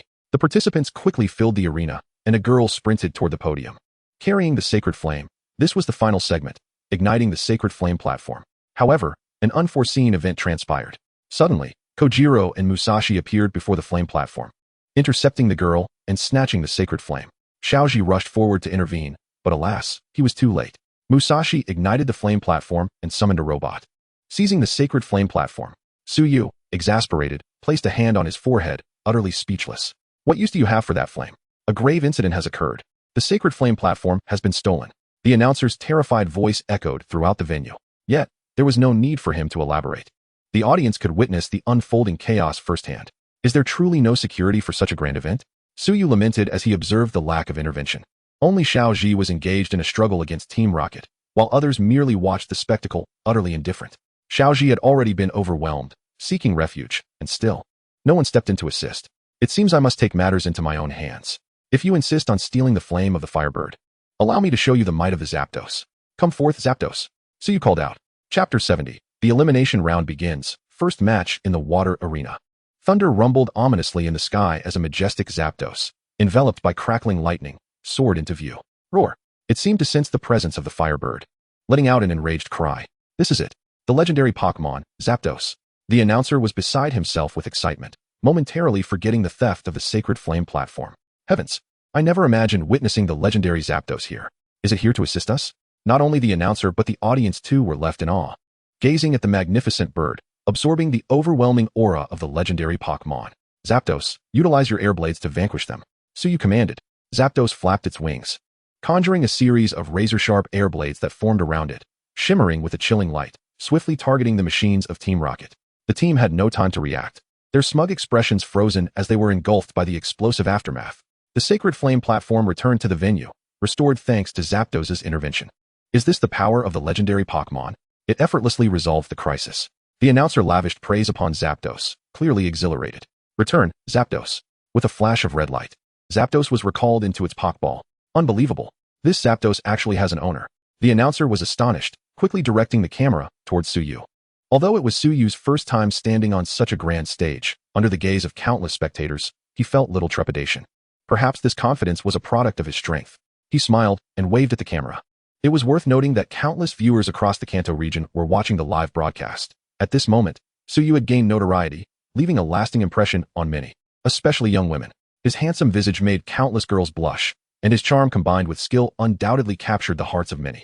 Even Sharona, the champion of the Sinnoh region, took note of him from afar. She had heard from DUI about a remarkably strong competitor appearing at this year's courts conference. With some free time, she decided to see how the event was unfolding, only to encounter a series of unexpected developments before the competition had even commenced. The legendary Pokémon had made an appearance, piquing her curiosity about Suyu, while she longed to interview this mysterious and formidable trainer. The announcer smoothly shifted the stage to President Damalanchi for the opening address. Certain unforeseen incidents have occurred, but for trainers, facing unexpected challenges is an essential part of their training. Now, let us engage in battle with honor, leaving no regrets. President Damalanchi declared passionately. The crowd erupted in cheers, the atmosphere reaching a fever pitch. In the stands, the audience rose, waving their flags and banners, their faces alight with excitement and fervor. The court's conference had officially begun. Good afternoon. May I please see your trainer's registration certificate? Suyu presented his Pokédex to the staff, as he was there to draw for his match location and opponent. Are you Suyu from Shinshin Town? Yes. Once the staff confirmed his identity, they entered Suyu's information into the computer to determine the battle arena, which was categorized into 4 types: rock, grass, water, and ice. The effectiveness of different types of Pokémon varied in these arenas, and if both opponents were evenly matched, the the battlefield would significantly influence their Pokémon's performance. Hello. Your battle arena is the Water Arena, Match 6, scheduled for 3 p.m. this afternoon. Please do not be late, the diligent staff member reminded him. Suyu nodded in acknowledgement. It was already noon, and after lunch, they could proceed to the competition venue. The current round was an elimination stage. With over 200 participants, only the final 64 would compete in the ordinary battle arena for rank determination. Before reaching the quarterfinals, a 3-on-3 format would be employed. And only after the top 8 would the comprehensive 6-on-6 battles commence. By 2 o'clock in the afternoon, Suyu and his companions arrived at the competition site, coincidentally witnessing Xiaoji's match. Don't lose to that rude fellow. Teach him a lesson. The voice of Wu Zong echoed over the loudspeaker. Show your usual spirit. Defeat him, exclaimed Kojiro. Let me clarify, we are not cheering for you, added Meow Meow. The group of friends settled into the audience seats. Bemused by the comical scene of Team Rocket cheering for Xiaoji, the competition resumed only after Miss Junsha escorted them away. Xiaoji displayed commendable prowess, swiftly defeating his opponent with his underdeveloped Kingler, which even evolved into a Kingler mid-battle. After watching 2 more matches devoid of excitement, given the overall low level of the court's conference and the elimination format, the announcement rang out. Next is the 6th match at the Water Arena. Contestants, please prepare. Suyu rose and walked down the contestant passage amidst cheers from his friends. The red team contestant was Zhou from Hualan City. The commentator, upon glancing at the photos on the roster, became animated. The green team contestant is Suyu from Jinshin Town. During the opening ceremony, Suyu showcased his formidable strength, even capturing the legendary Pokémon Zapdos. Zhou seems to be at a disadvantage. The commentator fervently engaged the audience, and upon mentioning Suyu's possession of Zapdos, the crowd erupted in excitement. Go Starmie, exclaimed the young boy, sending out his Pokémon first. The order of Pokémon deployment had been submitted prior to the match, and any alterations mid-battle would be deemed a violation, rendering the sequence inconsequential. Suyu produced a Pokeball from his pocket, declaring, Zapdos, go. There it was, the legendary Pokémon, Zapdos. Suyu seemingly aimed for a swift victory. The commentator exclaimed with excitement. Zhou glanced at Zapdos with trepidation, momentarily at a loss, indicating his lack of battle experience. Seizing the moment, Suyu commanded, Zapdos, Thunderbolt. Zapdos raised its head slightly, its eyes sparkling with electricity, and unleashed a dazzling bolt of lightning that instantly enveloped the pool. Starmie had no chance to evade and promptly lost its fighting capability. The Starmie is unable to battle, the referee announced after checking its condition. Zapdos's Thunderbolt effortlessly defeated Starmie, showcasing a significant disparity in strength. The commentator showed no mercy towards Zhou, exuberantly praising Zapdos's might. Zhou recalled Starmie, momentarily dazed. Faced with such a formidable opponent, he pondered whether victory was even within reach. He fell into deep thought, delaying the deployment of his second Pokémon. Contestant Zhou, please send out your second Pokémon promptly, or it will be considered a forfeit, the referee reminded him. Zhou appeared visibly shaken, but losing to a legendary Pokémon was somewhat understandable. The commentator speculated whether Zhou would continue to fight. Suddenly, Zhou regained his composure, determination glimmering in his eyes. It seemed that Zapdos's power had not deterred him from continuing. He sent out his second Pokémon, the water-type Squirtle, gazing up at the extraordinary Zapdos, perhaps confiding in Suyu or merely muttering to himself. Even if defeat is inevitable, I will never abandon this battle. It is my pride as a trainer. Squirtle, use water gun. Zhou initiated the assault, aware that against Zapdos, he might only have one opportunity to strike. Although he anticipated losing, he wished to put forth a commendable effort. Suyu nodded in approval. Despite the disparity in strength, Zhou maintained a commendable mindset. One can fail, but to forfeit simply out of fear of battle constitutes true defeat. Squirtle launched a water gun at Zapdos, yet its elite intermediate strength posed no threat, neither in speed nor power. However, Zapdos, disliking water, merely flapped its wings and effortlessly evaded the attack. Zapdos, Thunderbolt. Suyu stated resolutely. Since Zhou chose to continue, the battle would not cease. He harbored no thoughts of leniency, knowing medical personnel stood by, ready to provide immediate care, even for serious injuries. Thus, Zapdos crackled with electric arcs, releasing another powerful bolt, instantly engulfing the entire pool. Squirtle stood no chance against the lightning, enveloped in black smoke, collapsing to the ground. And losing its fighting capability, the Squirtle is unable to battle, the referee declared. Oh, another strike. Suyu has once again defeated his opponent with a single blow. It appears that the greatest dark horse of this court's conference has emerged, truly formidable. The commentator shouted exuberantly. The audience erupted in applause. The legendary Pokémon's strength vividly showcased before all, leaving everyone in awe. Squirtle, you performed admirably. Return and rest, Zhou said, recalling Squirtle with a pained expression, realizing that it was not his weakness, but rather the opponent's overwhelming strength. Come on, I will not give up. Vileplume, go, Zhou shouted. sending out his final Pokémon. Zotai's skills were indeed commendable, as this Vileplume had reached its elite peak. With such strength, entering the top 64 was undoubtedly achievable. With a bit more effort and luck, reaching the top 8 was not out of reach. Yet, fate had played a cruel hand as he faced Suyu. Vileplume. Petal Blizzard. Zotai had planned for Vileplume to counter the Water-type Pokémon. However, encountering Zapdos, especially a vastly superior one, rendered his Grass-type Pokémon's attacks only half as effective, diminishing his chances of victory. Thus, upon entering the arena, he chose to unleash his ultimate move. Essentially a last-ditch effort. A faint green glow enveloped Vileplume as it rapidly summoned numerous leaves, which began to spin at an increasing velocity, creating a green vortex that stirred the air. Subsequently, countless sharp leaves shot forth from the vortex like green blades, hurtling towards Zapdos at incredible speed. Vileplume has unleashed Petal Blizzard, a powerful move for Grass-type Pokémon. How will Suyu respond? The commentator explained to the audience. Zapdos, use Sky Attack to finish this battle. Suyu calmly declared, as this match was nearing its conclusion. Zapdos tilted its head back and emitted a clear cry. Activating its Sky Attack, instantly enveloped in golden light, its form transformed into a dazzling streak of lightning, moving faster than the eye could follow, trailing a long shadow behind. It charged towards Vileplume's Petal Blizzard with an unstoppable momentum, breaking through the attack from within, akin to a blazing blade slicing through thick satin. Having penetrated Vileplume's onslaught, Zapdos continued its relentless advance. At that moment, Vileplume, having just executed its ultimate move, was caught off guard, and Zotai urgently shouted, "Be careful, dodge, Vileplume." However, it was already too late. The lightning-fast speed of the Shandian Niao left the De Shihua with no time to react. Shandian Niao surged forward with an unstoppable momentum, crashing forcefully into De Shihua. With a tremendous sound, the massive body of De Shihua was propelled backward, crashing heavily into the pool. Thankfully, it was the pool that softened the impact, preventing any severe injury. Oh my, this was the ultimate move of a flying-type Pokémon, the Divine Bird, which not only shattered De Shihua's Leaf Tornado, but also sent De Shihua flying. What could be the current state of De Shihua? De Shihua. Zotai felt an overwhelming sense of urgency and rushed forward. After a while, De Shihua slowly surfaced from the water, having fallen into a state of unconsciousness. With De Shihua rendered incapable of battle, the match concluded with Suyu emerging victorious. As the referee declared the result, the entire arena erupted in cheers. The spectacular display of Shandian Niao had undoubtedly garnered Suyu countless fans. Congratulations to our contestant Suyu for triumphing in this match. Let us shower him with applause and cheers. The commentator exclaimed excitedly. Shandian Niao exhibited remarkable prowess. Suyu smiled as he gently stroked the feathers of Shandian Niao. Now recognized by it, he felt assured that he would not be harmed by its electric aura. Oh, Shandian Niao chirped happily, as if to say the battle was all too easy. In the audience, Yi, Xiao Shui, and Na Zi were beside themselves with excitement upon witnessing Suyu's victory. Yi leaped up joyfully, and the three of them appeared even more elated than Suyu himself. After recalling Shandian Niao, Suyu waved to the cheering crowd as he exited the arena. This was only the first match, and he found himself quite enamored with this feeling. Standing on the grand stage, basking in the adoration of the masses, defeating one opponent after another and accumulating accolades, this sensation was truly indescribable. Chapter 72, Bullying a Little Girl?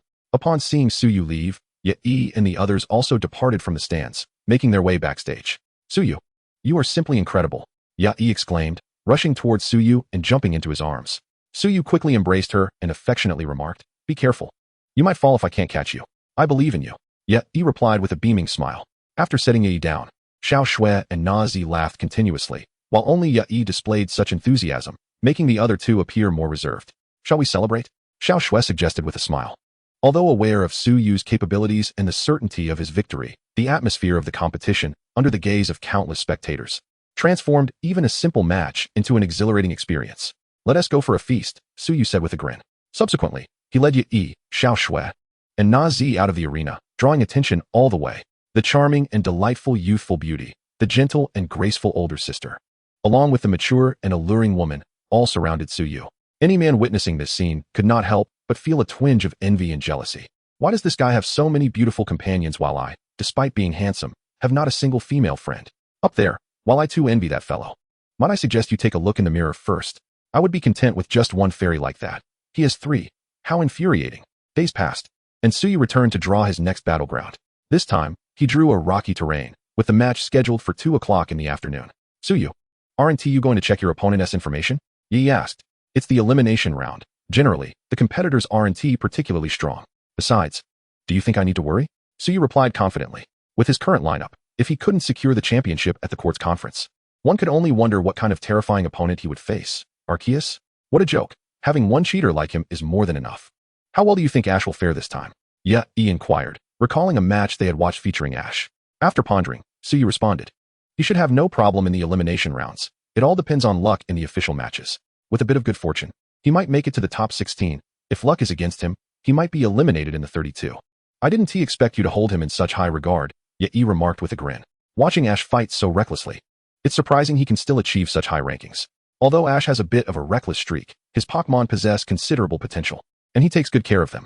Moreover, he often executes unexpected maneuvers during battles. So, Ash's strength is commendable, with a few more years of growth. He might truly become a champion, Suyu chuckled. The group continued to chat and laugh in the stands. At 2 o'clock in the afternoon, Suyu stepped into the rocky arena. The red team contestant was Xiao Ro from Jian Hualan City, a delightful little girl.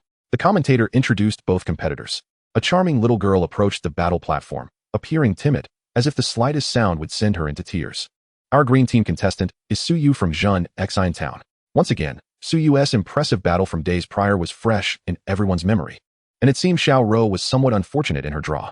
The audience was evidently impressed by Suyu, cheering fervently as he took the stage. Currently, Suyu is a favorite to win the championship, with many contestants regarding this divine beast trainer as a formidable opponent. It remains to be seen whether our Suyu will display his aesthetic of violence in the face of such an adorable girl. What is this commentator saying? If I don't hold back, it would be akin to trampling flowers. If I do hold back, it makes me seem like a lecher. Suyu's expression darkened as he muttered under his breath. Hello, my name is Xiao Ro, the little girl shyly greeted, appearing quite inexperienced in battles and somewhat anxious. Hello, I am Suyu, he introduced himself. Participating in the court's conference is not solely limited to obtaining 8 badges. Acquiring badges is merely the most common and orthodox method. One can also gain entry by passing the qualifying examinations organized by the Pokémon League, provided they achieve a passing score, or by graduating from specialized Pokémon research schools. Judging by the girl's demeanor, she likely falls into the latter category, as she seems far too nervous and frightened. Both contestants, please send out your first Pokémon, the referee prompted. In response, Suyu retrieved a Pokéball, declaring, Go to Hualan. A somewhat clumsy-looking Pokémon appeared on the rocky battlefield, yet its formidable aura and imposing size caused the little girl to instinctively take 2 steps back. Is this Hualan? Suyu actually possesses a Hualan. This is an exceedingly rare and powerful Pokémon. Moreover, Suyu's Hualan appears significantly larger than typical specimens. Has it been raised exceptionally well? The commentator exclaimed in astonishment. I duo na, you shall be the one. The little girl sent out a diminutive Pokémon, which appeared weak and helpless in comparison to the towering Hualan. Upon entering the stage, I duo na was met with an intimidating glare from Hualan, causing it to retreat repeatedly until it clung to the little girl's leg, too frightened to advance. What is happening? I duo na is so intimidated by Hualan that it dares not enter the battle. Has this match already concluded? As the commentator's words echoed, the audience erupted in disapproval. The little girl's face turned crimson, tears welling in her eyes as she crouched down to encourage I duo na, hoping it would muster the courage to battle. Hualan yawned and laid down on a rock, showing utter disinterest in such a weak opponent. After much coaxing, I duo na remained too fearful to step forward, and the little girl regrettably had no choice but to forfeit the first match and send out her second Pokémon. Go Godhood. Godhood entered the fray, and fortunately, this time the earlier situation did not repeat itself, as Godhood bravely faced Hualan.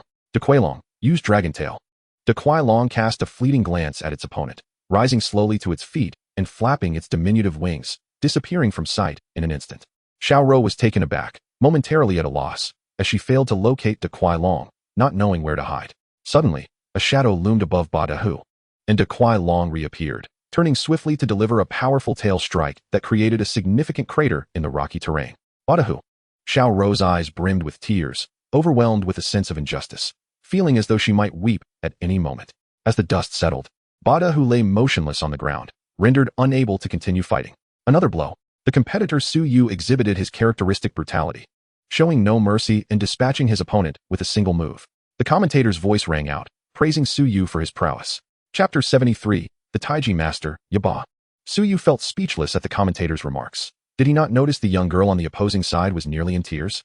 Godhood is unable to continue. The referee declared, Godhood, I will take you for treatment now. Xiao Ro returned her Pokémon to its Pokéball, apologizing to Suyu. I concede this match. Suyu nodded, refraining from further comment, recognizing that she was ill-suited for battle, lacking in experience. The referee confirmed Xiao Ro's decision. raising a flag and announcing loudly, "Competitor Xiao Ro has forfeited. Thus Suyu is declared the victor of this match. Let us extend our congratulations to Suyu for yet another victory." Amidst the cheers of the audience, Suyu turned to leave, this match barely qualifying as a warm-up. In the subsequent battles, his opponents continued to be of mediocre caliber, with most of their Pokémon still in their first evolution stages. This propelled him effortlessly into the top 32, and upon reaching the top 64, the league divided the competition into 2 brackets. Ultimately, the strongest from the first bracket would face off against the strongest from the second for the championship title, earning him the moniker of Tyrant due to his aggressive fighting style. No matter the opponent, none had managed to draw out his second Pokémon, with even the strongest unable to withstand a single attack from him. This has catapulted his popularity to new heights, with many believing the championship was already within his grasp. The 3 Pokémon he had showcased, Dian Feng Miao, De Kuai Long, and Pen Hualang, left competitors in the first bracket in a state of dismay. They realized that studying attributes and techniques proved futile against him. The disparity in strength was insurmountable, rendering any tactics ineffective. Even standing still, it was likely they could not breach his defenses. In the second bracket were Xiao Ji and Xiao Mao, though to everyone's surprise, Xiao Mao was eliminated, stopping short at the top 32. Logically, Xiao Mao's strength should have easily secured him a place in the top 8. As his Shui Jian Gui could contend with Xiao Ji's Pen Hualang unexpectedly, he faltered at 32, indicating that the second bracket housed formidable contenders. On this day, Suyu and his companions arrived at the competition venue, not to compete, but to watch Xiao Ji's match, as Hua Zi and Mei Wan would soon arrive. And he was there to fetch them. "Xiao Xia, Xiao Gang, where is Xiao Ji?" Suyu greeted them, inquiring. "Xiao Ji has gone to prepare for his match. Congratulations. Suyu, you've made it to the top 16. Xiao Xia, cradling her Bo Kobai, smiled and offered her congratulations. "Thank you." Primarily because the first bracket lacked strong opponents, Suyu replied, settling down with the girls. "We watched your match. It felt as though you were in an entirely different league," Xiao Gang stated earnestly. "Xiao Ji mentioned he wants to face you in the finals. Is that so?" "I am quite looking forward to it," Suyu replied with a smile. If Xiao Ji's Pen Hualang listens to him, he might indeed have a chance to reach the finals, as his Pen Hualang has already reached the advanced level of Quasi-King. In the quartz conference, this was indeed among the strongest batch of Pokémon. Xiao Ji seeks to challenge Suyu, and I hope he can emerge victorious this time, Xiao Xia expressed with concern, glancing at the popular competitor on the opposing side. The competitors took their positions. The red team competitor, Sun Zi, entered to an uproar of cheers, even accompanied by cheerleaders. "Victory! Victory! Miss Sun Zi for the win. Wow, she's stunning," Xiao Gang exclaimed, blushing, his hands clasped in admiration. "Which side are you on, Xiao Gang?" Xiao Xia retorted angrily. Suyu quietly concurred with Xiao Gang's assessment. She was indeed a beauty. However, maintaining his composure, he remarked, "It seems Xiao Ji is up against a strong adversary today." Yi and the others nodded in agreement, rallying to support Xiao Ji. What was anticipated to be a fierce battle turned unexpectedly favorable, as Xiao Ji effortlessly defeated Sun Zi's 2 Pokémon using his Miao Huazhong Zi. "It appears Xiao Ji will win this match with ease," Xiao Xia rejoiced. Despite often bickering with Xiao Ji, her concern for him was genuine. "Not necessarily. Sun Zi still has a 3rd Pokémon," Suyu cautioned. Yi queried, "Could Sun Zi's 3rd Pokémon be formidable? Just watch, you'll see." "This Pokémon is indeed remarkable," Suyu replied. Sun Zi sent forth her 3rd Pokémon, Yaba. The commentator was taken aback.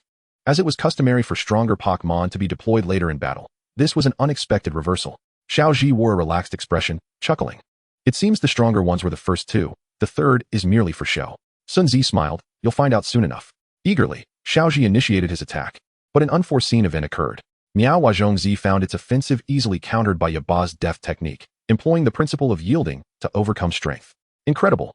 This Yaba is truly formidable. The saying soft overcoming the hard rings true. The commentator exclaimed excitedly.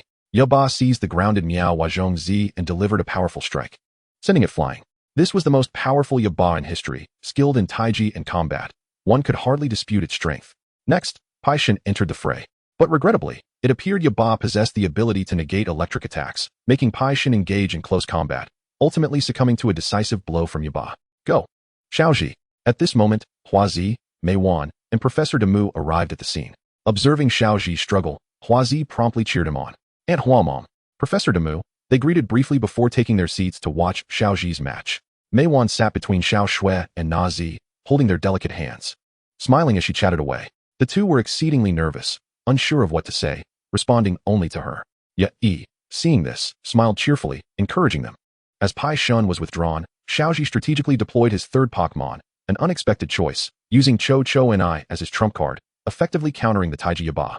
Yaba launched a relentless assault, yet failed to inflict any damage upon Cho and I, who ultimately toppled Yaba to the ground in a decisive victory. With Yaba unable to continue, Xiaoji emerged victorious in this battle. Xiaoji won. He is in the top 16.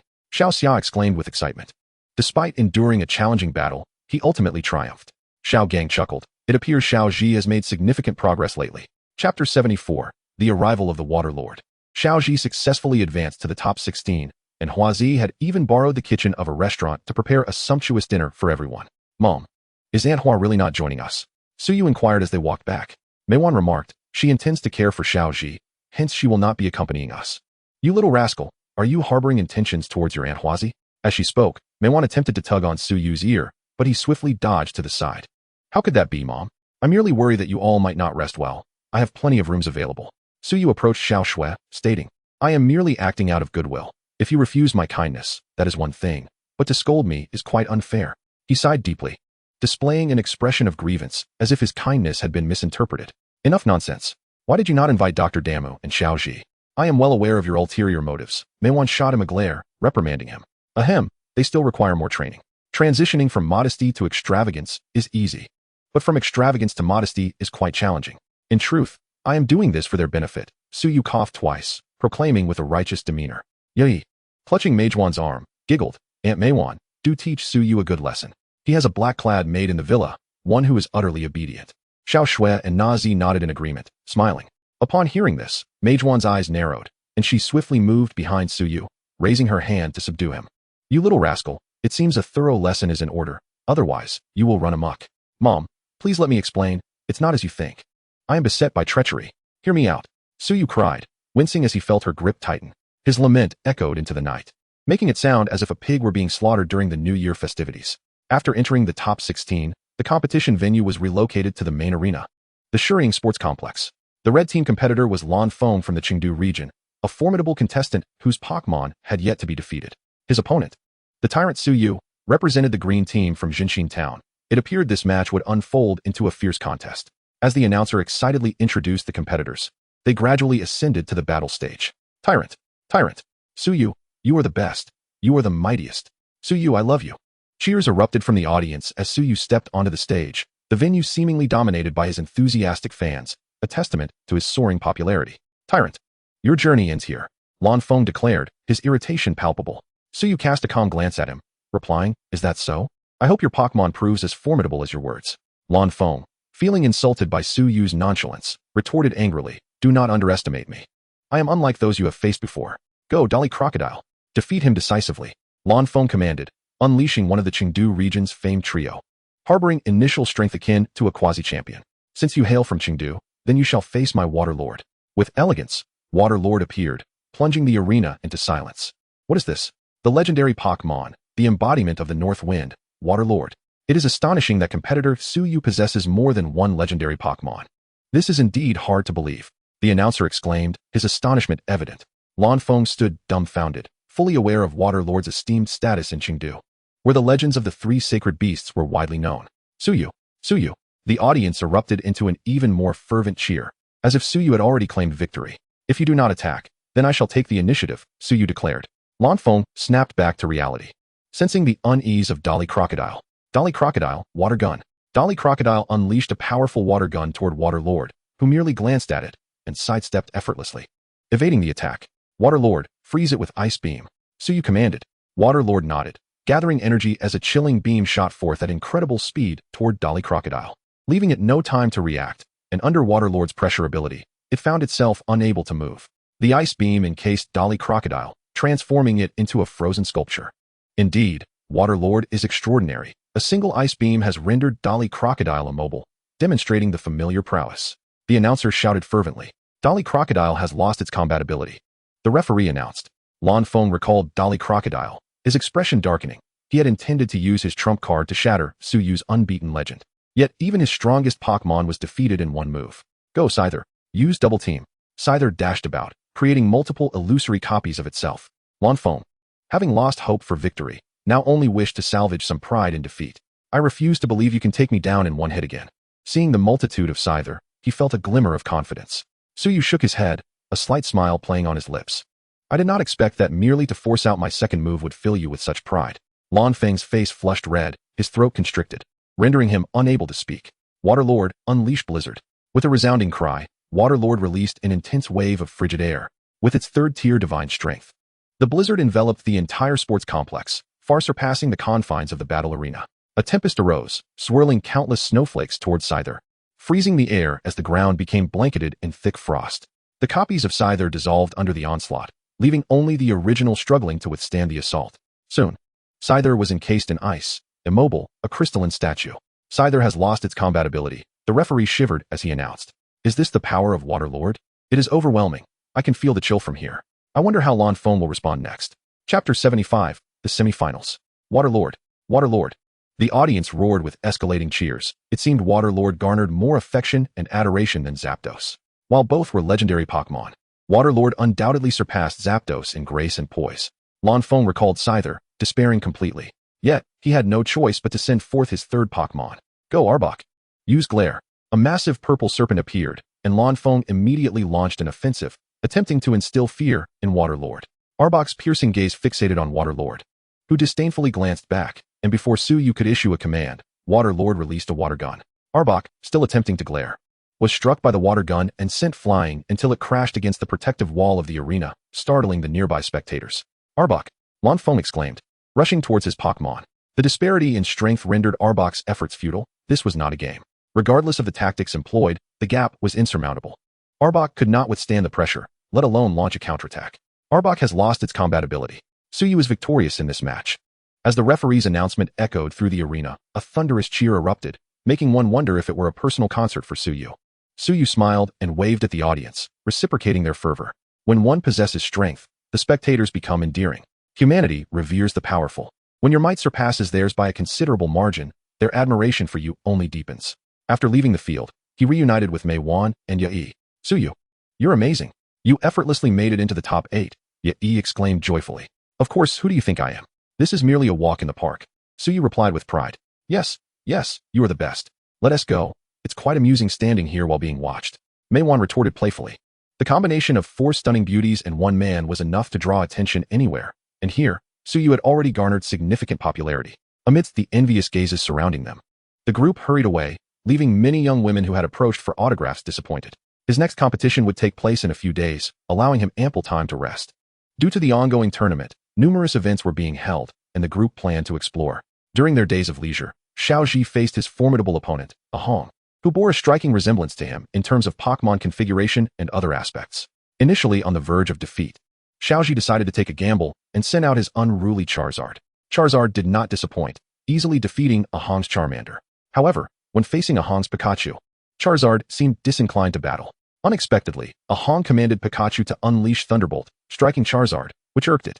In retaliation, Charizard unleashed a powerful flamethrower, vanquishing Pikachu. This move nearly brought Xiaoji to tears, believing Charizard had finally obeyed him. In reality, Charizard had little regard for Xiaoji's commands.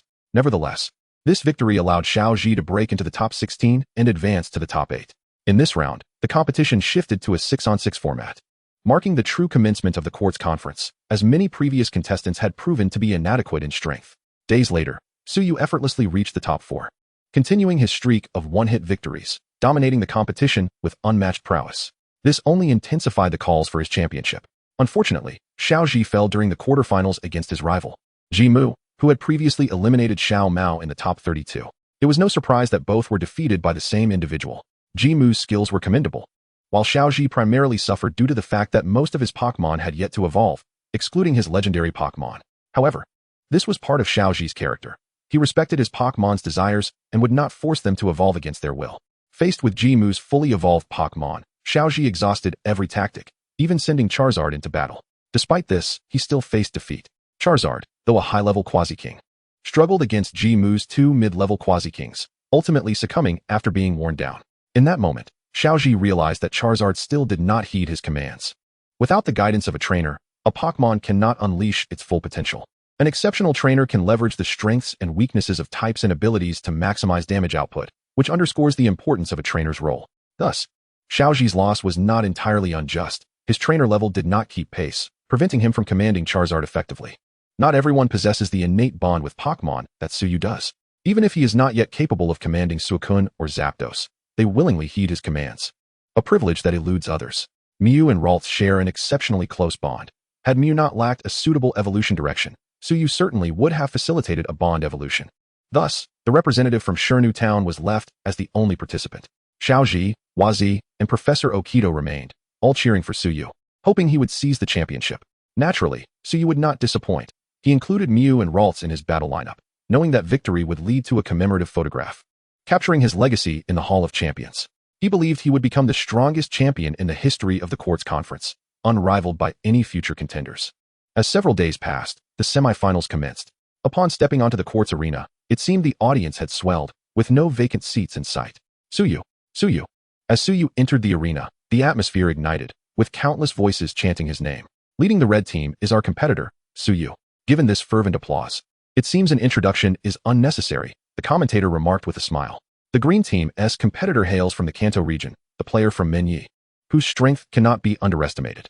He narrowly missed victory in the last Quartz Conference, finishing as the runner-up. One wonders who will prove superior against our formidable Suyu. Observing the composed young man across from him, Suyu noted that he remained unfazed by the crowd, quietly awaiting the match's commencement. Suyu nodded subtly. The young man exhibited a steadiness and calmness that surpassed that of Xiao Ji and others, as a trainer's composure is essential for making precise judgments during battle. Were it not for Suyu, Minyi might indeed have had a shot at the championship. Alas, all Suyu could do was wish him well for the following year. Chapter 76, Charizard vs. Charizard. The competitors readied themselves, and the match began, as the referee declared. Go Charizard. Minyi released his Pokémon first. There was no concern about launching an attack too early, as competitors had submitted their Pokémon lineup and battle order prior to the match. What a coincidence, I also have a Charizard. Let us see your strength. Suyu replied with a subtle smile. Two Charizards appeared on the battlefield, with Suyu's slightly larger in stature.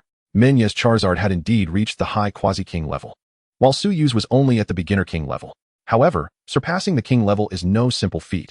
Without adequate Pokémon potential, it is challenging to break through. Go Suyu, you are the strongest. Yet he shouted. Xiaoji added, Suyu, go for it. You've got this. The audience continuously cheered for Suyu. Sensing Suyu's Charizard's potency, Minyi initiated the attack. Charizard, use Flamethrower. Charizard, counter with Flamethrower. Suyu commanded. Both Charizards unleashed powerful streams of fire simultaneously, quickly intertwining to form a massive fiery letter in the air. Soon, the flames collided, resulting in an explosion. It was evident that Suyu's strength was superior as the weakened Flamethrower continued toward Minyi's Charizard. Minyi calmly directed his Charizard to evade. Just as Minyi's Charizard dodged the Flamethrower, Suyu's Charizard emerged from the explosion smoke, launching a fierce dragon claw at Minyi's Charizard. Caught off guard, Minyi's Charizard was sent flying. What a stunning strike. Suyu has brilliantly leveraged the explosion smoke to obscure Minyi's vision, securing a clear advantage. The commentator enthused. Charizard, are you alright? Minyi asked anxiously. Charizard slowly rose, shaking its head, its gaze fiercely fixed on Suyu's Charizard, indicating that this hit was insufficient to defeat it. Minyi sighed in relief. After all, Suyu's reputation for one-hit victories instilled a formidable pressure upon his opponents. He should feel fortunate that this is the weakest of the 6 small spirits prepared by Suyu to take the stage. Without undergoing mega evolution, the strength of Hualan Charizard does not even surpass that of Shni Gardevoir, a matter of innate aptitude. Although Hualan's qualifications are already commendable and it has been continuously battling, it still pales in comparison to Shni however. The disparity is not excessively vast, as Shni is currently at the intermediate champion level, having rarely participated in battles. This is a matter of origin. Bolstered by the system, Shni possesses maximum talent, and even with Hualan's relentless efforts, it has merely begun to catch up. Hualan, use Steel Wing, Suyu commanded. Both sides fielded Hualan. Due to the Fire-type's resistance, the damage dealt by Fire-type moves was significantly reduced, making other skills more advantageous. Hualan soared into the sky, its large wings glowing white as it dove downward. The speed intensified, ripping through the air and producing a sharp whistle, racing toward Minyi's Hualan. Hualan, intercept it with Flame Vortex, Miy instructed. In response, Minyi's Hualan unleashed a flame vortex into the air, encircling Suyu's Hualan. However, Suyu's Hualan was undeterred. With a fierce roar, it burst through the flame vortex, sustaining some injuries but remaining largely unaffected. Miy recognized that there was no time to flee. Given Suyu's Hualan's accelerating descent, evasion was impossible, and they were left with no choice but to confront it head-on. Hualan, use Dragon Tail. Minyi's Hualan roared, swinging its tail to counter. The dragon tail carved an arc through the air, creating a rushing wind. The moment Steel Wing collided with Dragon Tail, a deafening explosion erupted, reverberating throughout the arena. Soon after, Steel Wing breached the defenses of Dragon Tail, striking Mi's Hualan with a heavy blow. The impacted Hualan flew away like a kite with a severed string, crashing to the ground and stirring up a cloud of dust. Suyu's Hualan, on the other hand, gracefully flapped its wings and descended nearby, standing tall and letting out a victorious roar. Hualan, Miy exclaimed, nervously watching the fallen spirit. This was his trump card, his longest-serving companion. Having observed many of Suyu's matches, he was acutely aware of the power gap between them. He had anticipated defeat at the hands of Suyu's legendary Pokémon, yet was taken aback by the loss to Hualan. Many had analyzed the strength of Suyu's spirits, concluding that Zapdos, Suicune, and Dragonite stood no chance against him. Only Hualan held a glimmer of hope for victory, albeit a slim one, thus becoming their sole opportunity to triumph over Suyu. When Suyu sent out Hualan, Miy had secretly rejoiced, believing Lady Luck favored him, only to face such a tragic defeat. As the dust settled, Hualan lay on the ground, devoid of fighting spirit. This shattered Miy's fantasies completely, and with a wry smile, he recalled Hualan. HD, it's your turn now. Miy steadied his emotions and sent out his second spirit. Suyu wore an odd expression, suspecting that this fellow had peaked at his battle roster. Come back, Hualan, you performed splendidly. Now, I entrust the battle to your partner. He returned Hualan to its Pokeball and produced another, proclaiming, Go, LLS. A flash of white light revealed an exceptionally adorable shiny LLS, inciting a chorus of excited screams from the female audience, who wished to take it home instantly. LLS, do your best. Mei and Xiao Xia cheered enthusiastically. Has LLS not evolved yet? Xiao Gang wondered, as he had battled alongside LLS before. It seemed implausible that it hadn't evolved after such a long time, unless it simply chose not to. This LLS hailed from the F-Yun region, making it a rare sight, especially since it was a shiny Pokémon, known for having unique attributes. However, was Suyu intentionally going easy on them by using LLS in its initial form?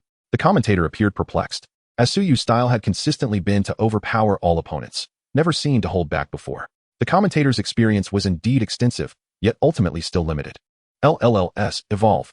LLS nodded, its body shimmering with white light, transforming into a more mature form in an instant. As the white light dissipated, the elegant and beautiful SHNIDO emerged onto the field. Heavens! LLS evolved directly into SHNIDO. How is that even possible? The commentator couldn't help but question reality, astonished by the occurrence. Suyu, finding the reaction excessive, thought perhaps the commentator had simply seen too little. If Kyogre could be caught while fishing, what else was impossible in this world? Chapter 77, A Path of Dominance. HD and SHNIDO are both psychic-type spirits, turning this battle into a contest of psychic abilities. However, the disparity in strength was considerable. HD had only just reached the beginner level of the quasi-champion rank, significantly weaker than Hualan, while SHNIDO stood at the intermediate champion level. It would now depend on Miy's battle tactics. HD, use Psychic. HD's eyes glimmered with a mysterious light as powerful psychic energy rapidly gathered before it, unleashing a potent wave of psychic force akin to an invisible blade aimed at SHNIDO. Observing this, Suyu calmly instructed, SHNIDO, block it. Remaining composed under pressure, SHNIDO summoned a light green psychic shield that effortlessly absorbed HD's onslaught. SHNIDO, counter with Shadow Ball. SHNIDO retaliated, raising its hands to swiftly coalesce a dark energy sphere in its palms, which it then hurled at HD with force. Damage from psychic-type attacks against other psychic types is halved, yet ghost-type moves inflict double damage on psychic Pokémon. However, HD, quick on its feet, adeptly evaded the Shadow Ball using Teleport, reappearing on the opposite side of the field. This is the tricky nature of psychic-type Pokémon. With a mere teleport, most attacks become ineffective. Fortunately, psychic types do possess the weakness of low stamina. Otherwise, they could easily surpass dragon types and become the most favored Pokémon. The two sides exchanged a flurry of attacks, yet neither caused significant damage. However, HD's stamina was visibly depleting, its movements growing sluggish. In contrast, SHNIDO remained poised and elegant, showing no signs of fatigue. The commentator noted that Miy's HD was clearly becoming exhausted, indicating that Suyu's SHNIDO was indeed the stronger of the two. If Miy did not make a decisive move soon, HD would not last much longer. The commentator analyzed the unfolding situation. Miy was acutely aware of this, feeling a deep sense of urgency, yet found himself at a loss. Originally, SHNIDO's strength already surpassed that of HD, and the unpredictable nature of psychic attacks made them difficult to defend against. However, facing another psychic type, the efficacy of those invisible attacks diminished. and he could sense that his opponent was not even exerting full force. Indeed, MIY had not misjudged. Suyu was using HD as a training tool for SHNIDO. Although SHNIDO was rapidly gaining strength, it lacked battle experience, making this an opportune moment to hone its combat skills. Noticing HD gasping for breath, Suyu recognized that its mental energy was nearly exhausted and decided to go all out. SHNIDO used telekinesis to seize it. Telekinesis was closely tied to psychic abilities. The stronger the psychic power, the more formidable the telekinesis. Even though HD was a psychic type, it could resist with its own psychic abilities. But at this point, HD's mental energy had been severely depleted, greatly diminishing its resistance. Moreover, SHNIDO's psychic capabilities naturally surpassed those of HD, rendering the outcome inevitable. Indeed, the reality is such that even with Manai's continuous encouragement, Hoodie's struggle to break free from the constraints of psychic power proved futile. Did you think you were Xiaoxi, still hoping for a comeback? Hoodie, akin to a fledgling chick, was effortlessly captured in midair by Xiaoming. Just as Xiaoming seemed poised to conclude the battle with Hoodie, Manai withdrew Hoodie into the Pokeball. I concede this match, Manai expressed with a forlorn expression. In a situation destined for defeat, there was no need for Hoodie to suffer further harm. As anticipated, Hoodie was ultimately no match for Suyu's Xiaoming. It remained to be seen what Pokemon Manai would summon next to confront Suyu's remaining formidable creatures. It is worth noting that Suyu's trio of powerful Pokemon, which had wreaked havoc in the knockout rounds, had yet to make their appearance. Many spectators had come specifically to witness the might of legendary beasts, and they were certain that the moment was imminent. The commentator remarked, Manai silently sent forth his third Pokemon. He had studied Suyu and was aware that although Suyu's Pokemon were not numerous, each was exceptionally powerful. Particularly, the trio he possessed could typically dispatch opponents with a single blow. Nidoking, the initial stage of a quasi-champion? Suicune, I entrust you with this. Suyu recalled Xiaoming and summoned Suicune. As Suicune's slender and graceful form graced the large screen at the venue, countless spectators, drawn by its allure, widened their eyes. Subsequently, a thunderous wave of cheers and shouts erupted. The commentator mused, no matter how many times one witnesses it, Suicune's elegance and mystery remain unparalleled, and its strength is formidable. I truly wonder how Suyu managed to tame such a creature. Nidoking used Devastating Beam. Upon seeing Suicune, Manai recognized the hopelessness of the situation and immediately unleashed a powerful attack. Suyu, undeterred, commanded, Suicune, counter with Devastating Beam. Nidoking, muscles taut, opened its massive jaws. Energy swirling within, its mouth radiating an increasingly brilliant light until it resembled a miniature sun. Then, a robust Devastating Beam was unleashed, soaring towards Suicune with great speed. Suicune was equally swift, requiring little time to gather energy. With grace and composure, it lifted its head slightly, energy coalescing rapidly, and in less than a second, its own Devastating Beam shot forth. The two beams collided fiercely at the center of the battlefield, the immense energy impact causing the ground to tremble violently. Nidoking's Devastating Beam appeared more potent. However, the reality was quite the opposite. Suicune's beam obliterated Nidoking's attack and continued unabated toward Nidoking. Struck by the Devastating Beam, Nidoking's massive form soared into the air before crashing heavily to the ground, rendered incapable of continuing the fight. The familiar aesthetic of overwhelming power was on display once more. It was a single blow of remarkable strength, illustrating a stark disparity in combat levels. The commentator exclaimed excitedly, Come back, Nidoking. I am truly sorry for the suffering you've endured. Manai recalled Nidoking, his expression bittersweet. Hualan, it's up to you in the next round. He had relinquished all hope, wishing only to spare his Pokemon further injury. Zapdos, go forth and unleash Thunderbolt, Suyu declared. Hualan, use Protect, you must hold on. Manai shouted urgently. Zapdos spread its wings wide, releasing a sharp cry into the sky. Instantly, arcs of electricity surged around it, crackling and intertwining, and as it opened its beak, a thick stream of golden lightning twisted forth like a serpent. Hualan's fur stood on end as it rapidly concentrated its energy before it, enveloped in a mysterious glow. The golden current surged like a relentless tide, continuously battering Hualan. Gritting its teeth, Hualan persevered, releasing its energy to maintain its defense. Alas, while Protect is indeed a remarkable technique, it can only withstand attacks from 2 tiers below. This was already an extraordinary ability. However, Zapdos exceeded Hualan by 3 tiers, making resilience a moot point. As a blinding radiance erupted, Hualan's protective glow finally succumbed, shattering like glass.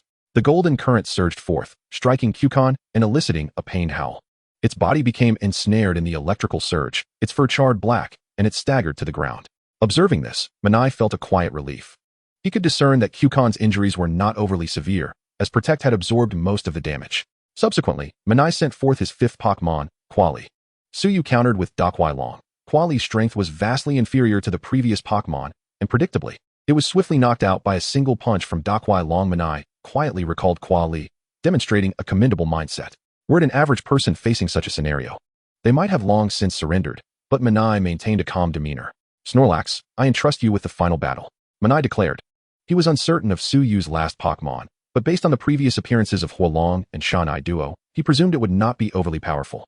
At least not on par with the legendary beasts. However, he could never have imagined that the final Pokémon would not only be formidable, but, in fact, the strongest of all. Mew, you're up for the final round, Suyu said, patting Mew with a smile. Mew cheerfully fluttered onto the battlefield. Appearing diminutive in the presence of Snorlax's massive form, Suyu has dispatched a mysterious Pokémon. I must confess my ignorance, for I have never encountered this Pokémon called Mew. The commentator exclaimed in astonishment. To be a commentator, one must possess extensive knowledge, otherwise, it would be quite embarrassing to be unfamiliar with the Pokémon and their abilities during a match. As it stood, the commentator was utterly baffled, having no idea what this Pokémon was.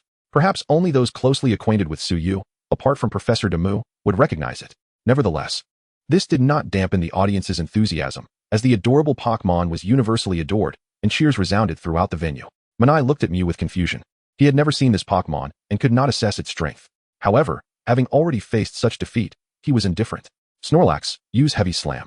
With a mighty roar, Snorlax charged toward Mew, its immense size and weight causing the arena to tremble. Upon entering attack range, Snorlax leaped high, attempting to crush Mew beneath its bulk.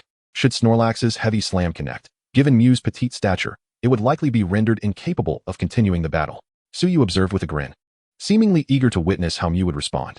As Snorlax loomed overhead, Mew flashed with a brilliant light, and an amusing scene unfolded on the battlefield. A Snorlax, even larger than Manai's, appeared, one hand lifting Manai's Snorlax while the other scratched its belly. What just happened? Am I seeing things? Mew transformed into an even larger Snorlax with greater strength. Could this be a Ditto? The commentator stood up abruptly, his eyes filled with disbelief. Suyu's Mew is truly remarkable, akin to the Ditto we encountered earlier, Xiaoji marveled. No, it far surpasses Ditto. Mew can transform into any Pokémon at will, while Ditto can only mimic those in battle, Xiaogang corrected, possessing the insight befitting a gym leader. Indeed, Xiaogang's observation was astute. Dr.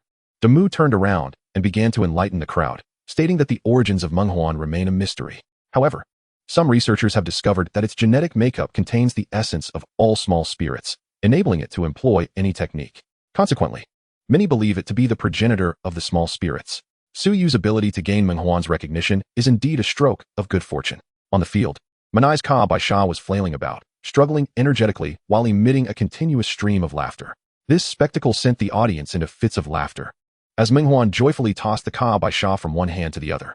The substantial weight of the creature seemed negligible in Menghuan's grasp, and when Menghuan casually threw the Ka Bai Sha aside, it crashed into the ground, creating a sizable crater. This confirmed the true heft of the creature.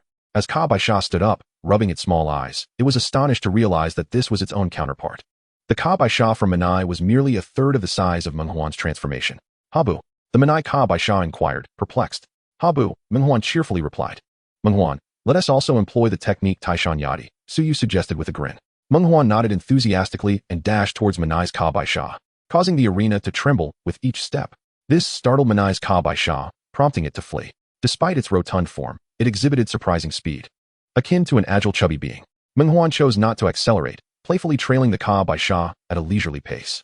Whenever the Ka Bai Sha attempted to halt, Menghuan would assume the stance for Taishan Yadi, compelling the Ka Bai Sha to run again. After several laps, the Ka Bai Sha was left panting heavily. Laughter erupted throughout the venue, with even the commentator rendered speechless by the hilarity. Observing this, Manai sighed and recalled Ka Bai Sha into its Pokeball, conceding the match. Upon seeing Ka Bai Sha returned, Menghuan transformed back to its original form and flew onto Suyu's shoulder with a beaming smile. Suyu affectionately patted Menghuan, saying, "You performed remarkably well. Later, I'll treat you to something delicious." The little creature spun around joyfully, thrilled by the prospect. Unexpectedly, the final match proved to be so entertaining. Let us congratulate Suyu for successfully advancing to the finals. And we also thank Manai for providing us with such an exhilarating contest. The commentator proclaimed loudly. The crowd erupted into cheers, chanting Suyu's name in waves of excitement. Standing in the arena, Suyu smiled and waved to the audience, cradling Menghuan as he departed the competition grounds. Chapter 79, Arrival of the Elite Four from Guandu. In the villa area outside the competitor's village, Suyu languidly reclined on the sofa, indulging in fruit while leisurely watching television. Suyu, Aren't you concerned about gathering information on your opponents? The strongest contender from the second division has been determined, yet Yi remarked. Suyu took a bite of an apple that Xiao Shui had handed him, mumbling, there aren't any formidable opponents in the second division. Besides, with my little spirit's configuration, they should be the ones studying me. I hardly have the leisure to pay attention to them. Xiao Shui, I would like some pineapple. Upon hearing this, Xiao Shui was about to rise and head to the kitchen to slice the pineapple for Suyu. The villa prepared by the League was indeed well stocked, with fresh fruit that was replenished daily. Mei Wan approached, pulling Xiao Shui down and glaring at Suyu, saying with irritation, you little rascal. Are you going to keep bossing people around? Should I personally attend to you? Suyu chuckled awkwardly, straightening up and replying, ahem, you misunderstood. I intended to get it myself. I was just joking with Xiao Shui. Is that so? Well, go cut me a pineapple. I'd like some too, Mei Wan demanded. All right then, I'll get it for you right away, Suyu said with a smile, hastily rising to slice the fruit. Xiao Shui couldn't help but laugh as she slowly walked to the kitchen to assist Suyu. Before long, Suyu returned to the living room with several fruit platters. Come, everyone, let us enjoy some fruit together. As they savored the fruit, they chatted casually. Suyu, I just checked, your opponent is named Jimu. He has defeated Xiao Ji and Xiao Mao, and then triumphed over by He to enter the finals, Yi announced, biting into a slice of cantaloupe. Jimu? This chap is truly intriguing, climbing up by stepping over the folks from Xine town. It seems tomorrow's match will be quite entertaining, Suyu chuckled. Mei Wan cautioned, do not underestimate him. To reach the finals, his strength cannot be dismissed lightly. Rest assured, I will give it my all, and allow him a moment to retaliate, Suyu assured, silently mourning for his opponent for a fleeting second. Mei Wan nodded, fully aware of Suyu's prowess, yet she hoped he would not develop an arrogant and conceited demeanor. She was overly concerned. Suyu's psychological maturity far surpassed that of these children. Moreover, he had experienced a complicated social environment, rendering his mindset far more advanced than the typical residents of this world, who generally possessed a more innocent and simplistic outlook. The League's official website announced that the 4 elite trainers from Guandu would be present at the finals tomorrow. The Elite Four. They are indeed significant figures, Mei Wan exclaimed in surprise. In previous quartz conferences, it was rare for any elite-level individuals to attend, and even if they did, it was usually just 1 or 2 passing by. The simultaneous presence of all 4 elite trainers was truly extraordinary. Clearing his throat, Suyu pointed to himself and boastfully declared, in fact, I am also a significant figure. Haven't you all noticed? The women shot him a glance before resuming their enthusiastic discussion about the Elite Four. Hey, you are currently in the presence of one of the future Elite Four from Guandu. Please show some respect, all right? Suyu said, slightly flustered. Yes, Su Tianwang. You may rest now. Yi waved her hand dismissively. You all think Du or Kana is stronger? As they debated animatedly, it was clear that Suyu was left out of the conversation. I suppose Du is somewhat stronger. Isn't he the champion of the Johto region? A championess' strength should surpass that of an elite trainer, Xiao Shui analyzed. In theory, that should be the case, but Kana, the Ice-type Elite Four, has the advantage over Du, especially since he has captured a young Articuno. Currently, Du cannot win against Kana, Nazi countered, shaking her head. Mei Wan expressed her surprise, saying, Articuno, I didn't expect Kana's strength to be so formidable. Yi remarked, we encountered Du during our travels. He seemed quite imposing. The discussion continued fervently, leaving Suyu somewhat neglected. As he fed Menghuan a piece of apple, he thought to himself, what is so special about Articuno? Menghuan is the true powerhouse. The little creature nibbled on the apple while its big eyes remained fixed on the grapes in the fruit platter, making Suyu chuckle as he placed the platter before Menghuan for easier access. They all admire Du, right? He is doomed. Even Jesus can't save him. As I've said, after the quartz conference, it seems I'll have a chance to teach this show-off a lesson, Suyu mused quietly. Achoo, who is talking about me? The flamboyant Du sneezed. What? The illustrious dragon master wouldn't catch a cold from the wind, would he? A mature lady approached slowly, her striking figure captivating many onlookers. Du remarked, to be honest, it is a bit chilly. Why are you the only one here? Isn't everyone else coming? They should be arriving shortly. Shiba will likely be the last to arrive, and Granny Ju Zi is still on the plane. Let us head inside, otherwise traffic will be paralyzed here shortly, Kana said. In just a brief moment, the crowd gathered around grew larger. Both Du and Kana were renowned figures in the Guandu region, nodded slightly, and walked into the Alliance's reception building with Kina, a place not meant for ordinary individuals. By the afternoon, the illustrious fighting King Shiba and the poison-type Queen Jizi hurriedly arrived. The gathering of the 4 kings at the Shireen Plateau was undoubtedly for Suyu, as he was set to officially assume the title of king after the conclusion of the Shireen Conference. Neither the 4 kings nor the Alliance's upper echelons harbored any doubts regarding Suyu's capability, had it not been for concerns over public dissent. They would have readily awarded Suyu the championship trophy at the Shireen Conference. They were acutely aware of Suyu's prowess. as all information pertaining to him was transparent to them, with the sole exceptions being his system and origins. This lack of clarity left them somewhat perplexed. Yet as long as they could confirm that Suyu hailed from the Guandu region, that sufficed. As members of the same faction, the four kings would soon be colleagues. Thus, it was only fitting to extend a modicum of respect upon his ascension. Aside from Jizi, the other three were also quite curious, eager to witness the unique qualities of the individual recognized by numerous divine beasts. The battle between Du and Suyu was well known to them, providing an opportunity to gauge Suyu's true strength. The Shurine Conference did not unveil much, given the current level of competition. Even a glimpse of Suyu's capabilities remained elusive, save for Du, who might glean some insights. However, such insights would be limited, as their gathered intel indicated that Suyu's Mutwo had never fully unleashed its potential. Du was well aware of this, yet he remained unconcerned. Engaging in combat with formidable opponents was his path to becoming stronger. At his level, the outcome of a battle had lost its significance. Chapter 80. The Finals of the Shurine Conference. The following day, at the main venue, the Shurine Sports Arena. To the esteemed audience present and those watching from their screens, we meet again. Today marks the grand finale of the Shurine Conference, and I trust many have received the news. Let us warmly welcome our four kings to the stage. The commentator rose, filled with excitement. Amidst a cacophony of cheers, the four kings ascended the platform with steady steps. The audience's cheers grew even louder upon their arrival. Next, we present our two protagonists for the day. Let us greet them with the loudest applause. The commentator announced with fervor. Jimu was the first to step onto the stage, receiving a modest round of applause that paled in comparison to the thunderous welcome for the four kings. Soon after, Suyu gracefully ascended the battle platform, and in an instant, the audience erupted with fervent cheers. Suyu go! Suyu, you are the best! Yet Yi shouted enthusiastically. Xiao Shui and Na Zi waved banners, fervently cheering him on. Suyu, defeat him and avenge us. Xiao Ji and Xiao Mo shouted in unison, reaching a moment of consensus. The atmosphere in the venue rivaled that of the four kings' arrival, leaving Jimu's expression darkened by the evident disparity in treatment. Yet, how could one blame Suyu for his striking looks and formidable strength? Kinna remarked, this guy appears far more handsome in person than on video. What? Is the esteemed Kinna king smitten with this lad? That would be something, considering this young man is quite the heartbreaker, Du teased. Kinna shot him a glance and retorted, I hope you can still be this cheerful when he has you fleeing in disgrace. Shiba inquired curiously, is he truly that strong? Du nodded, stating, strong indeed. But the factors determining victory in battle extend beyond mere strength.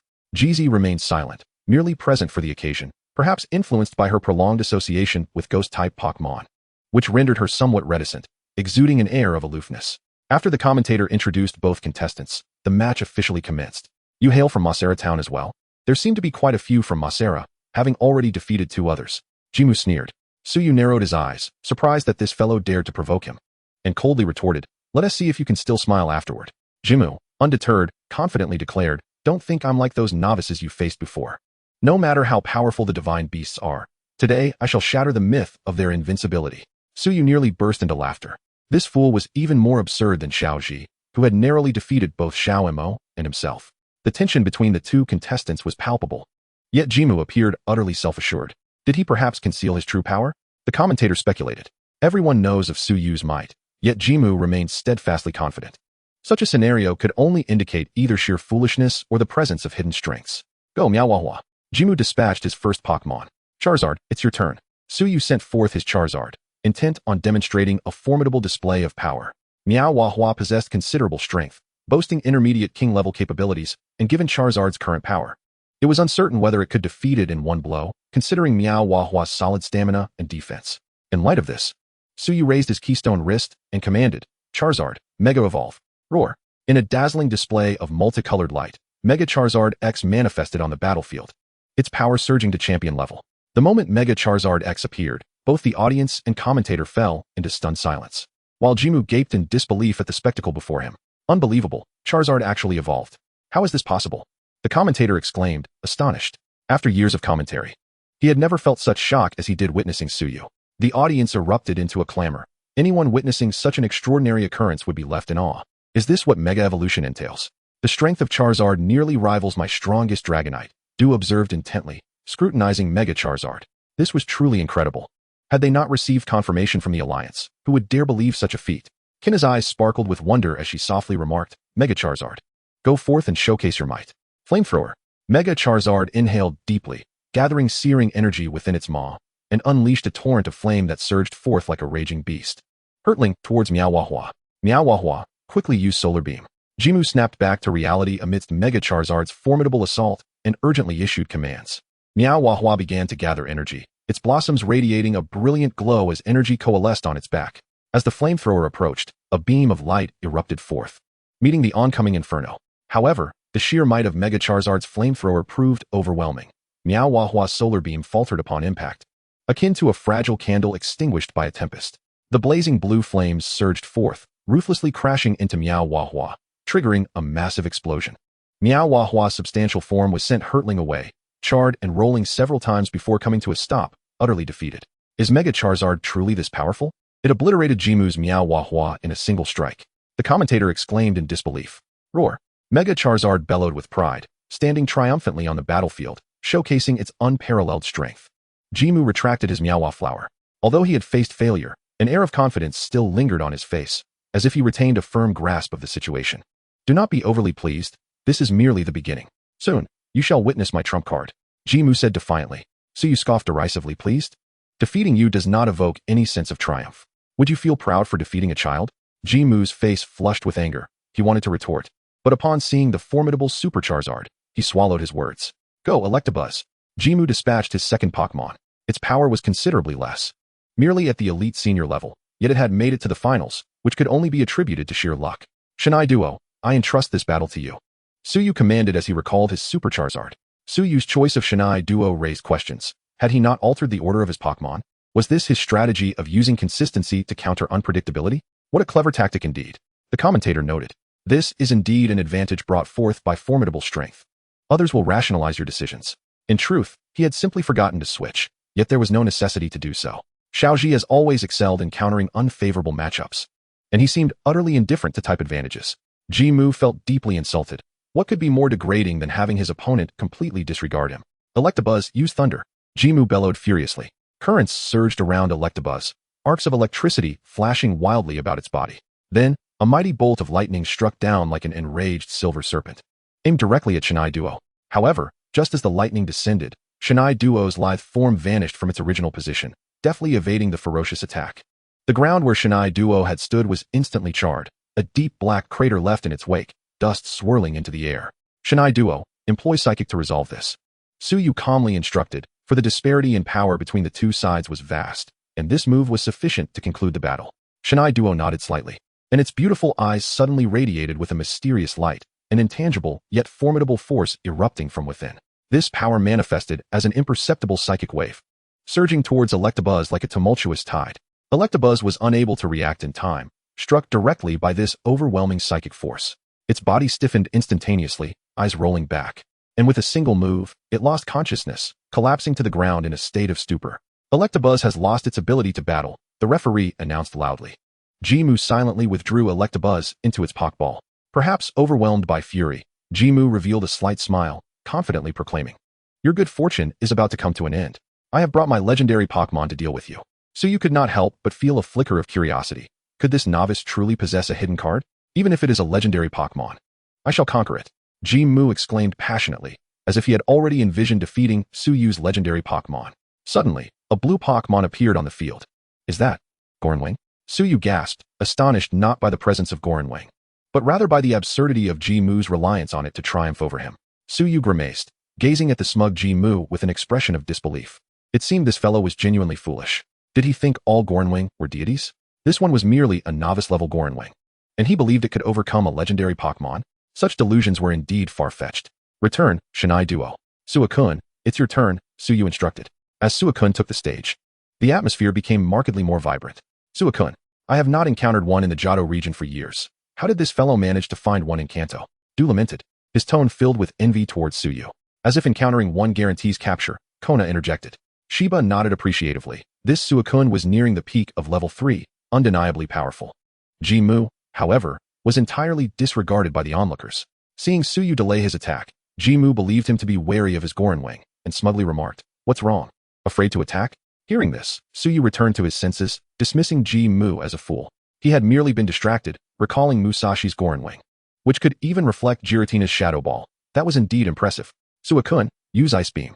Suicune opened its mouth, a dazzling light rapidly coalescing within. In an instant, a frigid beam shot forth, freezing the air in its path and forming shards of ice that twinkled ominously. Wing, use counterpunch and reflect its attack back. Jimu shouted excitedly.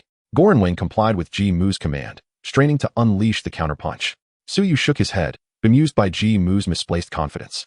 Let alone whether Wing could reflect a move of 3 levels higher, counterpunch could only reflect physical attacks.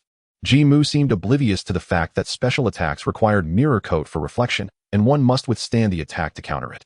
The outcome was evident. Ice beams surged towards Wing at an astonishing pace, enveloping it in an extreme chill. Upon contact, Wing's body began to frost over. The ice rapidly spreading until it was entirely encased, transformed into a translucent ice sculpture. How could this happen? Counterpunch can reflect anything, can't it? How could this be?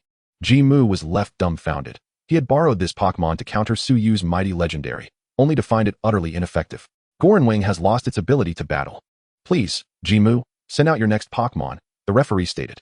With Wing's defeat, Jimu seemed to lose all his confidence, falling silent and subdued. His face darkened to an extreme as he sent out his next Pokémon, Fire Monkey Go. Zapdos, it's your turn. Thunder. Suyu commanded. Zapdos raised its head and let out a resounding cry. Its body instantly surrounded by crackling arcs of electricity, gathering immense power. A colossal bolt of lightning, resembling a silver dragon, descended from the clouds. Fire Monkey dodge. Jimu screamed in terror. Hearing the command, Fire Monkey sprinted across the ground. Its form a blur as it attempted to evade Zapdos' strike. Yet, no matter how swift it was, it could not outrun the lightning. With a thunderous roar, the mighty bolt accurately struck Fire Monkey. In an instant, Fire Monkey's body was overwhelmed by the fierce electric current, leaving it stiffened and collapsing amidst a cloud of smoke. Rendered unable to battle. Fire Monkey has lost its ability to battle, the referee declared. Another one-hit knockout. Suyu's strength was truly astonishing. Throughout many courts conferences, I have never witnessed such a spectacle. No matter what Pokémon the opponent sent forth, it was always a swift defeat. The commentator exclaimed with fervor. Jimu's expression darkened further at these words. Can someone consider the feelings of the contestants? He thought. Beedrill, I beg of you. Jimu sighed. Facing Suyu's 6 intact Pokémon, utterly at a loss for how to secure victory. Chapter 82. Champion of the Quartz Conference. Dragonite go? Suyu sent forth Dragonite. On the battlefield, Beedrill and Dragonite stood poised to clash. The imposing figure of the Daquelong, towering at 4 meters, rendered the Dazenfeng remarkably diminutive. One couldn't help but ponder how this individual managed to acquire such a formidable Daquelong. I had never encountered a Daquelong of such strength. The one residing in my family's Lonku pales in comparison. Du couldn't suppress his admiration, his eyes brimming with envy. The Lonku had existed for an extensive period, enduring countless years, sheltering numerous dragon-type Pokémon within its confines. Among them, the mightiest Daquelong had survived for centuries, vigilantly guarding the Lonku. Yet even so, that Daquelong's aura was overshadowed by Suyu's colossal Daquelong. It was no wonder the Alliance was eager to recruit this creature, with such prowess. It seemed unlikely that the 4 of us could prevail in a battle, remarked Kina. Poor opponent, after arduously reaching the finals, to face such an anomaly, chuckled Shiba. Dazenfeng. Employ Poison Sting, commanded Jimu. The Dazenfeng soared into the air, its tail's sharp stinger glimmering ominously as countless tiny, pointed poison stings shot forth towards Daquelong like a swarm of locusts. Despite Daquelong's massive size, one should not assume it lacked speed.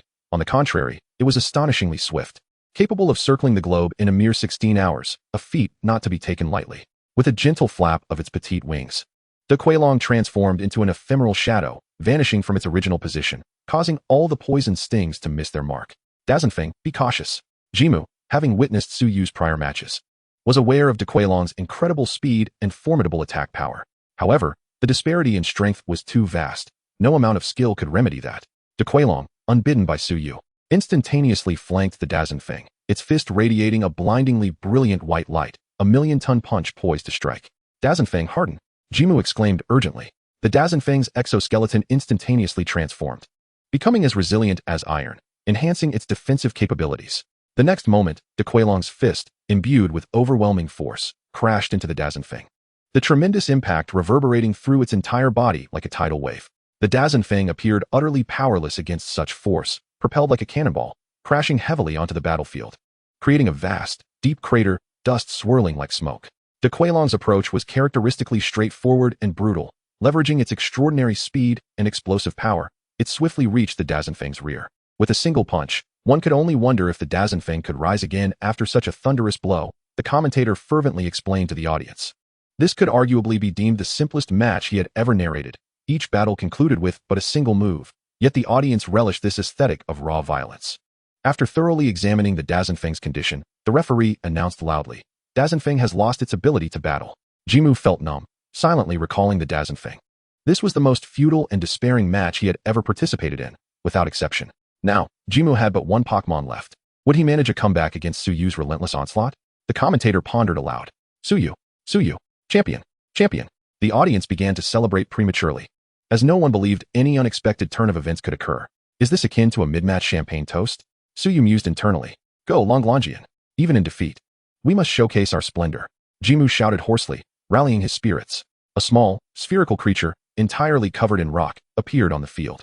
This very Pokémon had eliminated Xiaoming from the competition. Xiaoming had been overly arrogant. Had he chosen to utilize his Shui Jingui, the outcome could have been different. Menghuan, go. Bring home the championship for me. Suyu gently stroked Menghuan, smiling as he spoke. The little creature, content, closed its eyes and nodded obediently, fluttering lightly onto the battlefield. Once again, this magical and adorable Pokémon graced the field. One could only wonder what surprises it would unveil during this match. The commentator exclaimed in astonishment.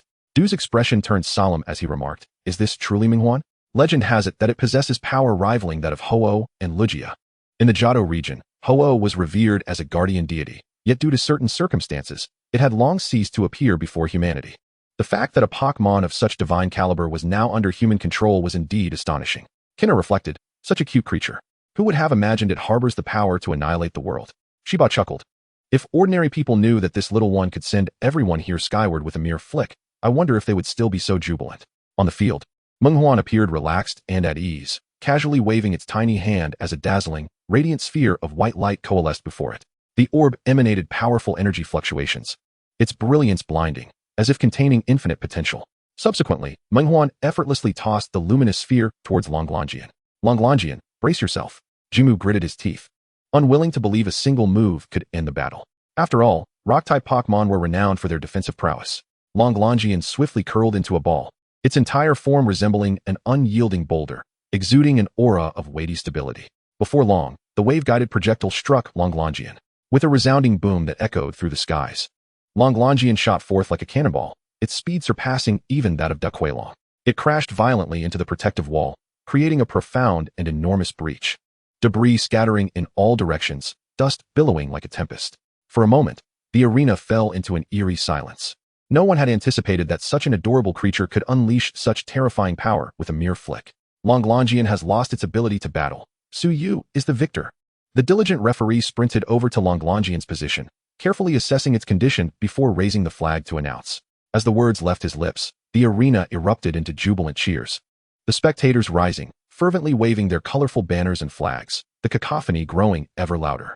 Suyu, champion, champion. The shouts resonated to the heavens, deafening in their intensity. Suyu, smiling, continuously waved to the surrounding audience. Yet Xiao Shui, and Nazi rushed onto the field, embracing Suyu tightly, their eyes brimming with joy. In that moment, they shed all reservation, reveling in their shared triumph. Xiaoji and Xiaoming also hurried over, expressing their heartfelt congratulations. Suyu, you were incredible, Xiaoji exclaimed loudly. Xiaoming, wearing a sincere smile, added, congratulations, Suyu. Even the Elite Four rose to their feet, applauding Suyu's accomplishment. At that moment, colorful streamers cascaded like vibrant snowflakes from above as Suyu stood at the center of the arena, savoring the sweet fruits of victory. Only Jimu quietly withdrew Longlongian, leaving the arena in solitude. Chapter 83, The New Elite Four Member. Shortly thereafter, the awards ceremony commenced. Originally, it was supposed to be hosted by that old man Damaranch. But with Champion Du in attendance, the task naturally fell to him. Du presented the championship trophy to Suyu, smiling as he said, congratulations. I will be waiting for you here tomorrow. Suyu accepted the trophy and nodded, fully understanding the underlying meaning. This was a rare opportunity not to be missed. Moreover, he had long since resolved to engage in a serious battle with Du. With that thought, a smile graced Suyu's lips. Upon seeing Suyu's smile, Du inexplicably felt a sense of foreboding arise within him. The second place was occupied by Jimu. Logically, upon witnessing the champion Du personally presenting the award, he should have felt elated. However, this fellow had been psychologically scarred by Suyu's defeat, appearing dazed and listless. The third position went to Menyi, whose strength could easily have secured him the second place, but alas, misfortune befell him. Is this what it means to be a champion? Suyu pondered as he examined the champion trophy in his hands, feeling no particular distinction about it. What was once a pursuit for Xiaoji over 2 decades had now been effortlessly grasped. After the award ceremony, The league arranged for a group photo of Suyu and his championship team. In the photograph, Suyu held on to Meng Huan and La Lu La Si, while behind him stood the imposing De Kuai Long and Pen Hualong, with Shui Jun lazily reclining on the ground and the mysterious Dian Zi Niao soaring in the air. Meng Huan held the championship trophy, and this photo would find its place in the Hall of Victors for all to admire. Once the ceremony concluded, Suyu invited everyone for a group photo, including Xiao Zhi's trio, Professor Oki, Xiao Mao, Hua Zi, Mei Wan, Ye Yi, Xiao Shui, and Na Zi. Initially, Suyu contemplated inviting the Elite Four, but dismissed the thought due to the discord between Zhu Zi and Professor Oki. Regrettably, the trio from Team Rocket was absent, as they dared not show their faces before Suyu, leaving future opportunities to be sought. After the photo session, the group celebrated, and one by one, they left in a pleasantly tipsy state. Upon returning home, Nazi used her psychic abilities to assist Suyu to his room, just as she was about to depart. Suyu pulled her onto the bed, causing her face to flush red in an instant. Amidst half-hearted resistance, the clothing on both gradually diminished. It was destined to be an extraordinary night. The next morning, Suyu slowly opened his eyes and, upon turning his head, noticed that his enchanting companion had already left, and the previously scattered clothing was neatly folded to one side. Indeed, one must not indulge excessively in alcohol, for a moment's carelessness can lead to mistakes. Fortunately, the other party was his beloved wife. He retained a clear memory of the events from the previous night. Suyu dressed and made his way downstairs, where several were partaking in breakfast. I thought you would sleep in after such a heavy night of drinking, so I didn't call you. Since you're awake now, have some porridge, Meiwan remarked. Suyu nodded and took a seat beside Nazi. As he settled down, he sensed a hint of tension emanating from her, which he found amusing. Who would have thought that a mature woman could exhibit shyness? After taking a sip of the millet porridge that Xiao Shui handed him, Suyu declared, later, Du and I will have a match. I appreciate your support. Absolutely. I've yet to witness a champion in battle. Yet he exclaimed excitedly. Xiao Shui and Mei Wan shared no objections, as there was little of consequence for them to attend to here. Nazi, if you're feeling unwell, you should rest at home. Suyu gently held her delicate hand and spoke tenderly. No, I'm fine, Nazi replied softly, a blush gracing her fair cheeks. Is Sister Nazi feeling ill? Is it serious? Yet he asked with concern. No, it's nothing major. I just twisted my ankle a bit, Nazi reassured. Feeling warmth from Ye's worried expression, Xiao Shui and Mei Wan exchanged knowing smiles. They were not Navi like Ye and easily discerned the underlying reason. Once Ye saw this, she relaxed and resumed her breakfast. Soon after, breakfast concluded, and the group boarded a car to the main venue in Shuriying. Following the tournament's end, people began to disperse, and Xiao Zhi's group also departed from the Shuriying Plateau, returning to Jinxin Town. Suyu, this is the elite badge. The league will promote you next, and it won't be long before the entire Johto region learns of the new champion's emergence.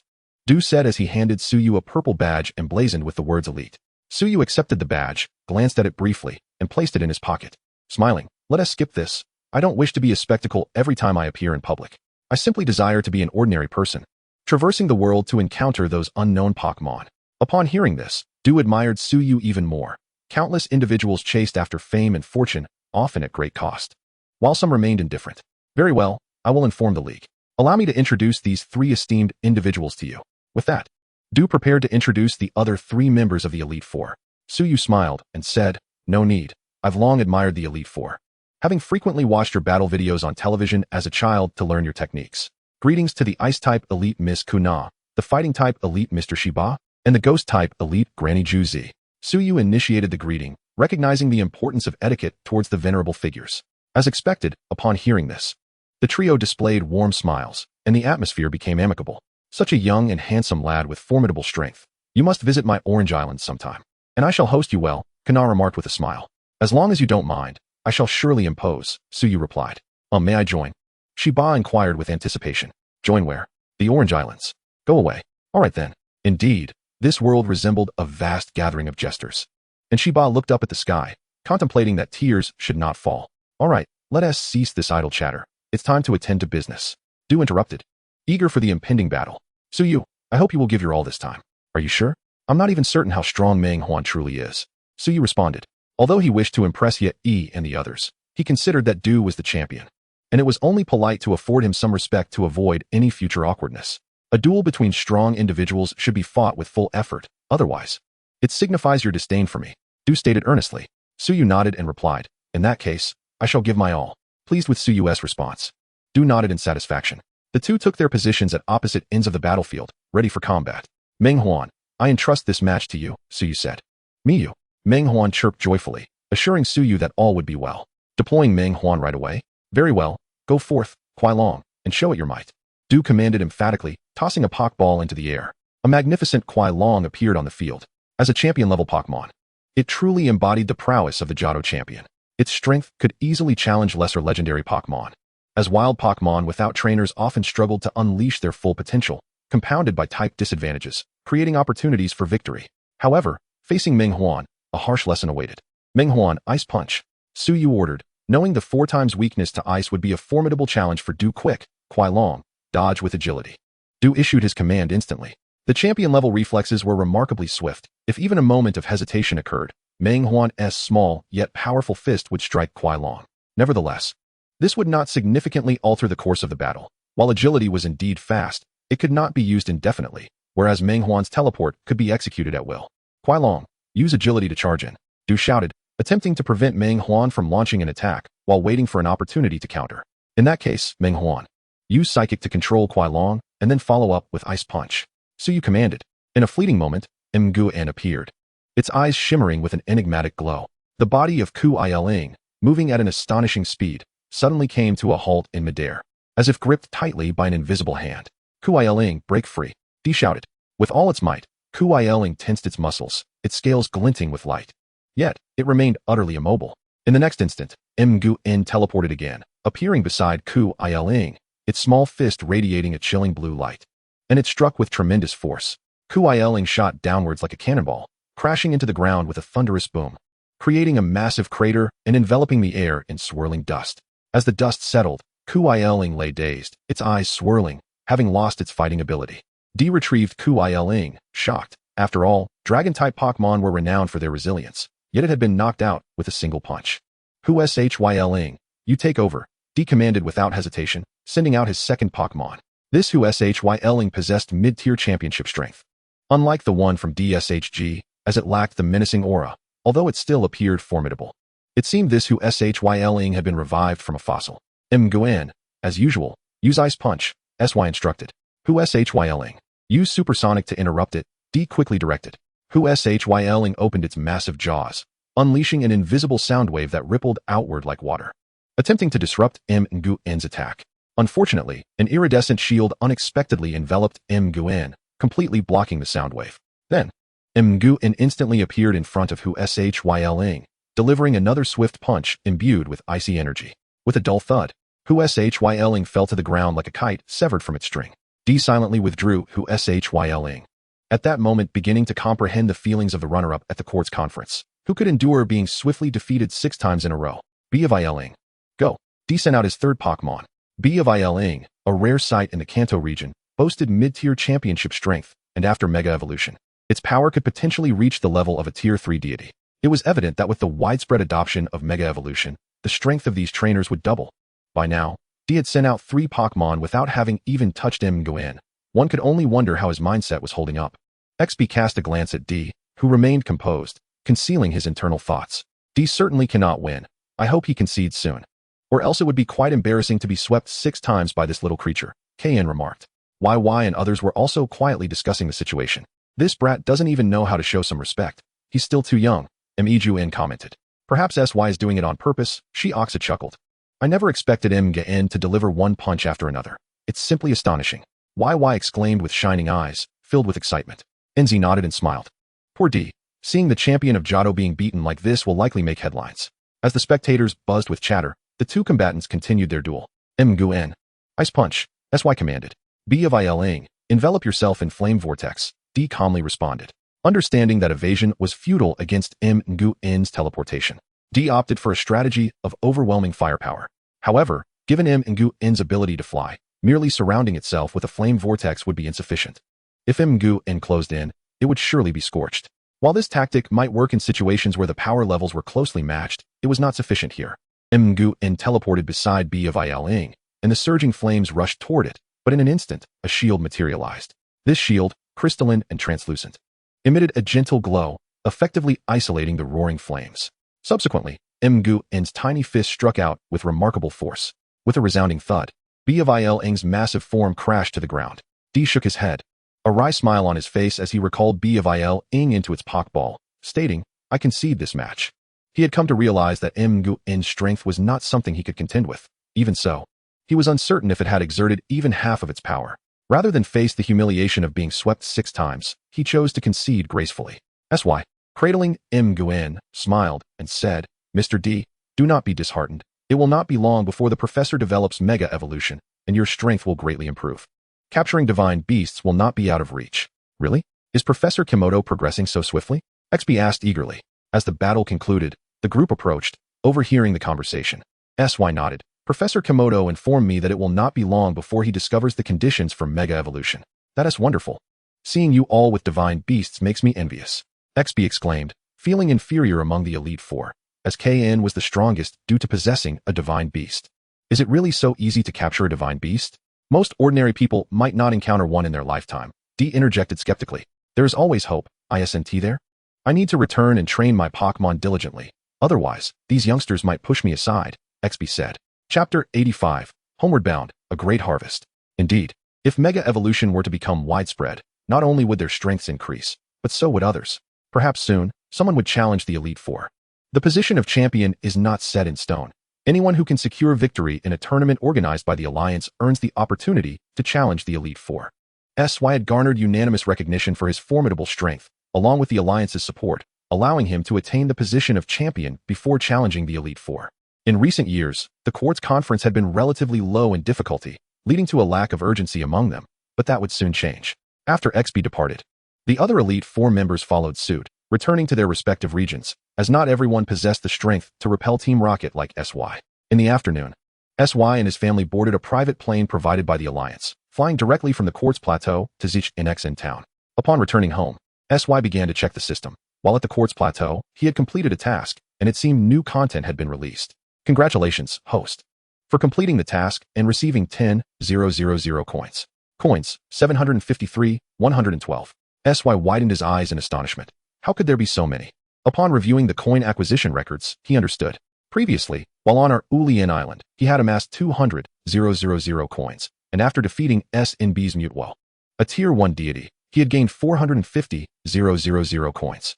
Subsequently, at the Quartz Conference, he triumphed over numerous opponents and secured the championship, followed by defeating D, accumulating a total of 750,000 coins. He was now not far from redeeming L. Kangzu. Sy thought. Is there another notification? What could it be? Sy noticed a red dot on the system panel and clicked on it. Task released. Become an honorary trainer of the Orange Alliance. Task reward. 10,000 coins. Only 10,000. That's rather unmotivating, he mused. With 750,000 coins in hand, the additional 10,000 felt insignificant. However, the opportunity to capture Lu Qy in the Orange Archipelago was indeed enticing. Even if he could not capture it, defeating it would yield 450,000 coins, along with the 3 legendary birds, making it a prime location for coin farming. Yet, the gyms in the Orange Alliance posed quite a challenge, with tasks like surfing, crafting ice boats, and snowboarding truly vexing. Fortunately, I have access to the little spirits. Otherwise, relying solely on physical prowess, who could successfully navigate this?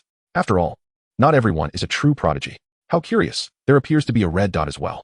Congratulations, host, on completing the hidden task, becoming the champion of Kanto. Task reward, 1 10-draw lottery ticket. My goodness, this is truly a remarkable prize. It is worth noting that my precious dream Pokémon was obtained during the last 10 draws. If I were to summon another level 1 deity, I would be virtually invincible in this realm. Just as Suyu was brimming with joy, preparing for the lottery, a knock echoed through the door. The others had gone out to buy groceries, leaving Suyu alone. Meiwan and the others certainly wouldn't knock, so who could it be? Suyu approached the door and opened it to find several middle-aged individuals in formal attire standing respectfully outside, led by a young woman with short black hair. The woman possessed exquisite features, her skin pale as snow, radiating a chilling elegance. Suyu, perplexed, thought that while the woman was indeed beautiful, he did not recognize her, as she left no impression on him. Who are you? Suyu inquired. Greetings, Su T in Wing. I am Li Huang, a representative assigned by the Alliance to assist you in regional management, the woman replied respectfully.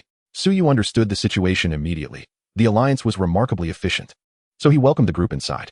After they were seated, Suyu asked, what regions will I be managing? Your territory encompasses all towns surrounding SHBN City. Li Huang replied. This was akin to a city in my previous life, Suyu mused. Does that mean I can freely appoint or dismiss all personnel within SHBN City? Indeed, as long as you so desire. Li Weiying replied with a serious expression. Suyu remained silent, causing a middle-aged man standing behind him to grow anxious. He was the mayor of Hualan City and, in this moment, had not even the right to remain seated. Should Suyu decide to replace him, he would have no opportunity to resist. Li Weiying was an official sent from the Alliance headquarters, her authority only subordinate to Suyu's. Observing the beautiful woman before him, Suyu understood the Alliance's intentions. However, he was disinclined to concern himself with such minor schemes. In this world, he held no overwhelming desire for power, and the title of champion was essentially gifted to him by the Alliance. He lacked the time for management and had no ambitious individuals around him. He decided to maintain the status quo regarding the appointments, as he presumed they had gathered some knowledge about him before arriving. I have but one request: protect Zhengxinqing and my family. As long as your actions remain within reasonable bounds, I do not wish to interfere, Suyu stated calmly. Although he admired beauty, he was not the type to be distracted by it. It was best to clarify certain matters. Li Weiying nodded. Certainly, we will ensure Zhengxinqing is the focal point, and the protective measures will be executed to the utmost. Suyu continued, please find a suitable area to the east of Zhengxinqing and construct a manor for me. I will entrust this task to you. Additionally, establish a Pokémon Center and a police station in Zhengxinqing. With privileges at his disposal, why not utilize them? Moreover, the population in this world was relatively sparse, with ample vacant land available. The backyard of Professor Kito's research facility was astonishingly vast. Li Weiying replied, understood. We will fulfill your requests with utmost speed. Is there anything else you wish to instruct? Let us leave it at that for now. Should I require your assistance, I will reach out. In the event of any insurmountable disasters or dangers, contact me promptly, and I shall handle the situation, Suyu declared. For such was the duty of a champion, akin to a guardian deity. However, natural disasters were relatively rare in this world, with most calamities arising from Pokémon conflicts. A powerful Pokémon battle could obliterate the world. For instance, if Kyogre and Groudon were to clash without the intervention of Rayquaza, they might very well devastate the Hualan region. Unless there is anything else, you may return. The task of regional management is now yours. And I trust you will find this work enjoyable, Suyu concluded with a smile. Upon seeing the woman, he sensed a strong aura of a career-driven individual. Such people placed great value on their work. It was for the best, as without oversight, who could predict what chaos subordinates might unleash? Li Weiying stood, bowing earnestly. Thank you for your trust, TNWing. I shall diligently manage your territory and protect your family. After dismissing Li Weiying and her entourage, Suyu returned to the sofa. He paid no attention to the group of officials accompanying Li Weiying, who were heads of various departments in Hualan City. He had no interest in them, believing Li Weiying would handle everything adeptly, especially now that she had his support and the backing of the Alliance. These individuals would not dare to defy her, for the champion represented absolute power. In this domain, the champion was the supreme authority. The Alliance's presence was inconsequential. As for Li Weiying, although she was dispatched by the Alliance, should she prove disobedient, Suyu could swiftly deal with her, and the Alliance would be powerless to intervene. Now, the main event awaited. As for power, it is built upon strength. Without the foundation of strength, no amount of power is more than an illusion, grand in appearance, yet fragile against the slightest storm. System, initiate the 10-draw lottery, Suyu proclaimed excitedly. The familiar roulette materialized in the void, beginning to spin slowly. Ding. Congratulations, host, you have obtained a physique fruit. Ding. Congratulations, host, you have obtained 10 great balls. Ding. Congratulations, host, you have obtained 1 scarf. Ding. Congratulations, host, you have obtained 10 master balls. Ding. Congratulations, host, you have obtained 10 firestones. Ding. Congratulations, host, you have obtained the power of aura. Ding. Congratulations, host, you have obtained 10 standard Pokeballs. Ding. Congratulations, host, you have obtained the legendary Pokémon Kyogre, Sea Monarch. Ding. Congratulations, host, you have obtained the evolution stone for Shinado. Ding. Congratulations, host, you have obtained 1 pair of Hulk shorts. Is it truly happening? Suyu burst into laughter, wondering if the 10-draw system had a guarantee mechanism, perhaps ensuring the appearance of a divine beast. This time, an abundance of treasures had emerged. While the exact effects of the physique fruit remained unclear, his experience with the charm fruit indicated that it was surely beneficial. The power of aura is one of the supernatural forces in this world, remarkably effective, as a powerful aura wielder can even defeat Pokémon. The Mega Evolution Stone for Shinado speaks for itself. Having witnessed Charizard's Mega Evolution, it is evident that Shinado's ultimate form is immensely powerful. Lastly, the grand prize, the legendary Pokémon Kyogre. It is said to embody the ocean, possessing the formidable power to control water. Depicted in mythology as a Pokémon that expands the ocean by inundating land with torrential rains and surging waves. It can also undergo primal reversion.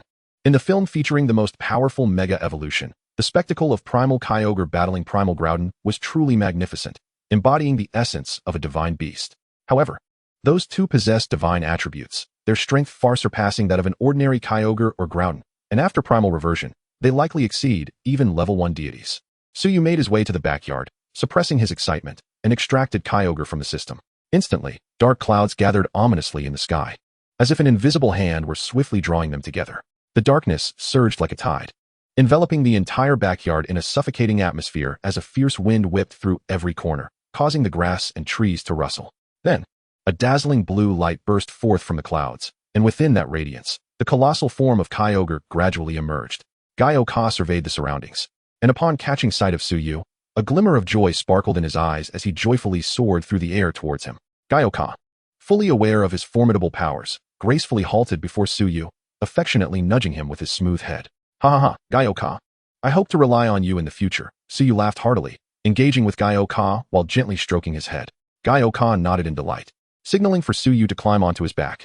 Thus, Suyu embraced Meng Huan and leaped onto Gaio-Ka's back. Gaio-Ka excitedly carried them soaring through the sky, dispersing the ominous clouds. Otherwise, they would have been drenched in a torrential downpour. The system certainly had its advantages. Gaio-Ka's size was significantly larger than the average, nearly double that of the original, approaching 10 meters, with strength at the pinnacle of level 1. The Gaio-Ka from Feng Yuan, post-primitive return, only measured 10 meters. If this one underwent a primitive return, it would likely reach 20 meters, making the Feng Yuan variant appear as a mere child in comparison. As they soared through the air, Suyu couldn't help but ponder how even the king of the deep sea could fly, while Gula Duo could not. No wonder Gula Duo always fought with Gaio-Ka upon encountering him. It must have been out of frustration. After indulging in the thrill of flight, Suyu returned Gaio-Ka to the Master Ball, as there was no suitable place for him to roam freely.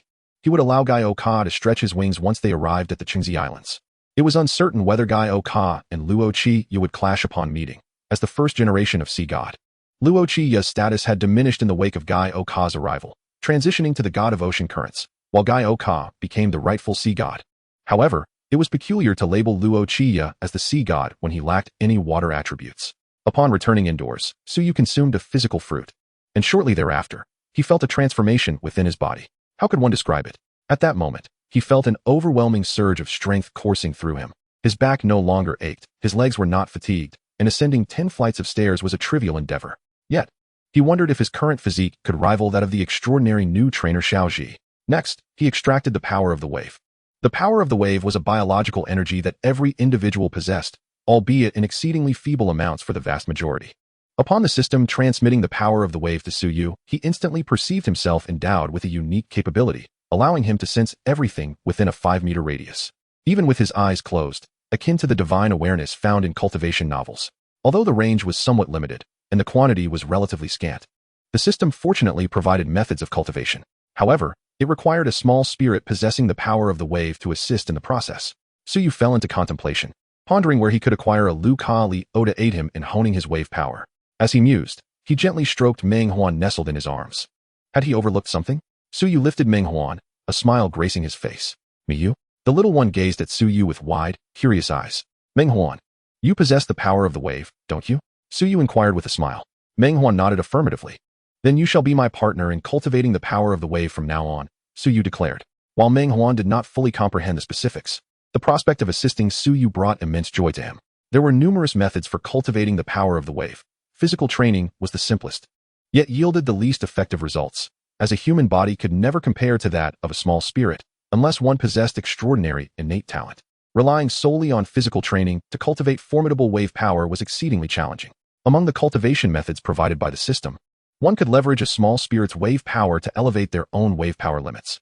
However, a strong bond of mutual understanding with the small spirit was imperative, otherwise, carelessness could result in severe injury. Chapter 87. The Counterattack of Xiaoming. The bond between Meng Huan and Suyu had long flourished, so cultivating the power of the wave would pose no difficulties. After spending some time with Meng Huan exploring the training methods, Mei Wan and the others finally returned. In the following days, under the organization of Professor Demu, a celebration party was held to honor Suyu's championship victory. Professor Demu initially intended to take this opportunity to announce Suyu's identity as the Indigo Plateau champion, but Suyu expressed that it was unnecessary, believing it would create an atmosphere of discomfort among everyone. Whether out of reverence or the hope of gaining benefits through Suyu, this was something he wished to avoid. He preferred a harmonious and relaxed interaction among all. Observing this, Professor Demu refrained from further discussion, opting instead for a simple celebratory gathering, inviting the residents of Jian town to join. After the party concluded, Suyu found himself with little to do, spending his days either training the power of the wave with Meng Huan or frolicking with Mei Yi and the others. The time to depart for the Qingzi Islands was fast approaching. It was essential to take some time to unwind, as travel could be quite exhausting at times. On this particular day, the group, as usual, reveled in the gentle breeze and sunlight outdoors, while Suyu busied himself with barbecuing. Suddenly, a bumbling fast dragon descended from the skies at remarkable speed, carrying a bag on its back. The fast dragon seemed to have spotted its target, diving straight towards Suyu. "Oh no, my barbecue!" Suyu exclaimed, hurriedly channeling his wave power to shield the barbecue stand. Indeed, as the fast dragon landed, a powerful gust of wind swept through, but fortunately, Suyu acted swiftly. Otherwise, their meal would have been compromised. The commotion from the fast dragon's landing drew the attention of the others, who were playing with the small spirits. "Suyu, it seems this fast dragon has come specifically for you." The girls greeted the fast dragon, but the bumbling creature paid them no heed. After tidying up the barbecue and washing his hands, Suyu approached the fast dragon, exclaiming, "You nearly ruined our lunch." The fast dragon looked at Suyu, its expression one of innocent bewilderment, causing Suyu's irritation to dissipate. The fast dragon then retrieved an envelope from its bag and presented it to Suyu. As Suyu accepted the envelope, the curious gazes of his companions fixed upon him. "Using a fast dragon as a messenger is quite extravagant," Mei Yi remarked. Having spent considerable time in Kindu, she was well aware of the fast dragon's esteemed status. Owning a fast dragon was a dream for countless trainers, and for her, it served merely as a messenger. Suyu extracted a metallic invitation from the envelope, stating, upon seeing the fast dragon present the envelope, "I had an inkling of what this might entail." Under the watchful eyes of his friends, a projection of a woman emerged from the metallic invitation. "I apologize for the audacity of my correspondence. You are regarded as the most promising small spirit trainers, and I wish to invite you to the strongest small spirit trainer party hosted by my master. The venue is New Island, Small Spirit City. If you wish to attend, please tick the postcard. We eagerly anticipate your presence." With that, the projection of the woman gracefully bowed before vanishing from the metallic invitation. The group exchanged glances, ultimately directing their attention towards Suyu. "Do you wish to go?" Suyu asked. "I plan to attend and see what unfolds." After all, this was the counterattack journey of Xiaoming. He naturally wanted to partake in the excitement. Although capturing Xiaoming was uncertain, he had already accrued sufficient coins, and there didn't seem to be any particularly valuable items. However, there was still a small Meng Huan yet to be collected, which was worth 450,000 coins, sufficient for exchanging for a Ru Izhua. Xiao Shui and Na Zi had no particular thoughts about it. The title of the strongest trainer failed to pique their interest, while Mei Wan yawned and returned to bask in the sun. Ultimately, only Mei Yi expressed a desire to attend, as she enjoyed lively events, and with Suyu present, there would be no danger. Suyu marked the postcard and handed it to the fast dragon. The fast dragon stowed the postcard back in its bag, took a couple of steps, and soared into the sky. As he watched the fast dragon depart, Suyu's eyes reflected a hint of contemplation, whether it be cloning technology, the Dark Master Ball crafted from the creation of Xiaoming, or the recent 3D projection technology. All of these were products derived from the information Xiaoming had left behind through Team Rocket. Humanity appears not to be as feeble as once presumed. The Alliance seems to harbor profound secrets. It is no wonder that humanity dominates the world. Previously, he believed in the existence of the Aura warriors, yet now, those warriors have dwindled to nearly nothing. Even if they still existed, they would likely be in a state of advanced age. For humans are not divine beasts and cannot escape the cycle of life and death. It seems that the Alliance possesses some trump cards to restrain the divine beasts, but it is likely that their power to do so is limited. Otherwise, given humanity's insatiable greed, they would have long captured the divine beasts to harness their formidable strength for world domination. With this in mind, Suyu felt reassured about the threat posed by the Alliance and subsequently invited everyone to enjoy a barbecue. Days later, a colossal blue whale defied the laws of physics, soaring freely through the air with 2 individuals upon its back. "Wow, Suyu, can you use psychic powers too? When did you learn that?" Yi inquired curiously, extending her small hand to poke the white protective barrier enveloping the two. Suyu chuckled. "This is not a psychic ability, it is the power of aura. Every individual possesses this power within them, though few manage to awaken it. Through his recent training with Meng Huan, his aura power had significantly increased, and he had mastered various applications of it. For instance, the protective shield he created with aura energy could deflect fierce winds and harm. Otherwise, at the flight speed of Gaioka, the strong winds would easily have swept them away. Can I awaken it too?" Yi asked excitedly. "Well, it could be today, tomorrow, or perhaps the day after," Suyu replied with a smile. "Ah, so it might mean I could never awaken," Yi said, lowering her head in a tone of disappointment. Suyu nodded, stating, "It depends on one's fate." And there are very few individuals in the world today who can wield aura power. He had awakened his aura power with the assistance of the system. And if he could help them train, he would gladly do so. Despite Yi's temporary disappointment, given her nature, she would soon cast this concern aside. Indeed, she quickly returned to her lively self, stroking the Gaioka beneath her, saying, "This little spirit is amazing. It can fly without wings." She did not inquire about the origin of the little spirit, as they were not naive. After spending so much time together, they naturally understood that Suyu had his secrets. Whether it was Meng Huan or Mega Evolution, it was clear that such abilities were not possessed by ordinary individuals. However, since Suyu had not spoken, they chose not to press him. They knew he would reveal his secrets when he was ready, as long as he was sincere with them. Jie, Gaioka. Upon hearing Yi's praise, Gaioka responded, as if to say, "Isn't flying a given?" Chapter 88, Two Meng Huans. Suyu remarked, "This fellow is quite impressive, yet few in Kanto are likely to recognize it." Suddenly, a thick layer of clouds appeared ahead, while Suyu's side basked in bright sunshine, creating an extraordinarily peculiar sight. How strange, the weather is too abnormal. Yet who was usually oblivious, noticed the oddity. Suyu, however, found it unsurprising. He knew this was orchestrated by Xiaoming. Reaching the level of a deity, controlling the weather was a trivial feat. Let us continue. Gaioka, Suyu encouraged, patting its back. A mere storm posed no challenge to it. Are those people insane? They still intend to attend the party in this weather? Yeah, exclaimed, noticing many trainers on the sea, directing their little spirits toward the tumultuous waves. Suyu turned his gaze to the ocean, observing trainers with both water-type and flying-type spirits, their faces displaying unwavering courage. Pokémon trainers are adventurers, and those who receive invitations are the elite among them. If they were to be deterred by a bit of wind and rain, they would not have qualified to receive that invitation, Suyu explained. But isn't it tantamount to courting death in such dreadful weather? Yi questioned, perplexed. What could be more important than life? Perhaps to them, this is more important than life itself. This is the path they have chosen, and regardless of how arduous, exhausting, or perilous it may be, they must resolutely continue on. Suyu replied. Although few would ultimately succeed in reaching their destination, the vast majority would likely never arrive, yet this was their own choice. And they could not blame others. Gaioka stood out amidst the storm, impervious to even the slightest effect of the weather. Suyu and Yi, shielded by the power of aura, remained unscathed as well. Soon, they traversed the tempest and arrived at a tranquil island, surrounded tightly by thick clouds. Meow. The Meng Huan nestled in Suyu's embrace peeked out, sensing a familiar aura. It flew out, calling out a few times. Suddenly, another Meng Huan appeared in the void, its fur leaning towards a shade of white. Meow. The two little cats curiously regarded one another. Wow, two Meng Huans. How adorable. Yi exclaimed, her eyes gleaming with delight as she gazed at the two, wishing to embrace both at once and shower them with affection. Suyu also smiled, finding the two little creatures irresistibly cute. He retrieved 2 strawberry-flavored lollipops from his bag and offered one to each Meng Huan. Meow. Suyu's Meng Huan held the lollipop, sharing one with the white Meng Huan while teaching it how to eat. The little one, tasting it for the first time, was filled with curiosity, slowly placing it into its mouth, whereupon the sweet flavor instantly captivated its senses. Before long, the two Meng Huans were playing together. Meng Huan, do you know where Xiaoji and the others are? Suyu inquired. Hearing this, both Meng Huans turned their heads, appearing confused and not comprehending his words. Observing their reaction, Suyu shook his head and chuckled, addressing the white Meng Huan. Yes, little one, I am referring to you. Have you seen a boy wearing a hat accompanied by a Pikachu? Now that the main gate was closed, it seemed he had arrived too late. However, the fact that Meng Huan was still here and had not engaged with Xiaoming indicated that no immediate danger had arisen. The white Meng Huan finally grasped Suyu's intention and nodded obediently. Can you lead us there? I promise to bring you plenty of delicious treats, Suyu added, producing a variety of snacks with a smile. These were Meng Huan's favorite snacks, and upon seeing them, the white Meng Huan excitedly nodded and flew beside Suyu, clutching the treats tightly. Suyu gently extended his hand to stroke the head of the white Meng Huan.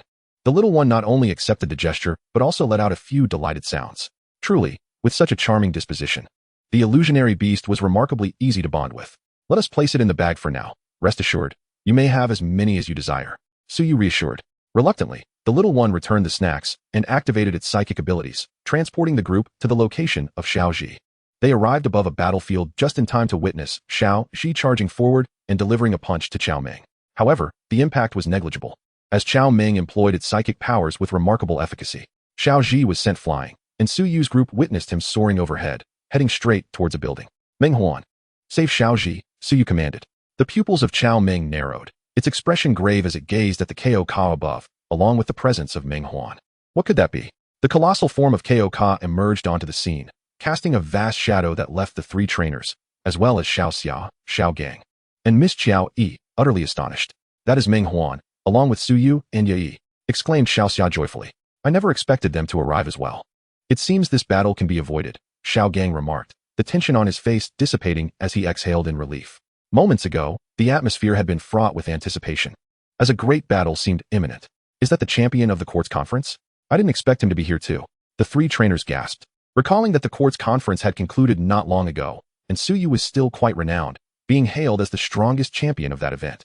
Dismounting from Ko, Suyu approached Xiaoming with a smile, saying, Xiaoming, long time no see. Human, you finally arrived. I have been waiting for you, Xiaoming replied coldly. Suyu looked perplexed. Waiting for me? Indeed, I specifically organized this so-called strongest trainer party to lure you here, for these individuals are truly feeble, Xiaoming stated dismissively, showing no regard for the others present. The trainers exchanged glances, their faces a mix of indignation and helplessness, as the Pokémon in their possession were no match for Xiaoming. Last time I lost, but my strength has since increased. I shall not be defeated again.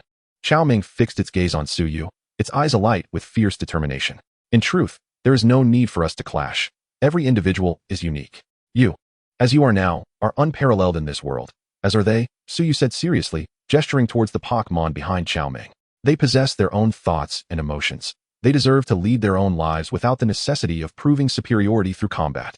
Do you recall what Xiao Ai said? To live on, she would surely wish for your happiness, not for you to endure pain as you do now. Xiaoming's pupils dilated, its emotions surging violently as it cried out. How do you know Xiao Ai? Are you from the laboratory? Impossible. Is everything I have done wrong? Please, tell me. An overwhelming energy erupted around Xiaoming. Chapter 89, The Rematch with Xiaoming. Sensing the energy surge from Xiaoming, the two Ming Huans instantly materialized beside Suyu, ready to counter any sudden attack from Xiaoming. Ko also unleashed its immense aura, firmly locking onto Xiaoming, should it make any move. Ko would unleash a powerful source wave. Xiaoming's power had now escalated to the intermediate level of a level 1 deity, having advanced from its previous initial stage in such a brief span, an undeniable testament to its formidable learning capacity. However, facing the ensemble on Suyu's side, even Xiaoming's prowess might prove futile. The weakest of the white Ming Huans had already attained the intermediate level of a level 1 deity. Not to mention Suyu's own Ming Huan, which resided at the pinnacle of that level, while even Ko boasted the strength of an advanced level 1 deity, making it uncertain whether Xiaoming could prevail. Nonetheless, Xiaoming's potential for growth was vast. While Pokémon birthed from the system typically represented the limits of their individual capabilities, making further advancement exceedingly challenging. Under the formidable pressure of 3 level 1 deities, Xiaoming's emotions gradually stabilized, and it began to regain its composure. Human, perhaps you are right. Both it and I truly exist. We are both Pokémon. Xiaoming pointed at Ming Huan and continued, however, I wish to face it in battle once more. It was evident that Xiaoming still harbored a sense of resentment, seemingly unable to let go of its previous defeat. Without hesitation, Suyu nodded in agreement, knowing that with Ming Huan at the pinnacle of the level 1 deity realm, defeating Xiaoming would be an effortless task. Xiaoming turned and soared towards the sea, for should they unleash their full power, this island might well vanish without a trace. Suyu gently patted Ming Huan's head, instructing, go on, let it witness the disparity between you. Ming Huan nodded and pursued Xiaoming. The white Ming Huan did not follow, instead gazing longingly at Suyu. Ha ha ha, I shall get you some treats, Suyu chuckled, surprised to discover this little creature's fondness for snacks. Retrieving some from his bag, he tempted, from now on, I shall call you Xiaoming. How does that sound? The white Ming Huan, or rather Xiaoming, readily agreed, happily munching on the treats. Suyu, you saved me once again. Xiaoji gasped, rushing over, having been left atop a structure by Ming Huan, while the two Ming Huans hurriedly shielded Suyu, leaving him to navigate down alone. Xiaoji, my apologies for forgetting to bring you down, Suyu said apologetically. No worries, Suyu, is this your newly captured Pokémon? It's so cool. Xiaoji grinned broadly, marveling at Ko. As Xiaoming departed, Xiaoji returned, and Xiao Xia and the others approached. Xiaoji, you were far too reckless. How could you charge him like that? Xiao Xia scolded. Xiaoji scratched his head, accepting the reprimand with humility. It could have been worse, had the plot unfolded differently. Xiaoji could have been petrified by both Xiaoming and Ming Huan, and it was uncertain whether he could have recovered. Suyu recalled how, in his childhood, he had felt tears prick his eyes when witnessing Xiaoji's petrification and Pikachu's sorrow. Pika. Upon seeing Xiaoji unharmed, Pikachu joyfully leaped into his arms. I never anticipated that Xiaoming's cloning technique was so formidable, Suyu remarked, crouching down to gently stroke the replicated Pikachu, which looked identical to Xiaoji's. The Pikachu savored the touch, contentedly allowing Suyu to pet it. Suyu, Why doesn't Team Huan allow me to touch it? Yet, Yi queried, visibly frustrated. Having attempted to stealthily pet Xiaoming, only for it to teleport to Suyu's side. Observing Suyu effortlessly petting Xiaoming, she thought it might be a sign of Xiaoming's fondness for humans and wished to indulge herself, only to meet the same frustrating result. Suyu consoled her, explaining that Huans were typically mischievous and required time to develop a bond. Then why does it allow you to touch it, as well as Pikachu? Yet Yi retorted. Hearing this, Suyu fell silent, unable to provide a clear explanation. Was he to reveal that he possessed an innate charm? Suddenly, a tremendous noise erupted from the distant sea, even breaking through the thick clouds above, a testament to the battle's ferocity. Yet, Suyu held unwavering confidence in Huan. Suyu, are you not worried? Xiaoji asked anxiously, hearing the distant commotion, for Huan did not seem particularly skilled in combat. Rest assured, do not underestimate it merely because of Huan's adorable appearance, Suyu replied, standing tall and gently cradling Xiaoming. In truth, Huans are exceptionally powerful. They simply do not favor conflict, right, Xiaoming? The little Huan nodded enthusiastically in agreement with Suyu's assertion. Moreover, Suyu's Huan was far more formidable than Xiaoming. Xiaoming had chosen the strongest opponent, making victory unlikely. Before long, Huan soared back from the sea, indicating that the battle had concluded. It bore no injuries. Had it not been for the earlier tumult, the onlookers would scarcely believe Huan had engaged in combat. Moments later, Xiaoming returned, battered and bruised. Xiaoming, would you be interested in traveling with me? This world is vast, with countless fascinating wonders awaiting our exploration. Your abilities have ample room for enhancement, and it is not inconceivable for you to become stronger and eventually triumph over Huan, Suyu said earnestly. Recognizing that this was the opportune moment to extend an invitation, and he spoke truthfully. Once the bond between Xiaoming and Suyu deepened sufficiently, Mega Evolution could be initiated, and while the outcome against Huan remained uncertain, it would undoubtedly lead to a significant enhancement in power.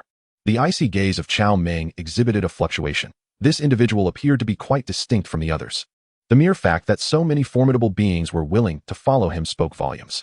Suyu remained unhurried, patiently awaiting Xiaoming's decision. Only by earning its acknowledgement could he hope to succeed. Otherwise, he would likely meet the same fate as Ban Mu. Gai-O-Ka, disperse the storm. For it is no longer necessary, Suyu instructed. This chapter had come to a close. It remained uncertain whether anyone survived at sea, but that was their own choice. Unrelated to him, Gai-O-Ka activated its ability, swiftly dispersing the thick clouds, and the fierce tempest dissipated effortlessly. Xiaoming, would you do me a favor? I promise to provide you with a plethora of delicious treats, Suyu said with a warm smile, brandishing snacks to entice the white Huan. Upon seeing the food, the little creature, disregarding all else, eagerly nodded in agreement. Suyu initially intended to capture it. However, Huan informed him that Xiaoming was not the true entity, but merely a manifestation. This revelation astonished him. If a mere avatar possessed mid-level divine strength, what might the original be capable of? Could it be that its true form was the legendary Huan, the progenitor of all Pokémon? This line of thought did not seem implausible, considering its long-standing companionship with the World Tree, although appearances of Huan were noted worldwide. Thus, it appeared that the others were also avatars, but whether this would still allow for coin farming remained to be seen. Chapter 90, A New Journey. After whispering his request into Xiaoming's ear, the little creature, though filled with confusion, obediently followed Huan to engage in battle. However, to describe it as a battle would be misleading. It resembled play instead. The two little beings took turns, thoroughly enjoying their time. Meanwhile, it seemed that Xiaoming had reached a decision. Emerging from contemplation, Xiaoming stated, I require some time to deliberate. Suyu nodded. Given Xiaoming's current disposition, it was indeed challenging to capture it, but after their two encounters, his favorability had undoubtedly increased. With a bit more effort, once Xiaoming came to a realization, he would surely be the first to come to mind. He believed that during their next meeting, Xiaoming would make its choice. I do not wish for my existence alongside theirs to be known to others, Xiaoming indicated towards the trainers. Suyu grasped its intention. Xiaoming desired to erase the memories of Ash and the others, so their existence would remain concealed from the outside world. After all, such a powerful Pokémon would undoubtedly attract considerable attention, leaving Xiaoming unable to enjoy peace. The memories of those three can also be erased. And I can assure you that Ash and his companions will not divulge your information, Suyu responded. While he was unfamiliar with those three trainers, Ash and his friends were trustworthy, and as for Miss Joy, although kind-hearted, it was uncertain whether she would choose to inform her family. If she were to relay the news to her family, given the connection between the Joy family and the Alliance would likely act swiftly. Attracting the attention of the Alliance would complicate matters further. Dealing with Team Rocket was already challenging enough, let alone the official forces. Xiaoming, upon hearing this, remained silent. Disregarding any objections, and directly utilized its psychic abilities to erase their memories, subsequently transporting them back to the dock. Suyu explained the situation to Ash and his companions. They assured him that they would not disclose any information about this place, and under the influence of Xiaoming's powers, they too were sent away. Afterward, Xiaoming cast a deep glance at Suyu before turning away, leading the cloned Pokémon away to seek a secluded place for habitation. Yet, did such a place truly exist? Moreover, could it genuinely remain hidden from human technological advancements? Watching Xiaoming depart, Suyu understood that their next encounter would not be far off. At that moment, the two little creatures concluded their playful contest, with Xiaoming narrowly losing. Suyu hurriedly checked the system to see if the coins had been credited. Coins, 1, 253, 137. My goodness, an increase of 500,000 coins. Did I just farm the coins of the progenitor of Pokémon? Moreover, Xiaoming's original form had reached the level of a super divine beast. Indeed, it was a Pokémon of eternal existence. With the coins amassed, his options expanded significantly. Should he procure Arceus or Rayquaza? He had long desired Rayquaza, and now he found himself in a state of indecision. While Arceus was undeniably powerful, even its avatars possessed super divine strength. It was not invincible without the tablets. Furthermore, Arceus' emergence could potentially attract the attention of another Arceus. After all, the Pokémon world was essentially its domain. The presence of another Arceus might prompt it to investigate personally. Although Rayquaza was somewhat weaker, the gap was not substantial. With Rayquaza at the peak of level 1 divine strength, plus Mega Evolution, it could likely reach super divine status. As various thoughts flashed through his mind, Suyu began to form a decision. Now was not the time for Arceus to make its appearance. He would wait until his strength had grown even more formidable. Once he acquired Rayquaza, he could farm coins for other legendary Pokémon, such as Lugia and the 3 legendary birds endowed with divine roles. Those birds represented level 2 divine strength. The stronger the Pokémon, the more coins one could accumulate. After a round of farming, he would have hundreds of thousands of coins at his disposal. With clarity in his thoughts, Suyu resolved to exchange for Rayquaza. At that moment, Xiaoming floated gently before him, its big eyes adorably gazing at Suyu, occasionally blinking cutely. Seeing this, Suyu decided to give it his entire backpack, assuring it that it could come to find him in Jinshin town whenever it desired, and he would provide plenty of food. With matters concluded, Suyu and Yi climbed aboard Gyoka and waved goodbye to Xiaoming. Given the little creature's playful and gluttonous nature, they would undoubtedly meet again in the future. In the air, Suyu felt as though something was amiss. What could it be? Upon returning to Jinshin town, he enjoyed a few leisurely days at home until Professor Okito called, requesting Suyu to make a trip to Kurenai Island in the Orange Archipelago to retrieve a mysterious Pokeball obtained by Professor Nimo.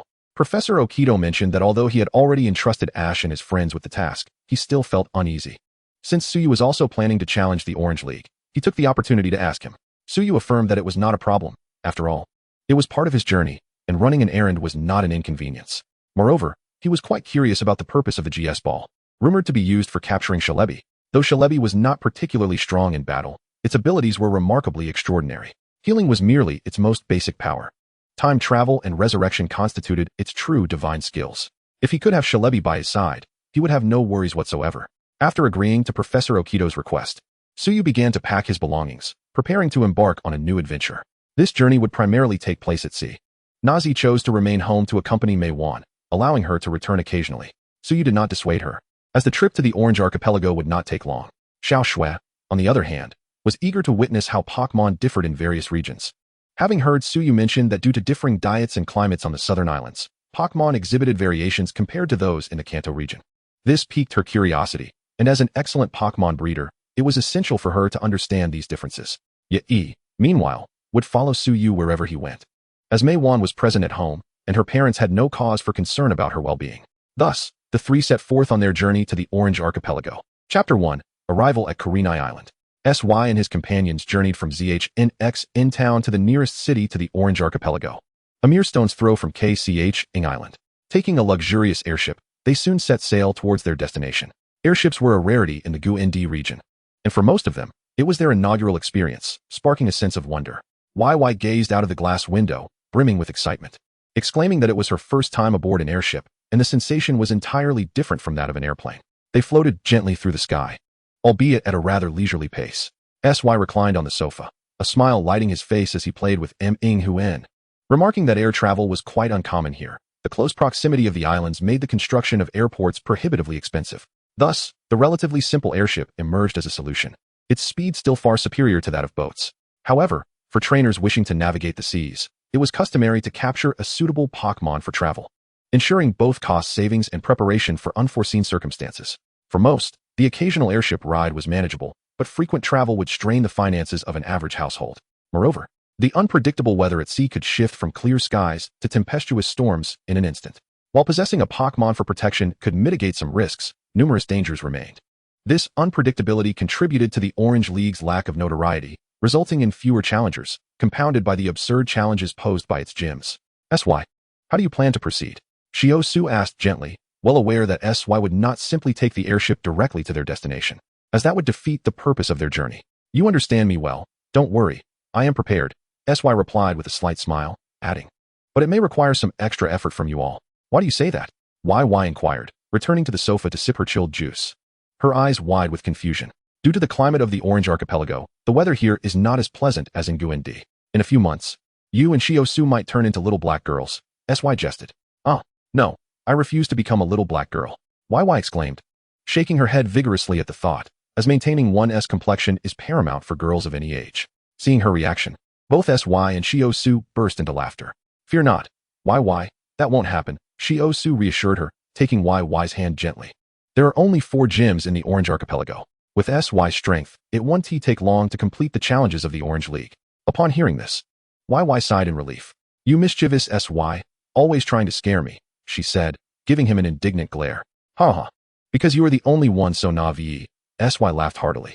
I won't talk to you anymore, humph. YY huffed, blushing as she turned away to whisper with Xiaoming. As afternoon arrived, the airship successfully reached Cascade Island. Upon disembarking, the group was met with a wave of heat, a novel experience for those accustomed to the temperate climate of Guindi. Wow, look at that in the sky, YY exclaimed, scanning the surroundings of Cascade Island and spotting a dilapidated airship careening towards the island. That must be an airship. But it seems it's having some trouble, she observed. The sun above was particularly glaring, and Xiaoming squinted, commenting on the imminent danger as the malfunctioning airship drew closer. You two really aren't worried at all. That airship is about to crash into us, SY remarked with a hint of exasperation. In mere moments, the decrepit airship was perilously near, seemingly preparing for an emergency landing. Other passengers had already fled in panic, and the luxurious airship had hastily ascended, leaving only the 3 of them behind. But you're here, YY said playfully, undeterred by the impending danger. Danger! Quickly! Get away from there! The airship has lost control. An urgent voice crackled from the airship's loudspeaker, sounding vaguely familiar. Huan, stop that airship, SY commanded, suspecting an acquaintance might be aboard. Huan, eyes gleaming with mystery, activated its psychic powers, freezing the descending airship in midair as if time had come to a standstill.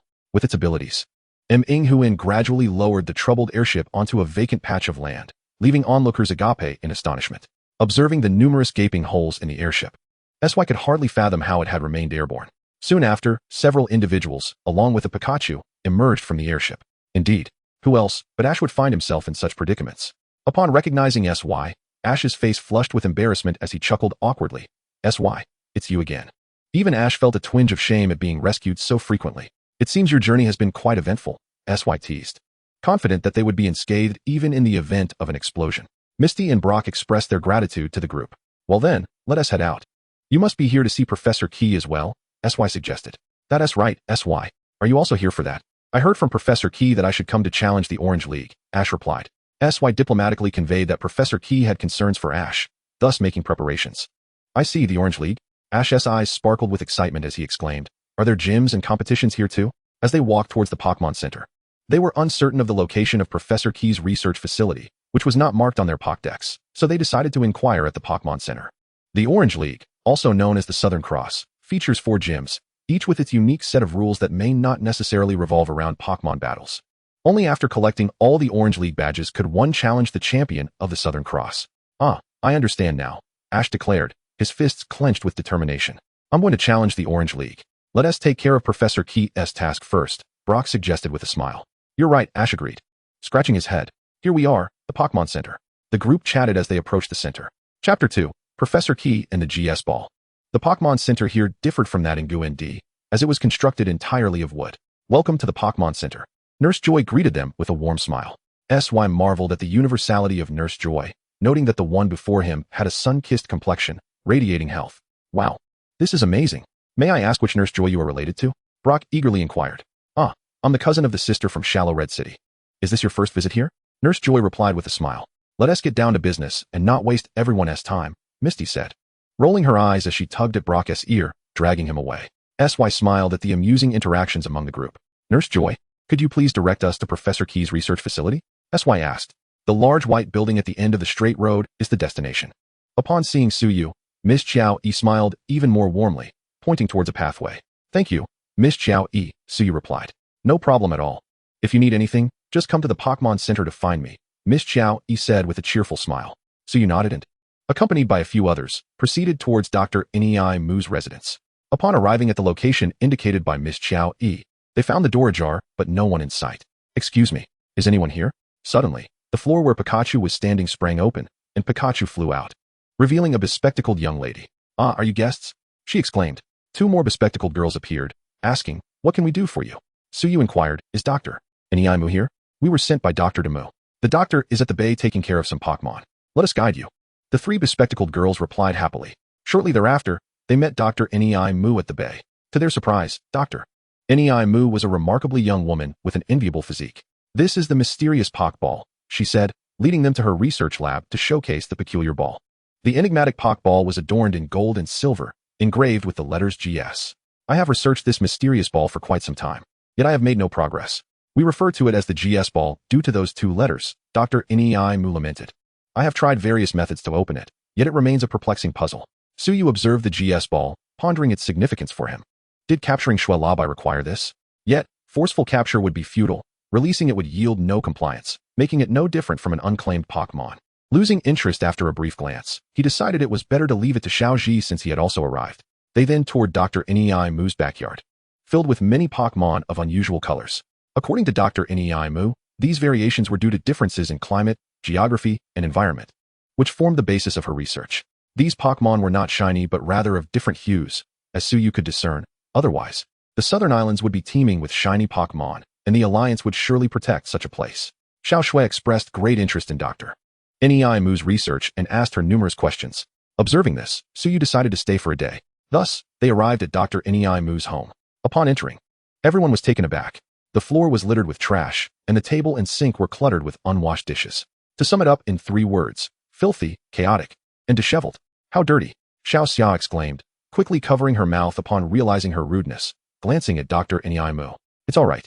We are only interested in our research and neglect other matters, Dr. Nei Mu replied with a smile. By the way, where will you be sleeping tonight? Mei asked curiously.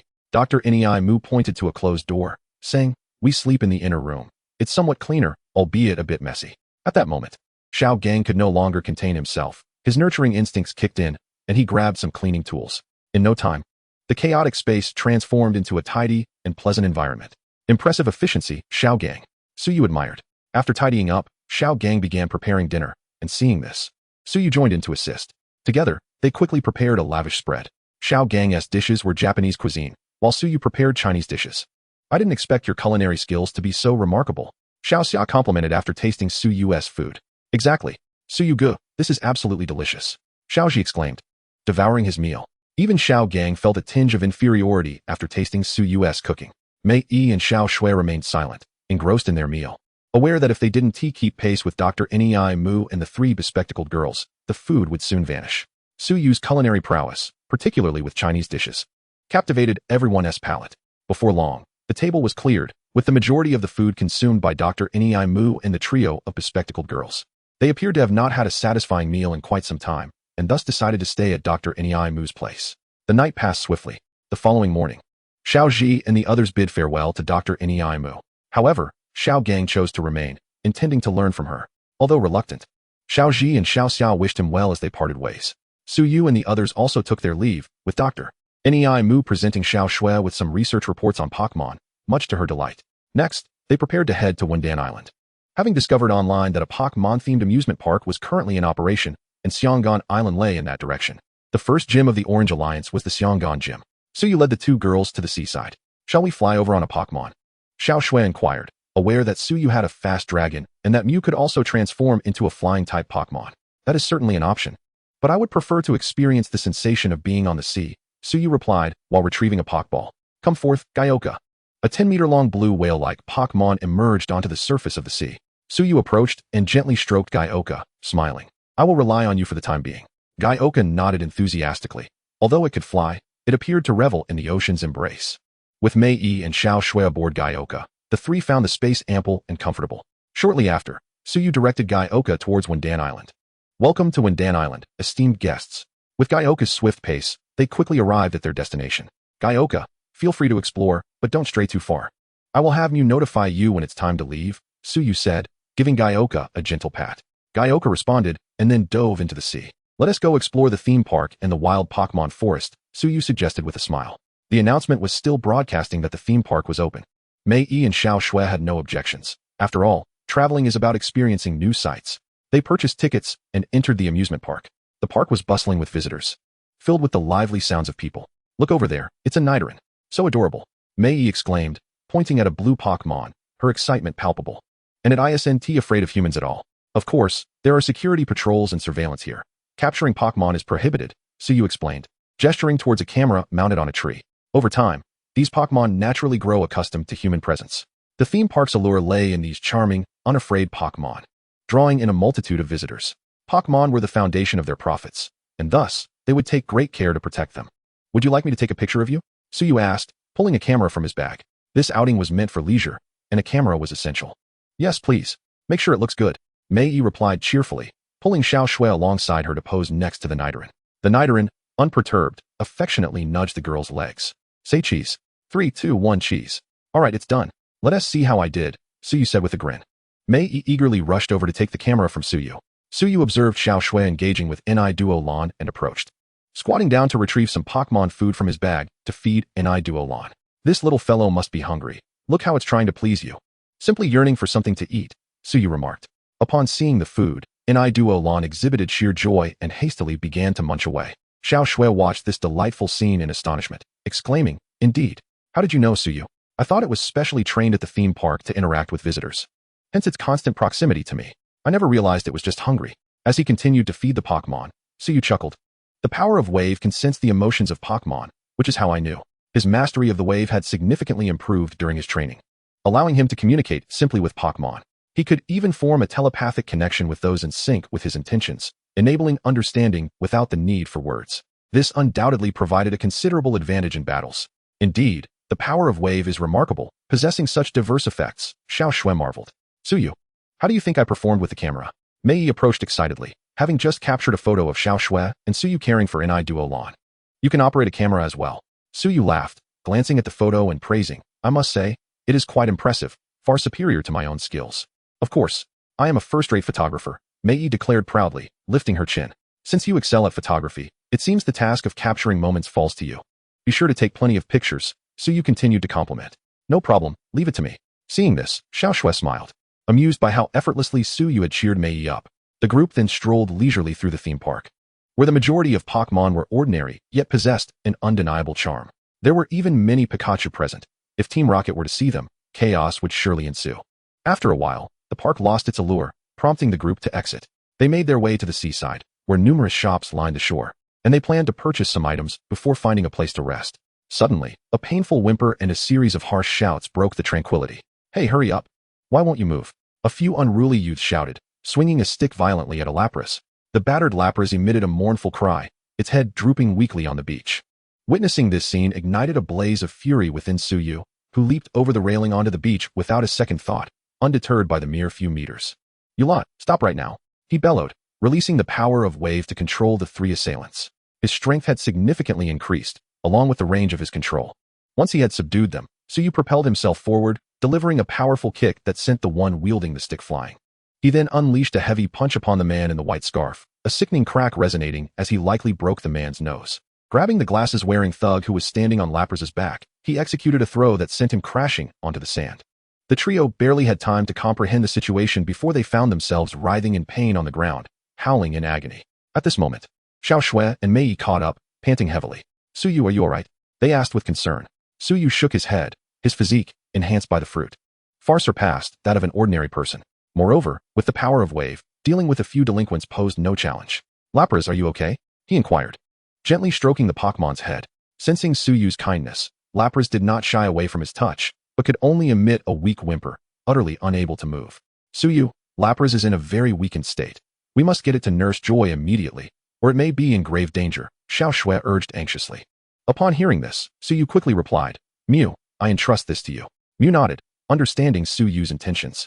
In a flash of white light, Mew transformed into Celebi, its small hands directing healing energy toward Lapras. Soon, Lapras's injuries began to heal significantly. At that moment, the trio of miscreants on the ground began to recover. Suyu approached them slowly, causing them to retreat in fear.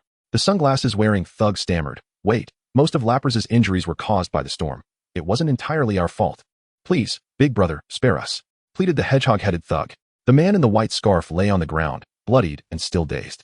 Hearing the sunglasses thug's words, Suyu softened his gaze slightly but did not cease his advance. You may escape the death penalty, but the living punishment cannot be avoided. Initially, upon witnessing Lapras's dire state, he had contemplated inflicting severe harm on these individuals. However, it appeared they were not entirely responsible. Thus, he decided to deliver another thorough beating to ensure they learned their lesson. After punishing them further, by the time Suyu departed, the two were battered and bruised, dragging the man in the white scarf away without even daring to look back or utter threats. Turning back, he noticed that Mew had healed Lapras, who nuzzled Suyu gratefully, expressing its gratitude for the rescue. Suyu smiled warmly. You must be cautious next time, Lapras. Some humans can indeed be wicked. Lapras nodded, its gaze fixed intently on Suyu, unwilling to part ways. Lapras, it called softly. Perceiving Lapras's intentions, Suyu asked, Do you wish to accompany me? Upon realizing Suyu understood, Lapras joyfully chirped twice and nuzzled against him. Ha ha ha, if that is the case, then let us travel together. Suyu laughed while gently stroking Lapras's head. He then produced a Master Ball from his pocket and captured Lapras. Seeing Suyu successfully capture Lapras, Mei and Xiao Shui approached. Suyu, you were so impressive just now, Mei exclaimed, mimicking Suyu's earlier actions with admiration. Aren't you afraid I have a propensity for violence? Suyu chuckled. Not at all. You are the kindest person I have ever met. Mei beamed, wrapping her arms around his. Xiao Shui smiled and nodded in agreement. Suyu chuckled, with one arm embraced by Mei and the other holding Xiao Shui's hand as they departed the area. When one possesses everything, how could their temperament be anything but amiable? The following day, the trio departed from Wandan Island.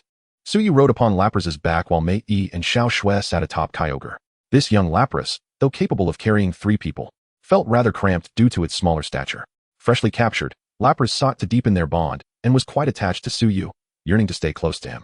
Thus, Suyu paired with Lapras. Although its speed was not comparable to Kyogre's, there was no rush in their travels. Before long, they arrived at their destination, Xiaogan Island. Upon reaching the Pokémon Center, they entrusted their Pokémon to Nurse Joy for recovery before heading to the Xiaogan Gym. Suyu, it seems this gym does not engage in Pokémon battles. Do you feel confident? Xiao Shui inquired, expressing that if it were a battle of small spirits, she would be entirely unconcerned. However, based on the information she gathered about the Xiaogan Daoguan online, it appeared more akin to specialized training, which often proves challenging for those encountering such battles for the first time. Do not worry. I have thoroughly prepared before coming here, and I have faith in them. Suyu replied with a smile. If it is not a small spirit battle, then what will it be? Mei asked curiously, as she was not particularly invested in these matters, and thus lacked understanding of the distinctions involved. Noticing Mei's puzzled expression, Suyu playfully pinched her cheek and explained, You ought to do a bit of research when you travel. The master of the Xiaogan Daoguan is named Dun Mei, known as the Western Star. The first challenge at her dojo involves testing the accuracy and speed of the water gun technique. The second challenge consists of a surfing competition. Achieving a victory in either will earn one the Sakura badge. Mei then asked, What if a trainer does not possess water-type small spirits?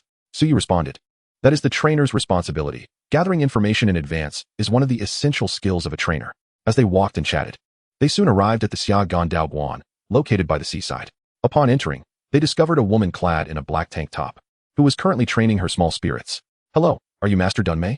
Suyu inquired, noticing that the woman had not acknowledged them. Upon realizing their presence, the woman smiled and said, Hello, I am Dun Mei. My apologies for not noticing you earlier. Are you here to participate in a dojo challenge? Suyu nodded in affirmation, stating, Indeed. Upon seeing this, Dun Mei led them to a battle arena, asking, Are you familiar with the dojo's rules? Of course. I researched them beforehand, Suyu replied. In that case, I shall not elaborate further. Quantai, let us begin. A young boy emerged, pressing a button on his remote control. The arena then transformed, shifting from land to a pool of water, with 2 rows of shelves displaying cans appearing nearby. Let the battle commence, Hai Si Long. Dun Mei confidently sent out her small spirit, adding, Although you understand the rules, I must reiterate, whoever knocks down the cans in the least amount of time will be the victor. Moreover, the water gun cannot be used continuously. Each can must be knocked down with a single shot. As Dun Mei's voice faded, a seahorse-like small spirit emerged in the pool. Go, Shuei-jun. Suyu nodded, dispatching Shuei-jun. Although he found the dojo rules somewhat exasperating, he understood that these were the regulations set forth by another, and compliance was necessary. Shuei-jun effortlessly glided across the water's surface, defying gravity. Shuei-jun, are you Suyu? Dunmei exclaimed, her eyes widening upon seeing Shuei-jun, seemingly recalling something as she scrutinized Suyu with uncertainty. If you refer to the court's conference, that would indeed be me, Suyu replied with a smile. I did not expect to meet you in reality. I only saw you on television before. Dunmei exclaimed with enthusiasm. Thank you for your support. But let us proceed with the competition, Suyu suggested. Very well, but I hope to take a photo with you and Shuei-jun afterward. I am particularly fond of it, Dunmei responded. Suyu agreed, saying, I hope you will give it your all. Dunmei replied earnestly, of course. I would not dare to be careless in a match against you. Chapter 5, Limited Edition Junsha. As Dunmei's brother began the countdown, the competition officially commenced. Dunmei directed Hualan to swiftly knock down the cans, each water gun shot hitting the center with precision. However, compared to Shuei-jun, it appeared somewhat inadequate. Hualan's water gun was released at a speed of approximately 1 second, while Shuei-jun was significantly faster, releasing its shot in less than half a second, as knocking down the cans required minimal energy. Soon, Shuei-jun had knocked down all the cans, while Hualan had only managed to topple just over half. Observing this, Dunmei resigned in defeat, exclaiming, no wonder you are the champion of the court's conference. Your strength is indeed formidable. Suyu merely smiled, choosing not to respond, as humility at this moment might come across as pretentious. Let us proceed to the second phase. Is Hualan prepared? Dunmei inquired. Hualan nodded confidently. Quantai begin. Understood, Quantai replied, manipulating the remote control. Xiao Shui, sister to Xiao Yi, asked, do you know what this is for? Mei Yi inquired curiously. This time, we will be using water guns to attack moving targets in the air. The first to hit will win. Testing the precision and speed of skill execution, Xiao Shui explained. Dunmei demonstrated for Suyu, and upon receiving his nod of approval, the official contest began. Hualan focused intently on the sky, waiting for the flying discs to appear, ready to shatter them at top speed. Meanwhile, Shuei-jun gazed at the sky with indifference, entirely uninterested in this competition, but resolved not to lose. Suddenly, the machine swiftly launched 3 flying discs.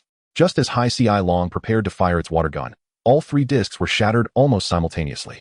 The competition is over.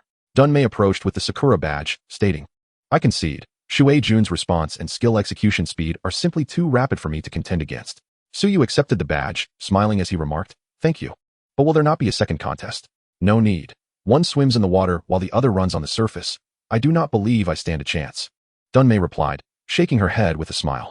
Since Dunmei had chosen to forego the second contest, Suyu refrained from further discussion and fulfilled her request for a photograph together. Subsequently, the group bid farewell and departed from Xiaogan Island. At sea, they munched on snacks and engaged in conversation. Next is Jeonju Island, a renowned commercial city within the Orange Archipelago. You too can enjoy a delightful shopping spree, Suyu announced with a smile. A commercial city. How wonderful. It has been ages since I last shopped. Xiao Shui, we must explore thoroughly, Mei Yi exclaimed, brimming with excitement. Indeed, I too have not shopped in quite some time, Xiao Shui gently replied. Suyu continued, we can rest here for a few days. In the beginning, it was pleasant, but as time progressed, the endless sight of the ocean became monotonous. Resting in a city would be far more enjoyable. The two women nodded in agreement, fully supportive of the idea. After sailing for a while longer, they spotted an island adorned with towering buildings in the distance. Once they docked, they allowed Chenglong and Gaioka to roam freely, confident that no one would dare to harm Chenglong with Gaioka around. Just as they were about to find accommodations in the city, they noticed an unusual sight, small spirits attacking trainers everywhere. What is happening?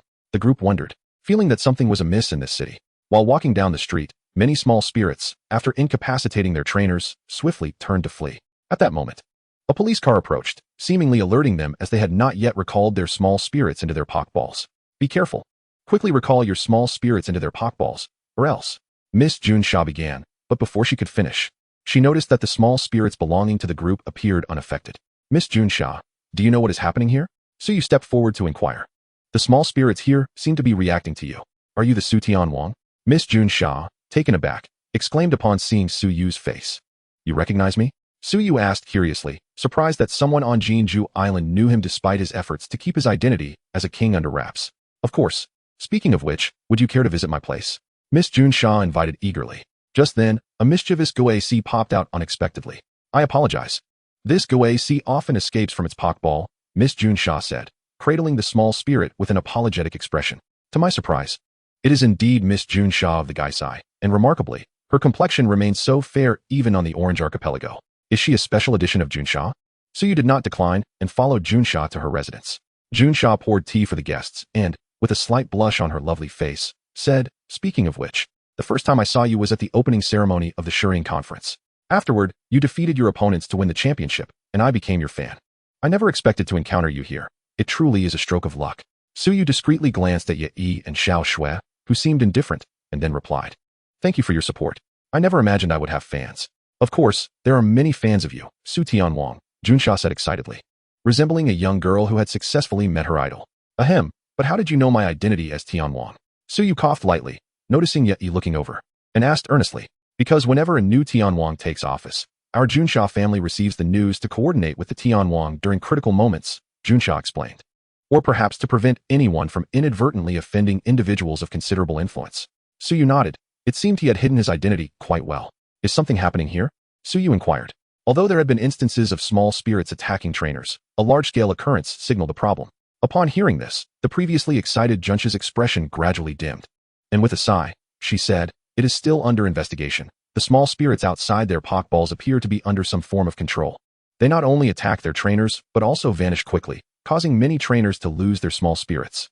Noting that Menghuan and Lalu Reizi seemed unaffected, Junsha's hope rekindled. And she asked, "Do you happen to know why your two small spirits have not been affected, Su Tianwang?" Suyu's Menghuan and Lalu Reizi had indeed appeared during the finals, so she was naturally aware. Her Gaisai had remained unaffected, leading her to suspect that a psychic-type small spirit might be behind this, though she was uncertain. Suyu cradled Menghuan and inquired about any anomalies in the city. "Mimi," Menghuan replied. "I see." Suyu nodded, indicating his understanding. Chapter 6, Yamadu and Xiao Sanlang. Menghuan informed me that a hypnotic wave is spreading through the air in this city, and those small spirits must have been hypnotized, Suyu stated.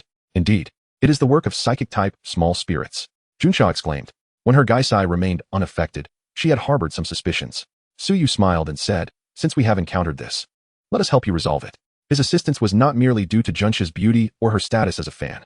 "Thank you, Su Tianwang," Junsha exclaimed joyfully, her face radiant with excitement. Gaisai giggled and dashed out again. "Menghuan, can you locate those small spirits?" Suyu gently stroked Menghuan and asked. "Mimi," Menghuan squinted her eyes, nodding her little head, relishing Suyu's affection. "In that case, let us proceed. The sooner we resolve this, the sooner we can go shopping." Suyu said with a smile to Yi. "Yes, shopping. Let's go." Upon hearing the word shopping, Yi immediately perked up. Thus, the group followed Menghuan to a signal tower. It appeared they were using this device to disseminate the hypnotic signal. Suyu gazed upward at the massive transmitter atop the building. Observing the tightly shut doors, Junsha inquired, "How do we get in?" "Simple, we just walk in," Menghuan. Suyu replied, and in an instant, the group vanished from their location. The next moment, they found themselves in a spacious experimental facility. Not far away, a Surilapu, Hypno, stood atop a laboratory table, with numerous small spirits gathered around the base of the table. "How did you arrive so quickly?" Yamadu took a few steps back, astonished. She had just seen Suyu and his companions preparing to escape on the monitors, but some small spirits had yet to be collected. To her surprise, they appeared moments later. "What should we do? Should we just run?" Xiao Sanlang whispered to Yamadu. As a member of Team Rocket, nearly everyone recognized Suyu. Sakaki had issued a strict order to abandon the mission upon encountering him. Yamadu nodded, forcing a smile, and said, "All the small spirits you are looking for are here. We have matters to attend to, so we shall take our leave." As she spoke, she and Xiao Sanlang retreated to a metallic wall, preparing to activate a hidden door to leave when suddenly, they found themselves immobilized. "This is it." Despair washed over their faces. "I understand you are anxious, but do not fret," Suyu said calmly, unleashing his wave-guiding power to restrain them. "Miss Junsha, please handcuff those two. Menghuan, destroy the machine beneath Surilapu." Junsha nodded and effortlessly apprehended the two, while Menghuan utilized her psychic abilities to dismantle the device amplifying the hypnotic wave, restoring the small spirits to their original consciousness.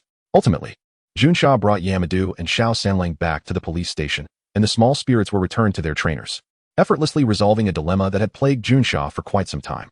Following this, Junsha enthusiastically invited Suyu to stay at her home, but he declined. He was not a man swayed by beauty, and despite Junsha's warm invitation, he remained steadfast, requesting to be regarded as a gentleman. He bid farewell to Xiao Shui and Yi, finding a hotel to stay in. In the days that followed, Suyu accompanied the two in exploring this bustling commercial city. After resolving the Team Rocket situation, the place returned to its usual vibrancy. They indulged in leisurely activities for several days, purchasing numerous items before resuming their journey. One day, they arrived at a small island known as Ugan Island. This island is quite unique, renowned for its exquisite glass craftsmanship, with beautiful glass artworks visible everywhere. Wow, how beautiful! These glass products are stunning, Yi exclaimed, her eyes sparkling as she admired one piece after another. Do you like them? If you do, then buy them, Suyu said grandly, waving his hand. To him, money had become merely a number, and he could not seem to exhaust it. They are beautiful, but they seem to lack something, Xiaoshui remarked. Upon hearing Xiaoshui's words, it indeed seemed so. Yi examined the stunning piece in her hand and agreed. These glass artworks are exquisite, yet they give off a somewhat ethereal feeling and seem to lack a certain liveliness. Let us explore further. Perhaps there are other, more skillfully crafted pieces, Suyu suggested, as he had no expertise in this area and could not discern any differences. As they continued on their way, they came across a peculiar storefront. Amidst the many shops filled with glass artworks, this one stood out as entirely empty. Why is your store still open when you have nothing to sell? A man complained to a little girl. However, before the girl could respond, the man interrupted her. Go back and tell your brother that if he lacks talent, he should give up early. That's not true, the little girl retorted softly, her voice tinged with tears. Seeing her on the verge of crying, the man sighed, shook his head, and returned to his shop. Noticing this, Suyu approached the little girl, squatting down to gently ask, Are you all right? What happened? I'm fine. The little girl shook her head, lifting her gaze to reveal a forced smile. Unable to resist, Suyu ruffled her hair and said softly, It's impressive that you're running a shop at such a young age. No, it's my brother who is the glass master, the little girl replied, not offended. But her tone turned somber as she added, But right now, my brother cannot create better glass artworks. Observing the little girl's crestfallen expression, Yumei took out some snacks and cheerfully inquired, Little sister, what is your name? Sister will treat you to some candy. Thank you, sister. My name is Xiaoming. The little girl responded joyfully as she accepted the candy. With enthusiasm, she asked, Would you and your brother like to visit my home? It has been quite a while since we had guests. Unable to refuse the hopeful gaze of Xiaoming, Suyu decided to accompany her to her house. I'm so sorry for the trouble, everyone, Xiaoming said apologetically. Not at all, Yumei replied. Xiaoming is very considerate. Your workshop looks quite impressive. Why does your sister say you are unable to create fine crafts? Suyu inquired. Xiaoming began to recount a story from the past.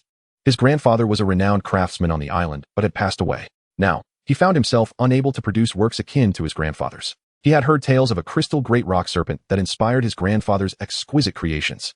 Thus, he sought to emulate his grandfather by searching for this mythical serpent. Yet he had never succeeded. As a result, his creations lacked spirit, and to preserve his grandfather's hard-earned reputation, he chose not to sell his crafts, leading to the decline of his shop. Chapter 7. Entangled in a sea whirlpool? The crystal great rock serpent? Suyu was aware that such a creature indeed existed, hidden within a cave on this very island. Seeing the little girl savoring her candy, her face radiating sweetness, he resolved to assist Xiaoming's brother. After all, the livelihoods of the people here depended on selling crafts, and Xiaoming's family seemed to consist solely of her brother. If he could not produce exceptional pieces, it would deeply sadden the little girl. Well, it was merely a trivial effort to take him to witness the legendary crystal great rock serpent. Thus, Suyu declared, I know where the crystal great rock serpent is. What? Really? Could you take me to see it? Xiaoming's brother exclaimed, his face alight with excitement. Of course. I do not wish for Xiaoming to lose her smile, Suyu replied as he crouched down, gently ruffling Xiaoming's hair with a smile. Xiaoming beamed sweetly at Suyu, gratefully exclaiming, Thank you, big brother. You are truly a wonderful person. Is this what it feels like to receive a good person card? Suyu chuckled, rising to his feet. Let us go and behold the crystal great rock serpent. The group exited the shop, following the path laid before them. Soon, they arrived at a seaside, with a small island visible across the water. How do we get over there? Long and Gai Oka aren't here, Yumei remarked. Suyu scanned the surroundings and pointed to a narrow path not far away. No need to hurry. Look closely, there is a road there. Indeed. Yumei gasped in astonishment. They hurried to the edge of the path, discovering an astonishing narrow passage revealed by the receding tide. This was the handiwork of nature. Following the path, they soon reached the small island.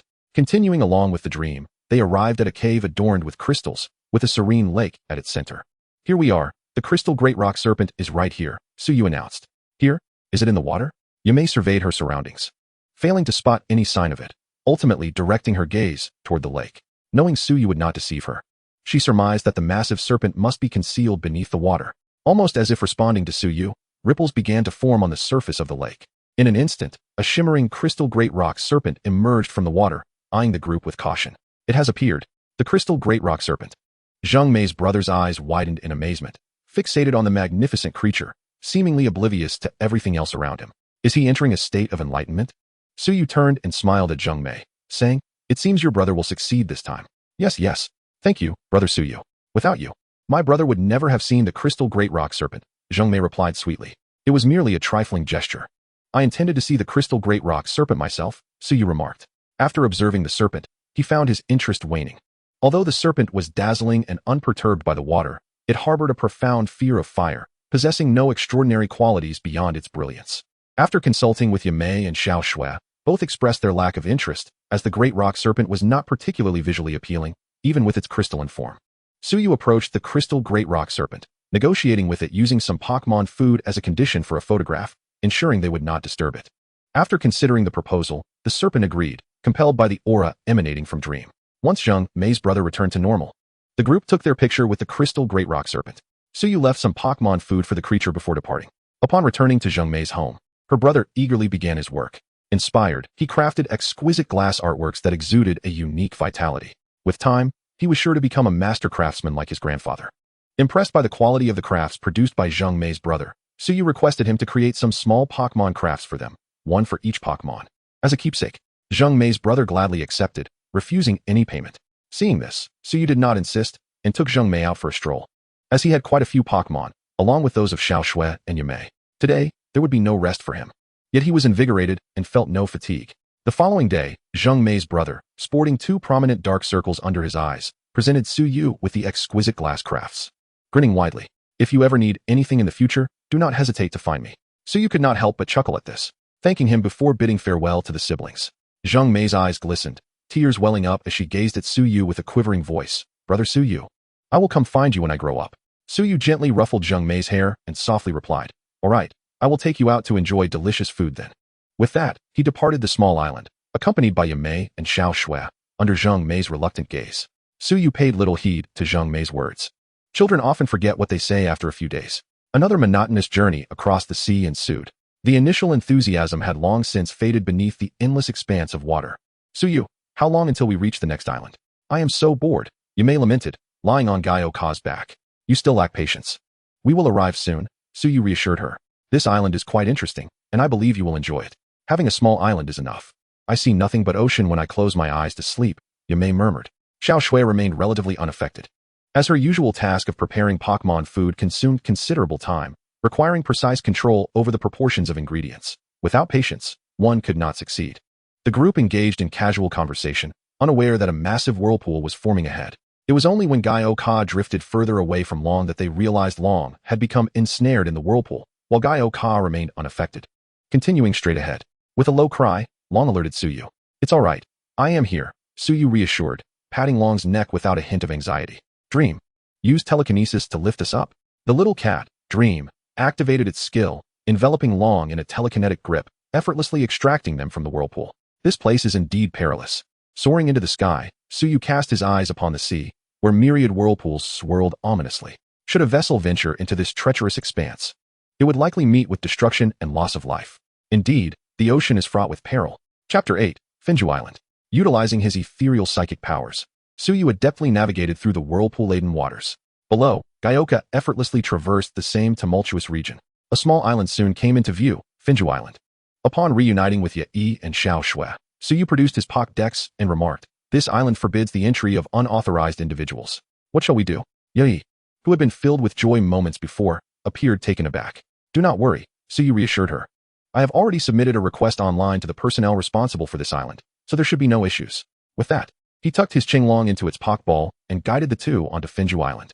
The area was rife with whirlpools, and he feared that Qinglong might inadvertently be swept away.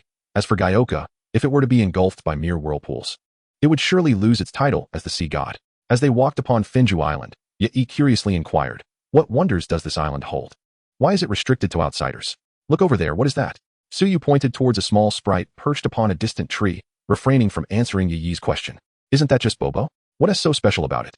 Initially indifferent, Yi's eyes widened in realization as she exclaimed, a pink Bobo? And a pink Huabaoho. Over there, look. A pink Tai Jiaxinyo. Wow, they truly are adorable. Xiao Shui echoed her astonishment. Although she had previously encountered variously colored sprites at Dr. Nemu's, she had never seen an entire species uniformly adorned in a single hue. In Xiao Shui's arms, her Lalalaisai was particularly excited to see sprites of the same color. Suyu playfully cradled Lalalaisai, saying, did you ever imagine that this island is replete with pink sprites? As they strolled past the sprites, the creatures remained tranquil. Perhaps due to Suyu's presence or their inherently gentle nature. At that moment, a jeep came to a halt before them, and a Miss Jun Sha emerged from the vehicle. "Hello, Su Tiang Wang. I didn't expect you to arrive so soon," she greeted with a smile. "Greetings, Miss Jun Sha. We would like to rest here for a few days. Is that permissible?" Suyu inquired. "Of course. Please, hop in. I will show you around," she replied. Suyu accepted her invitation, and they all climbed into Jun Sha's jeep. It had been quite some time since outsiders had visited, as the surrounding whirlpools served as a formidable barrier. As Jun Sha drove, she smiled and shared insights about the island. Seated in the back, Yachong gazed out at the forest teeming with pink sprites and asked, "Why are all the sprites here pink?" This is due to the abundant Finju fruit found on the island. When sprites consume this fruit, they transform into pink. Over time, their very beings change, resulting in the birth of pink sprites here, Jun Sha explained. "Finju fruit. May I acquire some for research purposes?" Xiao Shui inquired, her curiosity piqued regarding the sprite's sustenance. "Certainly. While, in principle, all here are protected by the Alliance and cannot be taken away, the Alliance has granted permission for you to freely utilize whatever you need from this island," Jun Sha replied. "Is this the privilege of a Tiang Wang? No wonder so many aspire to power." After a delightful tour of the island, evening approached as Jun Sha drove them to a comfortable lodging. Due to the need to care for the unique sprites, many structures had been built. After dinner, Suyu reclined languidly on the sofa, reflecting that life adrift at sea could not compare to the comforts of solid ground. "Yi, would you like to capture a sprite?" "Since Miss Jun Sha has been so generous, it would be remiss not to take advantage of her kindness," he suggested. Yi shook her head. "No. While the pink sprites are charming, I would only wish to capture a Lalolesai, as it is both adorable and rare." Lalolesai frolicked around Suyu, exuding cuteness. "That may take considerable time. They are not common in the Kanto region. However, perhaps one might be encountered in the Jiado region. What about you, Xiao Shui? Would you like to capture a sprite?" Xiao Shui also declined, stating that having Eevee was sufficient, and since Eevee had yet to evolve, she hadn't decided on its evolutionary path. Speaking of which, should Xiao Shui consider evolving Eevee into a shiny Eevee? Suyu pulled up an image of shiny Eevee from the Pokédex. "Look at this. Isn't it stunning? Let me see. Let me see." Yi leaned in, taking the Pokédex and gasped, "So beautiful. Xiao Shui, you should truly contemplate this." Seeing the enchanting image of shiny Eevee, Xiao Shui couldn't help but feel tempted. But she expressed uncertainty regarding the conditions for its evolution. With a knowing glance, Xiao Shui turned to Suyu, aware that he would surely possess the answer. "Rest assured, I will ensure you acquire a beautiful shiny Eevee," Suyu confidently proclaimed, patting his chest. There are two conditions for Eevee to evolve into shiny Eevee. First, its affection level must exceed 50, which Xiao Shui had already achieved, as she and Eevee shared a profound bond. The second condition requires Eevee to learn a fairy-type move before evolution. In the realm of animation, there are no TMs. Sprites must learn skills through personal insight. Thus, they must find a sprite proficient in fairy skills to instruct Xiao Shui's Eevee. In the Kanto region, fairy types had yet to be discovered. However, with Mremphant by their side, the task would be a breeze. Eventually, they could have Mremphant transform into shiny Eevee to teach Eevee, and it would not take long to master the skill. Initially intending to capture a pink sprite for the two, Suyu lost interest when neither showed enthusiasm. Both Lalolesai and Mremphant were infinitely more delightful and powerful than those ordinary sprites. Thus, it seemed that this island held only aesthetic value. He could not fathom why the affluent were so enamored with these peculiar sprites. Such fascination had rendered these sprites targets for poachers. Had it not been for the island's natural barriers and Jun Sha's vigilant protection, those poachers likely would have succeeded long ago. After conversing for a while longer, the group retired to their respective rooms for a restful night's sleep, a luxury far superior to the trials of drifting at sea. Chapter 9. The Emergence of Lokia. After several days on the island, Suyu took the opportunity to teach Eevee the fairy-type skill. Eevee demonstrated commendable learning ability, mastering the skill in just a few days. They now awaited the opportune moment for evolution. Having gathered some Finju fruit, the group decided to depart, with Junsha escorting them from Finju Island. Initially, she intended to personally navigate the ship to guide Suyu and the others out of the Whirlpool region, but Suyu declined her offer. Summoning Gyoka from the depths of the ocean, they bid farewell to Junsha and ascended into the sky aboard the mighty creature, leaving Junsha in awe as she gazed upward, astonished that such a colossal fish could take to the air. On that day, the group found themselves on a nameless isle, leisurely preparing lunch as the gentle sea breeze carried a hint of salt, and warm sunlight bathed the sandy shore, creating an atmosphere of serene tranquility. Yet, in the blink of an eye, it felt as though an invisible giant hand had violently stirred the heavens and the earth, altering the very fabric of reality. The once sapphire blue sky became instantly engulfed by ominous, dark clouds, which tightly cloaked the entire expanse above. The once tranquil sea was suddenly stirred into a tempest, as if it had been provoked beyond measure. The waves surged like small mountains, colliding and roaring fiercely. To add to the astonishment, Large flakes of snow began to drift from the sky, biting cold. Deep within the clouds, faint rumbles of thunder could be heard. The group exchanged bewildered glances. Even in the unpredictable weather of the ocean, this scene was exceedingly bizarre. How strange is this? It is still summer, yet snow is falling. May extended her small hand to catch the swirling snowflakes, feeling their chill as she spoke in confusion. Indeed, and look. There seemed to be many small spirits heading towards a certain destination on the sea. Xiao Shui pointed towards the clusters of spirits traversing the waters. Not only at the spot Xiao Shui indicated, but even in the sky, countless spirits were laboriously moving in the same direction despite the harsh weather. Something is amiss. It appears that a catastrophic event threatening the entire ocean is unfolding. Suyu mused thoughtfully, stroking his chin. In the region of the Orange Islands. He speculated that it might be related to the incident involving Luokia and the 3 legendary birds. However, that event should not have happened at this moment. Could it be that his presence had altered the course of history? Unable to observe the developments from here, he declared, "Let us go to the scene." With that, Suyu summoned Gayuka, and the 3 of them soared at full speed towards the direction the spirits were headed. Although Gayuka was not known for its speed, its formidable strength allowed it to fly swiftly without being affected by the tumultuous weather. Suyu also instructed Menghuan to use its psychic abilities to protect them. While his own wave-guiding power could achieve the same, he was uncertain about the distance he could maintain it, fearing he might falter. Meanwhile, as Suyu anticipated, a fierce battle was raging on Asia Island among the 3 legendary birds. These were not ordinary legendary birds. They were known as the gods of fire, thunder, and ice, each possessing powers far greater than typical legendary beings. Jalutai, the eccentric individual intent on capturing Luokia, aimed to seize the 3 birds to lure Luokia. Initially, he had managed to use advanced human technology to control the fire and thunderbirds, but this was thwarted by Ash and his companions. This led to a fierce conflict as the thunderbird sought to claim the territory of the firebird after it was captured. Once freed, the firebird could not tolerate this, and the two began to battle fiercely. While the icebird took advantage of the chaos to encase the island of the 3 birds in ice, claiming it as its territory. As a result, the 3 legendary birds disregarded Jalutai, focusing their full might against one another. Thunder, snow, and flames filled the sky as they unleashed their powers. The sea, too, was frozen beneath the chilling winds of the icebird, resulting in a significant disruption of nature's balance, causing the entire Kanto region to undergo drastic changes. Sensing the impending crisis, the small spirits hurried towards Asia Island.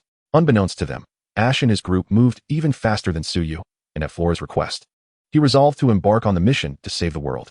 He needed to visit the Fire Island, Thunder Island, and Ice Island to retrieve 3 treasures to place on the altar of Asia Island. Only then could Flora play a melody to soothe the wrath of the gods. As the ancient legends foretold, after successfully obtaining 2 treasures, Ash was attacked by the 3 legendary birds while heading to the 3rd location. Fortunately, Luokia arrived just in time to rescue Ash. Upon its arrival, Luokia attempted to calm the 3 birds, but they were beyond reason, ignoring its presence. Instead, they united in their assault against Luokia. Observing this, Ash and his companions pressed on towards the final island to complete their task. However, for reasons unknown, Luokia seemed to be struggling. Its power, which should have surpassed the pinnacle of a level 1 deity, inexplicably diminished to that of a level 2 deity. While the individual strengths of the 3 legendary birds were still inferior to Luokia, they possessed formidable powers of their own. Under the relentless onslaught of the 3 birds, Luokia began to retreat, inciting its anger and prompting it to retaliate. The battle escalated, igniting a fierce conflict. In its rage, Luokia no longer shielded Ash, resulting in stray attacks directed towards him. This made it nearly impossible for Ash to approach the final ice island, and a single misstep could spell disaster. Just then, the 3 legendary birds combined their powers in a decisive strike against Luokia, sending it crashing into the sea, before turning their fury towards Ash. A formidable bolt of lightning, a searing column of fire, and an icy beam of frost bore down upon him. "Ash, be careful!" shouted Misty, Flora, and the others in alarm. Staring at the overwhelming onslaught that blocked all his escape routes, Ash fell into a daze, murmuring, "Is this the end?" Indeed, saving the world is not so simple. A bitter smile crossed his face. After overcoming so many challenges, would he falter at the last moment? Time seemed to stretch infinitely as he gazed at the worried expressions of Misty, Flora, and Team Rocket, a warmth flowing through him as he slowly closed his eyes, apologizing. "I'm sorry, everyone. I have let you down."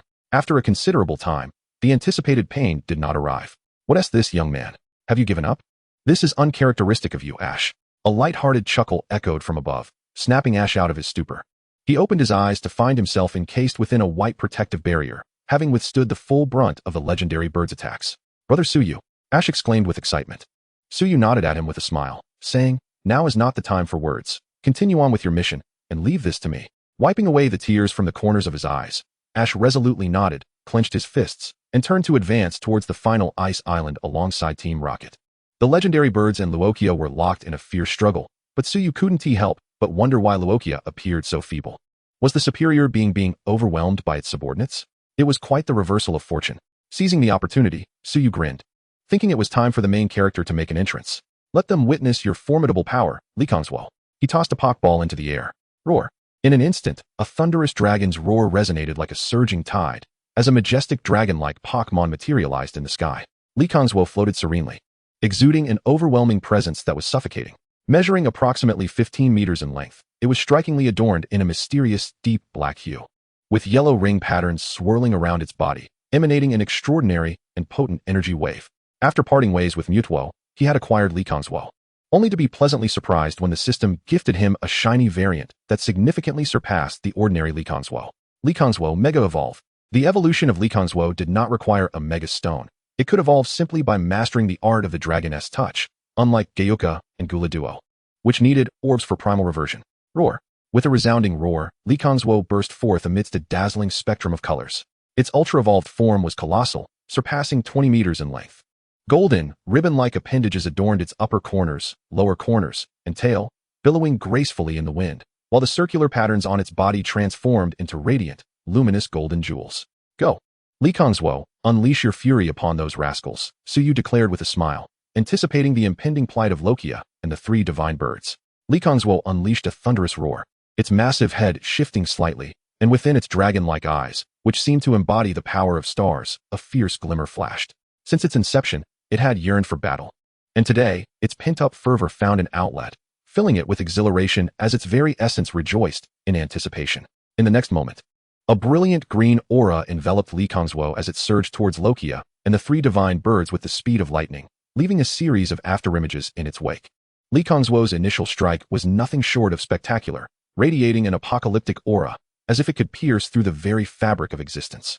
Before Lokia and the three divine birds could comprehend the situation, they were struck by Licangswell's devastating assault, the immense force propelling them through the air in arcs of despair. Yet, Licangswell's onslaught did not cease. It opened its maw, unleashing a thick, thunderous black beam of destruction that surged forth like a torrential flood towards Lokia and the three divine birds, as if the very space around them would be torn asunder by its terrifying power.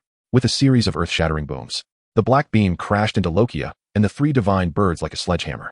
The three divine birds suffered immediate and severe damage, their strength seemingly drained, plummeting from the sky and crashing helplessly onto the hard ice, succumbing to unconsciousness. The impact created massive fissures in the ice, spreading outward like a spider's web. Lokia fared slightly better, yet was still left in a disheveled state from the relentless barrage. However, being a first-tier deity with divine duties, despite a significant reduction in strength due to certain circumstances, its formidable physical defenses remained intact. Even so, it gasped for breath, its gaze betraying a sense of gravity. Clearly taken aback by the overwhelming might of Licangswell, the previously chaotic scene fell into a hush. Jiralita, sensing an opportunity, boldly attempted to capture Lokia, the metallic rings locking onto its form with precision. In that moment, Lokia was utterly incensed, directing a beam of destruction towards Jiralita, who seemed completely oblivious to the imminent apocalypse. Gyoka, Root Wave, Suyu commanded, refusing to indulge the audacity of that individual. Although Lokia was significantly weakened, Gyoka was a genuine first-tier deity at full strength. Several blue energy spheres materialized around Gyoka, which, with a mighty roar, released waves of blue energy that surged towards Jiralita and his airborne fortress. Following a violent explosion, the massive fortress was reduced to rubble, and Jiralita vanished without a trace, leaving one to wonder whether he had fled or was obliterated by Gyoka's assault. Suyu paid little mind to this, as Lokia was on the brink of regaining consciousness. Yet Jiralita's interference propelled it back into a frenzied state. This was precisely what Licangswell desired, for the three divine birds lay incapacitated, unable to rise for some time. Lokia's condition was ripe for a thorough contest. In the prime of its power, the ocean deity Lokia was formidable, even with Licangswell's brilliance and ultra-evolution, which had seemingly elevated its strength to the peak of first-tier deities. It was uncertain who would emerge victorious against Lokia, who was inherently at the pinnacle of first-tier strength and benefited from divine enhancements. The outcome of their confrontation was far from predictable. However, presently, Licangswell could afford to unleash its might freely, while Lokia could muster no more than the initial strength of a first-tier deity, making it a target for punishment against the fully revitalized Licangswell. Chapter 11. The Apocalypse? In a fit of rage, Lokia relentlessly fired beams of destruction at Li Kongzuo, each one immensely powerful. Li Kongzuo, with a graceful motion, evaded Lokia's onslaught. It was not one to passively endure while dodging. It employed Dragon Dance to enhance its attack and speed. Once the dance concluded, Li Kongzuo retaliated with a beam of destruction. The clash between Lokia's white beam and Li Kongzuo's black beam resulted in a decisive advantage for the latter, which struck Lokia with overwhelming force, sending it plummeting from the sky and crashing through the ocean's surface. Li Kongzuo observed Lokia's descent into the sea with disinterest. After finally emerging for a battle, it found the encounter disappointing, having dispatched its opponent with such ease. In the air, aboard a flying vessel, Dr. Oki and Dr. Naki, along with others, were rendered speechless watching Li Kongzuo effortlessly defeat Lokia. They were not naive like Ash. They were well aware of Lokia's legendary status as the ocean deity. And although the Sky Dragon resided in the distant Fengyuan region, they were not ignorant of its prowess. Is it possible that the power of a shiny Pokémon far exceeds that of its normal counterpart? Dr. Oki mused, curious about the disparity. That shouldn't be the case. Dr. Naki responded, my research facility is home to many shiny Pokémon, yet they do not differ significantly from their ordinary kin. After years of studying Pokémon, I have never encountered one whose mere change in color led to a dramatic increase in strength. Then it seems this particular Pokémon is indeed exceptional, and its current form diverges from the documented descriptions. Dr. Oki noted, diligently sketching Li Kongzuo's ultra-evolved state. He pondered how Suyu had managed to summon the guardian deities of the Fengyuan region to confront Lokia in the Kanto region. The aircraft carried not only the two professors, but also Hanako, Ash's mother, and Meiwan, Suyu's mother. In Jinshin Town, the natural balance had been disrupted, causing numerous Pokémon to behave erratically, and the climate had turned severe. Dr. Oki deduced that the source of the disturbance lay in the Orange Archipelago, prompting him to prepare for a journey there. Hanako and Meiwan, worried for their son's safety, decided to accompany him. Upon their arrival, they witnessed Ash being relentlessly pursued by the three divine birds, nearly causing Hanako to faint from fright, while Meiwan offered her comfort. It was only when Suyu appeared, successfully rescuing Ash and mediating the conflict among the divine beasts, that the atmosphere began to settle. Yet, the turmoil was far from over. Ominous clouds continued to blanket the sky, casting a heavy pall over the scene. Thunder rumbled ceaselessly, winds and snow intensified, and the ocean was punctuated by numerous waterspouts, presenting an apocalyptic tableau. Lokia, in a fit of fury, summoned waterspouts from the sea to attack Li Kongzuo. Yet these efforts proved futile. As Li Kongzuo's speed increased with the enhancements of Dragon Dance, the disparity in their powers became increasingly apparent, and eventually, Lokia resorted to its signature move, Air Burst. However, even this proved ineffective against Li Kongzuo, which landed a decisive blow, sending Lokia into the depths of the ocean, where it remained submerged for an extended period. Suyu observed the situation closely, realizing that Lokia had reached its limits. In that moment, he contemplated whether casting a Pokeball would yield the chance to capture Lokia. However, upon witnessing the scene before him, he pondered and ultimately decided against intervening. The clash of the three sacred birds had transformed the Kanto region into a visage reminiscent of the apocalypse. Should a single blow capture the god of ocean currents, Lokia, chaos would surely ensue. At this moment, the three sacred birds lay upon the ground, evidently fatigued from the relentless barrage executed by Rayquaza. Even after such an extended duration, they had yet to regain their composure. Observing Rayquaza leisurely gliding over the ocean's surface, seemingly assessing Lokia's remaining combat prowess, Suyu felt a twinge of curiosity. Would Lokia, upon regaining its rationality, seek to challenge Rayquaza once more? After all, Rayquaza had shown no mercy in its assault. Were it not for Lokia's high defensive and substantial health attributes, even a first-tier deity might struggle to withstand an onslaught of such magnitude.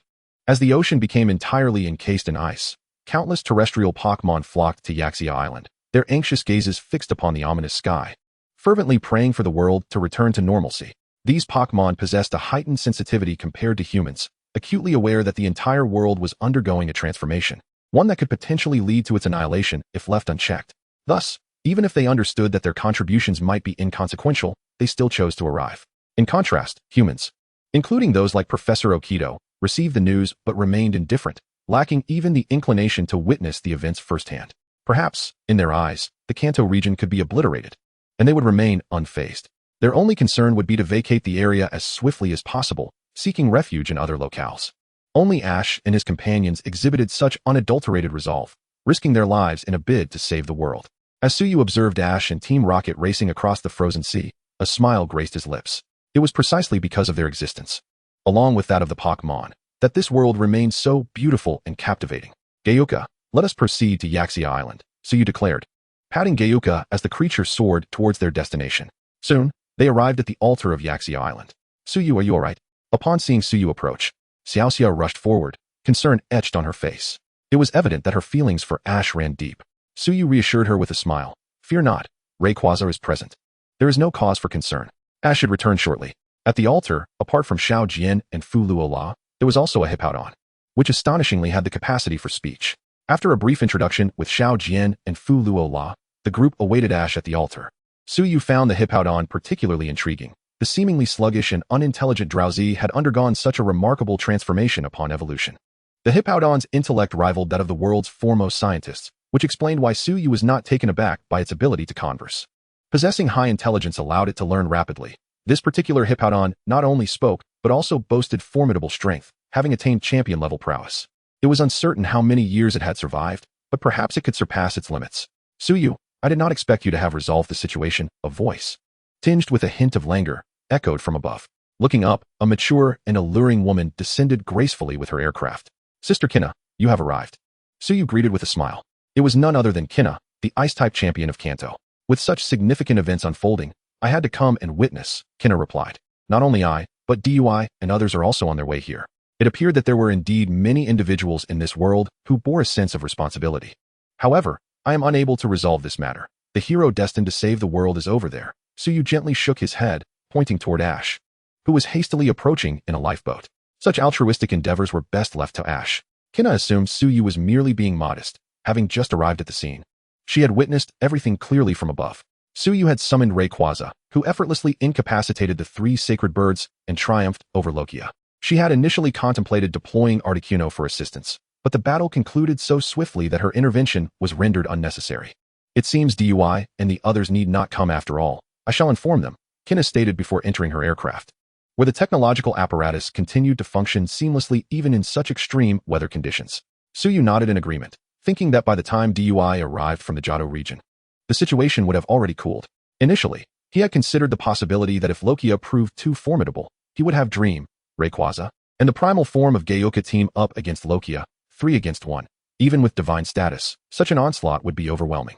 However, to his surprise, Lokia had encountered difficulties, significantly diminishing its strength, and Rayquaza effortlessly resolved the predicament. Before long, Ash and the Team Rocket trio returned with the final gemstone. Breathless, Ash hurried to the altar, placing the 3 gemstones as instructed by Hippowdon. As Ash positioned the gemstones upon the altar, it began to emit a vibrant glow. The accumulation of pure white snow atop the altar vanished instantaneously with the emergence of the radiant light. Following the illumination, a stream of verdant spring water surged forth from the central altar, coursing through ancient channels toward the 7 stone pillars encircling it. As the life-giving water flowed, the 7 pillars appeared to awaken, shedding their rough stone exteriors to reveal crystalline forms of exquisite clarity. The secrets of this world were indeed profound. Suyu mused silently as he beheld the wondrous spectacle. Amidst the eager gazes of the onlookers, Fu Luola grasped her flute tightly and resolutely ascended the altar. A melodious tune resonated through the air, its enchanting notes amplifying as if the altar possessed a sound-enhancing quality. The life-giving spring water continued to pour forth, flowing from the altar to the sea. As the soothing melody filled the air and the life-giving waters enveloped them, the injuries of the 3 sacred birds healed swiftly, and they gradually opened their eyes. Purified by the music, the 3 sacred birds circled in the sky before returning to their respective territories. The ominous clouds, lightning, ice, and whirlpools gradually dissipated under the influence of the life-giving waters and the melody. The Pokémon, witnessing the resolution of the crisis, erupted in jubilant cheers before turning to depart from the scene. Suddenly, a waterspout erupted from the ocean, heralding the full revival of Lokia. Its gaze was clear, radiating a formidable aura that caused Rayquaza to regard it with newfound gravity. It sensed that this Lokia was different from the one it had faced moments prior.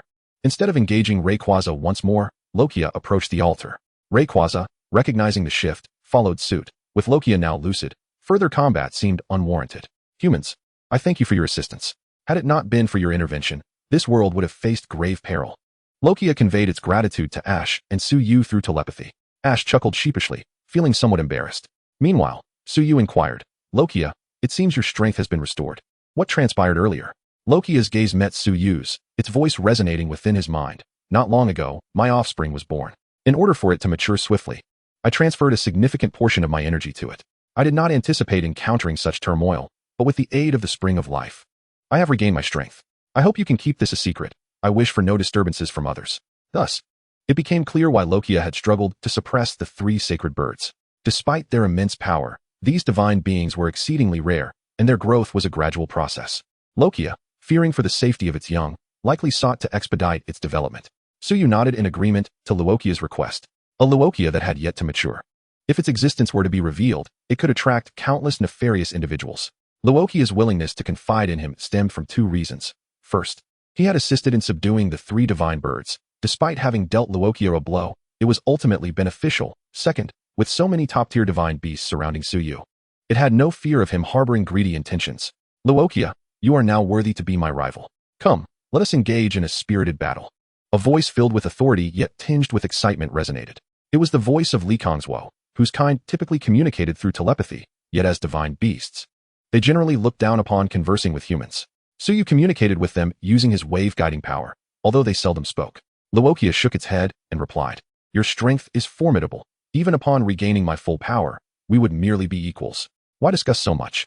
A battle is the only way to ascertain who is superior." Licangswo exclaimed, its black dragon form swirling in the air.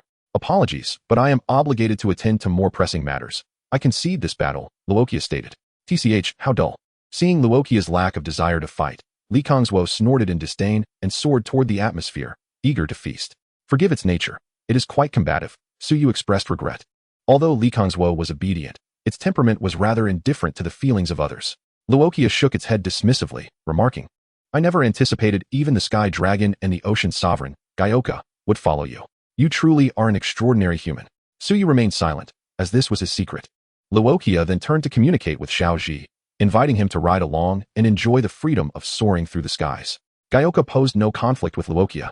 It was composed, unlike the combative Licangswo, nor was it as mischievous as Minghuan. Instead, it quietly floated in the sea, unperturbed by worldly affairs. With the three divine birds restored to their rightful places, nature returned to normalcy, and the unusual phenomena occurring around the world dissipated. To many, it was merely a heavy rain or snowfall. Luokia took Xiaoji on a tour of the skies before returning him to the altar, assuring him that it would assist whenever he required help. Afterward, Luokia ascended, folding its wings, and returned to the sea. At that moment, Professor Damu and his team landed their aircraft. Upon touching down, Huazi rushed over to Xiaoji, relieved to find him unharmed, and with hands on her hips reprimanded. "Xiaoji, I saw everything. Why engage in such perilous endeavors?" Yet Xiaoji saved the world, Xiaoxia interjected in his defense. "And so what? Saving the world? Gambling with one's life? What if Xiaoji were no more?" Huazi expressed her fears, unable to fathom life without him. Suyu had no time to witness Xiaoji's reprimanding, as his own mother had arrived. "Hee Mom, what brings you here?" Suyu greeted Meiwan with an eager smile. Meiwan was not overly worried about Suyu, for he had always been sensible and obedient, and she knew of his strength, understanding that he would not recklessly endanger his life. However, she maintained a stern demeanor, stating, "You are already grown. Must you continue to worry me so?" Yes, mother. Your admonition is duly noted." Suyu feigned contrition, adopting a repentant expression regardless of Meiwan's words. Yai and Xiaoxua chuckled at the sight. It was only before Meiwan that Suyu exhibited such behavior. Meiwan, recognizing her son's lack of attention to her words, sighed and embraced him. "Whatever you do, always consider the consequences. Think of me and the others, understand?" "Yes, I understand." Suyu solemnly nodded, feeling Meiwan's firm embrace. He was no longer alone. He lived not just for himself. After a lengthy embrace, Meiwan took Yai and Xiaoxua, inquiring after their well-being.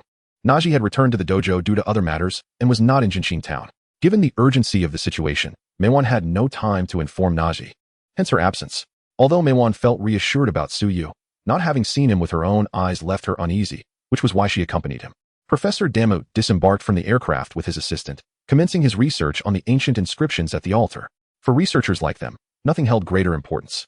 Seeing that the matter had reached a satisfactory conclusion, Kana boarded the aircraft to depart, having contributed little but having witnessed a legendary battle of divine beasts, which was quite rewarding.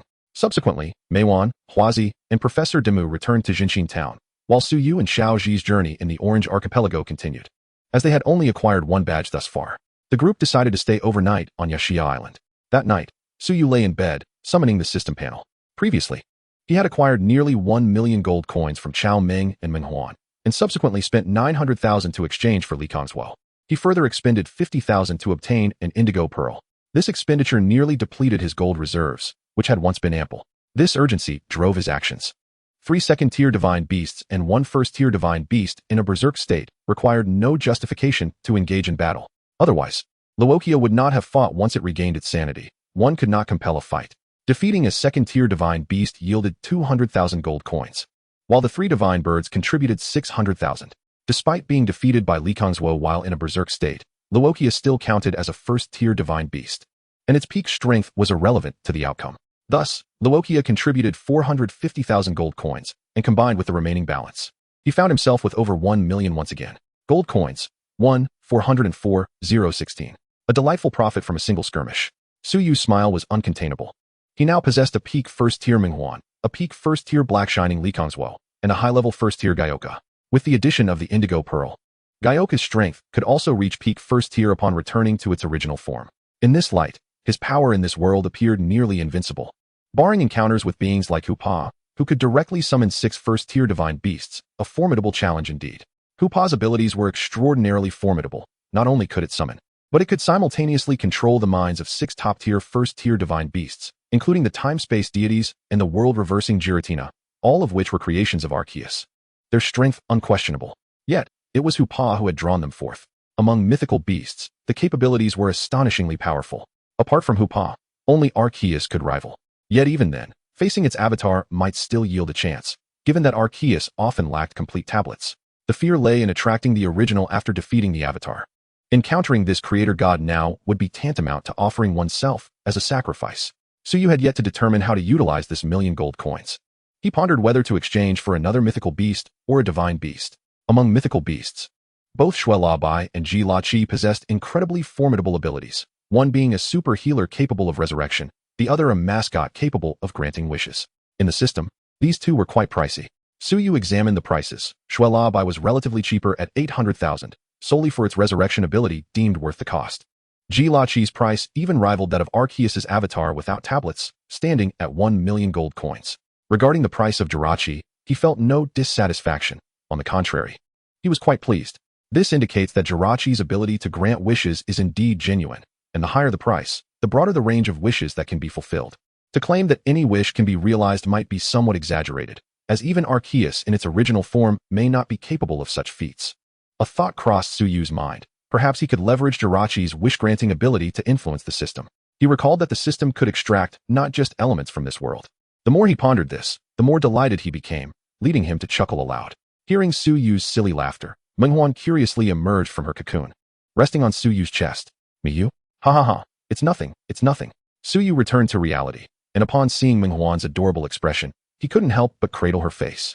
Pressing his cheek against hers, savoring her soft form, and then smilingly declared, "Turn off the lights, it's time to sleep."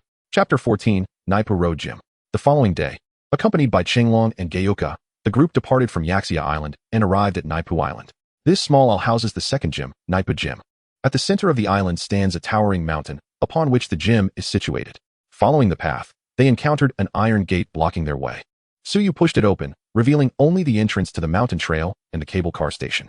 Welcome challengers to Naipu Gym. First, you must climb the mountain. This ascent must be accomplished by your own strength. Otherwise, you will forfeit your qualification to challenge. The sign read, gazing at the steep mountain. Suyu found himself at a loss for words. Was this designed to train the physique of Pokémon trainers? You all can take the cable car up and wait for me. Remember to wear the down jackets in your bags. It will be quite cold up there. Suyu advised. Yi and Xiao Shui did not insist. Indeed, the steep mountain was not suitable for them. As he watched them leave, only Suyu and Minghuan remained. Let us go. It's time to see how strong my body truly is. Suyu proclaimed boldly. Minghuan raised her little hand, cheering him on. Looking up at the slope before him, he thought, as long as it's not a 90-degree angle, it counts as a slope, right? 89 degrees is also a slope. Suyu began his ascent. His physical condition was quite good, and with the perception granted by his aura, he avoided slipping or stepping on unstable rocks. Progressing steadily upward, he eventually conquered the nearly 90-degree incline. It was hard to imagine how others managed to pass this test. For an ordinary person, let alone the courage required, this challenge was formidable. Without any protective gear or safety measures, climbing barehanded, a single slip could lead to a restart. Suyu did not take a break and continued toward the gym, feeling no fatigue from his climb. It seemed the fruit of vitality had indeed made a significant impact on his physique. No wonder his training and aura was progressing so swiftly, as his robust body likely contributed to his rapid advancement. As he climbed higher, the temperature dropped, and soon snow began to accumulate on the path. BRR. It's really cold, he muttered. Despite the summer season, Suyu had not dressed warmly, and walking through the snow felt akin to being in winter, making him shiver uncontrollably. Fortunately, he found a thick garment in his backpack, which he donned, feeling much better afterward. However, this also revealed a limitation. The Fruit of Vitality merely enhanced his physical attributes, as his body still reacted to temperature extremes. He had expected it to render him impervious to such conditions. But perhaps he had been overly optimistic. Before long, he reached the summit. There were no excess structures atop the mountain, save for the cable car facilities and a small house. Yi and Xiao Shui, clad in down jackets, stood beside a young man in short sleeves. It seemed he was the gym leader, a fitting individual to establish such rigorous rules, indicating his formidable strength. Upon seeing Suyu successfully reach the top, the Naipu gym leader, Adan, greeted him with a smile and extended his hand. Hello, I am Adan, the gym leader of the Eastern Star. Hello, I am Suyu. After a brief handshake, Adan announced the first competition. Indeed, this was merely the first challenge. The previous feats of climbing and ascending the snowy mountain were not the official contest, merely a preliminary test. Failing this initial trial meant one could not proceed to the official competition, which was quite absurd. Adan looked at Suyu and stated, the first competition requires a Pokémon capable of Ice-type moves to freeze a geyser. The first to accomplish this will be declared the winner. Suyu had no objections. He had already decided to use Minghuan, for with such extreme challenges, he too would employ something extraordinary. Seeing Suyu nod, Adan wasted no time in sending forth his Pokémon, a Nidoqueen. The mountaintop was dotted with numerous geysers, each emitting scalding water. To freeze the continuously spewing hot water into an ice column was no small test of a Pokémon's prowess. Suyu, did you not bring an Ice-type Pokémon? Adan inquired, noticing Suyu's delay in releasing his Pokémon, assuming he lacked one with ice abilities. This is my partner who will take the stage. Suyu replied, pointing to Minghuan perched on his shoulder. Is this an Ice-type Pokémon? How rare. Adan, unfamiliar with Minghuan, mistook her for a delightful mascot. In that case, let us begin. With that, the competition commenced under Yi's countdown. As the last word left her lips, Adan directed Nidoqueen to unleash Ice Beam. After gathering energy, a blue beam imbued with coldness shot forth from Nidoqueen's horn. The ice beam struck the erupting geyser, generating plumes of white mist. Adan's Nidoqueen demonstrated considerable strength as the water visibly began to freeze. Noticing Suyu's lack of action, Adan's curiosity piqued. Did he intend to concede? Observing that Nidoqueen had completed half the task, Suyu finally spoke. Minghuan, use Ice Beam. The little creature instantly released a brilliant blue ice beam towards a geyser that had just erupted. As the beam passed, the air seemed to solidify, and the already frigid temperature dropped even further. Upon contact with the scalding water, no white mist materialized. In the next moment, the piercing cold light entirely encased the gushing hot water, forming a remarkably thick, crystal-clear ice column. What? How could that be so fast? Adan had been closely monitoring Suyu, initially believing he had secured victory as Nidoqueen was halfway through, while Suyu had yet to begin. Yet, in the blink of an eye, Suyu had completed the task. Had he not witnessed it with his own eyes, he might have doubted whether Suyu had prepared the ice column in advance. Since the second competition required the ice column formed from the frozen geyser to be sculpted into an ice boat, Adan had no choice but to allow Nidoqueen to complete its task. Soon, Nidoqueen too succeeded in freezing a geyser into an ice column. But its hardness was far inferior to that of the column created by Minghuan. In the third competition, the ice boat would need to traverse from the mountaintop all the way to the seaside. If the vessel lacked sufficient sturdiness, it might disintegrate mid-journey, resulting in elimination. Adan remarked, I did not anticipate your Pokémon to be so formidable. One cannot judge by appearances. Many were misled by its charming exterior, yet it was indeed terrifyingly powerful. Suyu chuckled.